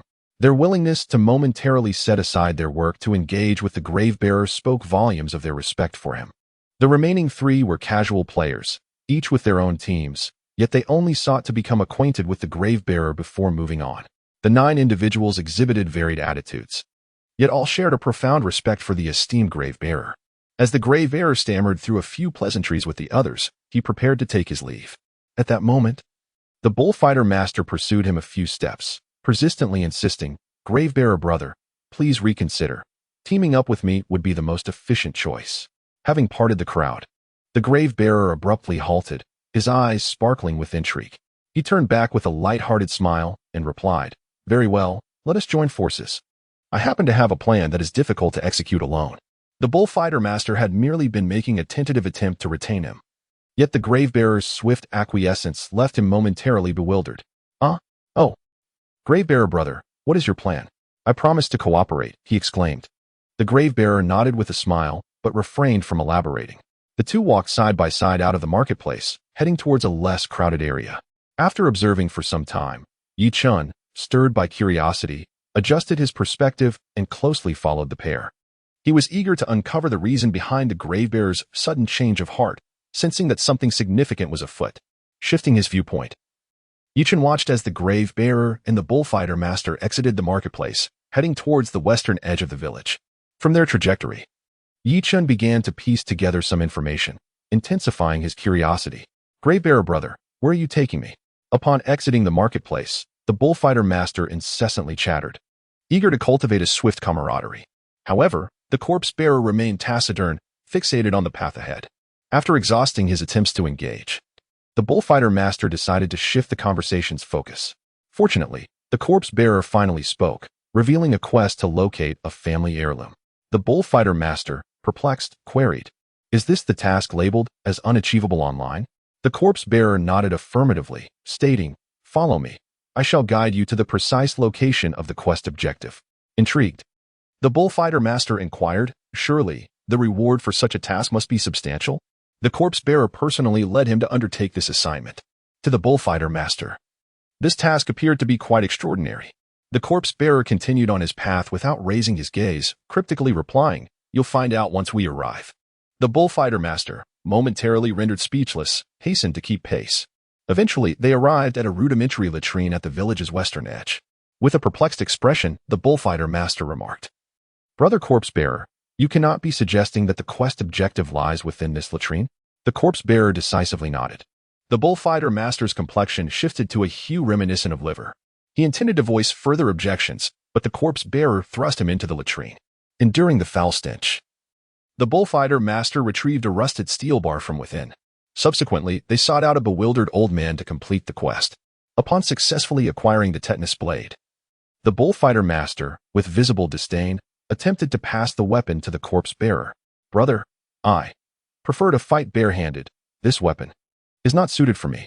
Unfazed, The corpse bearer insisted, "I have obtained this weapon. You must keep it safe, for it will prove invaluable later." Left speechless, the bullfighter master had no choice but to stow away the rusted steel bar. When he received the weapon, the bullfighter master naturally discerned its attributes, recognizing the extraordinary buffs it possessed. Despite this knowledge, it did little to mitigate his aversion to the weapon. Perhaps he truly favored unarmed combat. After acquiring the tetanus blade, the two redirected their course toward the northern part of the village. Junin Village, nestled amidst mountains and rivers, boasts stunning scenery. Players entering the game are often captivated by the remarkably realistic and beautiful environment here. To the north of Junin Village lies a series of undulating mountains. The dense forest at the eastern edge of the village is exceedingly concealed, leading to a scattered distribution of the grass-hiding scouts within its depths. Similar scouts roamed the northern part of the village. Due to the unique geographical setting, there were fewer hidden spots, resulting in groups of 3 to 5 scouts banding together to gather information. Just as the two were about to exit the village, the bullfighter master suddenly recalled something. He suddenly halted in his tracks, his face a mask of astonishment as he exclaimed, "Brother corpse bearer, you cannot possibly be thinking." The corpse bearer, however, continued his relentless stride toward the outskirts of the village. As the saying goes, fortune favors the bold to swiftly acquire contribution points. Ambushing hostile NPCs is undoubtedly the most expeditious method. The bullfighter's expression fluctuated between apprehension and resolve, yet he remained rooted to the spot. But just the two of us? Is this not akin to courting death? The bullfighter, though good-natured, was not foolish. Ambushing a squad of grass ninjas with merely 2 people? What difference does that make to inviting demise? At last, the corpse bearer halted, turned around, and grinned. "Did you not wish to validate your body techniques? Is this not the perfect opportunity for verification?" The bullfighter furrowed his brow tightly and replied, "While combat is indeed the most effective means of validation, this endeavor feels like a death sentence." The corpse bearer shrugged nonchalantly, stating, "It's merely a game. Should we perish, we simply respawn. It's just a matter of losing some chakra. What is there to fear?" He spread his hands wide and continued to persuade. "Moreover, if we manage to slay even one enemy, we stand to gain immensely. The more we defeat, the greater our rewards. This venture, by all accounts, is unlikely to yield any losses." The bullfighter remained frozen, his expression still wavering. After a moment's pause, the corpse bearer, seeing that the bullfighter was still immobile, turned and strode purposefully toward the village's edge. A fleeting phrase echoed in the bullfighter's ears, "If you are afraid, you may return. I would prefer fewer burdens." The speaker's intent was clear, and the bullfighter, his face flushed with indignation, exhaled sharply and muttered, "Who is afraid of whom? Let us go. It's merely a game world. What player fears death?" The bullfighter was merely concerned about dying in vain. As he watched the 2 figures disappear into the distance, Junin felt a surge of excitement. This corpse bearer was truly audacious. Yet, there was something rather endearing about such audacity. How intriguing, indeed. Shifting perspectives, Junin's gaze remained fixated on the duo. Upon exiting the village, the terrain suddenly became more rugged, having entered the mountainous region. The corpse bearer and his companion slowed their pace, frequently pausing after traversing a distance. The reason for this was that the corpse bearer would often crouch low, inhaling deeply as he surveyed the open ground, like a hound on the hunt. The bullfighter, a practitioner in real life, understood perfectly what the corpse bearer was doing. However, he couldn't help but wonder if employing real-world tracking methods in the game would truly be effective. Initially, he had attempted to mimic the corpse bearer, crouching behind him to sniff the ground. Yet, apart from the overwhelming scent of damp earth, he gained no further insights. Consequently, he abandoned this endeavor. Observing the corpse bearer diligently engaged in his task, they ascended a dirt slope, and before them stood a landscape strewn with rocks, the terrain becoming even more rugged. Gradually, they had ventured deep into the mountains behind the village. After a lengthy spell of boredom, the bullfighter master could no longer contain himself and inquired, "Brother, are you certain this is the right direction?" As they approached the steep mountains, the bullfighter master began to doubt the tracking abilities of the corpse bearer. At that moment, the corpse bearer abruptly raised a finger and whispered, "Show." Silence. The bullfighter master, with his keen ears, detected an exceedingly faint sound. In the game Junin Ninja, acquiring chakra significantly enhances one's physical attributes through its influence. This enhancement is portrayed with remarkable realism within the game. Suddenly crouching down, the bullfighter master whispered, "There are enemies." The corpse bearer gestured for him to remain silent. The two of them, hidden behind a massive boulder, tilted their heads slightly to peer around it. Among a pile of scattered rocks, 6 scouts clad in grass-green ninja attire were huddled together, munching on their rations. They remained exceedingly vigilant, frequently glancing around to avoid detection by the guards of Junin Village. This squad of grass ninjas dared not light a fire, despite their caution. Yet, even with their meticulousness, they had been tracked down. The pursuers, however, were merely a duo. After observing for a moment, the bullfighter master could no longer contain himself and quietly relayed the reconnaissance information: 1 Nin, 2 elite Genin, and 3 Genin. Having entered the game early and experienced numerous events, his strength had elevated to the elite Nin level, allowing him to easily ascertain the strength of the opposing team. The corpse bearer, having recently joined the game, was still at a low level, not yet reaching the Genin rank. Upon hearing the bullfighter master's assessment, the corpse bearer's eyes brightened, and he promptly asked, "Do you think we can hold off that Nin NPC?" The bullfighter master hesitated slightly before responding. "We can certainly hold him off, but I fear the commotion will attract additional enemies." The corpse bearer, displaying remarkable decisiveness, replied, "As long as we can hold him, we need not fear their reinforcements. We are not far from Junin Village, and they possess a geographical advantage." Observing the unwavering confidence of the corpse bearer, the bullfighter master opened his mouth to offer a few words of caution, but thought better of it. After all, the corpse bearer had already articulated his true intentions. They had come here with the expectation of perishing. Taking down even one enemy would not be in vain, and taking down more would be a tremendous gain. Gritting his teeth, the bullfighter master's gaze hardened. As the grass ninja scout team was about to finish their meal, the corpse bearer, without a word of warning, charged out. The bullfighter master was taken aback by the corpse bearer's reckless action. By the time he regained his composure, the enemies had already surrounded the corpse bearer. "Cover me." The corpse bearer, undaunted, drew his tetanus blade and struck at the nearest foe. The bullfighting master exhaled heavily, propelling himself forward like a cannonball, charging straight at his adversaries. The 6 grass-hidden scouts were taken aback, momentarily distracted as they were gnawing on their rations when 2 figures leapt out from behind a massive boulder, brandishing their weapons with an air of reckless abandon. It was evident that these were the ninjas from Junin Village. Although startled, the 6 scouts remained composed. They coordinated seamlessly, fanning out in a formation akin to plum blossoms, while their leader, a Nin, took a central position and promptly produced a distinctive whistle. The sharp whistle echoed through the mountains, serving as a specific communication signal among scouts, a warning, and a call for reinforcements. The bullfighting master's expression darkened upon hearing the signal. He understood the urgency of detaining the Nin leader. As for the other 5 scouts, he paid them no mind, for the corpse bearer had not instructed him to concern himself with them prior to the operation. 8 extremes collapse. Taste my elbow. The ninja standing before the grass-hidden Nin, despite exerting all his strength to obstruct, was sent flying by the bullfighting master's ferocious elbow strike. The disparity in their levels of power was stark. Even a seemingly disregarded physical technique was sufficient to obliterate a lower-ranking ninja. After issuing the signal through the whistle, the Nin leader resolutely engaged in battle. By observing the fluctuations in chakra, he quickly deduced that the bullfighting master was the true threat. While the individual wielding a rusted steel bar posed no significant danger, barely qualifying even as a genin. With this accurate assessment, the Nin leader felt a wave of relief wash over him and began to utilize binding ninjutsu to buy time. Water release, flowing prison. Earth release, rock spike. Hand seals flew as the water and earth chakra intertwined, forming ninjutsu before the bullfighting master. Employing a unique footwork technique, the bullfighting master twisted and turned, attempting to escape the constraints of the ninjutsu. However, the water-formed prison and the shimmering spikes emerging from the ground forced him into an increasingly precarious position.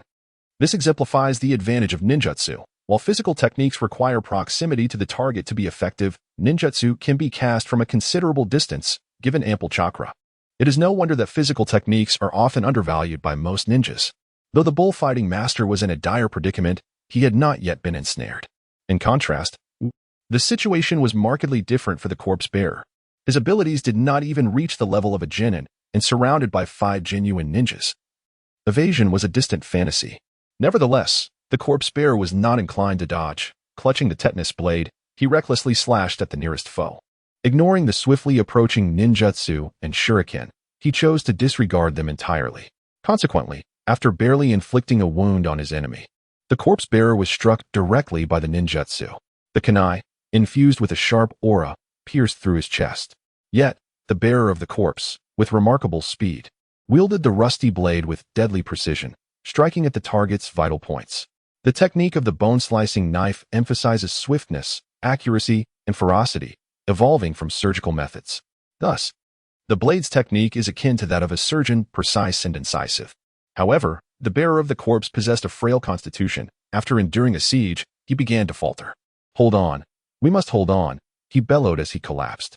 The beleaguered bullfighter, in the midst of a hasty retreat, glanced back and caught a glimpse of the bearer's unblinking demise.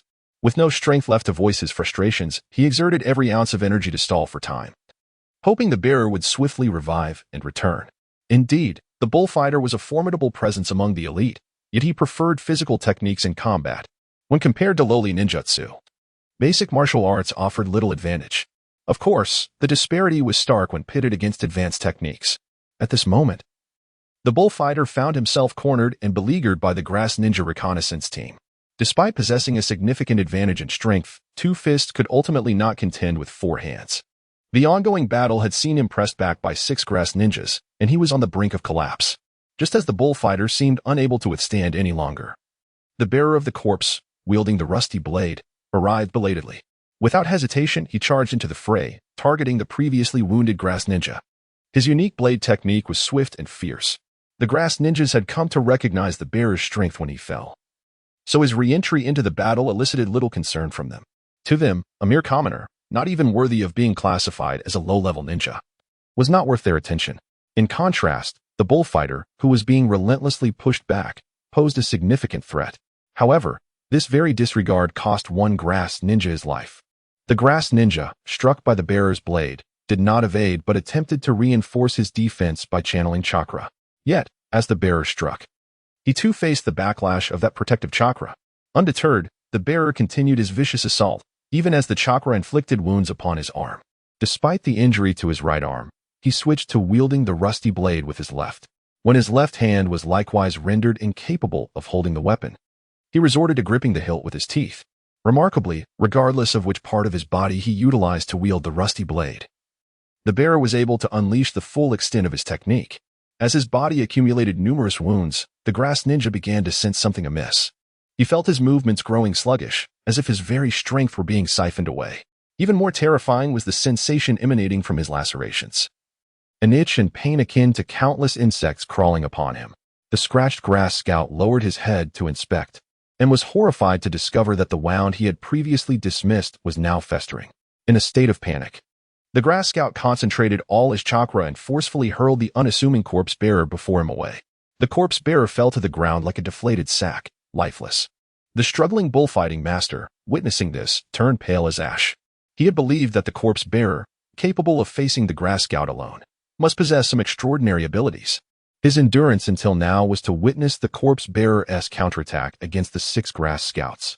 However, as the corpse bearer collapsed once more, the bullfighting master felt an overwhelming urge to curse. What kind of divine teammate have I assembled? Surrounded by the 6 grass scouts, the bullfighting master found himself in a dire predicament, completely devoid of any ability to retaliate. Explosive ninjutsu erupted around him, constricting his range of movement. As the relentless attacks encroached, he grew increasingly flustered. Heart racing, the bullfighting master bellowed, "I'll fight you to the end." He endured the injuries to evade the binding ninjutsu.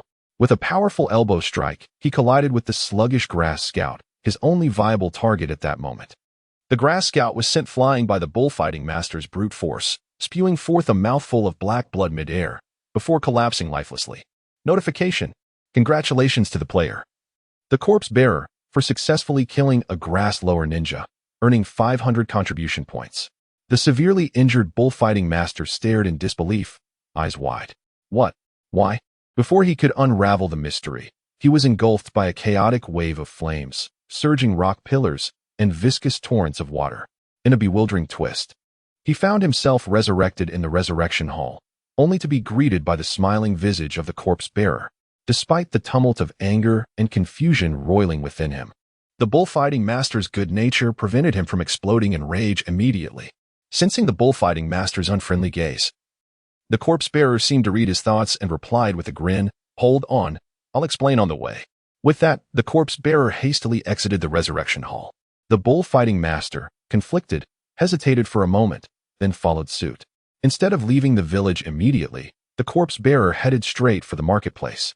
He exchanged all the contribution points he had previously acquired for Chakra, and with the recent reward, he converted everything into Chakra.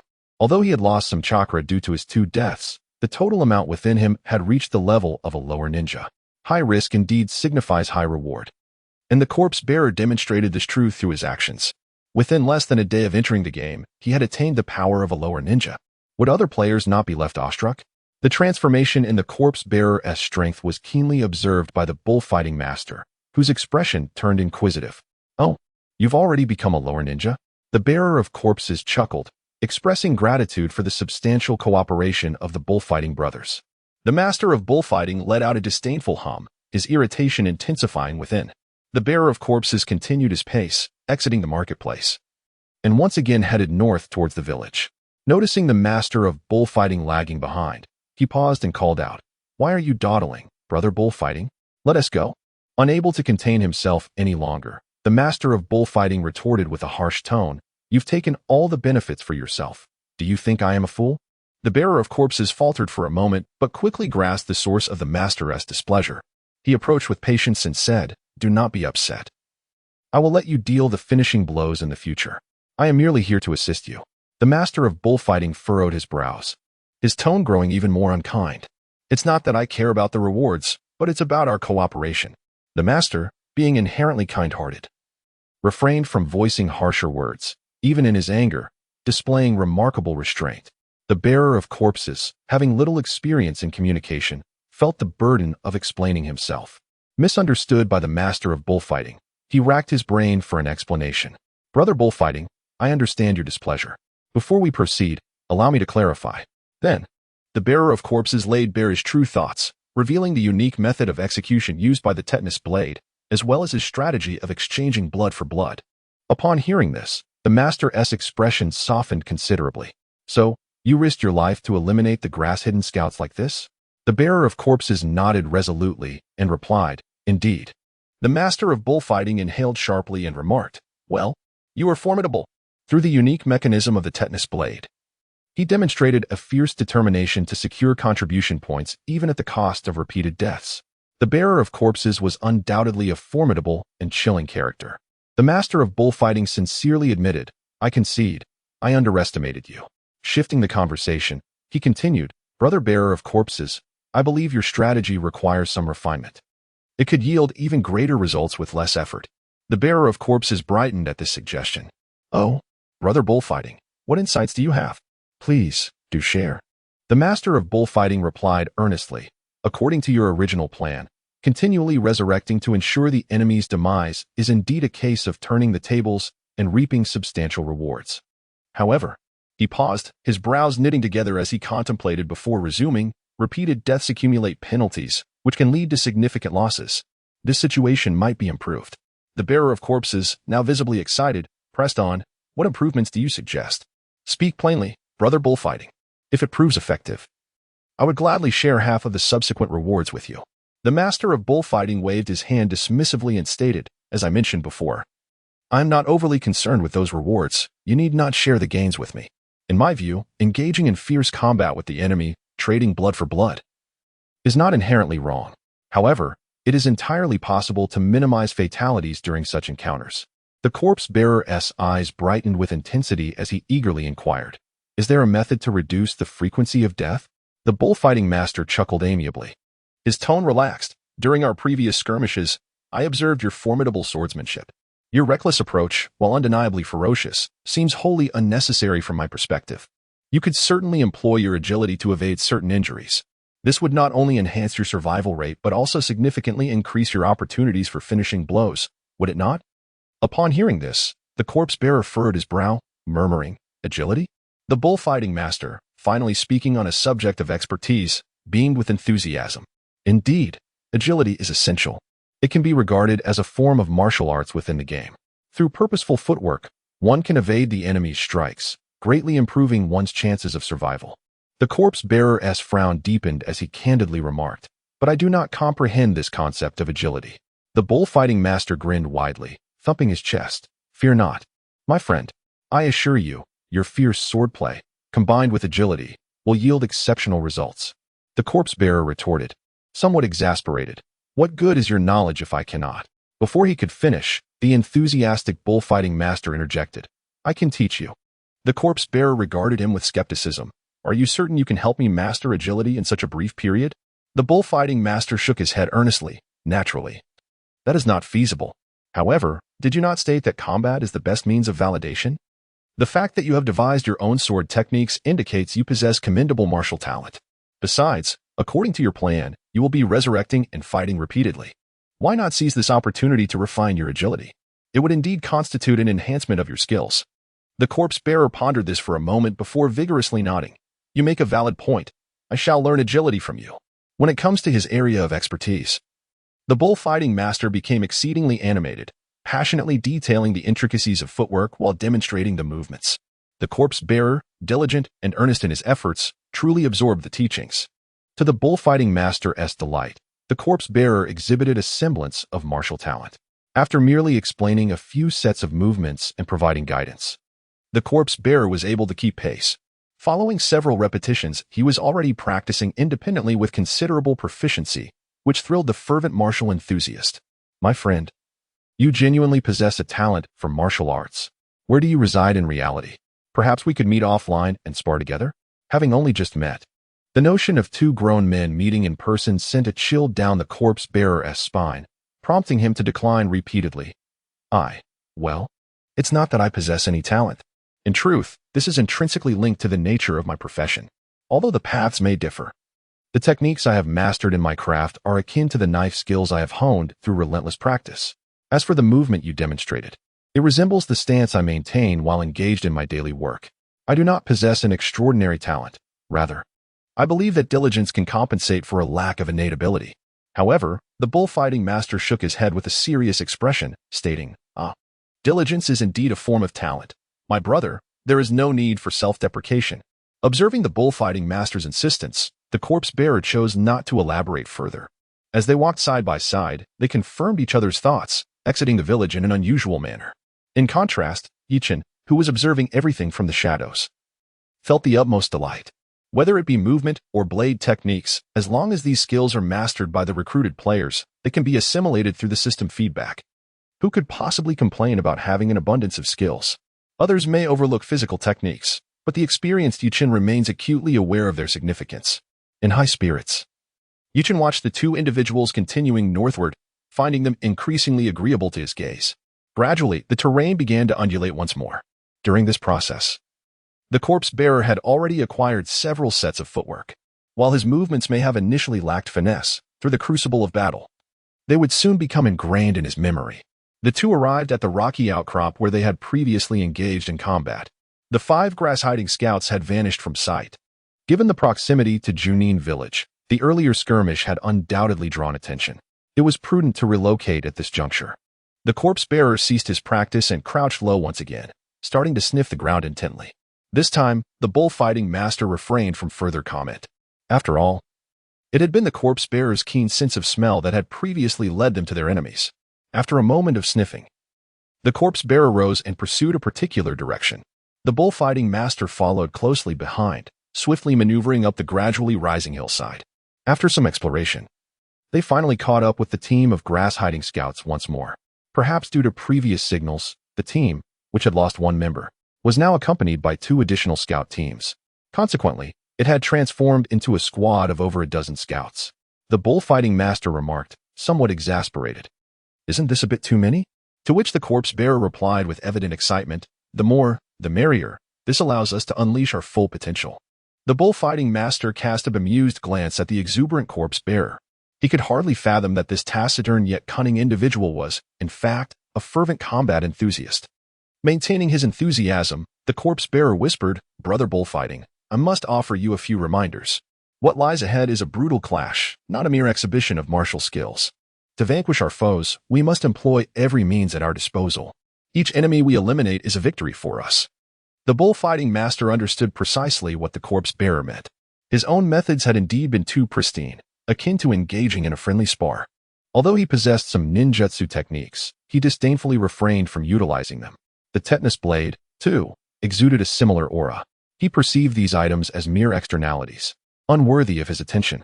Previously, he had lectured the corpse bearer for an extended period, yet now he found himself on the receiving end of a lesson. The bullfighting master exhibited no discomfort. Rather, he pondered deeply for a moment. Gritting his teeth, he nodded and declared, "Indeed, on the battlefield, one must employ every means available to vanquish the foe. I had been too complacent. Henceforth, I shall engage with utmost seriousness."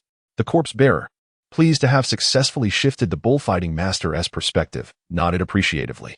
Faced with a multitude of grass-hidden scouts, the two found themselves devoid of any tactical options. Undeterred, they charged directly towards the group of over a dozen adversaries. Witnessing their return with such audacity, the earlier squad of grass-hidden scouts felt a twinge of trepidation. The ninjas of Junin Village were indeed peculiar. Their inability to be easily vanquished was the most alarming aspect. As the duo advanced without flinching, the grass-hidden subteam could not afford to be complacent. Various ninjutsu surged forth towards the corpse bearer and his companion. The bullfighting master, agile and deft, evaded the majority of the assaults.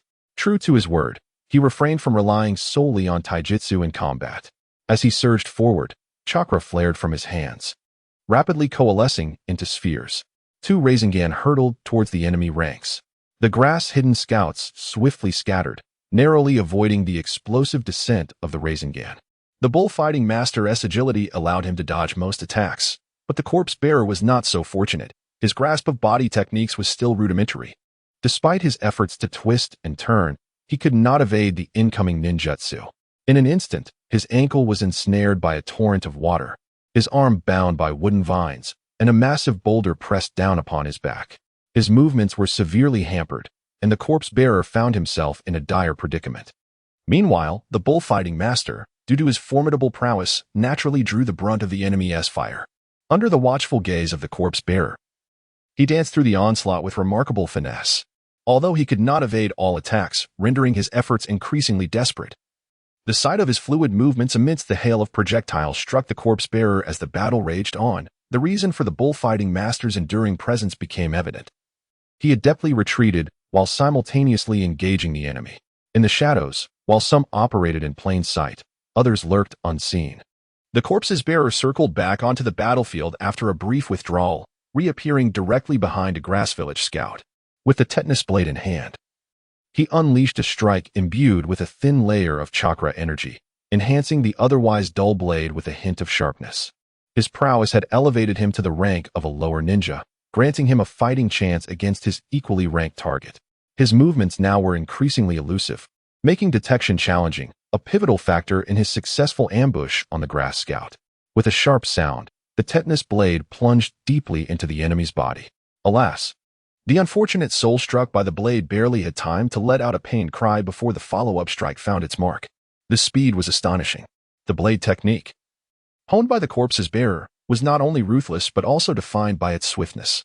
The injured grass scout attempted to evade by lunging forward, unleashing a chakra explosion in a desperate bid to eliminate the corpse's bearer. Yet, with a fluid twist of his body, the corpse's bearer deftly evaded the onslaught. Embodying the essence of guerrilla warfare, strike once and retreat, never lingering in battle. This strategy significantly enhanced his odds of survival while simultaneously heightening the perceived threat he posed to the enemy. Indeed, the squad of over a dozen grass scouts began to organize. A portion continued their relentless assault on the bullfighting master, while another segment redirected their focus, heightening their vigilance against the corpse's bearer's ambushes. This dispersion of attention alleviated some of the pressure on the bullfighting master, allowing him a moment to breathe and retaliate with ninjutsu.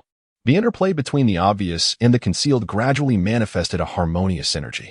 However, their cooperation was not without its challenges. The increasingly enraged grass scouts ceased their evasive maneuvers, recklessly engaging in combat with the two. Soon, both the bullfighting master and the corpse's bearer bore significant injuries, their speed of movement considerably hampered. The situation for the grass scouts was equally dire. The bullfighting master, casting aside hesitation, began to wield the tetanus blade himself. His remarkable strength ensured that any inflicted wounds were grievous indeed. The corpse's bearer remained stealthily positioned, executing his lethal blade techniques with precision aimed at vital points. Each strike, though calculated, inevitably resulted in injury. As the grass scouts, burdened by their wounds, began to slow, the two fighters seemed to have silently agreed to abandon evasion. They committed fully to combat, disregarding their injuries in a desperate bid to vanquish their foes. The corpse's bearer's rapid and cunning blade work resulted in an increasing number of wounds among the encircling grass scouts. Meanwhile, the bullfighting master wielded his blade with sweeping ferocity. When he struck, the results were catastrophic, leaving gaping wounds that exposed bone. As both fighters struggled to maintain their footing amidst their accumulating injuries, they ultimately succumbed, collapsing to the ground, breathless. Just as they revived in the resurrection hall, the system's prompt echoed repeatedly. Ding! Congratulations to the player corpse bearer for successfully slaying a grass-hidden lower ninja, earning 500 contribution points. Ding! Congratulations to the player bullfighter master for successfully eliminating a grass-hidden middle ninja, earning 600 contribution points. Ding! As the system notifications began to broadcast, the public chat channel in the game erupted in excitement. Wait, didn't these two just team up? How could they possibly take down so many grass-hidden ninjas? One could not help but wonder if they had ambushed a scouting team from Grass Hidden. But how could that be? Otherwise, how could one explain the flood of system messages? I had just seen them resurrect in the revival hall. It was highly likely they had worn down their enemies through repeated revivals. The logic is clear. If you keep reviving, try and eliminate a scouting team. The grass-hidden scouts are not to be trifled with. Even average players would find it difficult to approach them, let alone engage them in battle. Regardless of the heated discussions in the public chat, corpse bearer and bullfighter master burst forth from the revival hall and headed straight for the marketplace. In a mere moment, they had accrued a 4-digit sum of contribution points. Corpse bearer promptly exchanged his contribution points for chakra to store within himself. Meanwhile, bullfighter master, seeking to attract considerable firepower, divided his contribution points. A significant portion was spent on practical ninjutsu and talismans, while the remainder was allocated to purchasing chakra to compensate for his losses upon death. As soon as they entered the marketplace, they were recognized by other players. In an instant, numerous players surrounded them. Great masters, could you divulge how you managed to slay so many grass-hidden scouts? Esteemed players, I offer 300 contribution points. Could you take me along for some experience? Just a little will suffice. Humph, you dare to offer only 300 points? I will bid 500 points. Please take me with you. I offer 800. I offer 1,000. What began as curious spectatorship quickly transformed into an auction. Corpse bearer and bullfighter master exchanged knowing glances, remaining silent as they busily traded items in the marketplace. After a brief commotion, seeing that the two remained unresponsive, someone called out again, "Great masters, could you share a few details with us? We weren't asked to join. We can attempt it ourselves." Ultimately, bullfighter master, being of a somewhat naive disposition, could not resist and spoke up. "Oh, it's nothing much. We simply exchanged blows with the enemy. We had little to lose upon our demise, while the enemy's defeat awarded us substantial rewards. This trade is undeniably advantageous." However, the other players were not easily deceived and quickly countered. How could you possibly exchange blows? It is difficult enough to approach the grass-hidden scouts, let alone engage in an exchange. Exactly, unless a large group is formed to grind them down. But with too many players, the scouts would undoubtedly evade us, leaving no opportunity for contact. Masters, do you possess some secret weapon? Please share a hint with us. Yes, please. Hoarding secrets is certainly not a virtuous habit. Moreover, such behavior is likely to incite public denunciation online. Some, denied what they sought, resorted to threats. The bullfighting master, unfazed, maintained a cheerful demeanor and remarked, "Secret weapon? What do we possess in terms of secret weapons? Aside from our shared passion for martial arts, we have no other hidden assets." His words were perfectly timed, redirecting the scrutiny towards the essence of martial arts itself, thereby subtly altering the negative perceptions held by numerous players. Who claims the bullfighting master is foolish? In certain matters, he exhibits a shrewdness unparalleled by others. The two sought to evade the prying eyes of the crowd, parting the throng and swiftly departing from the marketplace, leaving the spectators in a state of bewilderment. After a moment of silence, one scoffed, "Humph, I do not believe their nonsense. There must be more to this. I will follow them to uncover the truth. I shall also pursue. They wish to keep secrets? Not a chance. Yes, I will expose their actions online. And let us see how they manage to conceal anything." Human nature is inherently greedy. You can observe this unfold without interference, recognizing that controversy can be beneficial. It is only when reality delivers a harsh lesson that people truly learn. Thus, shortly after the two departed the village, a throng of curious onlookers followed in their wake. The duo was acutely aware of being pursued but remained undeterred, continuing their ascent into the mountains. Upon once again detecting the enemy's trail, they charged ahead without hesitation. However, this time, the scouting party of the grass shadows seemed to have encountered their greatest dread, scattering in disarray. The ensuing players witnessed the two in disarray, along with the fleeing adversaries. Consequently, the players erupted in a frenzy, rushing past the duo in pursuit of the dispersed foes. In their eyes, the grass shadows had transformed into glaring targets. Those fortunate enough to capture a lone scout would undoubtedly face a swift and brutal demise. In the midst of dwindling prey, the grass shadows inexplicably vanished from the mountain. The previously terrified scouts were not averse to fleeing this dreadful location. Yet, no matter how they tried to escape, they found themselves lost, even amidst the most familiar terrain. This predicament was indeed a consequence of Yi Chen's design. His intent was to allow the bullfighting master and the back-carrying man to reap greater rewards. As their strength increased, so too did the power of Junin Village. Ultimately, Yi Chen would benefit from this enhancement. Who could have anticipated that the envious players, closely trailing the duo, would also venture into the mountains? This inadvertently created a scenario of scarcity amid abundance. To prevent discord among players, Yi Chen had to restore the geographical environment, leading to the collective retreat of the frightened grass shadows from the mountains. Thus, this group of grass ninjas has been profoundly affected by psychological shadows. Upon encountering the ninjas from Junin Village once again, their own abilities were inevitably subdued. Consequently, the duo of the corpse carrier and the bullfighting master found themselves unable to swiftly accrue contribution points as rewards. Reluctantly, they altered their course toward the eastern forest of the village, where the grass ninjas were operating independently. Some unwilling spectators, discontent with their lack of progress, followed them into the eastern forest, which in turn frightened away the grass ninjas hidden within. It must be said that the pressure from the third calamity was indeed terrifying.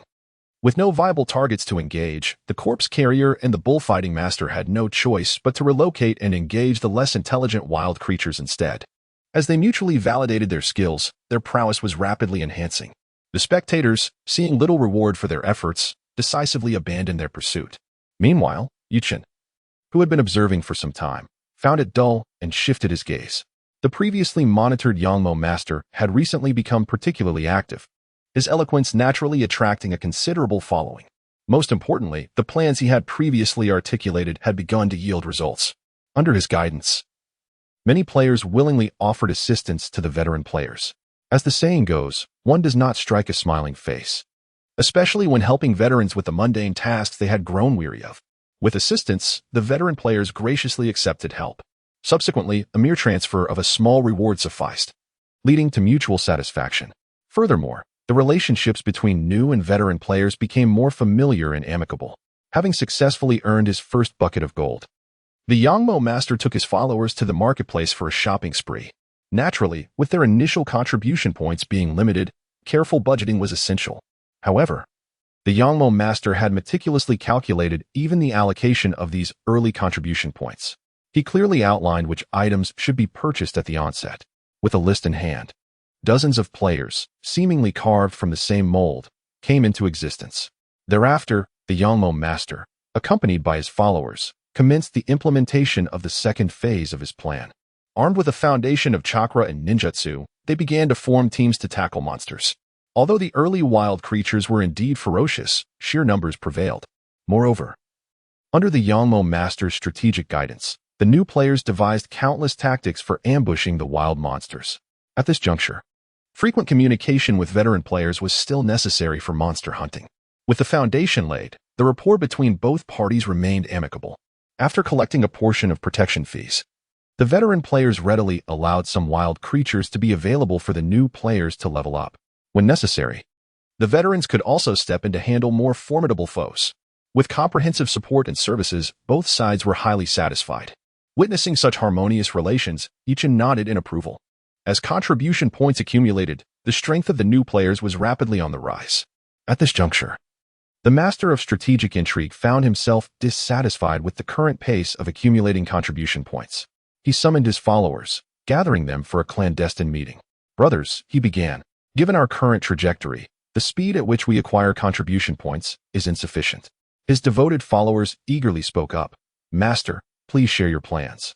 We assure you of our cooperation. Indeed, we are grateful for the bounties you provide. Just tell us, shall we scale mountains of blades or plunge into cauldrons of oil? Look at your perceptiveness. Would the master lead us into peril? Surely he has devised a more ingenious strategy. Master, please enlighten us. The crowd was invigorated, clearly exhibiting their unwavering trust in the master of intrigue. Initially, they had harbored doubts regarding his decisions. However, as they consistently reaped contribution points under his guidance, those doubts dissipated entirely. The master's following had grown from a mere handful to over 20, a testament to his allure. Relishing their admiration, he proclaimed, to expedite our acquisition of contribution points, relying solely on daily tasks and slaying wild beasts is woefully inadequate. Therefore, I have resolved that we shall embark upon the trial battleground. Who among you is willing to join me? The once enthusiastic crowd fell silent. A young player, visibly anxious, spoke up. Master, is it not a bit premature for us to enter the battleground? After all, most of us lack even the strength of a lower ninja. With one voice of dissent, many echoed in agreement. Indeed, Master, entering the battleground now seems too soon. Why not enhance our abilities before participating? They urged. Master, it is not that we lack faith in you, but joining the battleground now would be tantamount to courting death. Others chimed in. We fear not death, for it is merely a game. However, dying without purpose seems ill-advised. In a moment, the room buzzed with opinions. Their adoration for the master was evident. Yet when it came to matters of life and death, they retained a semblance of rationality. Even if the death in question held little consequence within the game, the master remained unfazed by their wavering loyalty. He maintained his confidence, asserting, sometimes, strength is not paramount. The most crucial element lies within this. He gestured to his temple, surveying the assembly. Silence enveloped the group as they fell into contemplation. The master understood the power of language and seized the moment, stating at times, employing strategy can yield results far superior to mere brute force. For instance, consider my forthcoming plan. As he mentioned the plan, the crowd instinctively turned their heads, attentively listening. The master of schemes acts with audacity and flamboyance, yet the efficacy of his stratagems remains deeply trusted by his followers. Were it not for this trust, their rapid enhancement in prowess would not have been so pronounced. The master cast a meaningful glance around the group and then, in a tone laced with mystery, declared, most of you shall remain in the village and carry on as usual, while I take a few brothers to feign surrender at the enemy's stronghold. Once we ascertain the layout of their headquarters, we shall coordinate our efforts to turn their lair upside down. As soon as the master unveiled his audacious plan, gasps echoed among the crowd. What a bold scheme it was. Even encountering a solitary scout from the grass concealment would pose a significant challenge for them, let alone daring to infiltrate the enemy's fortress directly. In an instant, many followers voiced their objections, clearly concerned for the master's safety. Whether motivated by self-interest or genuine care, their concern touched the master deeply. He spoke earnestly. Brothers, fret not for my well-being. If we can successfully infiltrate the enemy's ranks, we shall reap abundant rewards. Trust me, I am a man of my word. Perhaps influenced by the master's fervor, the crowd exchanged glances and soon began to respond in unison. Master, take me with you. I shall be your vanguard. Master, allow me to protect you. Master, take me along. In times of need, I shall have your back. The speed with which they pledged their loyalty was remarkable, as if fearing to be left behind and overlooked by the master. The master raised his arms in a gesture of acceptance, nodding repeatedly. Very well. I shall select a few brothers. Observing this exchange, Yi-chan was taken aback by the master's decision. Was he truly going to defect to the grass concealment village? What could have inspired such a rebellious notion? While players are indeed fearless, what purpose would his venture into enemy territory serve? Countless questions swirled in Yi-chan's mind, heightening his curiosity regarding the master's strategic decisions. As for the defection spoken of by the master, Yi-chan dismissed it entirely. For players, Junin Village was merely a novice stronghold. Defecting from a novice village to join an NPC faction? Such an act would be prohibited by the majority of game rules. Yi-chan understood that this was merely the master's rhetoric. Meanwhile, as the novice players in Junin Village engaged in fervent discussions, unrest stirred hundreds of miles away in Grass Concealment Village. The elusive Lord of Grass Concealment, accompanied by his generals and members of the clandestine faction, made their way out of the village. This rare spectacle naturally drew the attention of many. Citizens of Grass Concealment Village whispered among themselves, speculating on the purpose behind such an impressive display from their lord. A grand procession exited the village, and on the official road at the village entrance, a tall figure clad in a black robe with a red lining appeared, swaying slightly into view. The figure donned a long robe with a high collar, adorned with a tattered emblem upon a battered forehead, his raven hair cascading upwards like a fin. His pallid visage, starkly exposed, bore 6 gaping slits reminiscent of shark gills. Towering in stature, he bore upon his back a colossal blade, intricately wrapped in bandages, known as shark muscle, the very weapon that had garnered him fame. This individual was none other than the esteemed Kisame Hashigaki, who had come to seek assistance from the hidden grass village. The village had scarcely anticipated that a mere moment after dispatching their plea for help, Kisame would arrive at their doorstep. As the principal figure approached, the villagers, including the leader, welcomed him with open arms. Mr. Hashigaki, your presence truly elevates our humble village. However, Kisame offered no reply, instead scrutinizing the surroundings with keen interest through the collar of his robe. After a brief pause, his uniquely raspy voice inquired, "Where is the formidable enemy mentioned in the letter?" The village leader, feigning a smile, responded respectfully, "Mr. Hashigaki, it is an honor to host you. Please enter the village so that I may extend my hospitality." Kisame, however, brusquely dismissed the pleasantries, demanding, "Cut the nonsense. Where is the enemy?" Caught off guard, the leader fell silent, his expression faltering as he struggled to maintain composure. "Ah, Mr. Hashigaki, you are indeed a man of forthrightness. The formidable foe mentioned in the letter resides 100 miles from here, in the hidden Junin Village. The individual in question is their young leader, who has already attained the level of a shadow, a truly terrifying prospect. As for his village, the strength of their ninja is rather unimpressive." Before he could finish, Kisame's eyes gleamed with excitement. "Shadow-level strength? Excellent. I had not anticipated such unexpected gains from this journey," he muttered to himself, seemingly oblivious to the leader's presence. The latter, feeling outmatched, fell silent, awaiting Kisame's next words. Given the circumstances, he was compelled to lower his stance. Fortunately, Kisame did not remain lost in thought for long, stating plainly, "All right, I will take on this task. You may return to your duties. Once I have eliminated the leader of the hidden Junin Village, prepare the promised reward from my collection." With that, Kisame turned on his heel, making his way back the way he came. The leader, alarmed, raised his hand. "Mr. Hashigaki, are you intending to venture to the hidden Junin Village alone?" Without so much as glancing back, Kisame replied, "I am sufficient on my own." The leader's expression tightened, and he raised his voice. "But that leader is a formidable expert. Perhaps it would be wise to bring along a few skilled individuals from the hidden grass village to assist you." Kisame halted in his tracks, turning with an icy demeanor. "Do you doubt my strength?" Beads of perspiration formed on the leader's brow as he hastily shook his head. "Mr. Hashigaki, you misunderstand me. My intention is merely that venturing to the hidden Junin Village alone, in unfamiliar territory, may pose certain inconveniences. It would be prudent to enlist our village's ninja, who are quite familiar with the terrain, to aid you in your endeavors."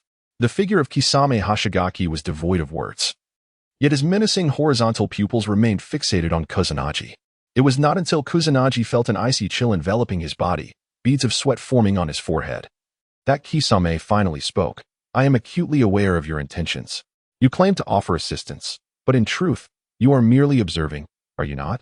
With a disdainful snort, he continued, "You may follow, but should I discover any ulterior motives on their part, do not blame me for being merciless."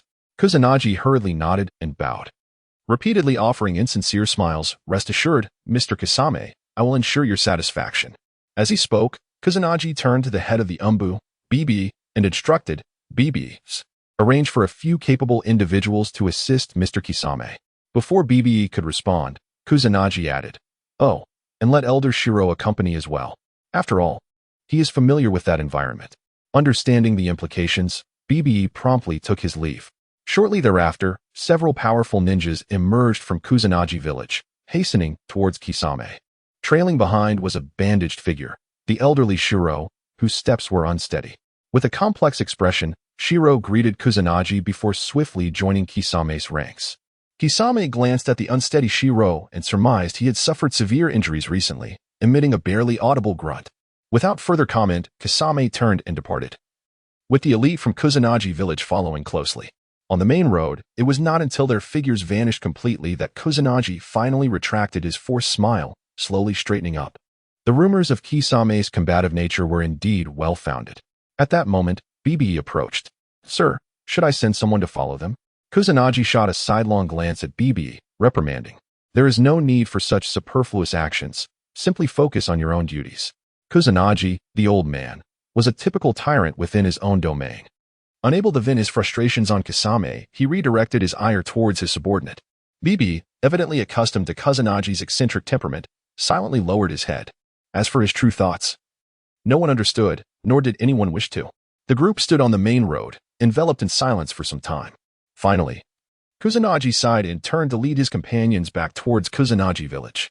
Bibi followed closely behind, casting a glance in the direction Kisame had vanished, before shifting his gaze back to the limping Kusanagi. A fleeting glimmer of cold light flashed momentarily. Just as Bibi took a few steps, an Umbu member approached swiftly. Leaning in, the individual whispered, "Director, our guards have captured several spies from Kuni no Sato. They claim they have come to surrender." Bibi responded nonchalantly. "Proceed with caution in their confinement. I will personally interrogate them shortly." The Umbu member acknowledged and departed hastily. Bibi cast one last look at the retreating figure of Kusanagi, his lips moving in a barely discernible murmur, ultimately culminating in a heavy sigh. Bibi led his subordinates back, following the main party towards Kusanagi Village. Meanwhile, at the other end of Junin Village, the master of schemes, accompanied by a few trusted followers, was embroiled in a dispute with the village guards. Bound hand and foot, their condition appeared rather pitiful. "Hey, brother, how many times must I tell you? We come here to pledge our allegiance. Yet you refuse to believe us." The master of schemes writhed on the ground like a large maggot, incessantly chattering away. The guards, thoroughly exasperated by his incessant rambling, retorted sharply, "Enough of your nonsense. Just because you claim allegiance, do you think we will accept you? You lot are clearly spies." Indignant, the master of schemes continued to squirm on the ground. "Have you ever encountered spies so utterly inept? With our meager strength, what intelligence could we possibly uncover?" The guard, momentarily taken aback by his words, hesitated before coldly responding, "Who can say for certain? Whether you are spies or not, my lord will determine that upon his arrival." This was precisely the response the master of schemes had been awaiting. Maintaining an air of grievance, he continued to wail as though he were being slaughtered. Finally, the guards, irritated by his incessant noise, stuffed a rag into his mouth to silence him. After a brief interval, a ninja clad in dark attire emerged briskly. Upon seeing the group sprawled on the ground, he commanded, "Take these individuals. My lord wishes to interrogate them." The guards, well aware of whom the newcomer referred to, did not dare to delay. They summoned a few brethren to assist, half pushing, half supporting the master of schemes and his companions into the heart of Junin Village. Dusty and disheveled, the master of schemes began surveying his surroundings as they entered the village, his eyes darting about. He absorbed every detail of the facilities around him, quickly mapping out a mental layout. Avoiding the bustling streets, they made their way directly to the Dark Faction's headquarters.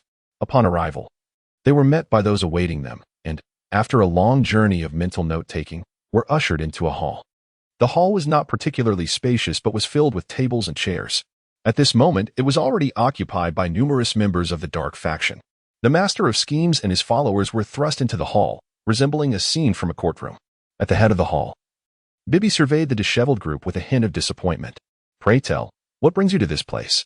With keen insight, Bibi discerned that the individuals before him were only marginally stronger than ordinary people, barely qualifying as Genin.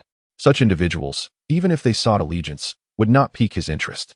Muffled by the rag, the master of schemes could only emit sounds to draw attention. Bibi frowned and gestured for his subordinate to remove the rag from the master's mouth. Once liberated, the master spat out the remnants and finally caught his breath. "My lord, you have truly wronged us." Bibi remained silent, merely observing the master of schemes' performance. The master of schemes understood that in order to gain the trust of others, he must present some substantial evidence. "My lord," he lamented, "you are unaware of the egregious behavior of the hidden Junin Village."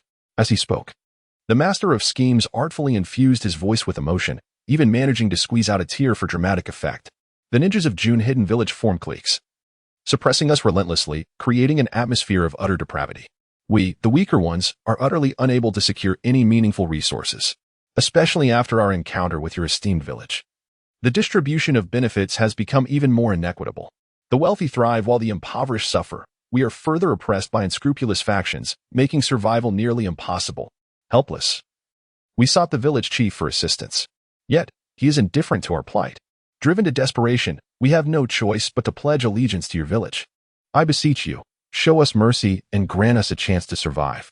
The master of schemes passionately accused and implored, while several others echoed his sentiments, feigning profound sorrow.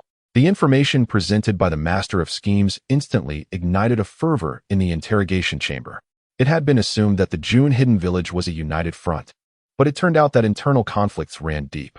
Competition exists everywhere, and with competition arises discord. If such discord is mishandled, it leads to deteriorating internal relations. One might conclude that the chief of Junin Village is still too inexperienced. Despite his exceptional strength, he lacks sufficient experience in managing the village. Thus, could it be that the internal strife within Junin Village could serve as a means for self-destruction? If so, then our previous losses were in vain. Who would have predicted that the seemingly formidable Junin Village was so internally frail? The cacophony of voices began to irritate BBI. With a sharp wave of his hand, he declared, "Silence. This is the interrogation chamber, not a conference room.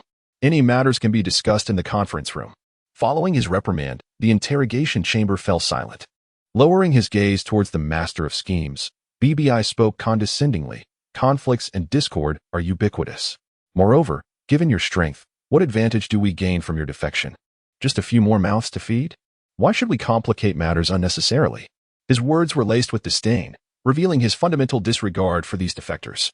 The master of schemes feigned panic, glancing around before pleading, "My lord, please do not cast us away. If we leave, we will truly perish. If only you would allow us to reside within your village, we would serve you diligently, without hesitation. Moreover, we could provide valuable intelligence, information that could be advantageous in your battles against the Grass-Hidden Village." The members of the Grass-Hidden Village's dark faction had initially observed the situation with a cat-and-mouse mentality, but upon hearing the mention of intelligence, their expression shifted dramatically. The same was true for BBI at the head of the table. He raised an eyebrow and inquired, "Oh, what intelligence do you possess? If you speak the truth, I can grant you permission to reside in the village of Grass-Hidden." The master of strategies could hardly contain his excitement, exclaiming, "Really? My lord, is that truly possible?" BB nodded emphatically, stating, "Of course, provided that the intelligence you offer is valuable." The master of strategies hurriedly replied, "I am aware of their facility structure, and I also know of several poorly guarded secret passages that lead into the village," and BB, growing impatient, waved his hand dismissively. "We will eventually uncover such information. Is there anything else of value?" The master of strategies feigned deep contemplation, then murmured, "I wonder if the secret regarding the resurrection of ninjas in the village of Junin counts as valuable information?" A commotion erupted in the interrogation chamber once more. BBE sat up straight, exclaiming, "Do you truly possess information on the resurrection of ninjas?" The master of strategies deliberately gazed at the assembly in silence before slowly responding, "Of course I do, but before that, I must ensure that my brethren are provided accommodation. Only then will I divulge the true information." BBE's expression darkened as he scrutinized the master of strategies below. He had not anticipated that the disheveled individual would exhibit a glimmer of cleverness. The shift in attitude revealed that the man had grasped the significance of the information he held. The secret of the ninjas in Junin being able to resurrect continuously was indeed a matter of grave concern for all in the village of Grass-Hidden. Its importance was self-evident. However, observing the master of strategies below, whose demeanor had transformed so rapidly, left BBE feeling quite displeased. His tone turned icy as he declared, "Do not think to intimidate me. Let me assure you, it will be futile. If you refuse to speak, I possess means to make you reveal your secrets. Even if you're resolute, what about your companions? I advise you to cooperate and present your truths. I may consider fulfilling your conditions." Yet, the once submissive master of strategies suddenly adopted a defiant stance. He raised his chin and met BBE's gaze. It was surprising to witness a high-ranking official from the village of Grass-Hidden exhibiting such inconsistency. Lacking credibility, they sought cooperation. Absurd. There was no doubt. Even if I disclosed the intelligence, you would still resort to violence. After all, death is inevitable. I might as well embrace it with dignity. A peculiar smile suddenly appeared on the master of strategy's face. Moreover, when have the villagers of Junin ever feared death? His words immediately stirred discomfort among the members of the Grass-Hidden's covert division. Some hurled insults, others contemplated violence, and a few even drew their weapons, prepared to act. BBE furrowed his brow, feeling a slight headache. He had underestimated the cleverness of those below. Pushing individuals to their limits could indeed lead to desperate actions. Wasn't that precisely how the two captured ninjas from Junin had met their fate? They harbor no fear of death. Thus, employing threats of demise is utterly futile. Bibi furrowed his brow, swiftly weighing the pros and cons, and finally spoke. You have already defected. Even if you were to die, would Junin Village grant you forgiveness? The master of tactics, with his chin held high, replied with dignity, as I have stated before, death is inevitable. It is better to die closer to home. Bibi, gazing at the unruly crowd below, felt an increasing headache. He raised his hand to massage his temples and sighed. Very well. I shall acquiesce to your request. A murmur of discontent rippled through the onlookers. However, as the supreme commander present, Bibi's decision was beyond reproach. The master of tactics, overwhelmed with gratitude, bowed deeply, exclaiming, We shall never forget your kindness, my lord. Bibi raised a finger, gesturing towards the master of tactics. Your brothers may find refuge in Junin Village, but you must remain. The master of tactics hesitated, his expression shifting rapidly. One must admit, his performance had reached an unparalleled level. He exchanged a resolute glance with his brothers and declared, Very well, I accept your terms. The brothers, in a display of heartfelt sentiment, acted as if facing a poignant farewell. Growing impatient, Bibi waved his hand, commanding, Take them away. Several members of the shadow department stepped forward, escorting everyone but the master of tactics out. With the noise diminished, only the master of tactics stood alone in the silence. Bibi rubbed his temples and said, Speak. Reveal all that you know. I understand your indifference to death. But should I discover any deceit, I will pursue you to the ends of the earth. The master of tactics replied with unwavering composure, Of course. I am a man of my word and would never lie. Upon uttering these words, a faint blush crept across his face. Fortunately, the earlier scuffle had left him disheveled, masking any visible change in expression. In truth, referring to it as a secret technique would be misleading. The ability to resurrect villagers stems from a unique device, brought from outside the village, the origin of which I do not know. However, the village chief had specifically arranged talismans upon this device, establishing a resurrection hall. This hall is heavily guarded. I once overheard a guard mention that if the resurrection device were damaged, Junin Village would lose its ability to revive. Therefore, when you fought Junin Village previously, simply destroying the resurrection hall would have resolved the issue. The master of tactics spoke eloquently, revealing information that was half-truth, half-fabrication. Junin Village indeed possessed a resurrection hall, yet no resurrection device existed. It is precisely this blend of truth and deception that renders a lie most persuasive. At that moment, Bibi found himself in a state of uncertainty, unable to discern the truth. He could only confer with his advisors nearby. Do you believe the words of this individual to be true or false? One of the advisors spoke up, stating, The missing Yoji from Junin Village had once left behind a journal documenting his experiences. According to the entries, there indeed exists a resurrection hall within Junin Village. Therefore, I am inclined to believe that this person's claims are not without merit. Another advisor countered, We are entirely unaware of the specifics. Who can ascertain whether this information is merely a fabrication of his imagination? Given the gravity of this matter concerning the safety of our clan's ninjas, it cannot be treated lightly. In an instant, the advisory council was divided into two factions, each presenting their arguments. Hearing this, Bibi felt an increasing headache. Continuing the dispute would yield no resolution. Thus, Bibi decisively pounded the table and declared, Enough of this discussion. We shall keep this individual for now. His strength is that of an underling, posing no threat whatsoever. Whether his words hold any truth will be revealed when we engage in large-scale combat with Junin Village. Should his claims prove valid, we will allow him to reside within the village. An individual of such limited ability is easily manageable by us. Conversely, if we discover he has lied, we can apprehend him and execute him in a manner befitting our wrath. The advisors applauded in agreement, and Bibi promptly ordered the commutation of the Master of Scheme's death sentence, allowing him to reunite with his brethren. As the personnel from the interrogation hall dispersed, Bibi did not hasten to depart. He summoned a member of the Umbu and commanded, Ensure that this group is closely monitored. Any irregular movement should be met with lethal force without further consultation. The Umbu member acknowledged the order and swiftly departed. Bibi wandered alone in the interrogation hall for a considerable time, his mind heavy with thoughts before finally taking his leave. Meanwhile, the Master of Schemes reunited with his companions. They gathered and began to meander through the streets of Kusa Village, neither provoking trouble nor causing a stir, appearing as naive newcomers marveling at their surroundings. The master of schemes, accompanied by his brothers, strolled along the streets, observing everything with a sense of wonder, yet their demeanor remained restrained. This gradually eased the vigilance of the Umbu members trailing them. After a lengthy wander, the group returned to their residence, closing the door behind them and not venturing outside again. The monitoring Umbu members, finding the situation dull, began to lose focus and attend to other matters. The master of schemes and his companions were indeed behaving innocently. However, unbeknownst to the natives, they were actively communicating with their external allies using advanced voice tools within the game. The locals could hardly comprehend such sophisticated technology. The reason for the master of schemes' leisurely stroll through the streets was not only to perform for the following Umbu members, fostering a sense of complacency, but also to survey the terrain and layout of Kusa village discreetly. Naturally, their reconnaissance could not be overtly conspicuous. After completing their observations, they returned to their residence to establish contact with their external brethren. Previously, when the master of strategy devised his plans, he had left more than 20 brothers stationed outside, and now they proved indispensable. Upon returning to his residence, the master of strategy remained industrious, continuously dispatching messages to those he could trust. At 8 o'clock this evening, by the northwest outskirts of Junin Village, there lies a stream that flows through the village. This stream serves as the primary water source for Junin Village. We shall bring an ample supply of laxatives and introduce them into the water, thereby impairing the enemy's mobility. Orders were disseminated, and the team of over 20 departed from Junin Village, hastening towards Junin Village.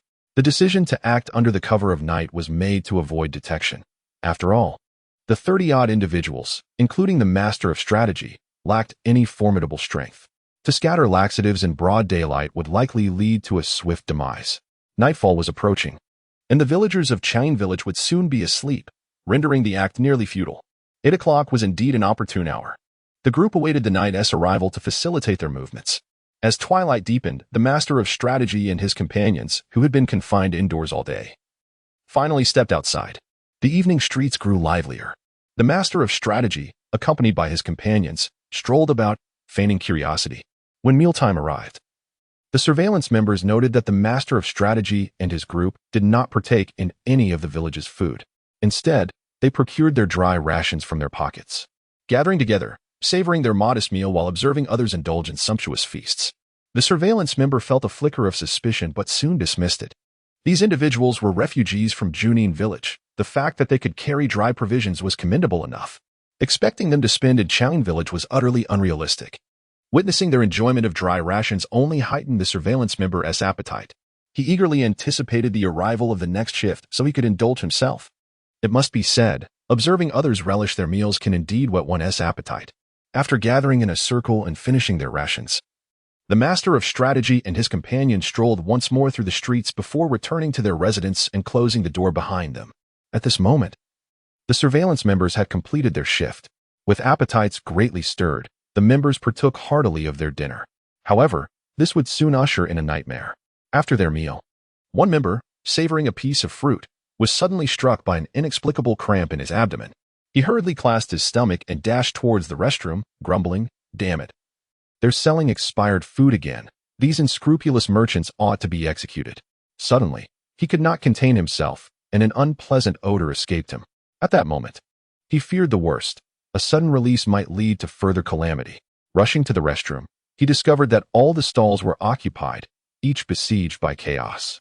Doubling over in pain, the member urged those inside, "Hey, are you done in there? Hurry up. What is taking so long? Did you fall in?" Outside, there were curses. And inside, the same echoed. "What is the rush? Are you eager to be reborn? Oh dear. It hurts terribly." Such a scene unfolded throughout the entire Hidden Grass Village.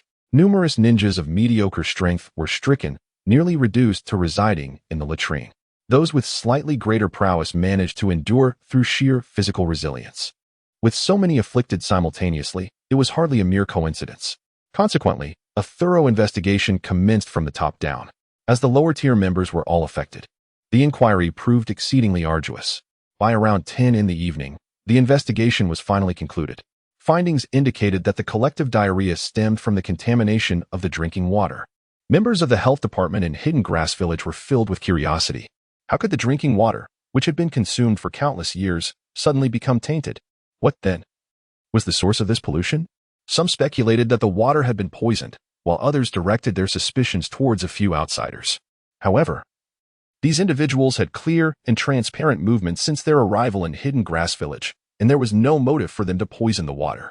With numerous individuals incapacitated by diarrhea, unable to perform their duties, the higher-ups of Hidden Grass Village were overwhelmed with concern. Naturally, it was an extravagant wish to claim lives merely with some laxatives. The mastermind scheme was undoubtedly far more intricate. The laxatives served only to incapacitate the majority of the Hidden Grass ninjas. More ruthless tactics were yet to come. At 11 o'clock, the clamor that had persisted throughout the night finally subsided. The ninjas, nearly exhausted, had just succumbed to a deep slumber. However, in the stillness of the night, an unexpected voice suddenly cried out, "Oh no, the water has burst." The night, which should have been cloaked in darkness, was abruptly illuminated by a fiery glow. The terrain of Hidden Grass Village was flat, surrounded by dense forests, and the source of the fire had emerged from within those woods. The trees, quick to ignite, soon turned the sky a brilliant crimson. Thick smoke, accompanied by waves of heat, swept across the entirety of Hidden Grass Village. The higher-ups rushed out, desperately seeking to extinguish the flames. Yet, for the lower-ranking members, who had barely survived their earlier ordeal, even rising from their beds was an unattainable luxury. The fire spread rapidly, and in the blink of an eye, it had reached the very walls of Hidden Grass Village. The raging inferno engulfed the village, transforming it into a sea of flames. Amidst the chaos, the sounds of running, wailing, and cursing rose in a cacophony. Meanwhile, the mastermind and his associates emerged from their quarters, wearing smiles as they gazed upon the surrounding inferno, as if they were untouched by the turmoil of Hidden Grass Village. Those who perceived the situation could see mockery and pity etched upon the faces of the mastermind and his companions. At that moment, if they could not deduce that these individuals were the architects of this calamity, it would indeed be a mystery. Nevertheless, the overwhelming flames demanded the undivided attention of the higher-ups as the inferno devoured all of Hidden Grass Village. The members of the Grass-Hidden Village, powerless to escape, were consumed by despair. The higher-ups of the village were filled with rage, their eyes bloodshot with fury. They understood that their foundations were utterly shattered, all due to the actions of a few outsiders. Who could have anticipated that these seemingly insignificant individuals could orchestrate such a grand debacle? The fire that ravaged the Grass Ninja was a manifestation of malevolence so profound it chilled the very marrow of one's bones.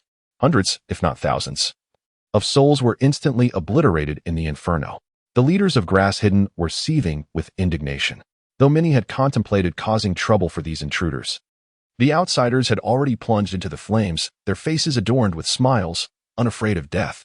All that remained for the villagers was to fight desperately to extinguish the fire. The startled citizens of Grass Hidden, with their stooped figures, gathered on the streets to manage the chaos.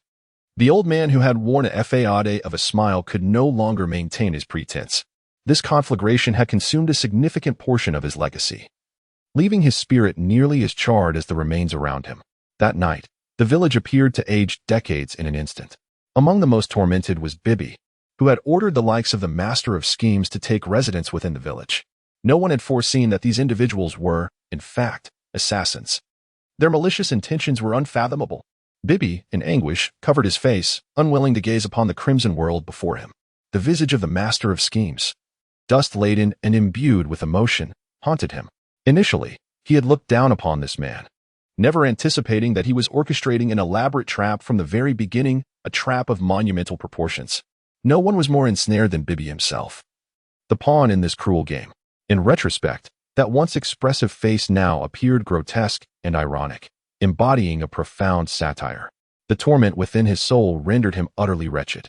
Though no one openly condemned him, not even the esteemed leaders of Grass Hidden, Bibi could find no solace. The distortion of his psyche drove him towards madness. The thoughts he had previously dared only to imagine now gnawed at his nerves. The roaring flames, crackling and fierce, would not be extinguished easily. Indeed, it was a night fraught with insomnia. While some lamented, others reveled in joy. The Master of Schemes and his companions, having returned to Junin Village, were already celebrating. The incessant stream of system notifications marked the source of their jubilation. Ding! Little Luo successfully killed a Grass-Hidden Genin, earning 200 contribution points. Ding! Whitehair successfully killed a Grass-Hidden Chunin, earning 500 contribution points. Ding! Gorilla successfully killed a Grass-Hidden Chunin, earning 600 contribution points. The relentless notifications astonished both new and veteran players alike. Even Yichin, who had been following the events closely, found himself rendered speechless as the alerts echoed incessantly in his ears. Ding! The prestige of the village you manage has increased by 1, significantly enhancing the happiness of the villagers. A series of notifications echoed in Yichin's ears, each one affirming the rising prestige and well-being of the villagers. Do not underestimate the incremental gains in village prestige. Both the prestige value and the happiness of the villagers will ultimately dictate the speed at which the village can upgrade. Thus, the incessant notifications heralded the imminent advancement of Junin Village. As expected, the notifications gradually slowed, and soon a new alert confirmed Yichin's anticipation. Congratulations! Your village has met the requirements for an upgrade. Would you like to proceed? There was no hesitation. He decisively opted to upgrade. Yes, upgrade complete. Your prestige has significantly increased, and your village can now recruit 72 additional villagers. The influx of players into this world promised substantial benefits for Yichin. He had no doubt that the collective efforts of the likes of Yangmo Master would yield a bounty of rewards, which would subsequently translate into in-game expenditures. The system's feedback indicated that Yichin was on the verge of receiving a wealth of rewards. This was a perfect illustration of the adage, fortune favors the prepared mind. The arrival of this third batch of players had already brought Yichin countless surprises, and he eagerly awaited the arrival of the fourth batch. Should a couple of prodigies emerge from that group, his gains would multiply exponentially. In his buoyant mood, even the monotonous notifications took on a lively charm. Congratulations! Your village has successfully upgraded. You have received an upgrade gift package. Would you like to open it now? Without a moment's hesitation, he chose to proceed. The upgrade gift package has been opened. You have acquired a complete set of A-grade martial arts. Bagua 64 palms, acquired. Bagua 128 palms, acquired. Bagua empty palms, acquired. Lo and behold, he had received an entire set of martial arts techniques centered around the Bagua style. However, this Bagua was not the traditional form from Huaxia, but rather a set of martial arts from the world of Naruto. This would be an excellent addition for Master Donyo, a martial arts enthusiast. Notably, Yichin had been particularly interested in the corpse bearer, who was also a practitioner of martial arts. The appearance of this Bagua set would undoubtedly enhance his capabilities significantly. In high spirits, Yichin promptly listed the newly acquired A-grade martial arts in the marketplace, knowing full well that such techniques were often undervalued by the majority of players. This package martial arts was intended for those fortunate enough to recognize its worth. Without a doubt, the upgrade gift package also included 2 accompanying facilities. Congratulations! You have obtained a blacksmith shop and an apothecary, along with 6 associated personnel. Would you like to commence construction now? Without a moment's hesitation, he confirmed his choice once more. The emergence of these 2 facilities naturally provided opportunities for players engaged in various aspects of life within the game. Some relish the thrill of battling monsters and embarking on adventures, while others prefer engaging in player-versus-player combat or nurturing and managing their in-game assets. With such diverse preferences, this world boasts an exceptionally high degree of freedom, capable of accommodating the desires of nearly every player, with exceptions for those possessing unique needs. Regaining his composure, Yichin stealthily infiltrated the official forum, once again posting recruitment announcements. The master of strategic manipulation was, of course, filled with a sense of accomplishment. This time, his cunning tactics not only yielded substantial rewards, but also garnered him a reputation. Once dismissed as an underdog, this newcomer had now ascended to the status of a significant figure. Although the master of strategic manipulation did not partake in subsequent action plans, the strategy was his creation. Thus, the 20-some supporters, after receiving a considerable amount of contribution points, immediately thought of him. They kept merely 30% of their earnings, transferring the remainder entirely to the master of strategic manipulation. Initially, he attempted to decline their generosity, but his fervent admirers were insistent, and he reluctantly accepted their offerings. The accumulation of contribution points transformed the master of strategic manipulation into a wealthy figure overnight. Following this sudden windfall, he indulged in a spree of extravagant purchases. Chakra, buy. High-level ninjutsu, buy. The master spent without a hint of remorse, and his strength surged, propelling him to the rank of a Chunin. Ultimately, as he exhausted his contribution points, his power stabilized at the Chunin level. Who would have imagined that within just a few days, a new player would emerge as a Chunin amongst the ranks of novices? Meanwhile, the Reaper who teamed with the Bullfighter was no longer bothered by tedious players. as they recklessly pursued trouble with the grass ninja reconnaissance team. He relied solely on his self-developed physical techniques, refraining from purchasing any ninjutsu. The contribution points he earned were promptly exchanged for chakra. As a result of this accumulation, his strength astonishingly surpassed the limits of a Genin, reaching the Junin level. The two extraordinary talents of the new generation demonstrated through their actions that the timing of one's entry into the game does not necessarily reflect a true disparity in strength. At that moment, Danny's sister was leading a group of her companions in the wilderness. Suddenly, a flurry of system notifications startled them. Danny's sister exclaimed, "Goodness! What have these people done? They haven't gone and stirred up someone else's nest, have they?" The live stream chat was inundated with urgent messages. "What are you waiting for? Streamer? Quick, don't just stand there." The unfamiliar IDs raised questions. Could they all be novice players? My goodness, can newbie players really slay Genin and even Chunin? How extraordinary! Could this be the result of some unforeseen event? Otherwise, why would there be such a massive influx of system notifications? Oh dear. Streamer. Don't just stand there. Hurry and see what's going on. Prompted by such urgency and driven by curiosity, Danny's sister waved her hand decisively and declared, "Sisters, let us go see what is happening." Dainty's sister indeed possessed a commendable ability to rally her companions. In an instant, a group of dazzling female players collectively turned and made their way towards the village. The Emperor of Despair, who was leading the male players in a vigorous assault, was taken aback. "Hey, sisters, where are you going? This little boss is about to be defeated." However, the flock of resplendent maidens continued on their path, ignoring his pleas. The Emperor of Despair was well aware of the situation. The sudden flood of system notifications was evident to anyone with sight. What frustrated him was that he had finally found an opportunity to showcase his prowess, only to have the spotlight snatched away by the system's announcements. He too felt the urge to return to the village immediately to uncover the source of such commotion. At that moment, someone called out, "Your Majesty, what should we do now?" The Emperor of Despair scowled and retorted, "Did you just call me Your Majesty? Call me boss."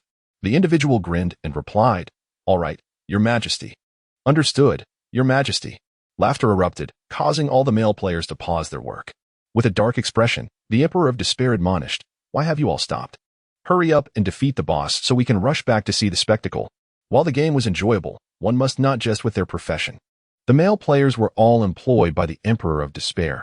Failing to fulfill their responsibilities left no room for other pursuits.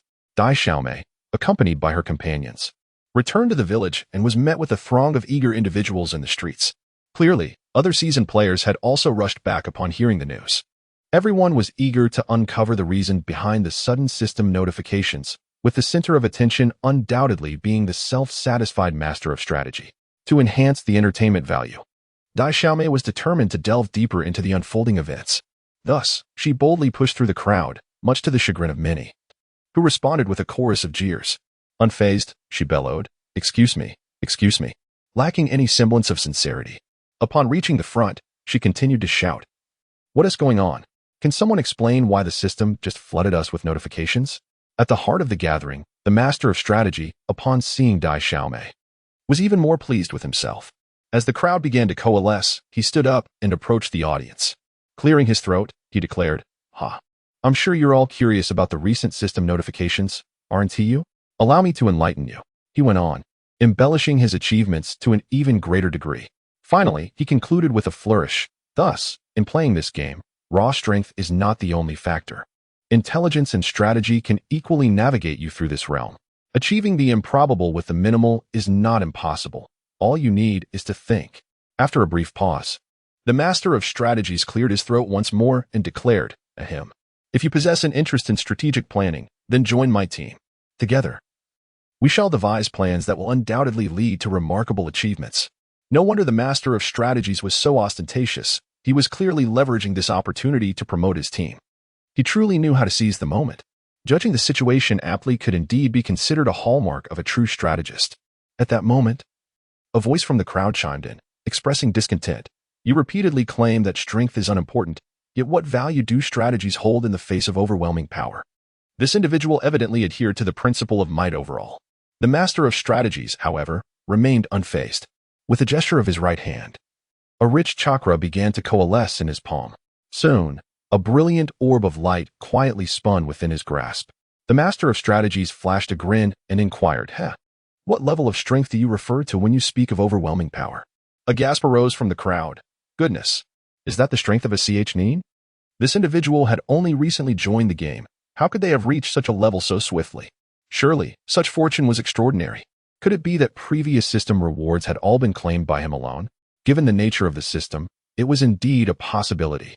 Amidst the onlookers, the naive girl murmured, "The younger generation is formidable, truly formidable." The live chat playfully teased, "Old woman, how old are you? Stop pretending to be so seasoned. You've been playing this game for quite a while, yet this newcomer has caught up to you in mere days. Aren't you embarrassed? Compared to him, you barely qualify as an average player." Surprisingly, the naive girl did not retaliate against the banter in the chat. She was genuinely astonished by the master of strategy's talent. Their progress after so long in the game was matched by him in just a few days. This was no longer mere genius, it was monstrous talent. Comparing herself to such high-caliber players was a blow to her pride. The master of strategies gradually withdrew the spiral ball from his palm and remarked nonchalantly, "What use is solitary toil? It pales in comparison to the efficacy of collaboration." He showcased his prowess, rendering the audience momentarily speechless. As he surveyed the crowd with a discerning gaze, he noticed two figures returning leisurely from outside the village. Upon recognizing them, his eyes brightened. The duo returning together were none other than the corpse-bearer and the bullfighter. The feats of the corpse-bearer had reached the ears of the master of strategies. They had joined the game in the same cohort, and in the eyes of the master of strategies, the corpse-bearer was also a remarkably gifted talent. Unbeknownst to him, this had subtly become a benchmark for comparison. Now, with a sense of accomplishment, the master of strategies glanced at the reticent corpse-bearer and felt a slight sense of superiority. He raised his voice intentionally, saying, "Am I not correct, my brother?" The corpse-bearer? Engaged in a delightful conversation with the master of bullfighting, the corpse-bearer noticed a throng of players gathering nearby. Overwhelmed by social anxiety, he instinctively sought to retreat. However, at that moment, he suddenly heard someone calling out his ID. The corpse-bearer stood frozen, his tone stiff as he uttered, "Ah." He was utterly perplexed by the intention behind the master's call. The bullfighting master, equally bewildered, shared his confusion. When someone is called unexpectedly while walking, it is natural for anyone to feel disoriented. The master raised his voice once more, declaring, "I assert that solely immersing oneself in practice yields little effect. Compared to the power of collaboration, individual strength appears negligible.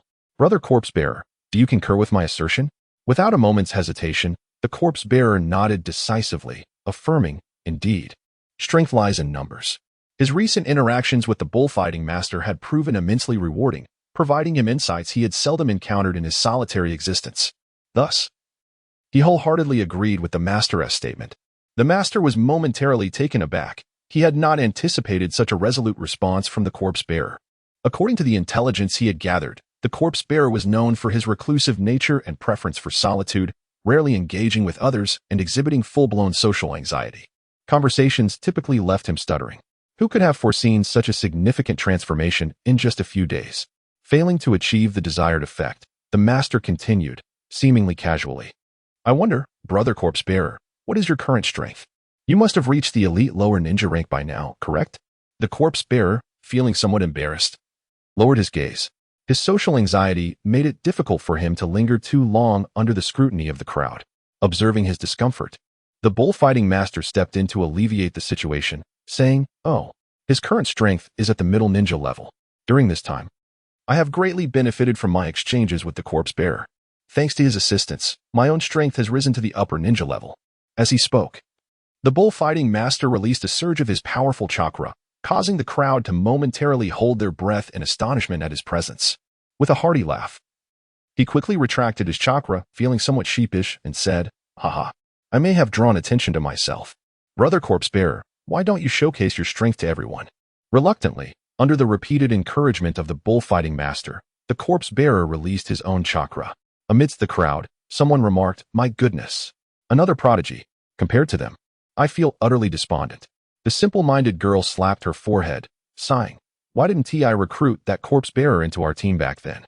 That bullfighting master has only spent a few days with him and has already gained strength. Why can't I?" Regretfully, she began to tug at her hair in distress. The most profound reaction came from the previously self-satisfied master of strategy. He had believed himself to be remarkable, only to discover that the corpse-bearer was equally extraordinary. Previously dismissive, he had anticipated a spectacle of folly from the corpse-bearer. At this moment, the master of schemes could only smile wryly as he faced the slap of reality. As the saying goes, one should not judge by appearances, nor should the vastness of the ocean be measured by a mere bucket.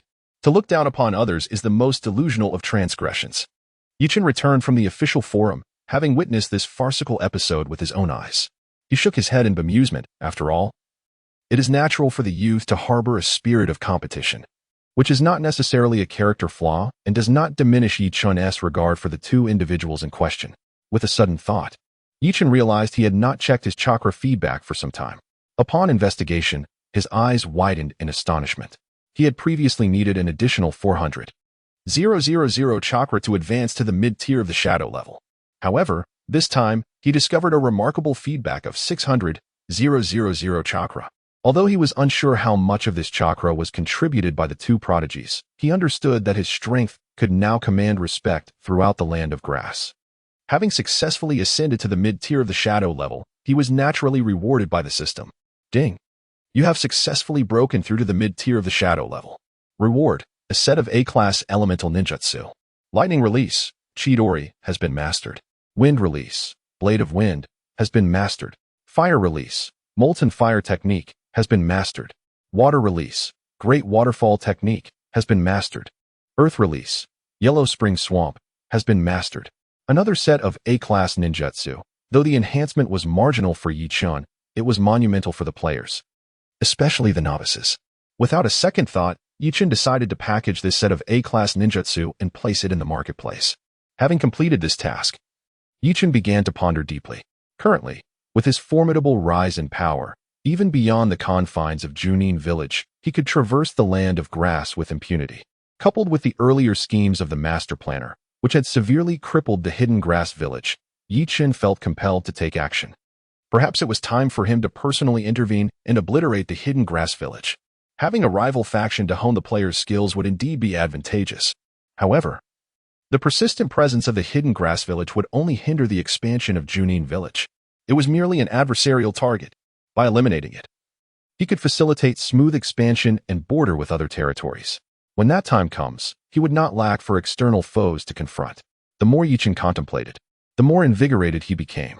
Rising to his feet, he promptly issued a system announcement. Ding! Attention all villagers of Junin Village.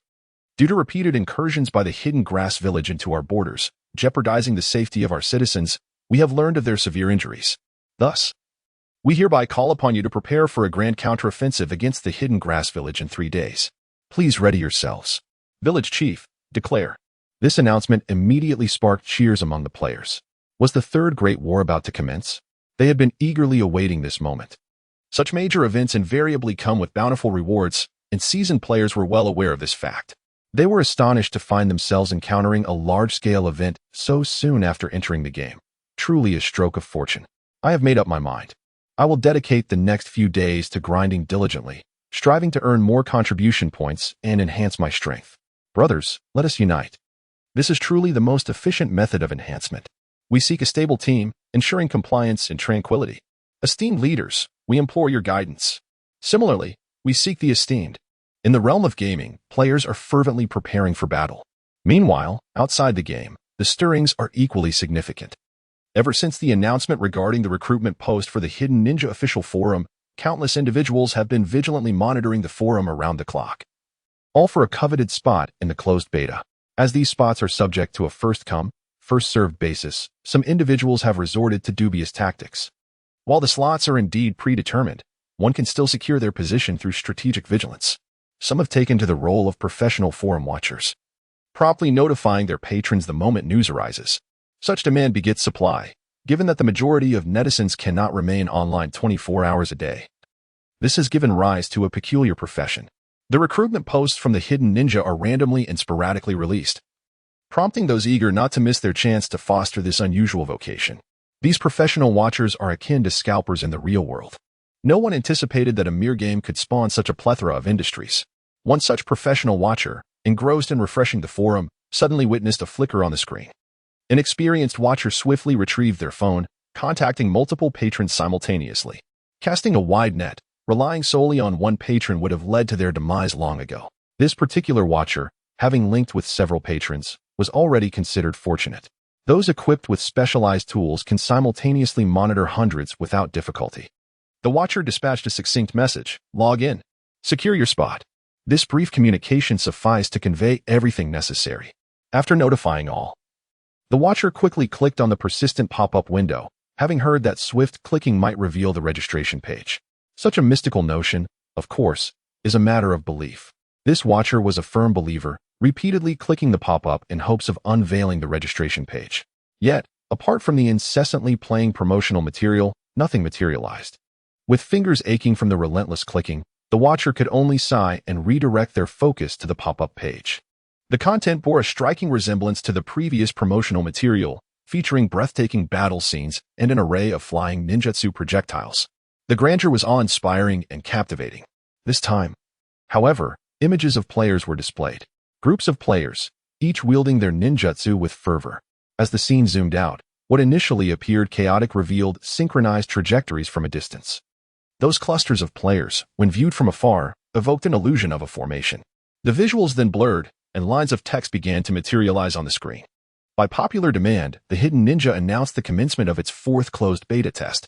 This round will offer 72 slots, available on a first-come, first-served basis. Registration is now open. Simultaneously, the game will unveil its inaugural major expansion, the Fall of Grass Hiding. This expansion is set to launch in 3 days. Promising an exhilarating experience, and we eagerly anticipate the participation of valiant warriors. The player, known as the Crouching Player, found their breath quickening upon reading the announcement. The arrival of the first major expansion coinciding with new players joining the fray is surely no mere coincidence. This event undoubtedly offers substantial rewards, providing newcomers with a chance to catch up. Oh, how I long to immerse myself in the game, just for a moment. The Crouching Player lamented to themselves, almost in tears for quite some time. Eventually, unwilling to accept defeat, they clicked a pop-up window. Suddenly, a form appeared before them, leaving the Crouching Player momentarily speechless. How is this even possible? However, time waits for no one, and the number of individuals competing for registration is unknown. A moment's hesitation could result in the opportunity slipping away. The Crouching Player hurriedly bent down to complete the registration. Upon receiving the success notification and the game download page, they leapt into the air with joy. Oh, this is fantastic. This is simply wonderful. Meanwhile, joy was juxtaposed with despair. Those who failed to secure a spot continued to vent their frustrations on the official website, criticizing the game's developers for their stinginess.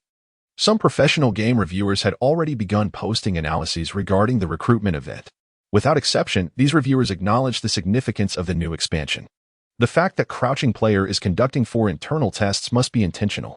Many reviewers emphasized the rarity and importance of this event, intensifying the bitterness felt by those who missed the chance to register. The significance of such an event was overwhelming, and some individuals felt utterly devastated by their inability to participate.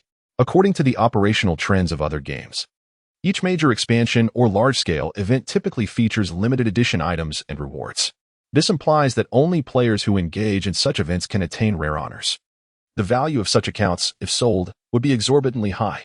Naturally, the game Crouching Player does not facilitate real-world trading.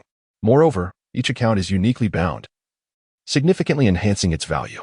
Should there be further limited edition rewards, the worth of such accounts would be incalculable. Posting online fails to alleviate their dissatisfaction and bitterness. They can only flock to Crouching Player's live streams, indulging in a visual feast to assuage their regrets.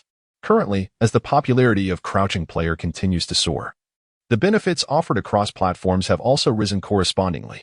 Ultimately, some players, unable to resist temptation, have initiated live broadcasts. Consequently, various platforms now boast Crouching Player streamers. As the excitement escalates, these streamers are garnering increasing resources. In fact, some smaller platforms have invested all their resources into a single Crouching Player streamer. It appears that we are witnessing a resurgence of the illustrious era for streamers, all thanks to Crouching Player. The 4th batch of internal testers has already entered the game. The once spacious village square has now become exceedingly crowded.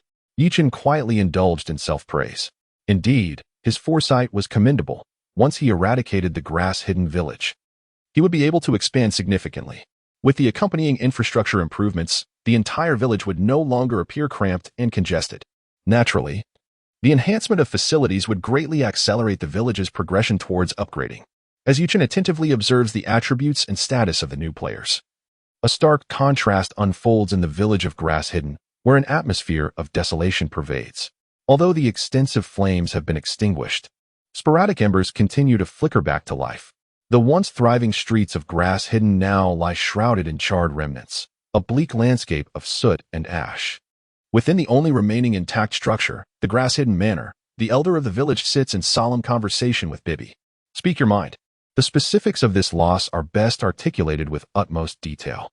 Bibi appeared weary, his face etched with fatigue. The higher-ups of the grass village had toiled throughout the night, with no time to spare for even a moment's respite. In a hoarse voice, Bibi reported, "This catastrophic fire has consumed over 300 houses. Nearly 90% of the forest outside the village has been incinerated. The casualties are exceedingly grave. Over 200 lower-ranking ninjas have perished, with nearly 100 severely injured. 80 mid-ranking ninjas lost their lives, and 50 sustained serious injuries, while 10 upper-ranking ninjas suffered minor wounds, mercifully without fatalities. The toll among ordinary civilians remains uncalculated." He continued. "The total financial loss amounts to nearly 3 trillion berry." With each figure Bibi uttered, the elder of the grass village trembled involuntarily. Once Bibi concluded the grim report, the elder let out a muffled groan, visibly struggling to maintain his composure. "My lord, are you unwell? My lord?" Bibi discerned the peculiarity in the demeanor of the old man from the grass-hidden sect and hastily extended his assistance. The old man swayed unsteadily before ultimately expelling a mouthful of dark blood. "Alas, my foundational essence in the grass-hidden sect has been utterly obliterated." Bibi's expression turned grave, momentarily rendering him at a loss for words. The old man from Chaoyin muttered something indistinctly. Suddenly, he shrugged off Bibi's supportive arm and staggered to his feet. "Oh, you treacherous Junin Village. What a vile conspiracy this is. You seek to deny me life? You shall not expect an easy time." The old man, with his bloodshot eyes, is on the brink of madness. Convey this message to Mr. Ghostblade. He need not hold back, but rather act with abandon. It matters not whether the target is a hidden Junin. As long as one is slain, I shall offer a reward for every ninja that can be resurrected. A single kill shall merit a reward. Should he succeed in eliminating the village chief of Hidden June, bringing his head as proof, I will grant thrice the promised reward." Bibi was taken aback and exclaimed, "My lord, this cannot be. The grassland has suffered severe devastation, and now is the time for post-disaster reconstruction and the distribution of relief funds. At this moment, spending exorbitant amounts would be a fruitless endeavor. The remuneration we previously offered to Kisame was already quite substantial. There is no need for triple the payment, as it is more than sufficient to claim the life of that leader from Kumin Village." The elder from Kusagakure wore a particularly grim expression and declared, "My foundation in Kusagakure has been utterly destroyed. I demand that scoundrel meet the same fate. Only in this way can the grievances of the many souls in my village find some measure of solace.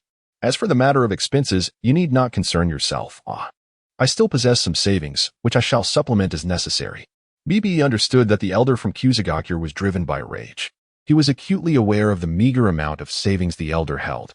To provide relief to the disaster victims is one thing, but to compensate for the losses of the village is undoubtedly a fanciful notion. Bibi furrowed his brow, momentarily at a loss for words. Observing Bibi's dazed state, the elder Chaoyin, irate, reprimanded him. "I instructed you to go, so why the hesitation?" Bibi, with a troubled expression, quietly defended himself. "My lord, the expenses." Before he could finish, the elder's voice rose sharply. "Expenses, expenses. Do you wish to perish in the pursuit of wealth? Do not presume I am oblivious to your inquiries regarding my savings. Allow me to enlighten you. The information you seek was deliberately made accessible to you. Cease your cunning ways, or I shall have no choice but to dismiss you and consign you to prison."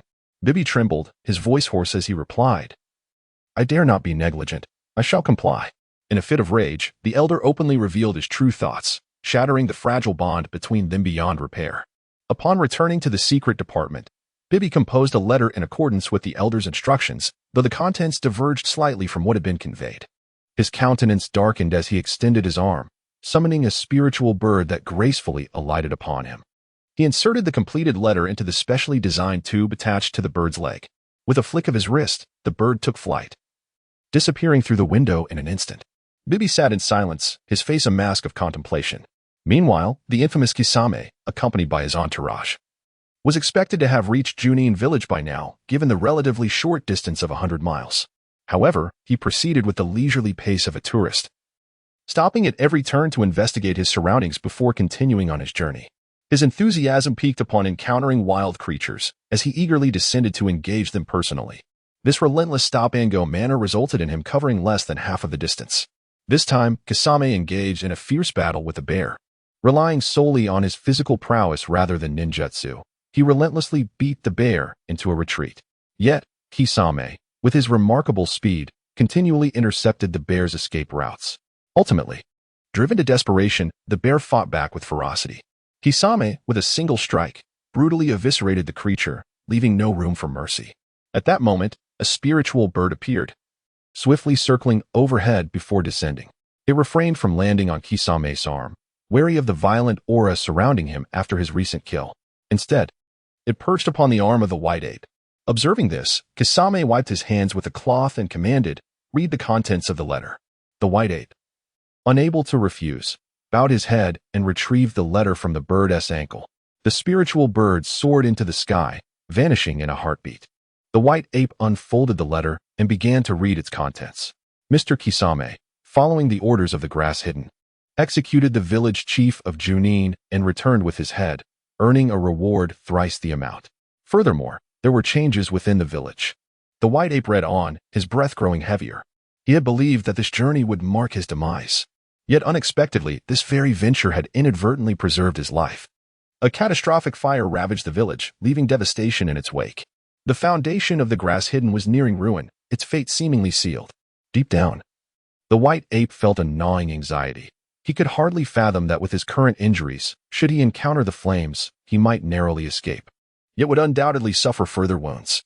Most concerning was the fact that those within the village who wished him harm would surely seize this opportunity. Kisame wiped the blood from his hands and discarded the bloodied handkerchief. He snatched the letter and studied it for a moment before laughing. How intriguing indeed. Should I fulfill my promise now? After all, the grass-hidden village is practically no more. The several grass-hidden experts surrounding him tensed up in response to his words, as if they had become the prey of a lurking beast. The white ape, already burdened by his injuries, felt the weight of psychological pressure, his face paling to an unhealthy hue. As the grass ninjas braced themselves for an impending threat, they were startled to hear Kisame chuckle. "Let us proceed. My interest in the village chief of Junin has only grown." He urged them to quicken their pace, eager to engage in combat. As he glanced back towards the direction of grass-hidden village, his gaze was laden with meaning. The grass ninjas collectively exhaled in relief, following Kisame's swift lead towards Junin Village. To the astonishment of the grass ninjas, the previously sluggish Kisame suddenly surged forward with an astonishing speed. They could only attribute this to his combative nature, unaware that it had all been premeditated. Indeed, there had been significant changes within grass-hidden village.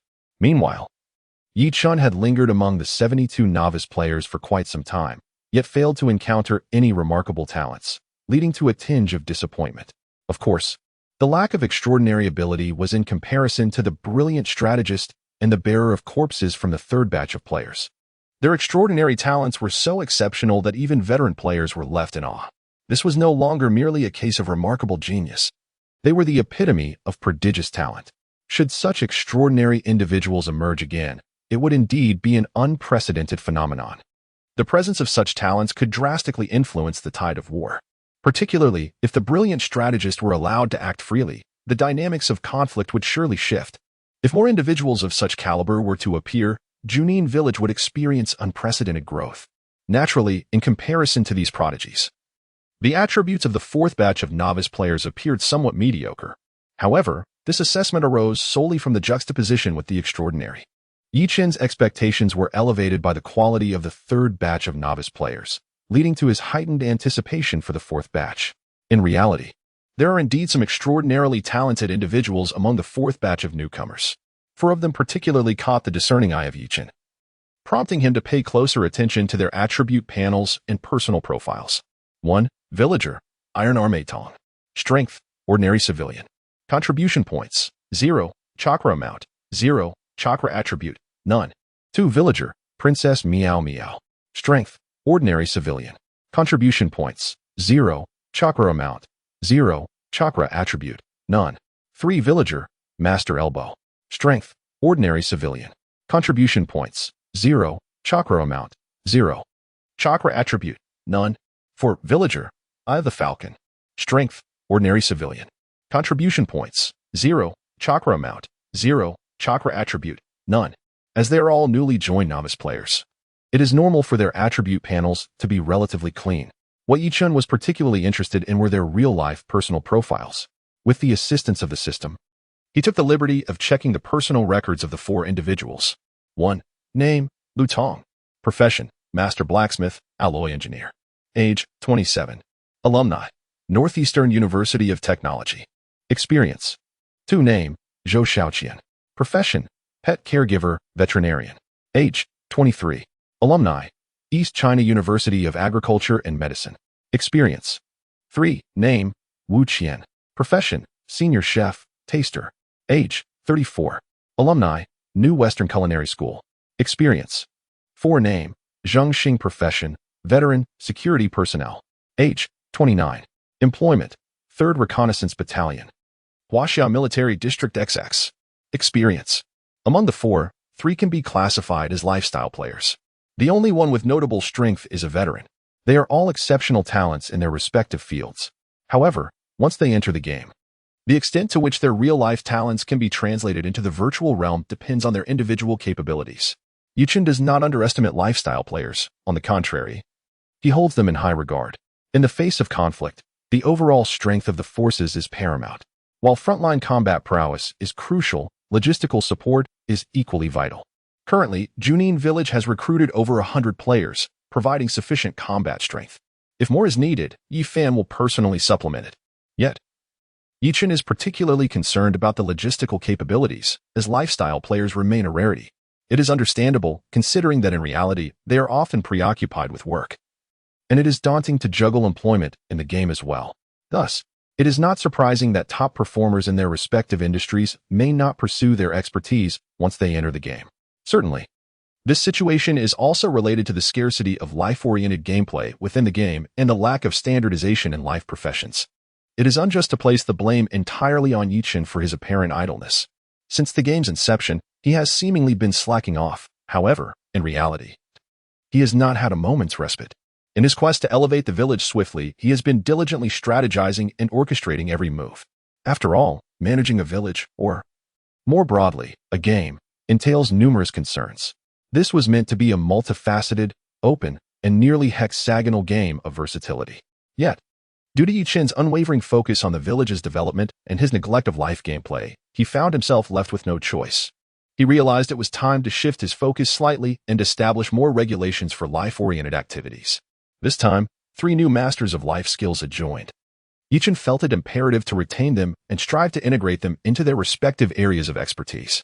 As for the veteran, possessing exceptional reconnaissance abilities, such talent was urgently needed in Junin Village to establish a scouting team. While Yichun was engrossed in refining future plans, an influx of chakra fluctuations emerged outside the village. Intrigued, he stealthily ventured beyond the village to observe the cause of the commotion. There, he encountered the formidable Kakuzu, accompanied by several skilled grass ninjas, who had taken up position at the entrance of Junin Village. Without uttering a word, he unleashed a wave of carnage, mercilessly attacking the patrolling guards and leaving players venturing outside defenseless. Kakuzu, embodying the Grim Reaper, wreaked havoc at the village's entrance. Fortunately, players possessed the ability to respawn, leading to a swelling crowd at the village gate. What a brazen NPC, daring to block our entrance alone. Brothers, let us unite and confront him. This individual was Kakuzu, a rogue member of the Akatsuki organization in the Naruto series, known for his fierce combat style, truly reflective of his character. Regardless of his identity, anyone who dared to obstruct their path would face dire consequences. It seemed, however, that it was they who were facing the peril.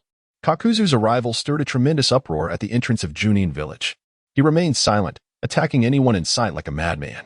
Thankfully, players could respawn continuously, managing to corner Kakuzu and prevent him from advancing further. Nevertheless, even while besieged, Kakuzu exhibited relentless fighting spirit, slaughtering the influx of players with wild abandon. The crucial factor was his extraordinary strength, having reached the elite Jonin level. Within the entirety of Junin Village, only Yichun stood as his equal. Moreover, Kakuzu's chakra reserves seemed boundless, perpetually fueling his rampage. This led to the astonishing spectacle of Kakuzu single-handedly facing 100 opponents. The more the battle raged on, the more the players of Junin Village were filled with trepidation. This NPC appeared tireless, engaging in such intense combat without a hint of fatigue. Gradually, a sense of retreat began to stir among the players, especially among the novice ones, who were already at a disadvantage, if not entirely powerless. At this moment, joining the battle would be akin to becoming mere cannon fodder, easily slaughtered by the adversary. The disparity in strength between novice players and seasoned veterans is already pronounced. Continuing this futile consumption of resources will only exacerbate their differences. Consequently, novice players began to withdraw from the battlefield, opting not to join the fray.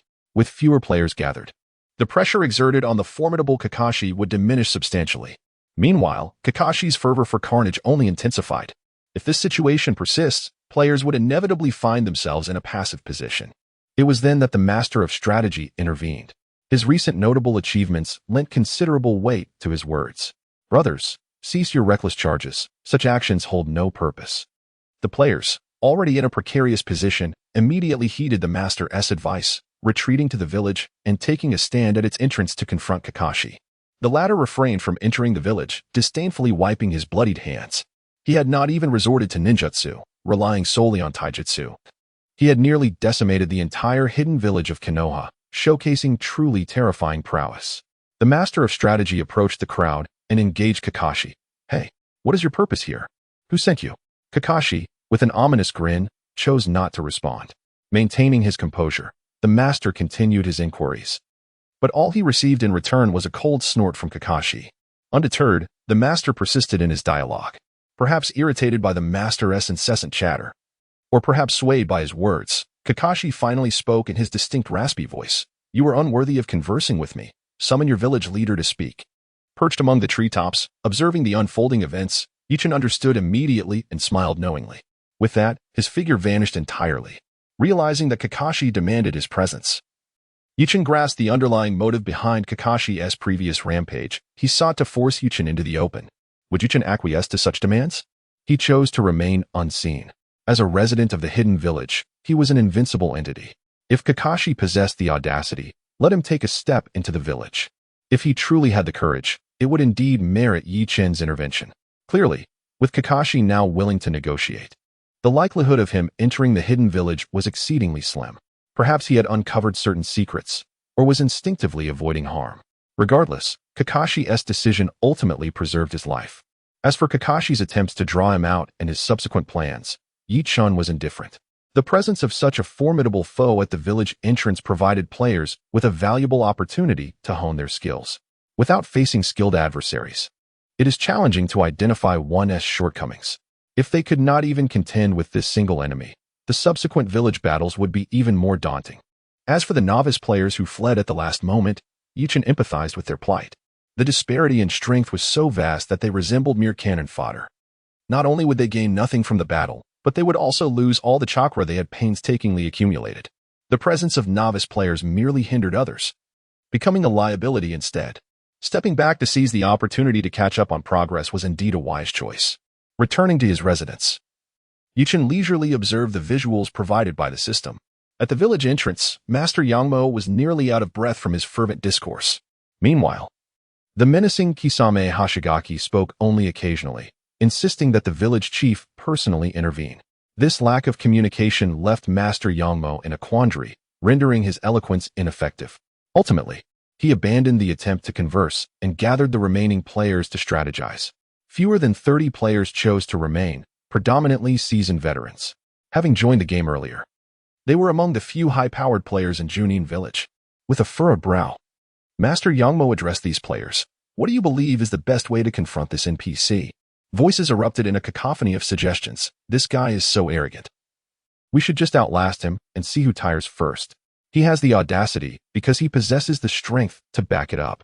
If we follow his demands, we might as well let him have a glimpse of the village chief. After all, the chief's prowess is unparalleled. We can merely observe the spectacle. Are you naive or foolish? We can't even meet the chief, yet you think we can compel him to meet that NPC? Don't be delusional. Clearly, this is a random event. If the chief wanted to appear, he would have done so by now. Frankly, this random occurrence is meant to provide players with a chance to hone their skills. What you say makes sense. If we cannot handle this NPC, we might as well forego participating in the upcoming major expansion. How outrageous. An NPC dares to block the path of players? Let us confront him head-on. The group continued to debate the current situation, and with dissenting opinions, tempers flared, threatening to erupt into argument. Master Yangmo quickly interjected to mediate. I understand your urgency, but please, remain calm. Such a formidable adversary can only be outsmarted, not overpowered. One of his fervent supporters promptly inquired, Master, do you have a plan? Please share it with us, and we will do our utmost to cooperate. As they harmonized in their enthusiasm, the rapport between Master Yangmo and his supporters grew stronger. Other players chimed in, Yes, Master, please enlighten us. Seeing the rising fervor, Master Yangmo raised his hand to signal for silence. Once the crowd quieted, he furrowed his brow and began to analyze. In the face of overwhelming strength, the efficacy of strategy is inevitably diminished. The enemy's strength has overwhelmingly surpassed ours. Relying solely on strategy will not suffice. We must identify their weaknesses and target them accordingly, ultimately overcoming this challenge. The master of overt schemes has set the stage for so long, only to utter such ambiguous statements, naturally provoking discontent among the crowd. Oh, who was it that claimed strength was insignificant? Master, are you not slapping your own face with such contradictions? We have been entangled with this NPC for so long. If there were truly weaknesses, would we not have discovered them by now, rather than you spouting such nonsense? It seems some individuals are merely seeking fame, crafting an image of expertise, and now find themselves in a precarious position. Serves them right. Humph. Do not dare to malign the master so. Had it not been for his prior strategies, would we have the current content update following the Grass Ninja incident? Indeed, you partake in the banquet, yet scorn the host. Is that not excessively hypocritical? If you are unwilling to listen, why not take your leave? Hey, you little rascal, itching for a fight, are you? When faced with a challenging predicament, disputes are a natural reaction. However, those who seize the opportunity to sow discord and kick someone when they are down display a lack of integrity. The master of overt schemes is also feeling quite troubled. The adversary before him is remarkably formidable, so much so that he struggles to devise a counter-strategy. In the absence of direction, the most effective tactic is to prolong the engagement. By delaying, the master can fully utilize the time to seek solutions. Additionally, through vigilant observation, he may ultimately discern the opponent's vulnerabilities. Yet, convincing this agitated group of players without some compelling arguments is evidently a daunting task. As the master ruminated on his words, his gaze inadvertently fell upon two individuals standing outside the crowd. An epiphany struck him. He slapped his thigh in excitement, exclaiming, Eureka! The two individuals outside the throng were none other than the corpse bearer and the bullfighting master. They had just exchanged for an A-grade martial art, the 8 trigrams palm, and were preparing to test their skills. However, they were unexpectedly obstructed at the village entrance by a particularly formidable NPC. There are numerous paths leading out of the village, and the duo need not be entangled here. Yet, as fervent enthusiasts of martial arts, how could they possibly move when presented with such an excellent trial opponent? During the earlier skirmish, the corpse-bearer duo had refrained from participating. After observing for a while, they had formed a rough estimate of the brutish NPC's strength. At the very least, in a scenario where this NPC refrained from using ninjutsu, they still had a fighting chance. Especially upon witnessing the brute NPC employing martial arts to dominate numerous players, the fervor in the eyes of the corpse-bearer and the bullfighting master intensified. Due to the current standoff and the corpse-bearer's severe social anxiety, they had thus far refrained from taking action. As they were whispering to each other, discussing their strategies, they suddenly heard a familiar voice. Corpse-bearer brothers, bullfighting brothers, come over and talk. The two individuals turned towards the sound, only to behold the exuberant Master Yang, who was standing amidst the crowd, gesturing enthusiastically towards them. The shrouded one hesitated momentarily before raising his voice, saying, If you have something to say, please speak plainly. We are not inclined to join the fray. The shrouded one's social anxiety was vividly on display. The bullfighter, being a simple and honest soul, merely chuckled beside him, remaining silent. Master Yang, well aware of the peculiar attributes of this odd duo, seized the moment, realizing the urgency of the situation. My dear brothers, I know you both are adept in physical techniques. This little boss before us happens to employ the same. Would you not wish to engage in a sparring match? The shrouded one and the bullfighter had been contemplating this for some time. Upon hearing Master Yang articulate their thoughts, their expressions shifted simultaneously. The socially anxious shrouded one was about to decline, stammering, We don't. When the ever-smiling bullfighter abruptly interjected, of course we want to. However, facing this boss right now seems rather perilous. Upon hearing the desired response, Master Yang quickly reassured them, Fear not, my brothers. You may unleash your full potential. We shall provide support to ensure your safety. You can trust us on this, can't you? The bullfighter was about to agree when the Shrouded One grasped his arm, pulling him back. The Shrouded One shot an exasperated glance at the bullfighter, who, with his characteristic innocent grin, playfully winked. Having grown familiar with one another, they both understood each other's true intentions. Summoning his courage, the Shrouded One faced Master Yang amidst the gathering crowd and inquired, What benefits do we stand to gain? Master Yang was momentarily taken aback, responding with a dazed expression, Benefits? What do you desire? The Shrouded One's tone gradually became more assured as he decisively replied, If there are no benefits, are you merely luring us into action, treating us as fools? In the past, the Shrouded One would never have engaged in such a confident exchange. Yet, for reasons unknown today, he spoke with newfound assurance, surprising even himself with his ability to communicate fluently. Master Yang pondered briefly. Then, noticing the impatient faces surrounding them, he resolutely declared, I assure you, your efforts will not go unrewarded. Should you both engage, I will grant each of you 500 contribution points as compensation. Moreover, if you can endure the battle for 5 minutes, an additional 100 contribution points await you. 10 minutes, 15 minutes, the rewards shall accumulate. What say you?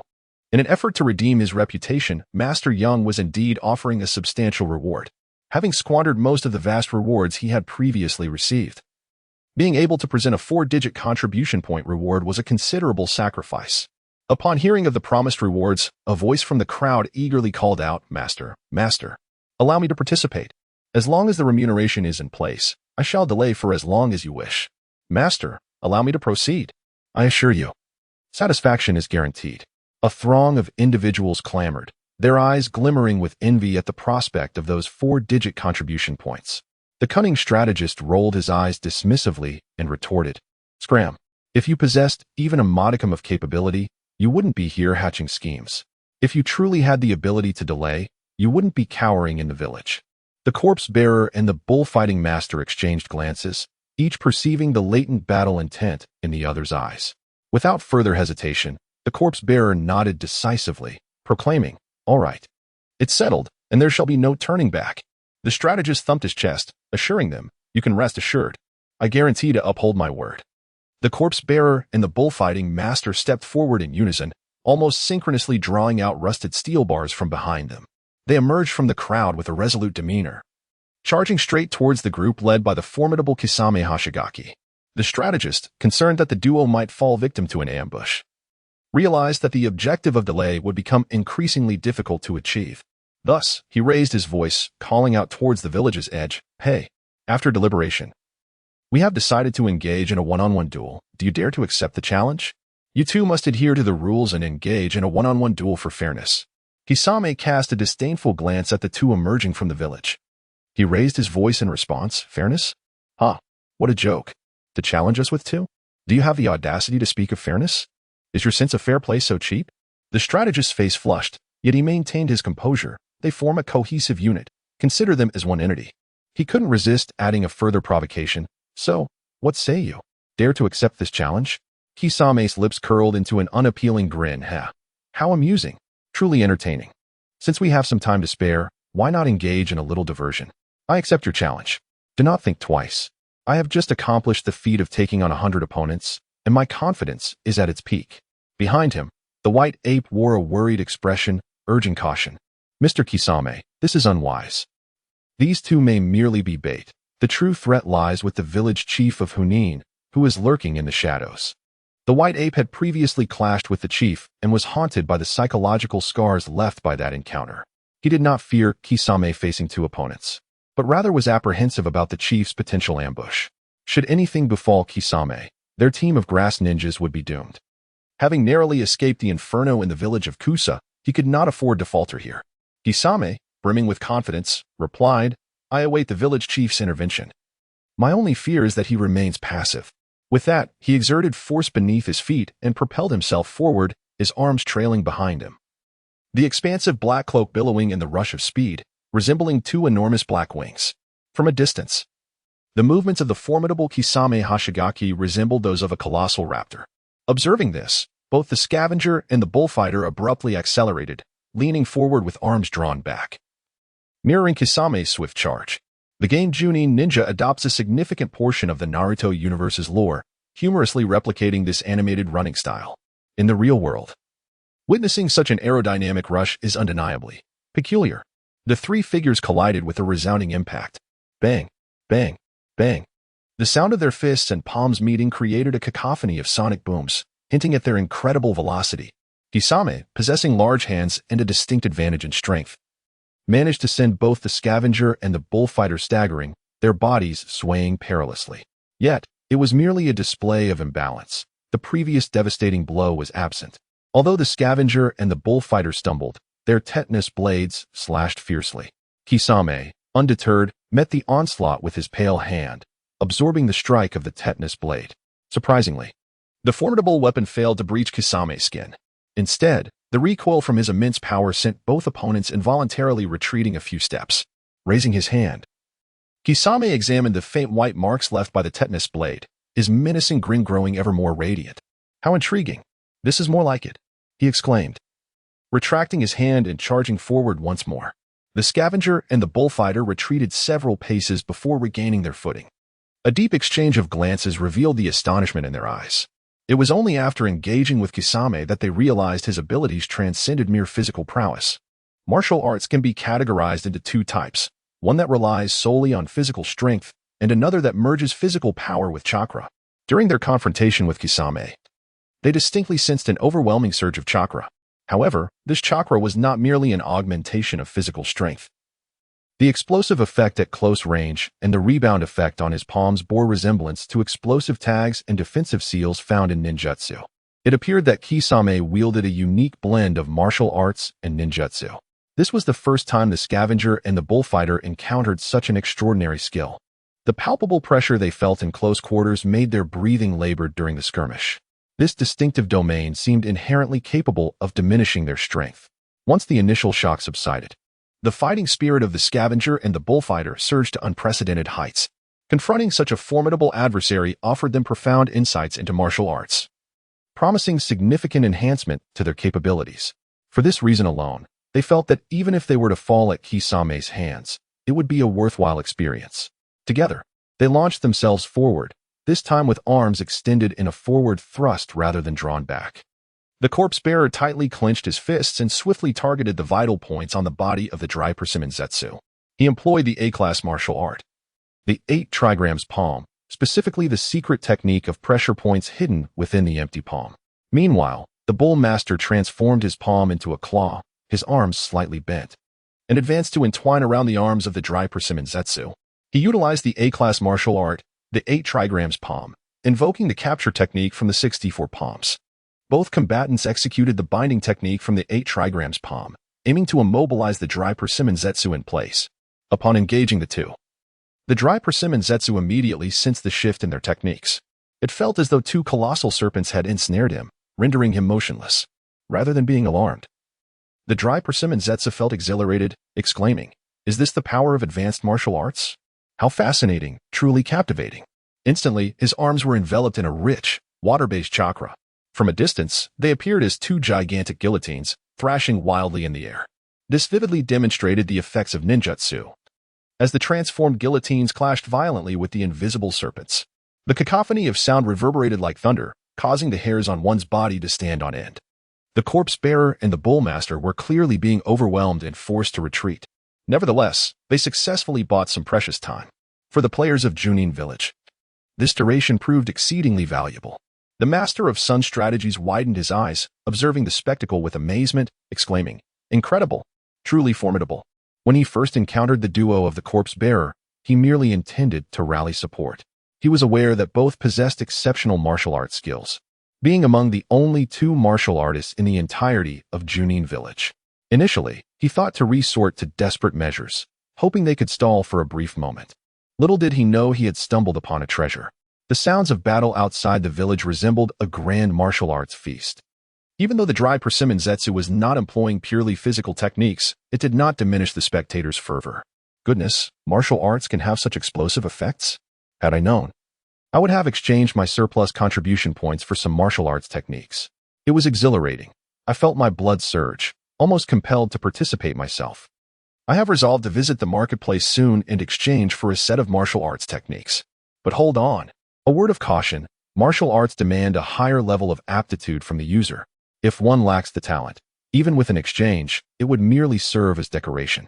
Decoration or not, even if it is only for show, I still wish to exchange. Just imagine showcasing such skills before the ladies. How delightful. Dreaming without basis can be perilous. This martial arts spectacle undeniably served as a profound and positive promotion for the discipline.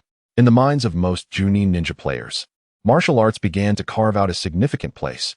Meanwhile, the master of Sun strategies, captivated by the unfolding battle, found his mind racing, quickly assimilating the combat intelligence gathered, seeking to uncover the vulnerabilities of the dry persimmon zetsu. After observing for a brief moment, he had already gleaned some insights. However, time would ultimately be the true test. As he watched the beleaguered duo of corpse carriers falter, the master of strategic manipulation offered a heartfelt prayer. Dear brothers, just hold on a little longer. Just a little while. Yet, the grim reality was that the pair of corpse carriers was struggling to withstand the onslaught and could collapse at any moment. The master of strategy was in a state of frantic urgency, desperately seeking a means to prolong the conflict. He gradually shifted his gaze to the surrounding players. Lost in contemplation, the frontline fighters, the corpse carriers, were in silent anguish. Through the intricate techniques of the 8 trigrams palm, they had managed to delay for an extended period. However, as the chakra coursed violently through the body of the drying persimmon ghost shark, their circumstances swiftly changed. That unique domain once again exerted a formidable pressure, rendering the corpse carriers breathless. If the battle continued, this oppressive force would only intensify, making it increasingly difficult for them to breathe. Restricted breathing hindered their physical strength, diminishing the effectiveness of their techniques. This was the primary reason for the corpse carriers' retreat. They were not afraid of the drying persimmon ghost shark's close-range ninjutsu. After engaging multiple times, they had developed a degree of preparedness for his moves. Were it not for the existence of that unique domain, they were confident they could endure for much longer. They had only recently exchanged for this A-rank body technique, the 8 trigrams palm. Initially, they intended to test it against wild monsters, but unexpectedly found themselves facing the drying persimmon ghost shark. It must be said that A-rank body techniques possess a certain dominance. They believed that with further mastery of this technique, the situation would inevitably turn in their favor.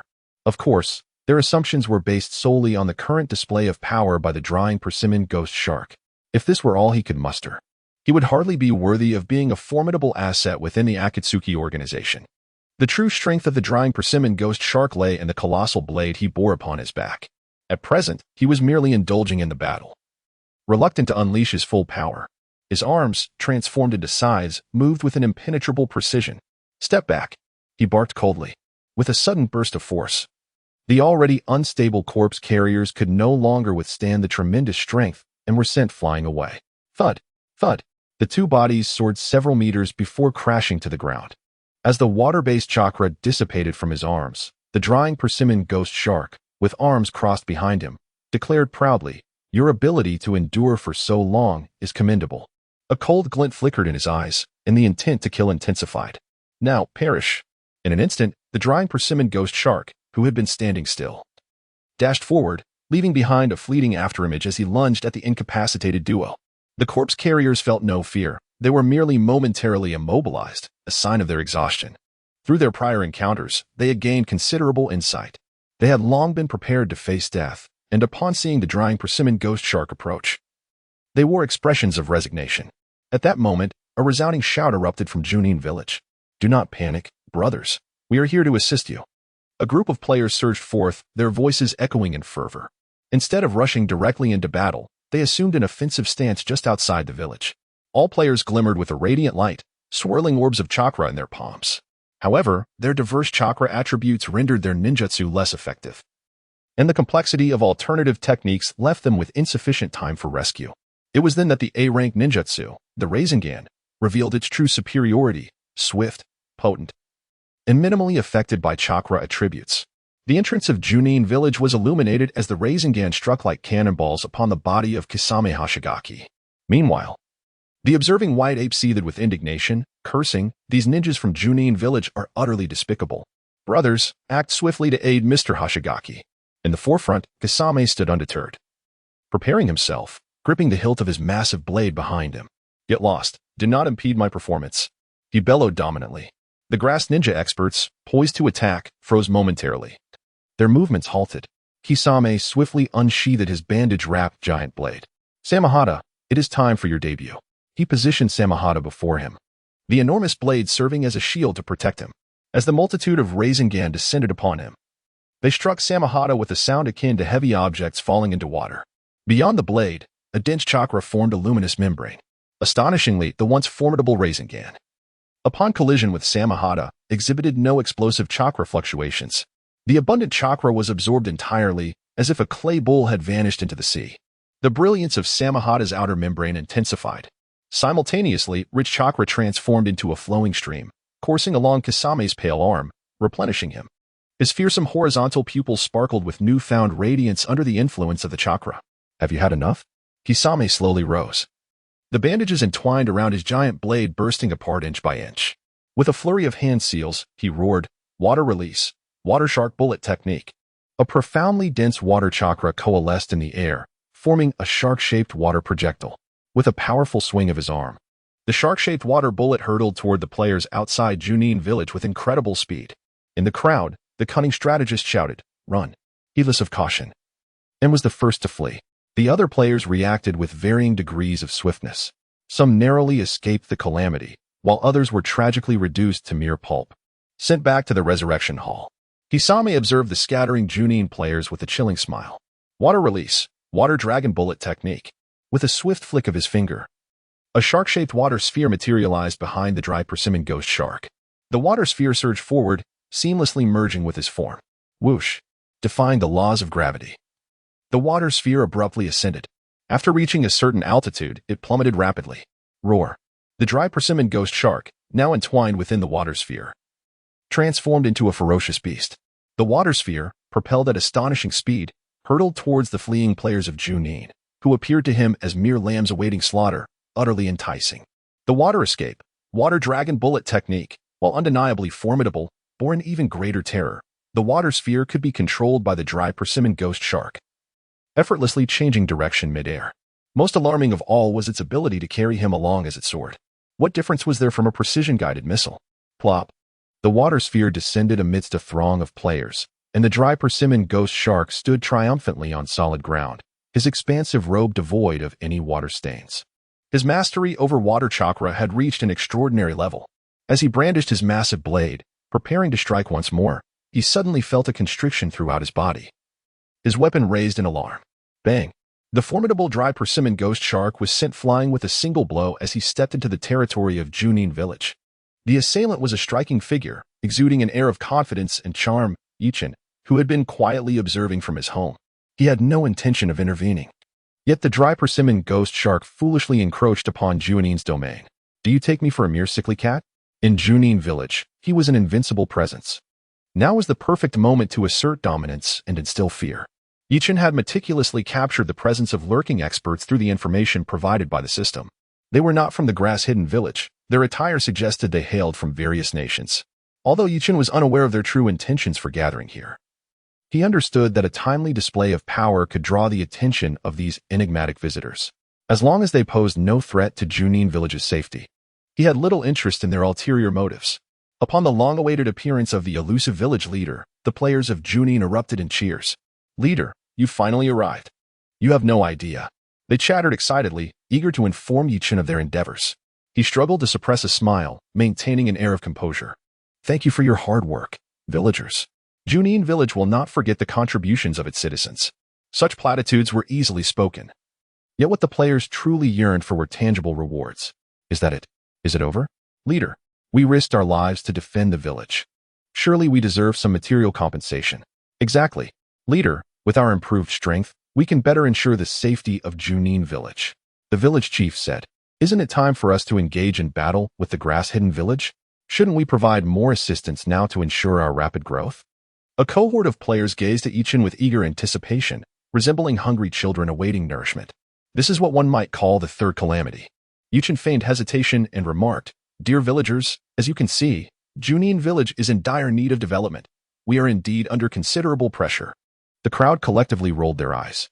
Yuchen gestured grandly and proposed, "Let us proceed this way. I shall document all contributions from this endeavor. After our battle with the grass-hidden village, we will distribute rewards based on individual contributions." How does that sound? No sooner had Yuchen's words left his lips than the familiar sound of a system notification echoed in the ears of the players. Ding! The battlefield contribution system has been activated. Players may exchange their merit points for military supplies. The players erupted in enthusiastic approval, their praises flowing freely. They understood that the village chief of Junin was merely a game NPC. Initially, they had only sought to request a modest reward, driven by the inherent psychology of players, without any genuine expectation of substantial gain. To their astonishment, after merely conversing with the chief, the system had indeed unlocked the battlefield contribution system. They realized that the village chief of Junin was unlike any other NPC. While the discussions flourished in Junin, on the other side, the formidable Kisame Hashigaki was seething with frustration. He had not anticipated the overwhelming power of Junin's village chief, who had effortlessly sent him flying with a single blow. He had not even sensed the slightest disturbance of chakra. To be struck down purely by physical strength left him pondering the depths of such capability. Even more alarming was the fact that the blow had inflicted internal injuries upon him. Fortunately, the water-type chakra possessed healing properties, and his wounds were rapidly mending. Spitting out a mouthful of blood, Kisame's voice grew increasingly hoarse. "Ah, at last, you have appeared." Yuchen, who had been engaged in conversation with the players, suddenly turned to gaze at the battle-hungry Kisame. At that moment, a strategist among the crowd seized the opportunity to share his observations. "Village chief, based on my analysis, that individual outside excels at absorbing chakra for his own use. The stronger the enemy, the more formidable he becomes. However, it seems he cannot absorb chakra from physical techniques. This is merely my observation, and I hope it aids you in the battle." Yuchen's thoughts stirred as he recalled that, in the original Naruto narrative, Kisame indeed could not absorb chakra from physical techniques, which was one of his vulnerabilities. In the original story, Kisame ultimately met his end at the hands of the taijutsu master, Might Guy. Thus, the impending battle appeared significantly simpler. However, Yuchen had no intention of facing Kisame directly. He nodded, acknowledging the strategist's insights, and proclaimed, "Mr. Hashigaki, I am unaware of how many organizations you have offended outside. However, I wish to remind you that your current situation is rather delicate. Perhaps it would be wise to choose another day to engage in battle." As he spoke, Yuchen raised his finger, precisely indicating multiple directions beyond the village. Under Yuchen's admonition, the dry persimmon, Kisame, finally sensed the concealed presences around him, among which were some familiar auras. Kisame's expression oscillated between shadow and light, his mind in a tumultuous state. He was acutely aware of the hidden ninja masters surrounding him, including several whose auras he recognized. He was not afraid of a group battle, for he possessed an exceptionally vast chakra reserve. Coupled with the unique properties of his Samahata, he could continuously absorb chakra to replenish his own consumption, which was the primary reason for his combative and adept nature in battle. However, he was currently faced with the formidable village chief of Kuni Hidden Village, a figure whose prowess reached the level of a Kage, and who also possessed terrifying taijutsu skills. Kisame could absorb any attribute of chakra, yet he was unable to absorb the chakra associated with physical techniques. With a formidable enemy ahead and a multitude of unidentified ninjas lurking behind, the concealed ninjas might not immediately engage him, but there was the constant fear of being ambushed while he battled the Kuni village chief.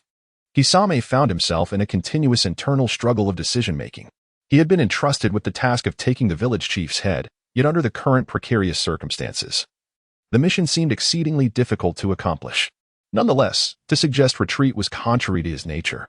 After much deliberation, a cold expression settled upon Kisame's face. "Very well. Then let us fight another day." Despite the multitude of ants gnawing at his insides, he had no choice but to withdraw for the time being. The discomfort in his heart was evidently more bearable than the loss of his life. Yuchen remained composed, not interjecting further. He watched as Kisame exchanged a few words with several grass ninjas before turning away, retreating in displeasure. Once Kisame and his entourage vanished from sight, Yuchen called out loudly towards the village's outskirts, "Esteemed guests who have traveled from afar, why not enter the village for a discussion? It would be my pleasure to extend my hospitality." However, the area outside the village remained silent, devoid of any response. After a brief moment, Yuchen turned and walked back into the village.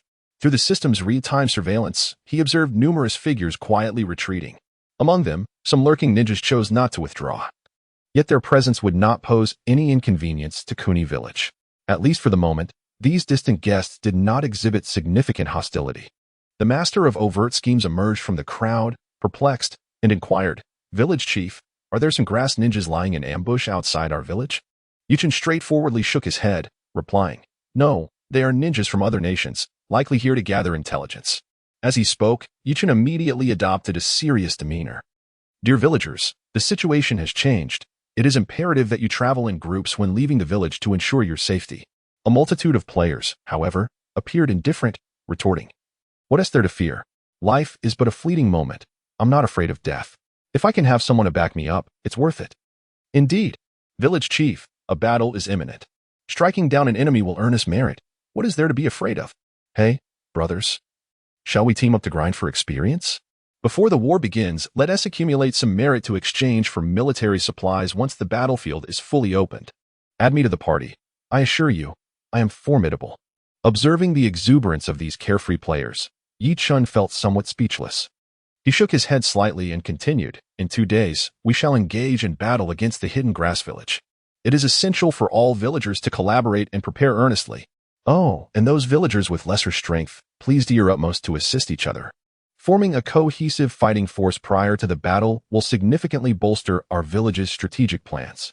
In unison, the nearby players thumped their chests, assuring him, "Village chief, rest assured. We will ensure that the newcomers gain the ability to protect themselves. With only 2 days until the battle, any further enhancement of our skills would be minimal. It's better to take this opportunity to guide the novices." Exactly. The hidden village war fundamentally tests teamwork. By helping more newcomers improve their abilities, we elevate our collective strength. Let us go. We should start training the novice players now. This nurturing gameplay is quite enjoyable. As the crowd animatedly discussed ways to swiftly elevate the novice's abilities, Yuchen smiled silently and vanished in an instant. The players, astonished by this display, felt a wave of envy. "Village chief, what kind of jutsu is this? I want to learn it. Such a powerful jutsu must surely be of S rank, right? Do you really think S rank jutsu are so easily mastered? Now that you mention it. I recall that the only S-rank jutsu available in the shop seems to have yet to be mastered by anyone. I've heard the requirements for this S-rank jutsu are quite stringent. It's challenging for ordinary players to grasp. Seeing it but not being able to learn it is truly regrettable. There is nothing to lament. If S-rank jutsu were so easily learned, they would be commonplace by now." Speaking of S-rank jutsu, what about that A-rank jutsu, the Reincarnated? Did you notice anything particularly interesting when we unleashed it together just now? What do you mean by something special? Are you suggesting that this jutsu can merge to enhance its explosive effect? Precisely. Newcomer players might not realize just how formidable a merging jutsu can be. Come on, stop pretending to be profound. It's simply a means to facilitate cooperative combat. Your perspective is rather myopic. The existence of such a fusion technique implies that the formation of a ninja legion is indeed possible. How could I have overlooked this? We are on the brink of conflict with the hidden grass village. If we could organize a ninja legion, wouldn't that be? The thought is too splendid to fathom. Come, enough dawdling.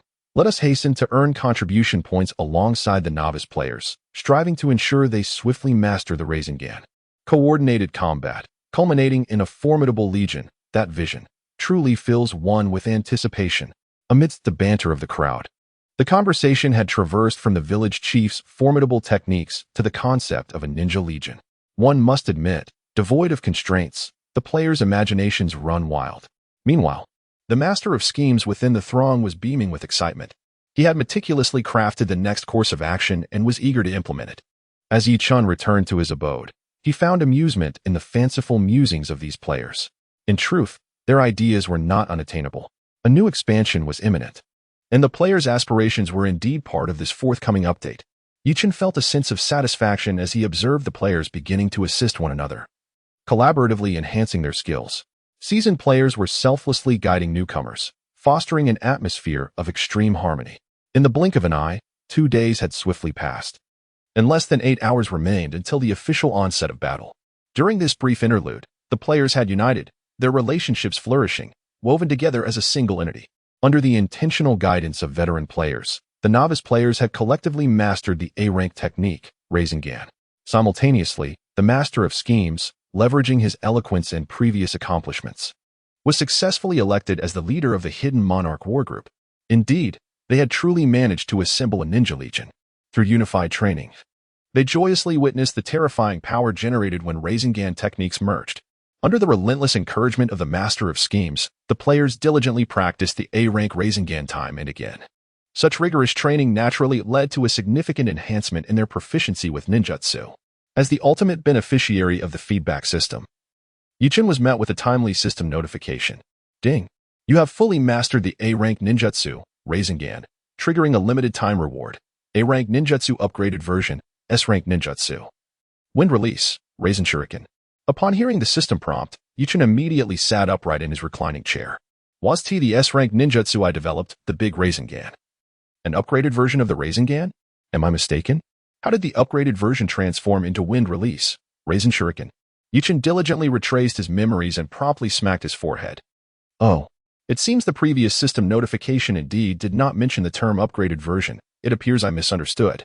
The world in which Junin resided was a reimagined realm inspired by Naruto.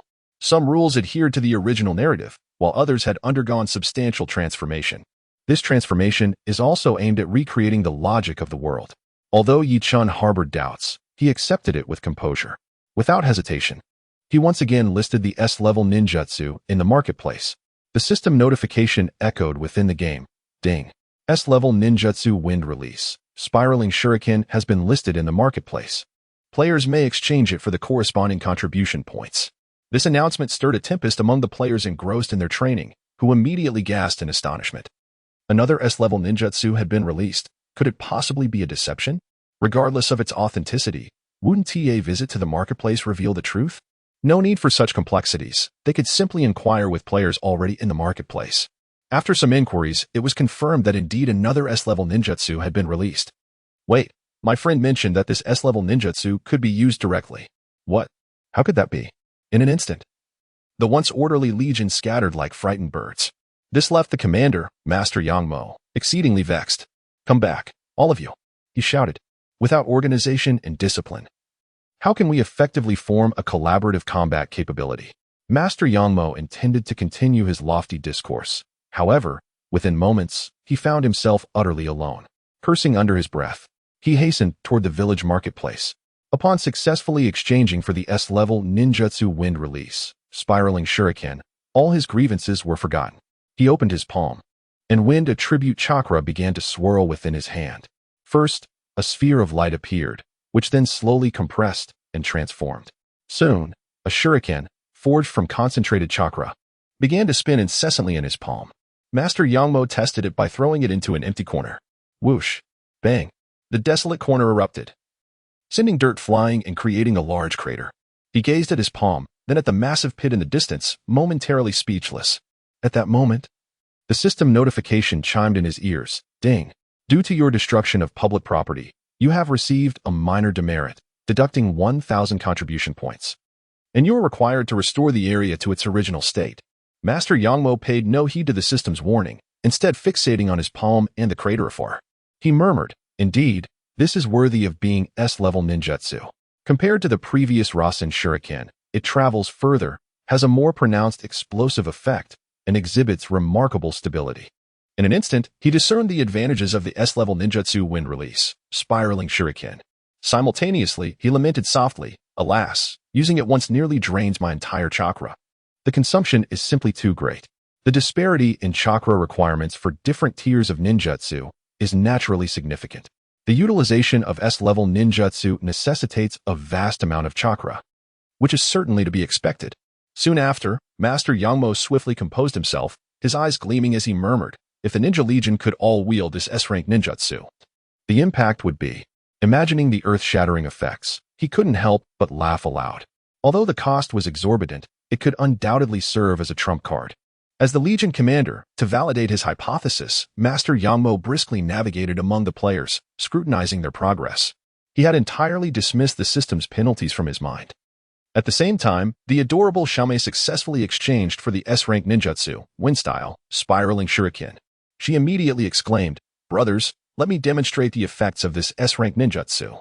Given that players had been fervently preparing for battle lately, the entertainment value had diminished somewhat. Consequently, the once thriving live stream had seen a significant drop in viewership. Xiaomei noticed this and felt anxious. She did not wish for her audience to dissipate so quickly. She understood that popularity could not remain at a fever pitch indefinitely. Yet she was reluctant to see it fade so rapidly. Now that she had engaging content to present, she was particularly eager to perform. The viewers in the live stream, spurred by rapid dissemination, brought a slight resurgence in the stream's popularity, which delighted Xiaomei. She extended her delicate hand, striking an exaggerated pose while providing vocal commentary. Hey. Yeah. A luminous orb began to coalesce rapidly within her hand.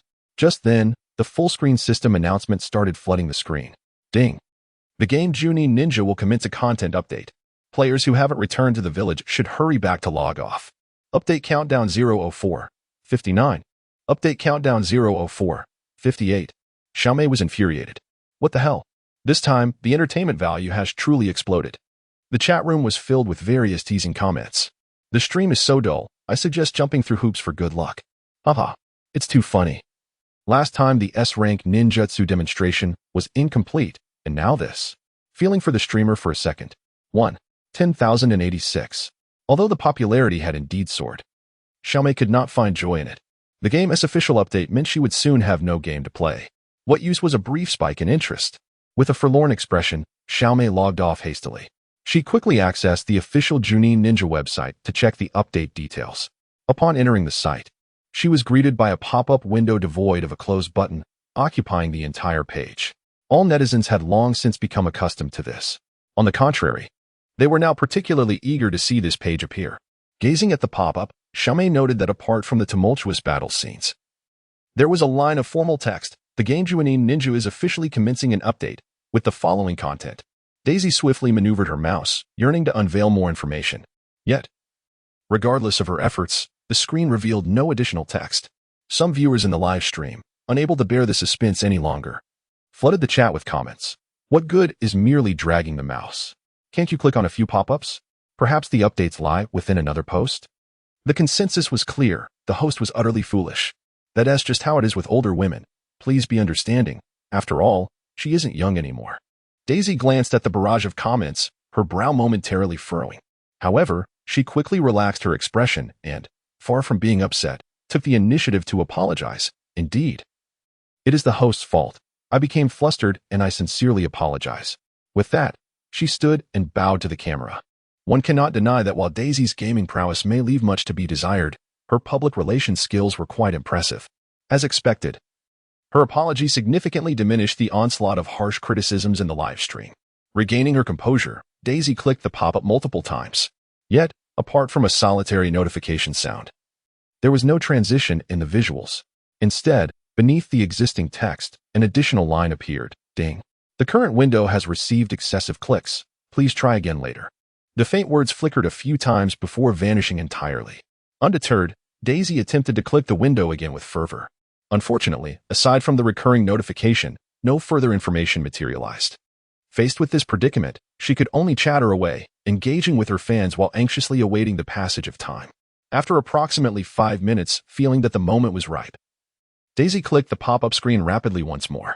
This time, the screen went blank, the pop-up disappeared, and she was directly transported to the post interface. A bold line of text boldly greeted her. Details of the game update version 1.0. Daisy swiftly scrolled through the post details. Given the extensive nature of this update, the estimated downtime for the game was 5 hours. P.S. The specific maintenance duration may vary based on actual conditions. We appreciate your understanding. Daisy promptly voiced her discontent. 5 hours? Has the game's official team lost their minds? The formal battle with the grass-hidden village is less than 8 hours away. With such a lengthy update, how can players prepare for combat in just over 2 hours? Knowing this update was imminent, why not schedule it for nighttime to avoid clashing with players' gaming hours? Daisy's continuous lamentations amused the audience watching the live stream. She's flustered. She's flustered. The content of her complaints was indeed factual. Indeed. Games should indeed cater to the sentiments and emotions of players, as this fosters a deeper attachment to the experience. One may hope that the developers of the Junin Ninja game will consider the feelings of their players. If they truly understood this, they would have already engaged in dialogue with the community. Their approach, however, seems indifferent. Players can choose to partake or not. And the developers appear unconcerned with player retention. With only a little over 100 experience slots available, player loyalty is inherently high. Why then should they prioritize their sentiments? The developers have consistently operated in this manner, seemingly unperturbed by potential player attrition. Is someone attempting to sow discord? Your skills in inciting division are rather lacking. Are they not? The official team behind Junin Ninja is not devoid of compassion. Their announcements are always delivered with politeness. Yet somehow, in your narrative, they are portrayed as rude and overbearing. This is mere sensationalism. Let us not be swayed by such rhetoric. Dai Xiaomei glanced at the barrage of comments in the live stream, noticing the escalating tension, and couldn't help but stick out her tongue. The liveliness of the chat was a source of her joy. However, it was rather excessive for some to exploit her offhand remarks to stir the pot. She was counting on the game to maintain its popularity.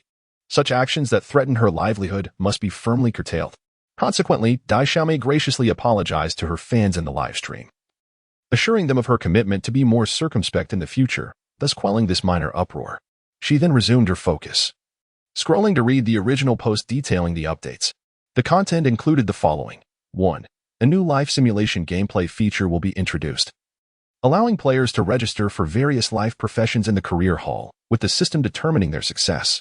2. A guild system will be officially launched, enabling players to form their own guilds and set permissions for unified management. 3. The spirit beast function will be activated, allowing players to form bonds with different spirit beasts, enhancing the gameplay experience. 4. Junin Village will undergo a complete model overhaul, improving the overall experience for players. 5. The Battlefield Supply Officer will be introduced, allowing players to exchange accumulated battle merits for various military supplies. In total, there are nearly 15 updates to behold. Users are taken aback, as they did not anticipate such an extensive array of content in a single expansion. Some have expressed concerns regarding the game's stability in many other titles. Each update often brings a slew of bugs. Developers must continually issue patches to maintain game balance.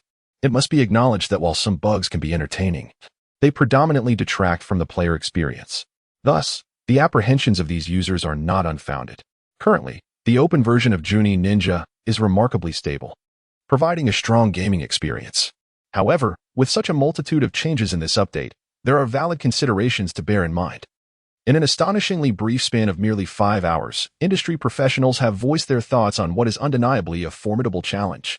Yet, amidst this hurried revision, one cannot help but ponder whether the stability of the game environment can be preserved, avoiding the emergence of bugs. The game Junin Ninja, after much anticipation, has finally undergone its update. Observing players gradually logging in, Yi Chun, who had toiled tirelessly throughout the day, finally exhaled, nearly collapsing into his recliner. The issue of game balance was entirely beyond his concern. The system would manage this, autonomously scrutinizing bug content and executing iterative updates, ensuring that the equilibrium within the game remained intact. Yu Chen's exhaustion stemmed from a significant overhaul he initiated for Junin Village. The village model had long been overdue for modification. With the influx of numerous players, the originally modestly sized village felt increasingly cramped. As player numbers swelled, the proportion of indigenous inhabitants appeared markedly sparse, complicating the task for novice players to accept quests, resulting in long queues and even fierce disputes over single missions. The alterations to the game model would also facilitate future upgrades for the village, allowing for the continuous addition of new facilities. Presently, Junin Village has ascended to a level 4 village, necessitating a larger scale, at least comparable to that of Chaoyin Village. However, due to the limitations of the original model, the entirety of the village felt constricted and congested. With the village's upgrade, the introduction of numerous new facilities exacerbated this sense of confinement. Yuchen had long criticized this predicament, yet during the operation of the game, substantial modifications to the game model were impractical. Seizing this opportunity for an update, Yuchen undertook a substantial transformation of the village. Primarily, the village's area expanded to 5 times its original size. The arrangement of facilities within the village was meticulously organized into distinct zones, creating an orderly and harmonious layout. The advantage of this increased area is the abundance of open space. Under Yi Chen's unified planning, these vacant areas will serve as the future sites for new facilities. In addition, Yi Chen facilitated the arrival of nearly 100 new villagers into the revamped village. These individuals represent the tangible reality of the world, distinct from the recruited players. Each of these villagers is an independent entity, and the cost of incorporating such a significant number was not insignificant for Yichin. Within this world, besides the villagers with fixed residences, there are also roaming vagrants. The villagers Yichin sought to recruit were these very drifters. To entice them into his village, Yichin nearly wore his vocal cords thin, undoubtedly making numerous promises. The most pronounced reaction to the village's expansion came from the indigenous inhabitants. Their happiness had already surged with the village's continuous upgrades, and now, with the substantial improvement in scale, the facilities have become more convenient, prosperous, and modernized. This has led to a significant surge in the sense of well-being among the indigenous people. As the villagers' happiness continues to soar, it is evident that the village is on the verge of another upgrade. Yichin paused, having only recently experienced an upgrade less than 3 days prior. Such an upgrade would imply the opening of additional recruitment spaces.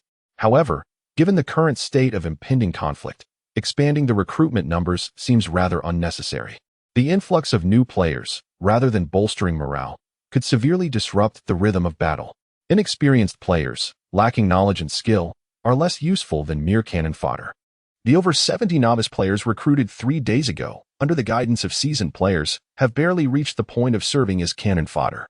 A new wave of recruits would only complicate matters for the players' legion preparing for war. Moreover, a decrease in player influx would result in fewer reward distribution slots, thereby significantly enhancing the value of accounts with rare titles. In this way, the happiness of veteran players is indirectly elevated, increasing their attachment to the game. Would disregard the player's connection to this world? Absolutely not. The reason the game's official stance may appear aloof and domineering is simply because Yichin is stretched too thin, burdened by numerous responsibilities that prevent him from addressing the immediate concerns of the online community. One might argue that with the system's assistance, there should be little for Yichin to worry about. However, that would be a grave misunderstanding. While the system can operate the village independently, Yichin holds high expectations for this village that provides him with feedback. It is precisely for this reason that he strives for extensive authority, dedicating himself entirely to the management of the village's operations. No wonder he often prefers to take it easy. Overexertion leads to such a state. Reclining in his chair, Yichin observed the astonished expressions on the players' faces upon entering the game, feeling a profound sense of accomplishment. The players, naturally, were wide-eyed with amazement. They had not anticipated such a remarkable transformation from a mere update. The orderly rows of houses, the well-structured streets, and the diverse array of workshop facilities all felt so fresh and astoundingly real. The impact of this experience was overwhelming. The excitable player exclaimed, "Guys, did you see that?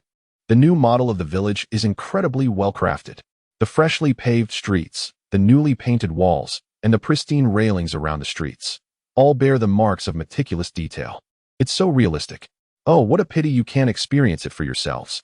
Such remarks inevitably drew the ire of countless viewers. What are you so proud of? This is all thanks to the game developers, not you. What right do you have to boast? Ironically, there is indeed a connection to the streamer. The upstairs old lecture has confirmed it. Dear streamer, do not be foolishly amused. Instead, take a moment to wander about and observe if there are any new and remarkable changes. From the analysis of the visuals currently available, it can be said that the game developers have produced something of exquisite quality. Can it truly be fathomed that this is content created within a mere 5 hours?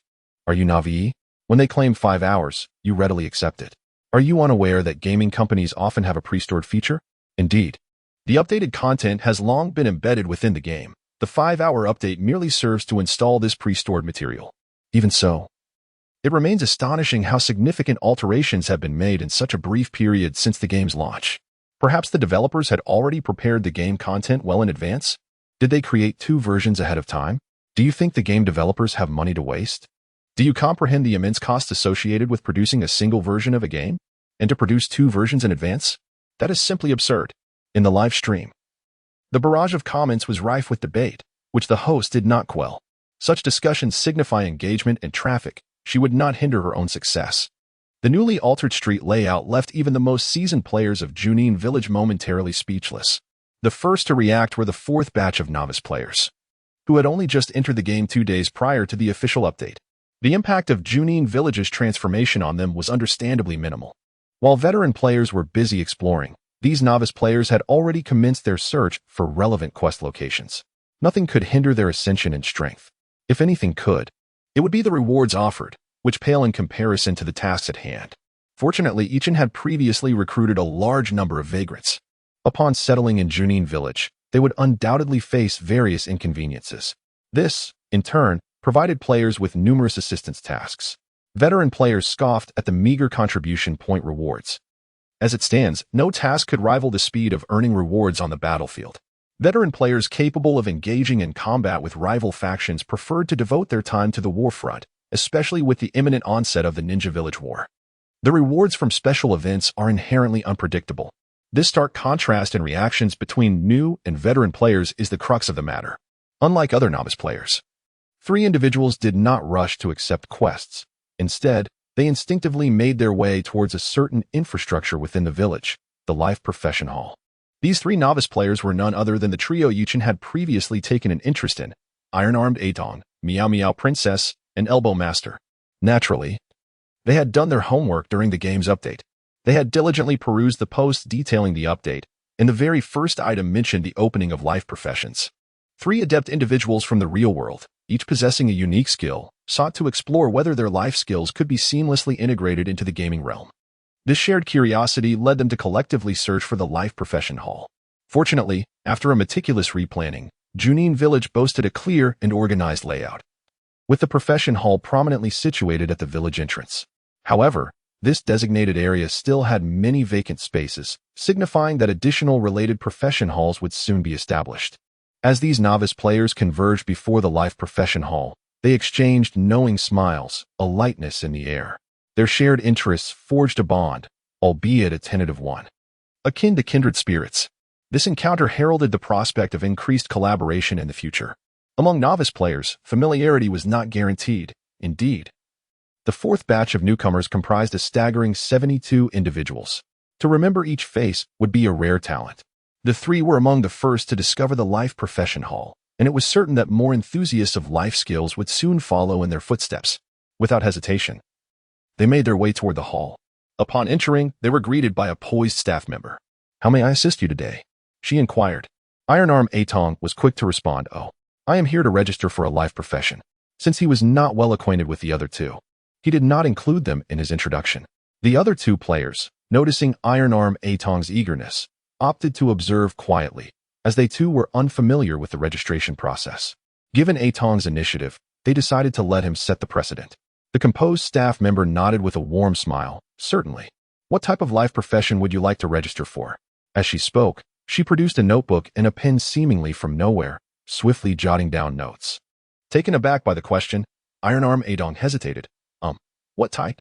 I suppose something related to metal smelting?" The staff member continued her swift notations before casually making the paper and pen vanish from view. With an amicable demeanor, she said, "Very well, sir. Please follow me. We will assess the information regarding your registered profession and then issue your position badge."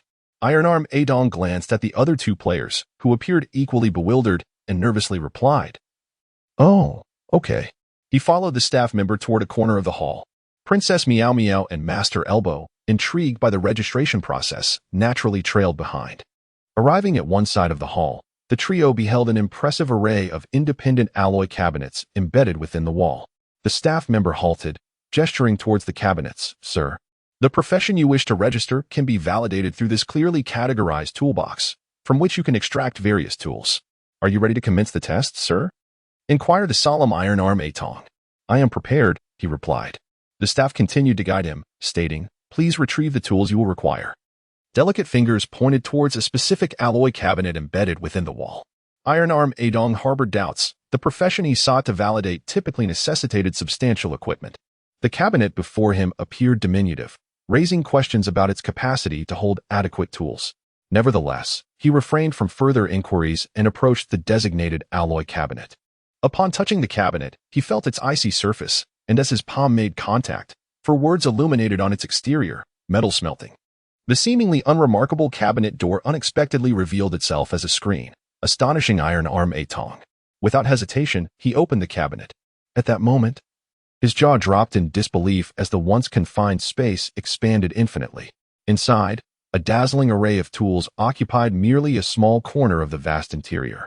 To outsiders, Iron Arm Atong appeared stupefied upon opening the cabinet door. However, Princess Meow Meow and Master Elbow, despite shifting their angles, saw nothing but darkness within the opened cabinet, obscuring its contents.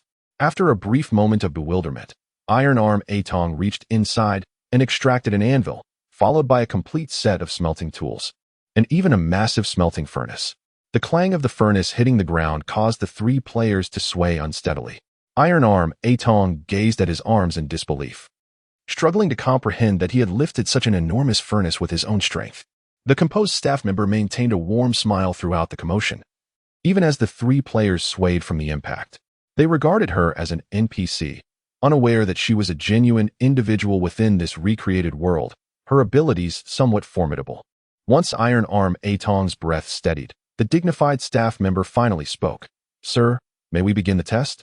Awoken from his reverie, Iron Arm Atong ceased to gaze at his arms and responded gravely, "We may begin." The staff member nodded with a smile and kindly reminded, "Allow me to briefly explain the testing rules. Please pay close attention." The three players perked up, attentive to her words. Without making them wait long, she continued. "Your smelting process and results will be incorporated into the system's comprehensive evaluation.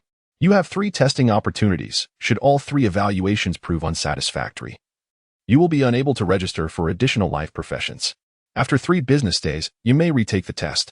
Upon successfully passing the test, you shall receive a professional emblem, intricately engraved with your comprehensive evaluation information.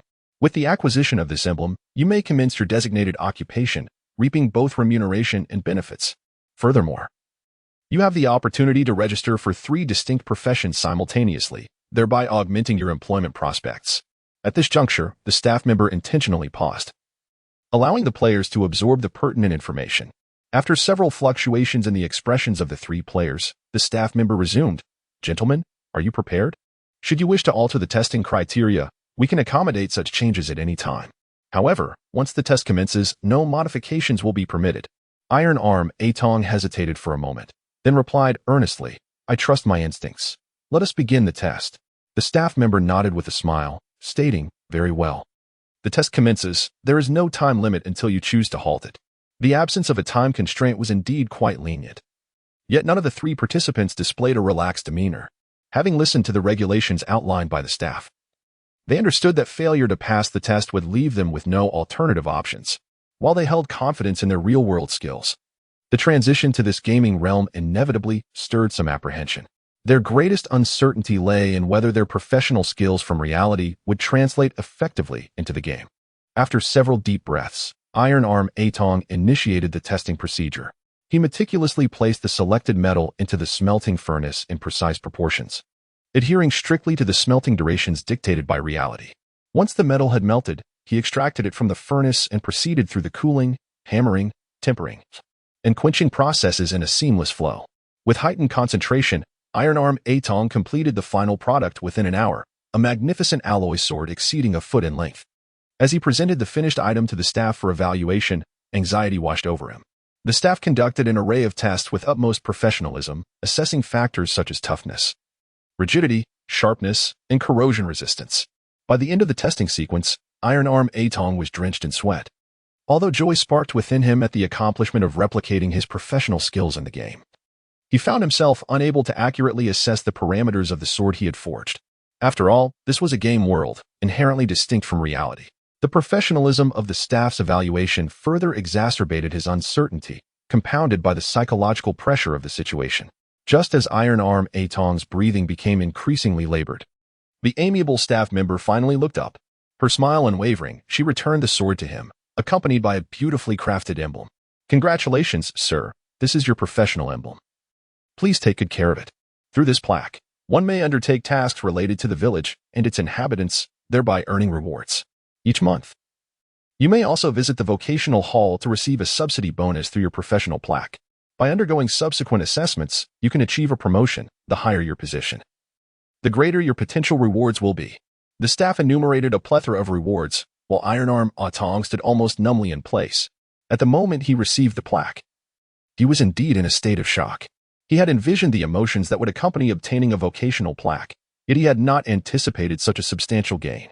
As soon as the vocational plaque was in his possession, Information regarding his position materialized above his head. Name, Iron Armatong. Occupation, Master Smelter. Professional evaluation, perfect level. Skill assessment, S grade. Base reward, monthly subsidy of 5,000 contribution points from the vocational hall. Note, engaging in village affairs and trading among villagers is calculated separately. Title, Metal Master. Metal Master. Any metal smelting work has a 15 reduction in difficulty. At the moment the professional information appeared, the other two players were equally astounded. Like Iron Armatong, they had not anticipated such a high evaluation from the vocational assessment. The rewards bestowed upon completion of the assessment also made them envious. The staff referred to village affairs and trading among villagers, which essentially means official custom tasks and player-initiated transactions. With the assistance of this vocational plaque, Iron Armatong could earn rewards far exceeding the monthly subsidies. Of course, this monthly benefit is obtainable without labor. In other words, possessing a vocational plaque in the game ensures that even if one were to become idle, they would not face starvation. Moreover, contribution points among players are tradable, leading to the emergence of a currency exchange industry in reality. Currently, the officials of Junin Ninja have yet to regulate such private transactions. After all, these clandestine trades are merely isolated incidents, not warranting official intervention. Should players who choose to remain idle in the game, equipped with vocational plaques, find themselves secure in reality, it will undoubtedly give rise to professional gamers who earn a living from the gaming industry, especially since Junin Ninja has only recently launched and is now immensely popular. The first wave of players able to sustain themselves within this game will undoubtedly reap substantial rewards. Princess Meow Meow and Master Elbow are not foolish. They recognize the boundless potential of lifestyle players through Iron Armatong's vocational testing process. In that moment, they eagerly urge the staff to commence their own vocational assessments. The extraordinary evaluation of Iron Armatong could not have occurred without external influence. Meanwhile, Yuchen, at his residence, gazed contentedly at everything he had meticulously orchestrated. Indeed, it all began the moment Iron Armatong embarked on his vocational assessment. Yuchen was fully engaged in the proceedings. The high regard he bestowed upon the situation was not without intent. Just as he had previously orchestrated, once the hidden village commenced its grand conflict, the contest would extend beyond mere superficial strength. The capacity for logistical support would also serve as a critical measure of might. From the moment Yichun took note of the four players, he had already devised a blueprint for their future in the game. The three life skill players were destined to evolve into adept logistical experts, capable of standing on their own. By offering them generous rewards at this juncture, he aimed to ensure their loyalty. A small investment would yield Yichun returns manifold, in the hundreds or even thousands. With the feedback system in place, all resources earned by the players would ultimately find their way into Yichun's possession. Given this, it was only natural for him to exert considerable effort in this endeavor. As for the subsequent life skill players, their fortunes might not shine as brightly. It was then that Tai Bai Tong and his companions would come to realize the extraordinary nature of the S-rank skill evaluations and the master titles. Yichun had no intention of impeding those players who sought to make a living through their own abilities. After all, no one had the right to obstruct their pursuit. However, aspiring to be a professional player in this game without a certain level of expertise would make it exceedingly difficult to meet one's basic needs. Those who had genuinely experienced the game would make the most prudent choices. Naturally, Yichun was eager to see more professional players thrive, for their presence would allow him to extract even greater value. Yichun's gaze shifted to another interface provided by the system. The recent game update contained a wealth of new features, among which the activation of the summoning beast function was of particular interest to fans of Naruto. The mere thought of summoning a beast to fight on their behalf evoked exhilarating imagery, causing a collective stir among them. Consequently, once the game update was completed, a throng of players rushed toward the summoning cabin. As the name suggests, the summoning cabin was the gateway to the path of summoning. In contrast to the life profession hall, the summoning cabin appeared rather modest. An elderly woman, with a smoking pipe in hand, sat basking in the sun outside the cabin. Her kind visage was marred only by her somewhat impaired hearing. Despite the raucous approach of the players, she remained oblivious until one player drew near and called out repeatedly. Only then did she lift her drooping eyelids to regard the gathering crowd. "Ah, guests have arrived," she exclaimed, trembling as she rose from the ground, disregarding the dust that clung to her. "Those here to test their qualifications, come in. One at a time, please form a line." Given the confined nature of the summoning cabin, it could accommodate only one player at a time, necessitating orderly queuing. A few players, initially brimming with enthusiasm, hesitated upon observing the shabby state of the cabin. They began to wonder how such a humble abode could possibly serve as the threshold to the path of summoning. The elderly woman entered the spirit summoning hut but did not see any players arriving, so she urged, "Whoever is first, please finish quickly. I wish to rest." Among the enthusiasts of Naruto, the most fervent is undoubtedly the veteran player, Thunder God. Ever since the introduction of the A-level jutsu, Rasengan, and subsequently the two S-level jutsus, the Great Rasengan and Wind Release, Rasen Shuriken, this individual had become reclusive, dedicating himself to finding a secluded spot to tirelessly practice the three techniques he had acquired. Of these, the Rasengan and Wind Release, Rasen Shuriken had been honed to perfection. Even the elusive S-level jutsu, the Great Rasengan, had begun to reveal its secrets to him. It is believed that, given sufficient time, mastering the Great Rasengan would soon be within his grasp. During the recent maintenance update, Thunder God was among the first to check the patch notes. He paid little heed to the other updates, but was particularly attentive to the new Summoning Beast feature. He was not alone in his keen interest. However, few shared his level of obsession for this Naruto-themed game. As the others hesitated, Thunder God stepped forward decisively. "I will go," he declared, already entering the spirit summoning hut. Inside, the lighting was dim, and the low beams caused Thunder God to instinctively hunch his shoulders and lower his posture. Despite the fact that there was still a considerable distance between him and the beams, the elderly woman, petite in stature, appeared at ease in the cramped quarters. Upon meeting him, she extended her hand and stated plainly, "Oh." Thunder God hesitated for a moment but complied. A frail, withered hand grasped his palm, and he felt as though a sharp eagle's claw had seized him. The intense sensation made the hairs on his arms stand on end. With a hiss, Thunder God winced in pain, quickly examining his palm to find it inexplicably cut by something the old woman had used. Meanwhile, she continued her motions, seemingly drawing something with his blood. Having watched Naruto, Thunder God understood that forming a contract with a summoning beast required a blood pact technique. Naturally, the signing of a contract entailed certain sacrifices, as the old woman inscribed something in his palm. He pondered the purpose of drawing a blood pact without successfully summoning a beast. Just as he was lost in thought, the old woman's cool voice echoed in his ears. "Hold your breath and empty your mind. Next, recite the incantation and hand seals as I instruct." Without waiting for Thunder God to respond, she began to chant, her frail hands swiftly changing gestures. The already dimly lit room, combined with her indistinct murmurs, made the experience quite torturous for Thunder God. His thoughts were intensely focused as he exerted every effort to replicate the information he had gathered. Upon witnessing the conclusion of the Thunder God's endeavor, the old woman nodded in satisfaction, indicating that he possessed a modicum of talent. Nevertheless, the Thunder God found himself awkwardly frozen in place, for the anticipated spirit beast had not materialized. He remained in that peculiar posture, rigid and motionless. After an uncomfortable pause, he reluctantly withdrew his hand and inquired, "Grandmother, is it possible that my aptitude is insufficient to summon the spirit beast?" The old woman, somewhat hard of hearing, did not catch his words. Noticing her silence, he raised his voice to repeat the question. This embarrassing act of raising his voice felt like an additional torment, especially with so many players waiting outside the spirit cabin. The Thunder God candidly acknowledged his shortcomings, which felt like an unintentional revelation of vulnerability. Yet, upon hearing his plight, the old woman shook her head and suggested, "Why not try outside? The confines of this space may deter the spirit beast from appearing." Encouraged by her words, the Thunder God regained a flicker of hope. He swiftly exited the cabin, and the bright light outside made him squint involuntarily. The dried blood on his palm became strikingly apparent, forming a symbol reminiscent of an eye. Despite his contemplation, he could not recall where he had encountered such a symbol in the Naruto series.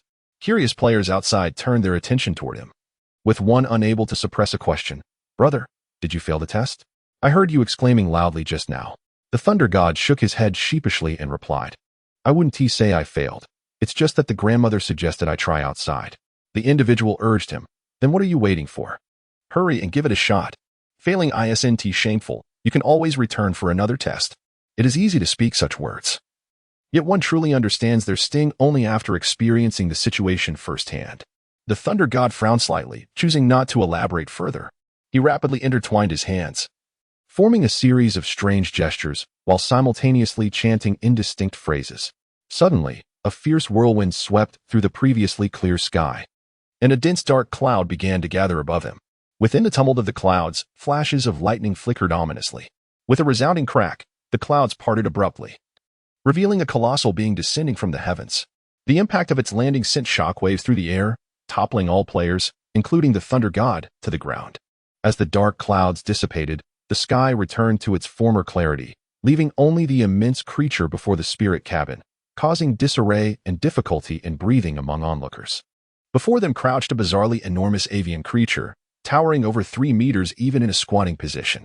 Its plumage, a striking blend of purple and crimson, shimmered with arcs of electricity. Adorning its head were vibrant feathers that trailed elegantly behind it. The vibrant plumage at the tail end was even more resplendent and dense. At that moment, this extraordinary beast unexpectedly spoke human words towards the spirit communication cottage. "Grandma, we meet again." Rising from the ground, the Thunder Goddess' eyes shimmered with a myriad of colors. The nameless spirit beast, capable of articulate speech, indicated its possession of intelligence. Such sentient spirit beasts are often of a higher rank, or even rare. The Thunder God found it hard to fathom that a spirit beast of this caliber was successfully summoned on his very first attempt. Inside the spirit communication cottage, the elderly woman's cool voice resonated. "The little creature with the spirit binding charm is your contract partner. Go ahead and establish a contract with it." The entirely purple-red spirit beast looked down at the Thunder God with a condescending gaze. Then, dissatisfied, it spoke. "Grandma, this little one is so weak." The old woman of the spirit communication cottage decisively interrupted the beast's complaint. Her previously cool tone suddenly turned icy. "Be silent. There is no room for negotiation here." The Thunder God discerned the discontent of the massive spirit beast before him. Establishing a contract requires the mutual willingness of both parties. Although the Thunder God was quite pleased with the unknown spirit beast, it seemed rather displeased with him as a contract partner. Given this situation, he had no desire to force the matter. He promptly stated, "Grandma, since this esteemed senior is unwilling, perhaps we should not press the issue?" However, the old woman remained unyielding in her stance. "This creature was summoned by you. Therefore, it is your spirit beast.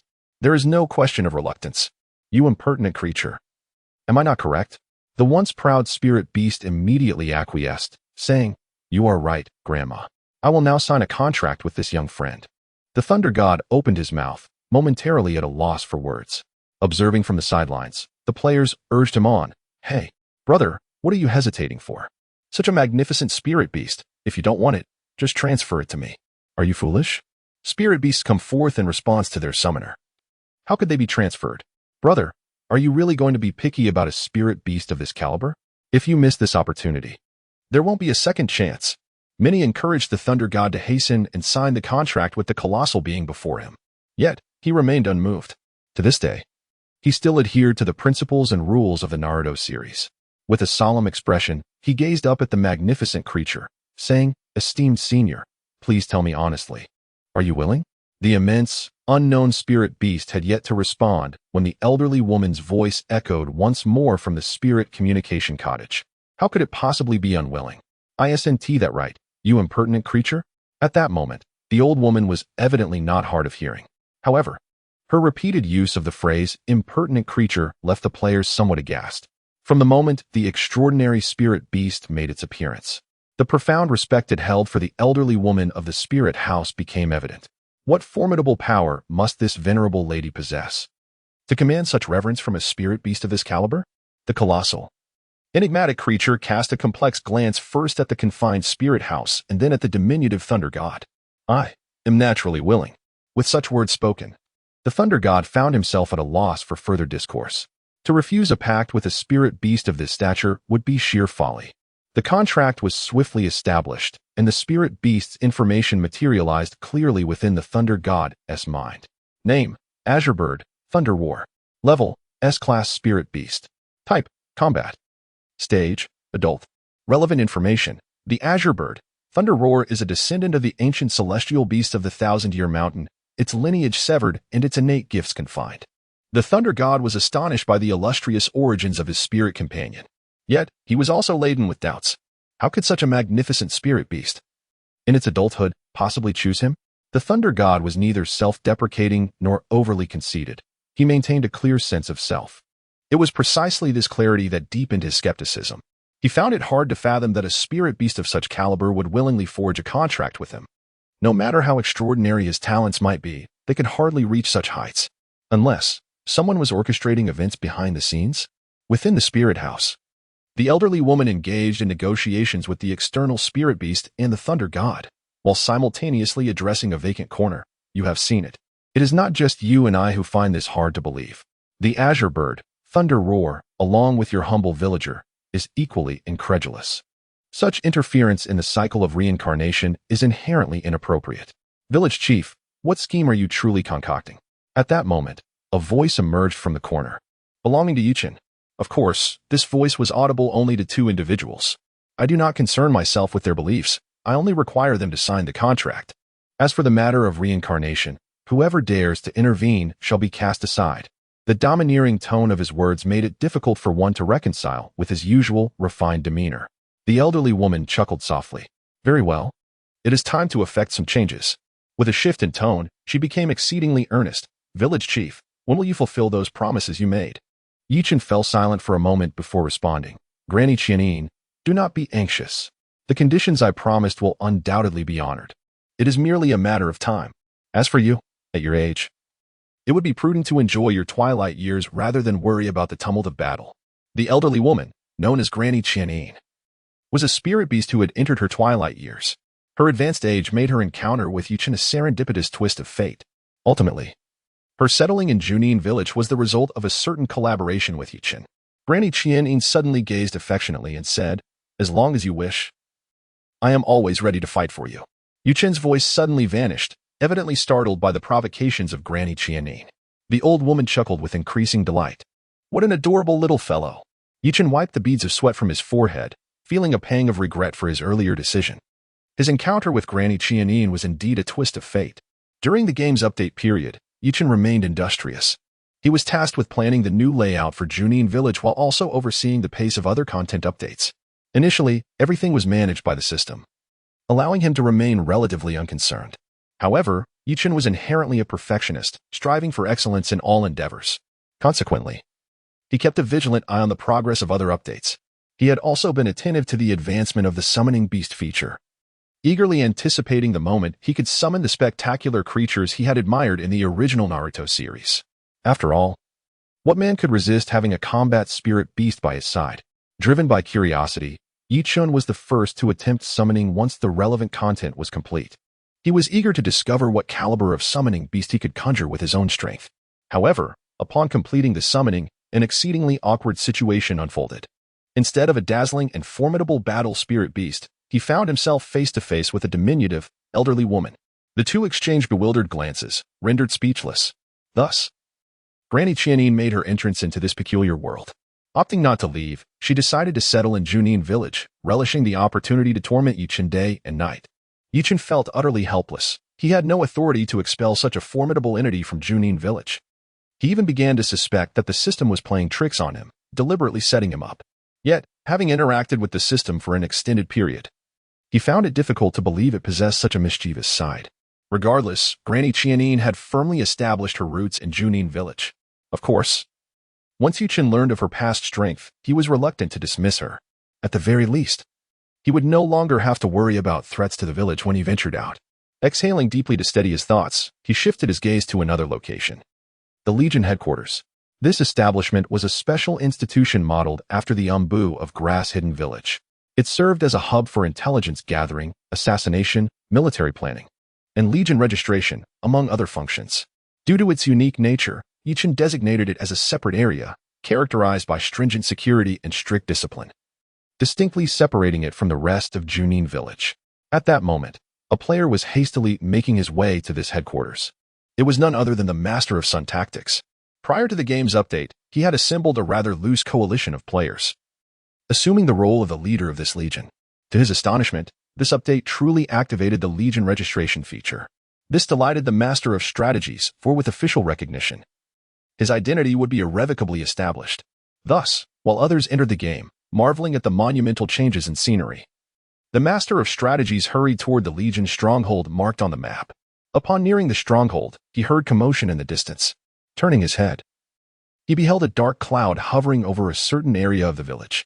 Subsequently, Thunder and lightning erupted, and a massive shadow descended from the heavens. Although the master of strategies was unaware of what it was, he understood that it was undoubtedly another fortunate individual, having triggered a stroke of luck that granted them a boost in power. Each person's fortune varied. Yet the master of strategies believed that his own good fortune lay within the proximity of the Legion's stronghold. However, as he approached the stronghold, several guards clad in splendid ninja attire intercepted him. "This is a military zone. No idle folk allowed," they declared. The master of strategies quickly explained, "Gentlemen, there's been a misunderstanding. I am not idle. I am here to register a legion." The guards scrutinized him from head to toe before responding. "To register a legion, a minimum of 15 individuals must be present. You cannot complete the registration alone." The master of strategies was momentarily at a loss for words. He had not seen any announcements prior to his arrival, and how could he have known the procedural requirements for legion registration? Fortunately, communication within the game was seamless. Thus, he began to summon his loyal followers. Gathering 15 individuals was indeed a straightforward task. However, the subsequent registration process left the master of strategies dumbfounded. While he had gathered the requisite number of people, who could have anticipated that registering a legion would entail such exorbitant fees? A staggering 50,000 contribution points. And that was merely for 1 month's dues. The master of strategies could not help but exclaim in frustration, "This is outrageous." A monthly contribution of 50,000 points was indeed a significant expense. Yet, if the legion was large, the cost would be distributed among its members, making it more manageable. Naturally, the master of strategies was adept at calculations. After careful analysis, he concluded that this expenditure was remarkably worthwhile. Firstly, the impending Ninja Village War would soon commence. During this event, the Legion would undoubtedly earn a substantial amount of military merit, while it remained uncertain whether military merit could be exchanged for contribution points. Its value was indisputable. Secondly, should the Hidden Lord Village emerge victorious at the conclusion of the Ninja Village War, the highly participatory Legion would be entitled to a generous allocation of resource rewards. This was indeed a lucrative endeavor, provided that the victory of the Hidden Lord Village could be assured. The Master of Strategies, having previously orchestrated plans against the Grass-Hidden Village, was acutely aware of their current vulnerabilities. Hence, he was filled with confidence in securing the success of the Hidden Lord Village in the forthcoming Ninja Village War. Finally, once the Legion successfully registers, it will continuously reap hidden benefits such as stationed resources, member allocations, and materials distribution, thereby accumulating a substantial amount of contribution points. With this calculation in mind, the Master of Strategy resolutely gathered his devoted followers. "Brothers, we must establish this Legion. It is an excellent opportunity for all of us to make a name for ourselves. You are all aware of the advantages that come with being the first registered Legion, aren't you?" The crowd huddled together, whispering conspiratorially, resembling a clandestine organization in secretive assembly. The patrolling guards had long been observing this suspicious group of villagers. The Master of Strategy, leveraging his eloquence, mesmerized the crowd, leaving them in a daze. After being invigorated by his words, they began to chant, "Establish the Legion! Establish the Legion!" The guards, already weary of the noise, immediately reprimanded them. "What is all this commotion? This is a military stronghold. If you continue to disrupt, we shall imprison you all." The atmosphere, once charged with enthusiasm due to the Master's influence, quickly cooled. The Master, all smiles, quietly urged, "Brothers, let us not get too excited. Our Legion is not yet fully established. We face a challenge that requires your support." Recognizing the moment to demonstrate their commitment, the Master's followers eagerly pledged their dedication. "Master, just tell us what to do, and we promise to cooperate fully." "Indeed. Master, please let us know." Fearing another reprimand from the guards, the Master hastily waved his hands. "Silence, silence. Let us keep it down." Once the crowd settled, he shamelessly continued. "The registration of the Legion requires an expenditure of over 50,000 contribution points. Due to previous preparations, I currently possess very few contribution points. I propose that we pool our resources to successfully register the Legion first. Consider this as an investment on your part. Once the Legion is established, we will rank contributions and assign positions according to the amount donated." With another round of persuasive words, someone boldly declared, "Master, I will donate 3,000 contribution points. Once the Legion is established, my name must be included." "Master, I will donate 5,000 contribution points. I do not even seek a position, just a mention." "Master, I will donate 6,000 contribution points." As the contributions began to rise in comparison, the total of 50,000 contribution points was swiftly amassed. Holding a significant amount of contribution points, the Master of Strategy felt exhilarated. Brothers, I assure you, I will not treat you poorly. It is merely a name. I guarantee that once the Legion is registered, all of your names will be included. The Master was prepared to continue his eloquent discourse. Unexpectedly, the patrolling guard reprimanded. Get lost. This is not a place for your raucous voices. The Master of Schemes, altering his expression to one of utmost sincerity, implored, Brother, we have amassed enough contribution points to register our Legion. Please guide us through the registration. The previously stern-faced guard underwent a complete transformation, his demeanor shifting dramatically. With a smile, the guard responded, Oh, is that so? Then please follow me. As he spoke, he turned and began to lead the way. The Master of Schemes, not daring to lag behind, hastened to follow. Seeing their leader in pursuit of the guard, his enthusiastic supporters quickly followed suit. This time, they encountered no further obstructions. Proceeding directly towards the Legion registration hall. Upon the successful transfer of contribution points, the registration process became astonishingly simplified. The guard led the Master of Schemes on a brief tour of the registration hall. Before anyone could comprehend the guard's intentions, he excitedly informed the Master of Schemes of the thrilling news. The registration was complete, and it was time to name the Legion. Although greatly astonished, the Master of Schemes judiciously sought the opinions of the group before bestowing a name upon the Legion. Ultimately, it was designated as the Legion of Glory. Subsequently, the Master of Schemes fulfilled his promise by including the IDs of numerous players in the main members section of the Legion. This was entirely in accordance with the rules, and thus, they faced no hindrances. The establishment of the Legion proved far simpler than anticipated, as long as the contribution points were duly paid. The formation of the Legion seemed like a foregone conclusion. After completing the registration information, a system notification chimed in unison in everyone's ears. Ding. The player-formed Legion of Glory is officially established. Interested parties may come to the Legion's base to register. Seizing this excellent opportunity for publicity, the Master of Schemes promptly typed an extensive announcement on the public screen, inviting players to join the Legion of Glory in safeguarding their village and contributing their efforts. Following this was a highly persuasive promotional message. The Master of Schemes, having crafted his little essay, was undeniably filled with pride. However, even more joyous news awaited. With the official establishment of the Legion of Glory, the game developers generously awarded the Legion a base. Although this base was merely an empty plot within the village, it represented a space where players held complete autonomy. This delighted the Master of Schemes immensely. Indeed, the game developers have shown some integrity, he mused. Previously, he had been the loudest in his complaints. Now, he sang praises. Having spoken his mind, he revealed himself to be a cunning old fox. The Master of Schemes was not one to overlook further promotional opportunities, nor was he hesitant to recoup the contribution points he had expended. He promptly issued a command. Let us head to the bustling market area and promote our Legion vigorously, while simultaneously recruiting players to join us. The higher one's prowess, the more worthy one is of recruitment. The first successfully registered Legion will undoubtedly hold a significant advantage, particularly in the realm of attracting talent. With an officially recognized Legion as a backing, the Glory Legion effortlessly garnered numerous gaming experts. Players, too, have their own calculations.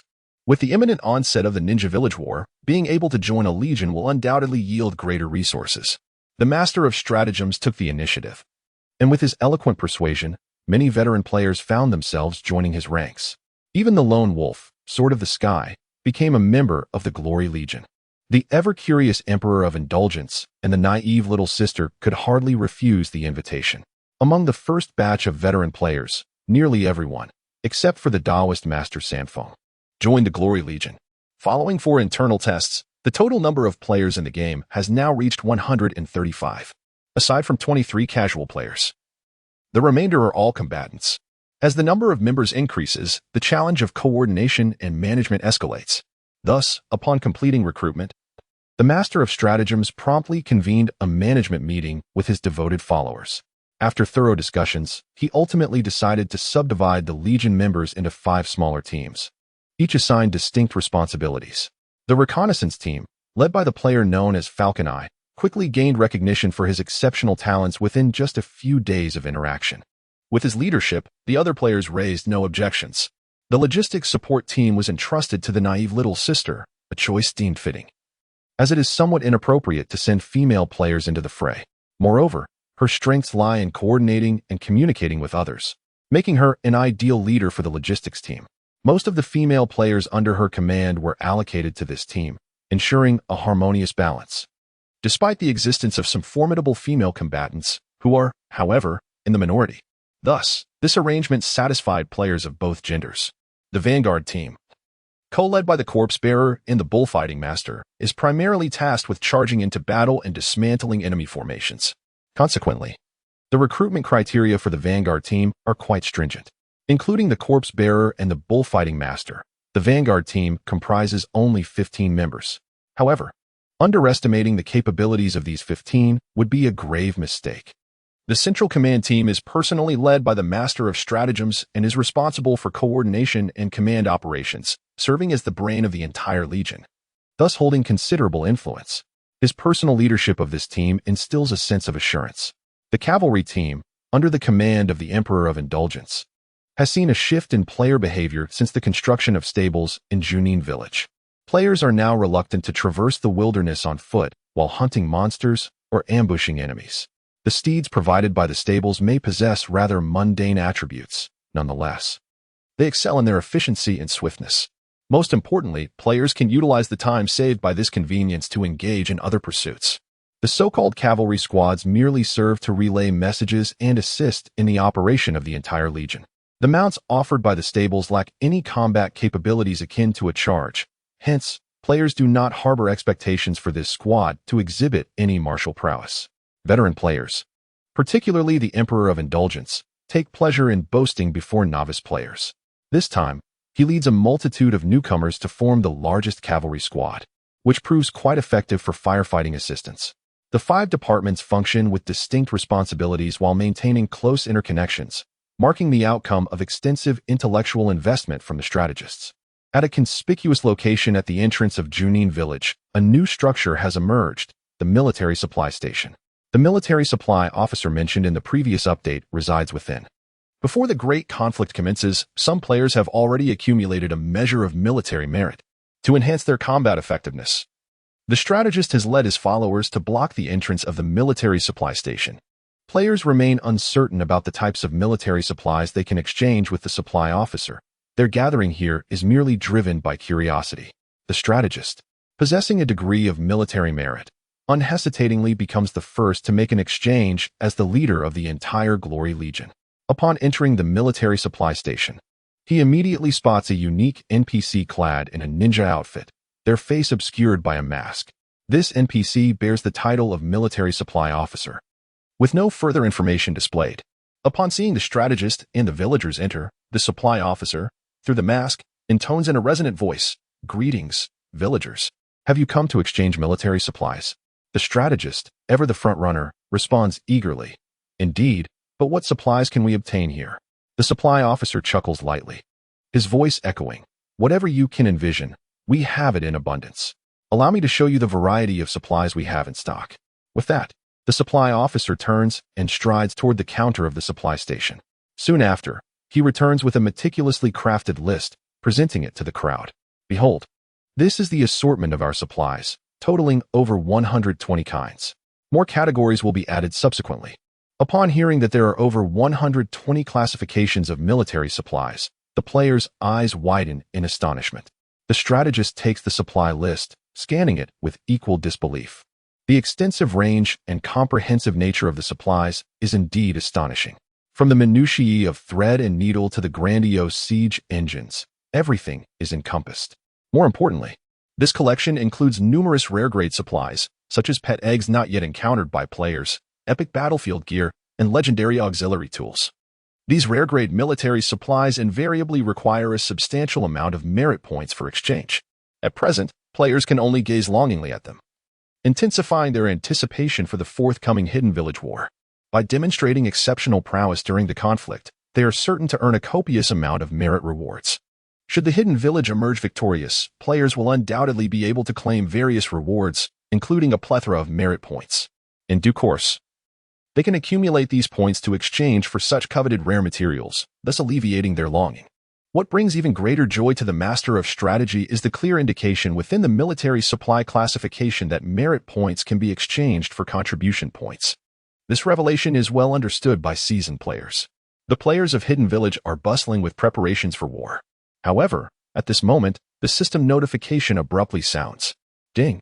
The battle against the Grass Hidden Village will officially commence in 10 minutes. Please prepare yourselves, players. During the battle, all participants will enter PvP mode, and daily quests will be unavailable until the battle concludes. Countdown. 9:59. 56. The players of Hidden Village are momentarily stunned. They had not anticipated the battle would commence so swiftly, and many preparations remain unfinished, leaving them quite helpless. With less than 2 hours remaining before the battle after the game update, time has slipped away as everyone familiarizes themselves with the new layout of Hidden Village while hastily preparing for war. The Master of Strategy calls out in the dedicated channel, "All members, gather at the village entrance." We depart immediately, except for the lifestyle players. The combat players hurriedly rush towards the entrance. Meanwhile, what is Yichin doing during this time? He is negotiating with several formidable NPCs within the village. After all, he intends to personally take part in the upcoming battle. The newly recruited villagers possess a tenuous sense of belonging to Hidden Village, making it exceedingly difficult to persuade them to defend the village, let alone to engage in battle. Of course, Granny Genin is an exception. Before the battle commences, she continues to negotiate with Yichin, preparing to fight alongside him. Yichin, embodying respect for the elderly and love for the young, recognizes that Granny Genin has entered a frail stage of her life. To send her to the battlefield at this juncture would be tantamount to endangering her life. Moreover, Yichin is confident that the annihilation of the Grass Hidden Village is well within his grasp. Hence, he cannot consent to her participation. Yichin, taking the lead in battle, is determined to target the high-ranking ninjas of the Grass Hidden Village. At the very least, he aims to confront elite Jonin-level opponents, as they warrant his personal involvement. As for the lower-tier ninjas, he believes it is sufficient to leave them to the players. If Yichin were to personally engage with low-level ninjas, not only would he risk losing face, but the players would also be discontent, as they rely on this event to earn merit points. With the system notification echoing, Yichin has completed all preparations. He soared directly from his residence, and with a swift motion, he found himself outside Junin Village. He had no desire to confront the players, for each encounter compelled him to adopt the tone of an NPC, engaging in dialogue that became quite exhausting. However, with the impending conflict of the Ninja Village War, it would be rather remiss for him, as the village chief of Junin, to remain unseen. Thus, Yichin appeared before the gathering players. "Villagers," he proclaimed, "the great battle is about to commence.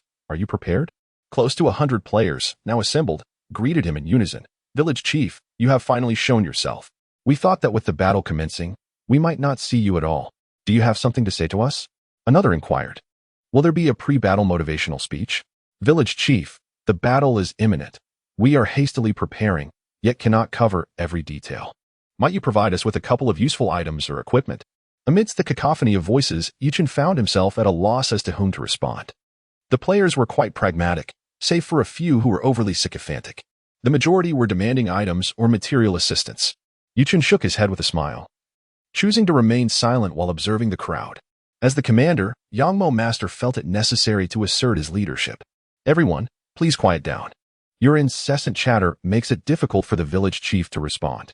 I am aware of all your inquiries. Settle down, and I will ensure you have the opportunity to pose your questions to the village chief."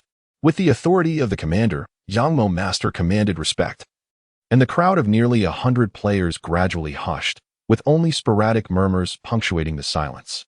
Yichin nodded in satisfaction and said, "Well done. Your preparations are commendable. However, I possess no exceptional items to bestow upon you. Yet, there is one item that should prove quite beneficial." As he spoke, Yichin gestured casually, and the leather war drum, previously awarded by the system, materialized before them. He smiled and pointed to the drum, stating, "This item will be quite useful for collective combat. Please accept it." Yangmo Master glanced at the attributes of the leather war drum, his eyes brightening with excitement.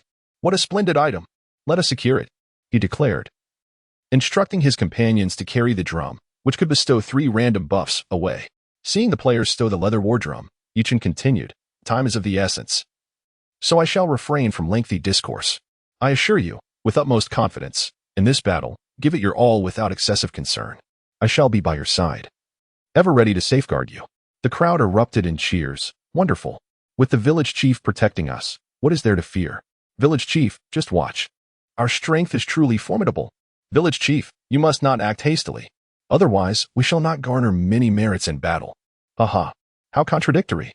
We yearn for the chief to intervene, to ease the burden of this great conflict, yet simultaneously hope he refrains, allowing us to accumulate greater accolades. I believe that. Unless absolutely necessary, it would be wise for the chief to refrain from engaging. Regarding the matter of whether Yichun should take action, the players are also caught in a quandary. Yichun, unwilling to waste time, decisively stated, I will assess the situation on the battlefield. Only when necessary will I intervene to assist you in overcoming challenges. After a brief pause, Yichun continued, enough of this idle chatter, let us meet on the battlefield. With that, Yichun vanished without a trace, demonstrating an extraordinary mastery of his skills, which inevitably sparked envy among the players. After departing the village entrance, Yichun made his way directly to the grass-hidden village. Prior to leaving, he had already reviewed the surveillance footage from the system. Outside the village, foreign visitors lay in ambush. Fortunately, during this period, these foreign guests have remained relatively docile. They have not disrupted the players' daily experiences nor posed a threat to the village's safety. Were it not for the surveillance footage clearly capturing their figures, Yichun might have assumed these individuals had long since absconded. Given their seemingly compliant behavior, Yichun made thorough preparations before his departure, thus rendering their presence inconsequential. As Yichun swiftly departed, he naturally sensed that the long-hidden foreign visitors were also beginning to stir. Some rose to follow, others subtly shifted their positions, opting to remain observers, while a few headed off in different directions. Yichun paid little heed to those who chose to follow, if they wished to accompany him. So be it. Whether they could keep pace with his speed would ultimately depend on their true capabilities. With several swift movements, Yichun had already traversed more than 10 kilometers. Such speed would be challenging for anyone to match. If someone could indeed keep up, he would not hesitate to eliminate this nuisance. However, he soon realized that no one could match his pace, which left him feeling somewhat bored. Yichun's departure not only elicited a chorus of envy and discussion but also accelerated the mobilization of the Glory Legion. With a commanding voice, the Master of Strategies declared, "Move out." The entire legion sprang into action. Scout team, you shall lead the way and uncover all enemy details. Under the leadership of the Hawk's Eye, the scouting team promptly set forth. Vanguard team, follow closely behind to prevent the scouting team from falling into enemy traps. The Vanguard team received their orders and swiftly departed as well. Then, the Master of Strategies continued, cavalry teams on the left and right, you too shall set off. Do not follow too closely to avoid alarming the enemy and maintain communication at all times. Once they exited Junin Village, the Legion's chat channel was subject to distance limitations. If they strayed beyond a certain range, players would lose contact. Thus, ensuring the flow of information was deemed essential. The left and right cavalry teams also began their journey, while the Central Army lagged behind, moving forward at a notably slow pace. The Master of Strategy's intentions were understood by the other players, but given the current circumstances, they refrained from voicing their thoughts. The scouting team, led by the Hawk's Eye, hurried onward, quickly leaving the main force far behind. The Legion chat channel had become ineffective. It was only then that the Hawk's Eye allowed the team to slow their pace, as they had now entered the territory of Junin Village. With the loss of their information-sharing channel, caution was paramount. The Hawk's Eye raised an arm, performing a peculiar gesture as he waved several times in the air. A translucent avian creature settled steadily on his arm. This creature bore a resemblance to an owl, yet its feathers were notably longer and almost transparent. It was the spirit beast that the Hawk's Eye had recently awakened. Although this spirit beast lacked high intelligence, it excelled in flight and could share information with its summoner, akin to gaining an additional pair of eyes for aerial reconnaissance, which proved immensely advantageous. At present, this game world lacked many effective aerial ninjutsu techniques, making control of the skies crucial within the ninja community. As the Hawk's Eye released the spirit beast, his field of vision expanded into a new screen. The perspective swiftly ascended, transforming into a commanding view. The Falcon Eye dared not allow the summoned beast to soar too rapidly or too far, for such actions would jeopardize his control over it. Should the enemy catch sight of the familiar creature, its fate would likely be grim. Consequently, the group significantly reduced their speed, cautiously advancing towards the direction of Grass-Hidden Village. This newly unlocked ability to summon beasts was not something all players could readily activate. And thus, upon witnessing Falcon Eye remotely command the reconnaissance beast, Envious murmurs arose among the onlookers. The reconnaissance beast employed by the captain proved to be remarkably effective for scouting. How enviable it was for the captain to awaken such a power. If only each of us could possess our own summoned beast, the execution of reconnaissance missions would surely be far more effortless and secure. As the members of the reconnaissance team began to whisper amongst themselves, it became evident that they were merely players, lacking the discipline of a military unit. Therefore, it was somewhat challenging to expect them to exhibit effective reconnaissance skills. Falcon Eye, finding his teammates chatter bothersome, chastised them sharply. Silence. Your loud conversations may very well reveal our presence. Once our whereabouts are exposed, our reconnaissance efforts will be severely hindered. Given that this was their first collaboration, Falcon Eye could not hold the unfamiliar players to excessively high standards. In the midst of their exchanges, an unexpected turn of events unfolded. A wooden vine stealthily crept along the ground. Distracted by his teammates' banter, Falcon Eye failed to notice this seemingly ordinary vine. By the time he sensed an unusual presence, it was already too late. Falcon Eye urgently shouted, "Brothers, scatter. We have fallen into an enemy ambush." The players, who had been engaged in light-hearted banter, immediately fell silent and began to search for cover. At this moment, an abrupt change occurred. A vine suddenly sprang from the ground, ensnaring numerous members of the reconnaissance team. Falcon Eye's gaze turned icy, and a chill spread across his face. He had deduced the identity of the enemy, the scouts from Junin Village. This opposing team, sharing the same reconnaissance role, exhibited far greater professionalism than the player squad. It could only be said that the reconnaissance team had only recently formed, and their collaboration was still lacking in harmony. The most terrifying realization struck him. As fellow scouts, they had been thoroughly outmaneuvered by the enemy, unaware of their peril. Their first encounter with the enemy resulted in a swift defeat for the reconnaissance team. A multitude of factors converged, causing Falcon Eye's heart to twist in anguish. The opposing force must possess strength superior to their own. Having only recently entered the game, he had participated in several activity tasks alongside veteran players, which had allowed his abilities to rise swiftly to the lower ninja level. Yet, given the enemy's capacity to accurately track their movements without revealing themselves, it was evident that their prowess must be at least that of elite lower ninjas, if not mid-ninjas. Such formidable adversaries could not be confronted head-on by the reconnaissance team.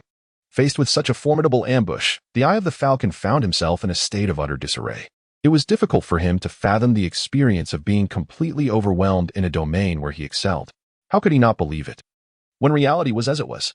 A single vine had disrupted the formation of the reconnaissance team with alarming ease. Yet, perhaps this was beneficial as it fragmented their ranks, allowing for greater agility. While some players managed to evade the entangling vines, others were not so fortunate. In a panicked attempt to escape, one unfortunate player found himself ensnared, ultimately dragged away by the relentless vines. Fortunately, the players were not deterred by the specter of death, even when captured. None among the reconnaissance team expressed concern for the fate of this unfortunate soul, save for the Eye of the Falcon.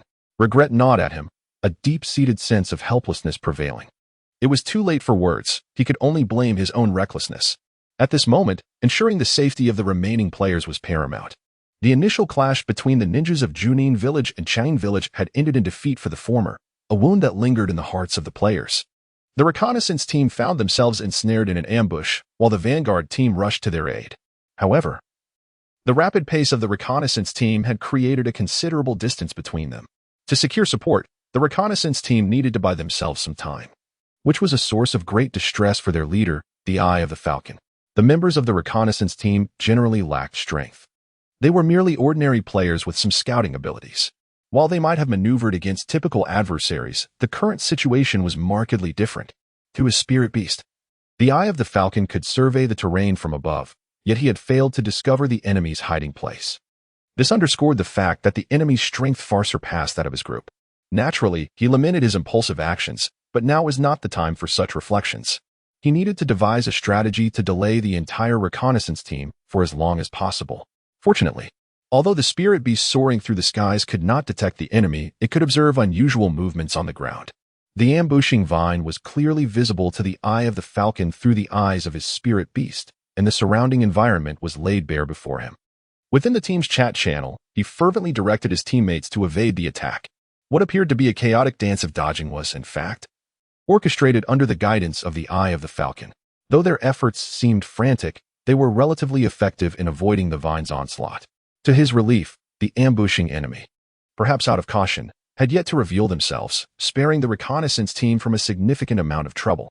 This situation arose largely because the ambushing grass ninja was but a solitary figure, a master of concealment. This Nin possessed strength that surpassed that of all members of the Junin Village reconnaissance team. However, this lone grass ninja was also burdened by many doubts, rendering them hesitant to act impulsively. The precision with which he lay in ambush was not due to the acquisition of accurate intelligence. Rather, it stemmed from the aftermath of a surprise attack on the grass-hidden village, which led to the complete deployment of the reconnaissance team. Initially, their purpose was to track the whereabouts of the arsonist. After yielding no results, they were not summoned back to the village. Under the direct orders of the grass-hidden leadership, the members of the reconnaissance team remained stationed outside the village. This thorough dispersal of personnel served to thwart any further enemy incursions. The advantages of this strategy were evident. Any enemy approaching would immediately alert the scouts of the grass-hidden. However, the drawbacks were equally clear. Due to the considerable distances between them, the scouts became isolated entities. Should they encounter an enemy, they would lack the strength to engage in battle. The sole task of these scouts was to relay information back to the village.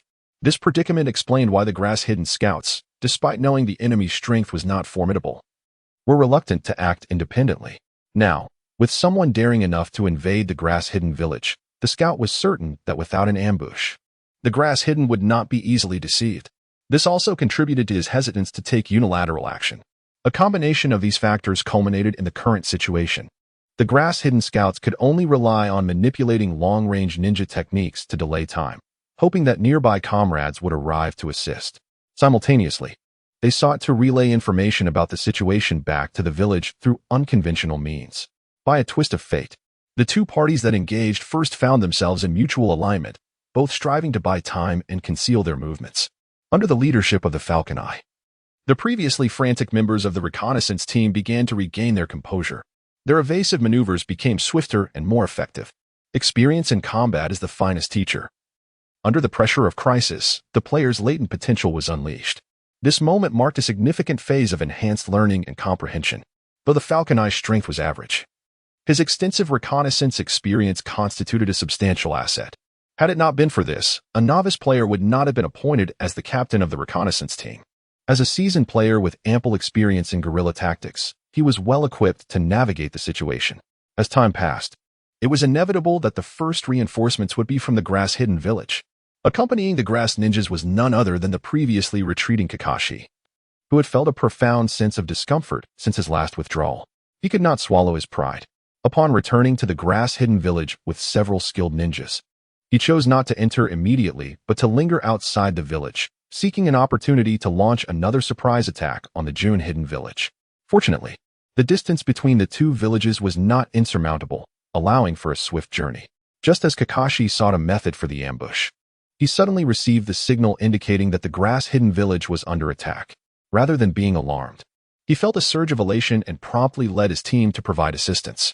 What he truly did not anticipate was that he did not take the initiative to attack. Yet the feeble denizens of Junin Village audaciously dared to seek confrontation. Upon arrival, without the need for signaling, the grass ninjas guided him. And Kakashi Gaara had already discerned the precise location of the reconnaissance team from Junin Village. The weakness of such an adversary left him quite disheartened. However, this did not deter him from taking action himself. Kakashi Gaara's nature was such that he would not shy away from battle based on the strength of his opponent. During his prior standoff with the village chief of Junin, he had prepared himself for a full-scale confrontation. Yet, the sudden emergence of numerous unfamiliar presences instigated caution within him, compelling him to retreat reluctantly. Upon returning, the more he reflected, the more his frustration mounted. Finally, today presented an opportunity to unleash the pent-up fury. Kakashi Gaara charged towards the concealed location of the Junin Village reconnaissance team. Meanwhile, through the vigilance of his summoning beast, the Falcon Eye promptly detected the anomaly. Upon recognizing it as the NPC that had previously harassed the village alone, Falcon Eye lamented his misfortune.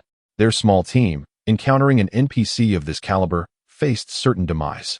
He felt an immense reluctance. Even in the face of death, he pondered what he could do. Otherwise, their mission would have been utterly futile. With his mind racing, Falcon Eye communicated through the team chat channel. "Brothers, continue your retreat. I will guide you." Somewhat flustered, a team member inquired, "Captain, what about you?" Falcon Eye furrowed his brow and replied, I have decided to act alone and press on towards the direction of the grass-hidden village. The players were left speechless. They could not comprehend why the captain would take such risks in such perilous circumstances. Yet, the urgency of the situation left them little room for further contemplation. Thus, the reconnaissance team from Junin Village parted ways. Kakashi Gaara charged forward without flinching, only to sense another formidable presence rapidly approaching.